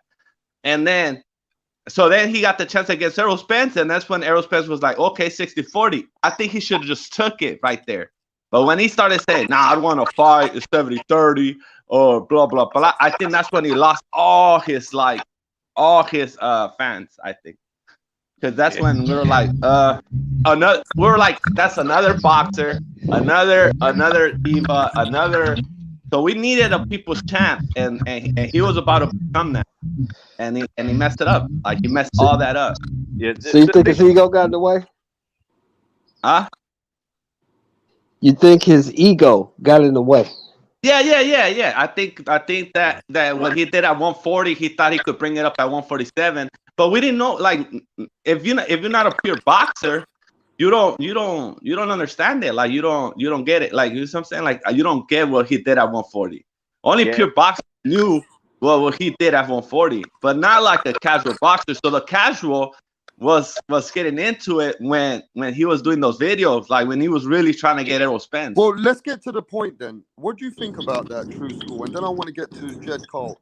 What do you think of Terence Crawford's resume? Derek James, a lot of professional athletes, they say that this resume is not a fucking Hall of Fame resume. They say nobody's going to remember the fights that he's been fighting. What do you think about that, True School? I think that Terence Crawford, his resume. I think his resume is. I mean, obviously it's not that great, but you gotta look at when he turned pro and when Errol Spence turned pro. What were the circumstances? Like when Errol Spence turned pro, he was the Olympian from America. I think he had went the furthest of anybody on the 2012 Olympic team. So like PBC, he signed PBC, and they pretty much rolled the red carpet for him. Like, and he was able to get certain fights early in his career. As for with Terence Crawford, he wasn't no Olympic darling. He actually had to, and he had some contractual issues early in his career. He had promotional problems early in his career that nobody even talks about. Top Rank had to buy him out of his contract with what's that guy's name? Thomas Minidrov, whatever his name. I forgot his name, but there was a big lawsuit. So, I mean, his first 20 fights, he went through something similar to what Jerron Ennis is going through right now. So let me tell you what. I think Tank Davis knocks the fuck out of Ricky Burns. No disrespect. I think Tank Davis beat Gamboa, right? Yeah. And Tank Davis also. I think Tank Davis. A young Gamboa? Wait, the Gamboa. A young Gamboa. Also say that Tank Davis would beat. I don't know, Julius man. Dongo. I don't know. I don't know about it. Prime Gamboa. Would it be No, but you see, I'm making a comparison about his resume here, bro. Yeah, you're not wrong. A young Gamboa, though? No. Crawford's resume is not all that. But I just want to say, I agree with this brother here, Edwin. He's 100% correct. When Crawford and Spence had that face-off and they generated all that buzz, that fight should have been the next one on the table. Facts. They should have fought straight away after that. Instead of all these Yes. About that they've killed the fucking hype for this fight. They should have fought right away then, and it would have got the boxing world buzzing. But they fucked around with these stupid games, and now every motherfucker's over this fight because of this fucking. Is it fair to say that this is kind of Mayweather Pacquiao's fault because now everybody tries to marinate these fights because they think that if they marinate the fight, it can be a $100 million payday? You have a point, Brendan.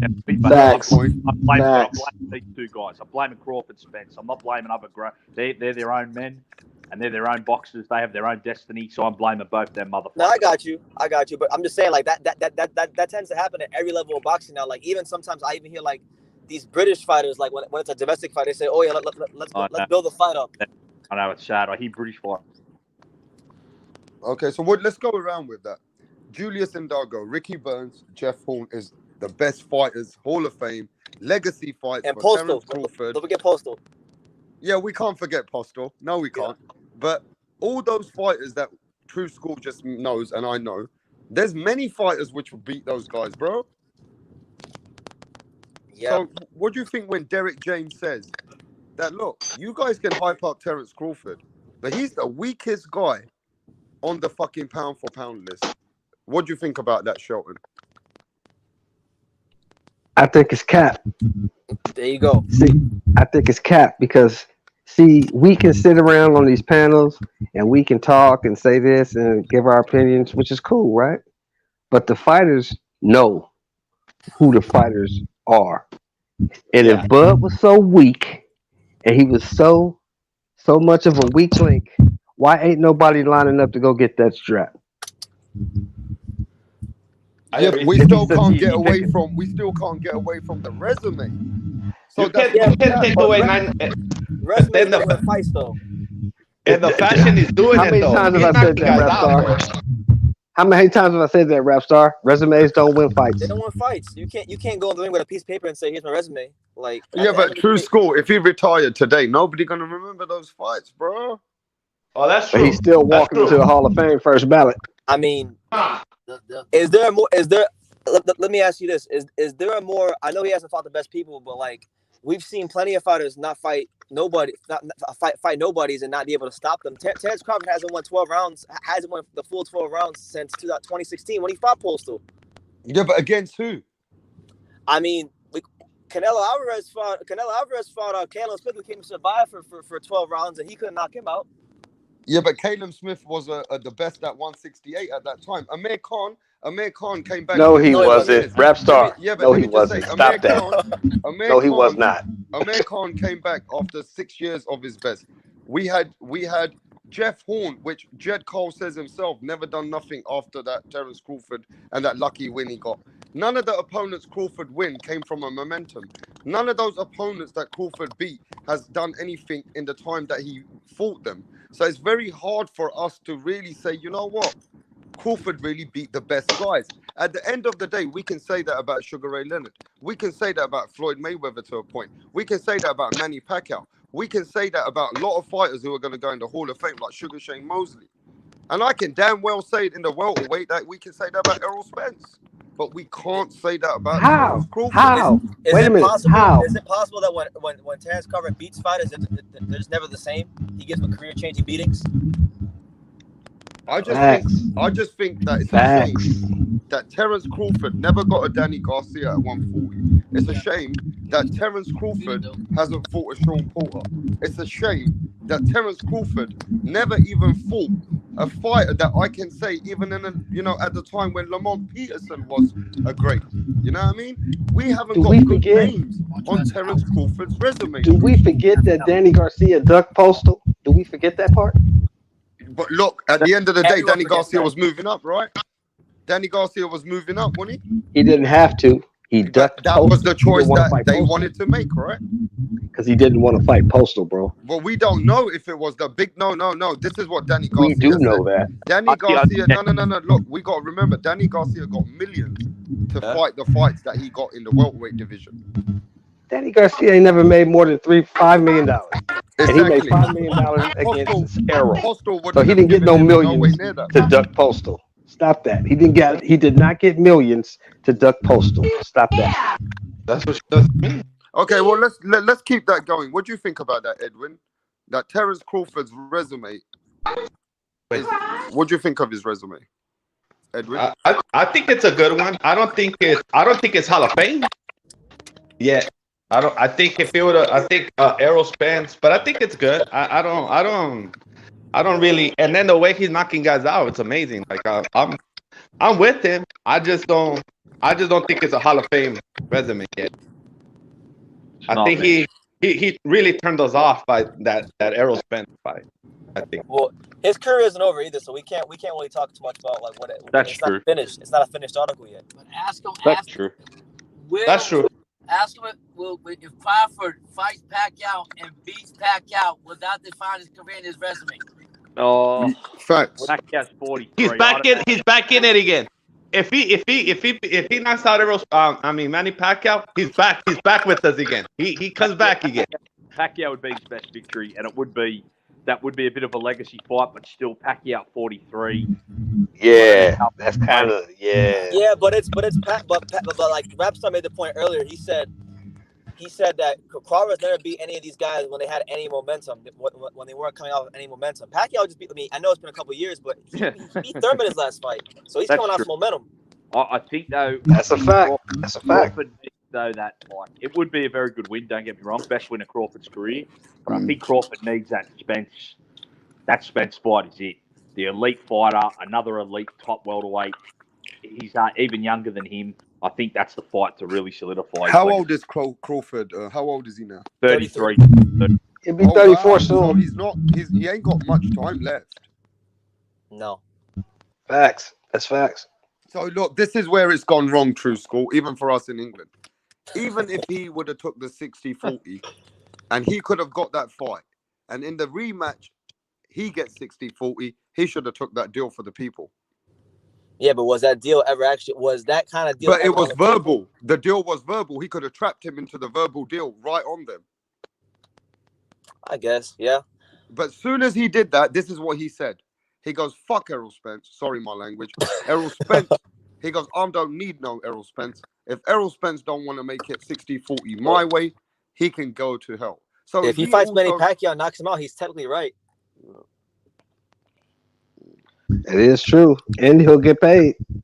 And look, and I see a lot of debate even in the chat. Look, Crawford and Spence ain't really done that. They haven't really beat anyone great. They need to fight each other and stop playing these games. They need to get in the ring and give us this fight, and the winner will solidify his legacy as the best welterweight of this era. That's what needs that. And they both better hurry up because Jerron Ennis and Virgil Ortiz are knocking right on that door. They'll be there very soon.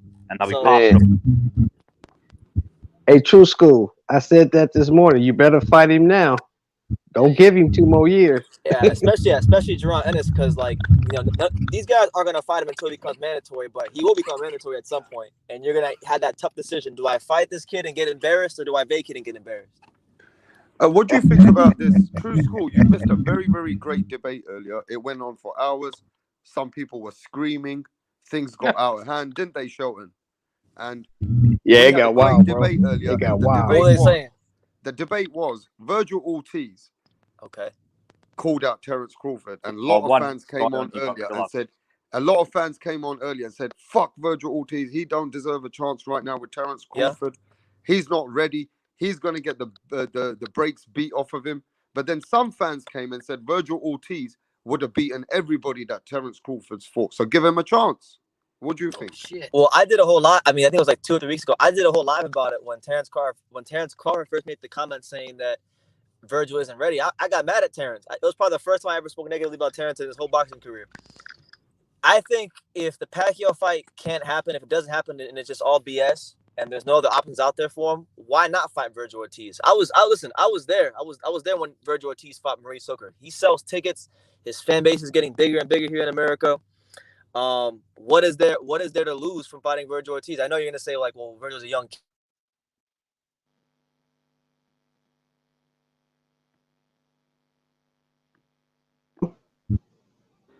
Have I lost him? Can't hear You him. lost him. We lost him. True School, I've lost you, bro. I want to hear what he had to say too. I wanted to hear him as well. He's going underneath a tunnel. But Edwin, we get back to True School. What do you think about that? Shall we get Virgil Ortiz deserve a chance? He's calling out Terence Crawford. Hell yeah. Hell yeah. It's a kid that wants to challenge himself. I'll take it. They're trying to be big. That's what we've been crying for as fans for a long, long time. People to challenge themselves, people to fight anybody. Yeah. And what's in it should take it. Crawford should take it. That's the stuff that diminishes his fan base. It's stuff like that. Like, no, I don't want to fight him either. He's not ready. Well, then who's ready? You tell me. Exactly. Who the fuck you want to fight then? Yeah, that's what gets annoying. That's the stuff. See, all that like that you guys were talking about, like the flashiness and all that stuff. That just takes you so far. But it's different ways to get legacy in boxing. That's what boxing is so beautiful.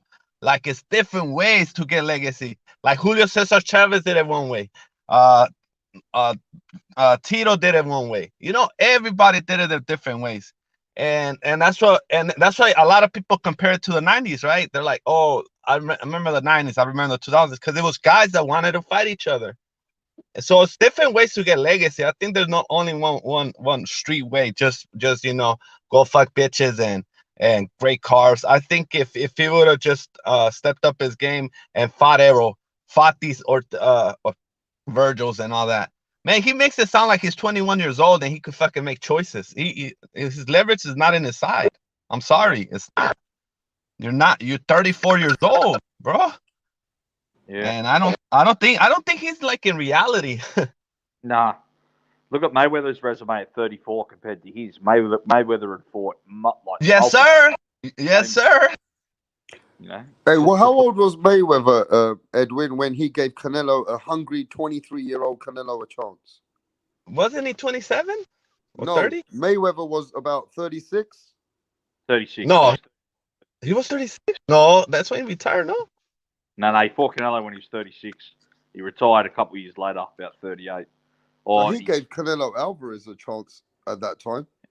36. Yeah, no.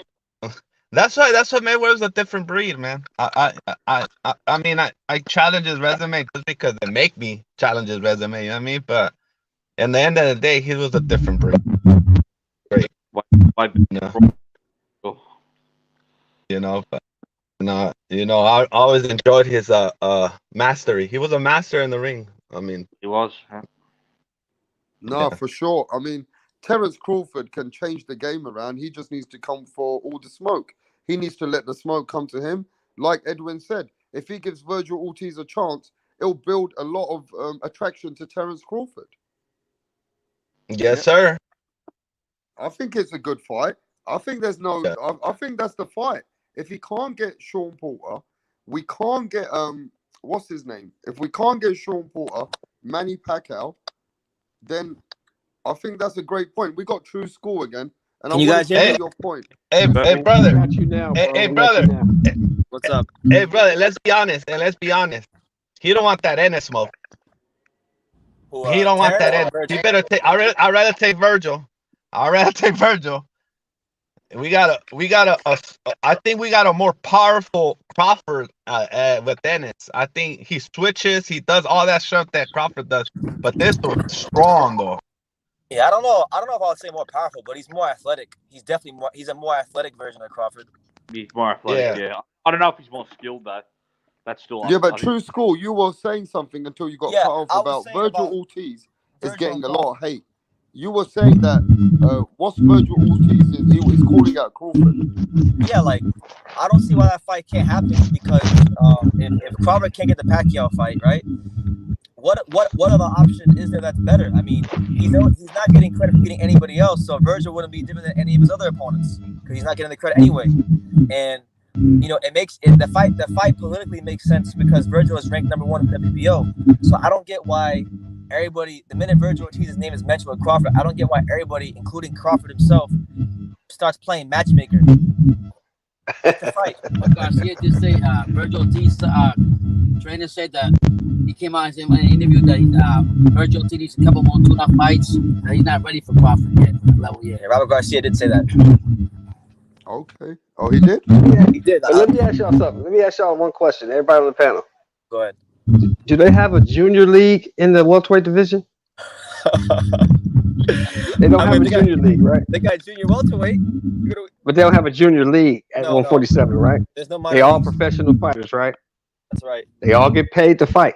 That's right. So make So a can fight. I ask? Let 'em Let me fight. get asked True School this: which fighter, apart from Terence Crawford, Errol Spence, is probably a big threat for Jared Boot Ennis and Virgil Ortiz that they should maybe wait another fight? Keith Thurman? No. No, not Keith. No. Especially not now. No more? No more? I don't think so. Is there another fighter at 147 that we can say, you know, who could probably give Jared Boot Ennis, Virgil Ortiz their first loss? Yeah, Manny Pacquiao. Yeah. Manny That's about Pacquiao. it. That's about Manny Pacquiao. That's really it. I mean, you can say Porter, but Porter, like Porter's good, but Porter, you know, he's the highest level you get before you hit the elites. Well, then, if that's the case, then in America, and that's all we've got in the welterweight division, because I haven't got nothing to offer you from England apart from CONOR BENN. Oh, you know what? Hey, you know what? I actually just thought of one. I just thought of one that will be very tough for both. For both, at least for Virgil, maybe even Boots. Rashidi Ellis. Speedy Rashidi. Speedy Rashidi. The forgotten welterweight prospect that nobody talks about. What's happening? That gets no promotion. He used to be like a top prospect. What's happened to him through school? I haven't heard of him. Golden Boys just put him on the shelf. Like he had that one fight last year. Who he fought? He fought that one guy. I forgot. He fought an undefeated prospect. I think it was in October, but I can't remember his name right now. It was his last fight, and he beat him. But after that, like I never heard anything. I thought like after that when he was about to start getting some big fights. But in a perfect and just world where the business of boxing didn't interfere with the fights, he should really be fighting Virgil Ortiz next. Yeah, see, I think he's going to have fighters that just not the inactivity. You know, he's not going to get the fights, and I don't know if it's going to work out for him. But I just unfortunately think one of them fighters. I just think I might for him. Hey, Rapstar. Yeah, bro. What do you call a guy who loses every time he steps up in a big fight? Gatekeeper. You call him Sean Porter and Danny Garcia, right?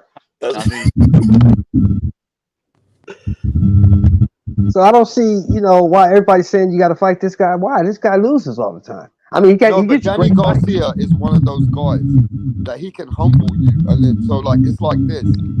If you beat Danny Garcia, it tells everybody that you belong in the elite division at 147. I agree. Everybody's beat Garcia already, though. Yeah, but let me ask you this: how did they beat him? He never looked like either split decisions, and he never looks like ever in a fight that he's hurt or anything. Yeah, he's Danny Garcia's mastered the art of losing and looking good at 147. Yeah. Well, the last time I checked, right, Rapstar, and I boxed, you know, I told you I boxed from 73 to 80, right, when I was a kid. You don't get an A for effort in boxing. Either you win. So would it be fair to say Danny Garcia is an official gatekeeper? Yes. Yes. That's facts. He's Robert Guerrero. Robert Guerrero. What Robert Guerrero was 5 years ago. Yeah, exactly. Robert Guerrero. You hit it on the head. Is he like Andre Berto when Andre Berto was there? Yeah, even Berto, Robert. Yeah, Berto, Robert Guerrero. Him and Porter. I mean, Porter's a two-time champ. Don't get me wrong. You got to respect that. But every time he steps up against the elite guys, hey, I've got a question for True School. I was having a debate in True School with a few people with Punch and all that. Now, Samuel Vargas has got an 88% wins on his record. All right, True School? All right. Right. Is he a gatekeeper or is he a journeyman? Journeyman. I think he's a journeyman. A good Now, journeyman. let me ask you this. A journeyman with only 6 losses. I mean, in England, a journeyman is a guy sometimes who's got, like, let's say, 50 fights and 47 are losses. Yeah. Well, so we in England call journeymen people which have got an 80% losses on their record. But Samuel Vargas has got 80% wins on his record. Yeah, I think the standard of boxing in America is a lot higher than England. To be honest. Okay. Yeah. Because I've seen, like, I know you guys got that guy out there. You got Robert Deacon. He's the world's worst boxer. He's like 100 losses. Yeah. We don't really have much of those in America. I mean, I can't really think of any 100 loss. I'm sure there is, but like I can't think of any 100 loss fighters in America. Yes, So Vargas is a journeyman for you guys. Yeah, that's the epitome of a gatekeeper. See, to be a gatekeeper, you have to have been behind the gate. So Danny You ain't never been behind the gate. Garcia is official gatekeeper. Yeah, because he's been behind the gate before. He knows what it's like. But there's He levels just though. can't stay there. There's levels of gatekeepers. There's high level gatekeepers and there's low level gatekeepers. Danny Garcia is a high Facts. level gatekeeper. So would you not say that low level gatekeeper Samuel Vargas? No, he ain't never been behind the gate. No, that kind of makes sense. It does kind of make sense. Yeah. Behind the gate. I mean, it kind of. So you have to touch the other side of the gate to be a gatekeeper. Yeah, you exactly. Gotta cross the border to the other side. So would you say a gatekeeper has to be an ex-world champion? No, not necessarily. Be a challenger. It could He be. a challenger. Yeah, if it's somebody that challenged for a world title, or let's say if it's a guy that beat the odds and has a couple of upset wins in his record, then he could be a gatekeeper, a good gatekeeper. It has to be so. At bare minimum, I think a gatekeeper has to be someone who is capable of beating the odds. Like he goes into a fight as an underdog and he wins the fight, and he's shown that in the past. What's Rosario? What is he? Rosario. What's Jason Rosario? Gabe Rosario. Gabe Rosado? Yeah, Rosario. Yeah. What is he? Gatekeeper, journey. What is he? Because he doesn't fucking. I mean, So then Gabe Rosario is a journeyman then. Okay. A high level journeyman, but he's a journeyman nonetheless. He's the best. He's the best journeyman in the sport. Yeah, man. Stop telling me He's in a movie. Yeah, I mean it's hard. Jed Cole, Yes, is brother. Samuel Vargas a journeyman or a gatekeeper? I think he's more a journeyman. I don't think he's a gatekeeper at all. He's never really beat anyone at welterweight. I mean, it doesn't really prove that much beating Vargas. It's more the way CONOR BENN beat him that made that statement. Beating Vargas alone doesn't really do much for you. But so I'd say Vargas is more. I don't know if I'd call him a journeyman. He's just like a. I don't know what I'd even call him. He's just a okay fighter. Just a decent little fighter at welterweight. But yeah, he'd be more a journeyman. He'd be closer to journeyman than gatekeeper, I reckon. It doesn't really prove much beating him. The other reason why we're giving Conor Benn so much credit is the way he beat him. You know, blasting him out and around. That was a statement for sure. Hey, for sure, man. And everybody smash that like button and subscribe to the channel if you're new. And if you're my brothers and sisters from different places of the world, you know, don't forget to press that notification. But look, I just think, right, as a journeyman, I've always thought, Jed Cole, a journeyman is a guy who loses more than 50% of his fights and who's only going in there for that paycheck. And I always thought that Samuel Vargas passed it a little bit. You know, sometimes he's proven he's won, he's grinded it out.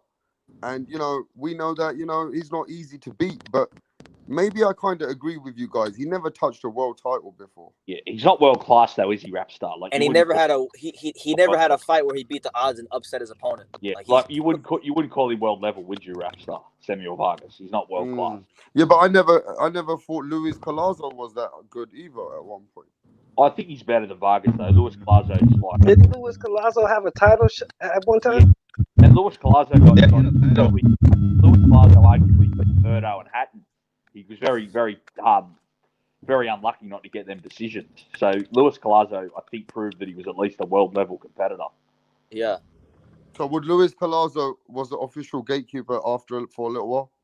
I think you could call him a gatekeeper, yeah, but he was a good fight, good level gatekeeper. So is Josito Lopez a gatekeeper? Josito Lopez. That's a good gatekeeper as well. Adrian Granado's So Lopez ain't never been behind the gate.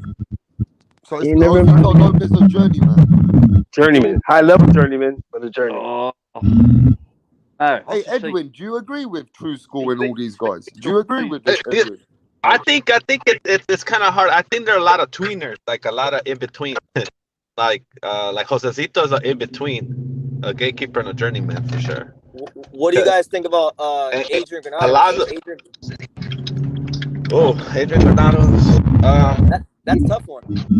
Yeah. Another tweener, like he's in between. Yeah, but he's never been behind the gate. How can you keep the gate if you've never been on the other side? Yeah, but he's actually won fights where he beat the odds. Like he was an underdog against Amir Imam when Amir Imam was supposed to be the next big thing. He beat him, and the crazy thing was he never even got his title shot. Like he beat Amir Imam in what was a fight that was supposed to get Amir Imam a title shot, and he never got a WBC title shot. And also, that's facts. Granado's been unlucky not to get in fights. He probably should have won a few of the fights. Like Granados was hard done by not to win the Broner fight. Yep. He gave Frankie Gomez a close fight when they were prospects. Well, Kermit let's get to this Citron. one then, True School. In the way that you're breaking it down, then Adrian Broner is a gatekeeper. He is. Yeah. Definitely gatekeeper. He's the most popular gatekeeper in the sport. Making big money. Broner's Yeah, just he's a whack, big bro. money gatekeeper. That's right. Broner's just a hot job. Yeah. So Broner's job, an official gatekeeper now, bro. Oh yeah. Yeah. I mean, if with the way that we're hearing it, the way that we're breaking it down, Broner's a definite gatekeeper. I mean, who else we got a gatekeeper out here at the moment? Sean Porter? Yeah. Highest level. Yes. High level gatekeeper. Yes. Hey, Rapstar, I can ask you a question real quick. I know it's the subject. Ramirez or Taylor? Ramirez or Taylor? Josh Taylor. Ramirez or Taylor? So I was watching the Victor Postol fight again not long ago, and you know that's the common opponent, Ramirez and Victor Postol against Josh Taylor. I feel like Josh Taylor has that one little bit extra in skill level than Ramirez, and I just feel like whatever Regis Progress bring to the table, I don't think that Ramirez can bring anything further more than what Regis Progress could do, and I don't think that Ramirez is stronger than Regis Progress either. So it's a very tricky fight. I'm going with my boy Josh Taylor. I've got some money on Josh Taylor with some people. I'm gonna stick with Josh Taylor. I feel like Josh Taylor's got more skills, more better feet. I think Ramirez might think he can push him back and fight him on the ropes, but that didn't work for for Regis Progress. So I'm going with Josh Taylor. About down the road, Taylor said he wants Teofimo to take over. If they ever fought, who you got in that fight? I gotta really see what Teofimo's doing with Cambosis, but let's be honest. A big jump from Lomachenko to Josh Taylor is a different level of a fighter, right? Teofimo can be great at lightweight, but for him to jump against the number one at super light, then Josh Taylor has the reach. Josh Taylor also can fight going backwards. Again, listen, I think Teofimo's a bit more of a risk than Ramirez. Well, I'll tell you what, I love Taylor because Taylor got some balls, man. He's not a fearful of nobody, and his skill sets everything in the ring. So I totally agree what you're saying, Rapstar. Yeah, I'm going with Josh Taylor, but look, Josh Taylor has to win that fight for us, Pops. Otherwise, every British guy is lost to every Latino in 2021. We've been getting beaten the fuck out of. Yeah. You know what I mean? We never thought Lara was going to come and beat the fuck out of us. Right? Yeah, he did Warrington dirty. Josh Warrington was like in a world of his own when Lara was putting a beating on him. Right? That's true. Listen, So, people. I'm hoping Josh Taylor brings this back for England. Oh, me too, man. I'm gonna be at that fight. You're gonna be at where's the fight gonna be held? Where is it? Las Vegas. Vegas. But hey, Rapstar, people get too caught up in the nationality and race. Fuck all that shit. In boxing, it's every man for himself. That's all that matters. It's the man against the man. Fuck his colour, fuck his passport, fuck his race, fuck his nationality. That's right. It's man. That's all that really matters. I agree. You know what, man? Something is telling me that Ramirez is gonna pull this shit off, bro. I got Ramirez winning. He might. I don't think. I just fighters in the last fight. My son told me stop doing that. Stop doing that. That's not smart. Ramirez didn't show me shit in the last fight. Josh Taylor's been consistent with his fights. It's not smart. Yeah. Hey, look, man, I gotta go with Josh Taylor on this, and I'm praying to God he doesn't let us down. You know what I mean? But Ramirez is not a pushover, bro. Ramirez is a proper threat. He's a 50-50 fight. This is a all the way 50-50, bro. It's probably going to be the best fight of 2021. Yeah, it is. Yeah, it is, man. I think it's gonna be fight of the year. Wow. Yeah.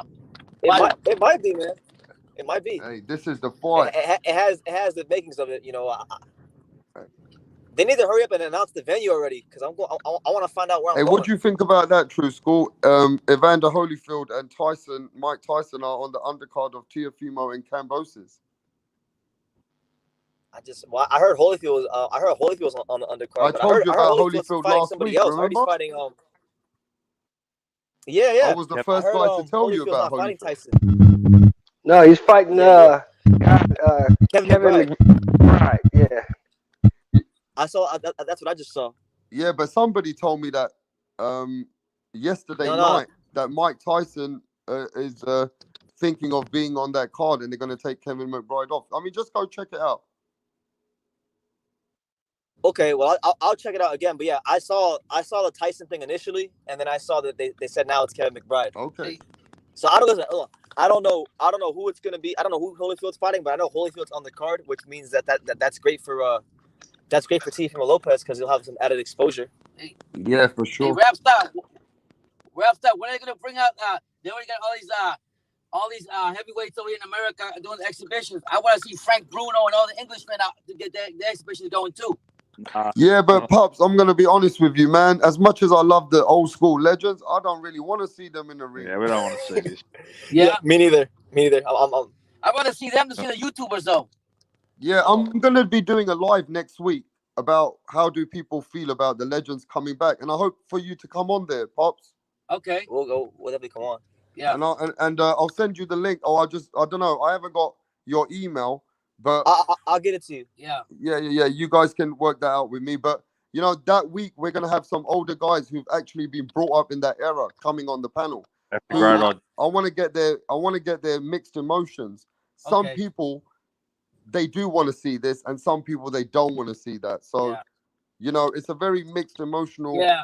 It's very hard to say for you because Roy Jones. Let me tell you, Roy Jones looked like rubbish against Mike Tyson. He looked so bad, it was unbelievable. Like I said, he looked like someone from the nursing home. That was like watching a fight at the nursing home car park. Yeah, I'm kind of indifferent towards the old guys fighting. You know, like I don't necessarily hate it, but I don't love it either. It's what it is. What it is. At one point that my son brought to me recently, because I've been wanting. I've lost you again. Really see the Lennox Lewis and the Riddick Bowe. My son said no. For health wise, that's not even worth it. For health wise, no, and you know Evander Holyfield. I heard. I also know that Evander Holyfield's got a little bit punch drunk. Hey, Rep, what'd you say, Rapstar? I said Evander Holyfield's a little bit punch drunk, isn't he? Yeah. He is, but he stays in the gym though. He's in very good shape for his age. Bowe, on the other hand, I mean, I've seen it firsthand, like being in the gym with him and stuff. Like Riddick Bowe can barely get up out of his own chair sometimes. It's a struggle for him just to walk. So I don't want to see him box.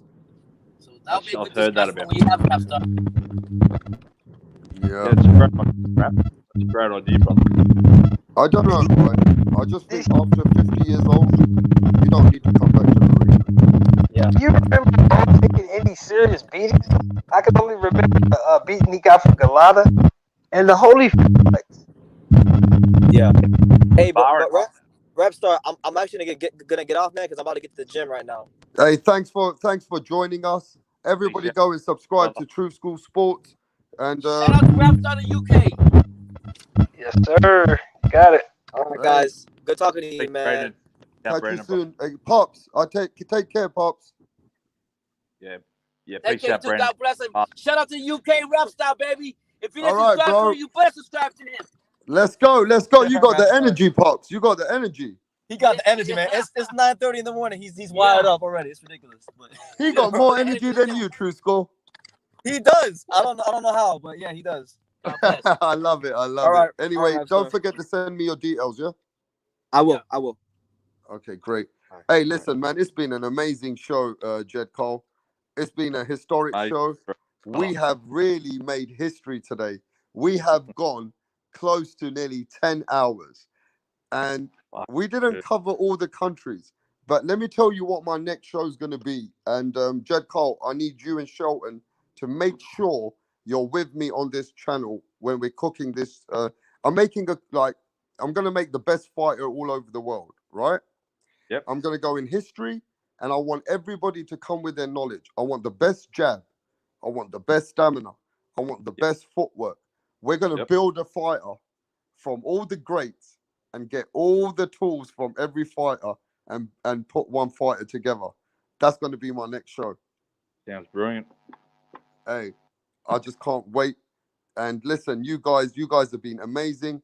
Jed Cole, thanks for being a great companion today, bruv. And Shelton. Anytime, brother. It's a pleasure. Man. Dog, you got it. Thank you, man, for providing the platform, homeboy. Hey, listen, this is what we do. We're passionate boxing fans. Everybody around the world. Somebody said this is a 10-hour stream. Somebody said thanks for, providing us the stream. Hey, this is what I do. And thanks for everybody coming to my house, to my home. This is our boxing channel. This is your boxing channel. This is Rapstar. I'm leaving the building. I love all of you. Jed Cole, Shelton, everybody. We out of it, bro. Peace. Peace out, my brothers. God bless you. Have fun. God bless everyone. Peace out, my brothers. Yeah, peace.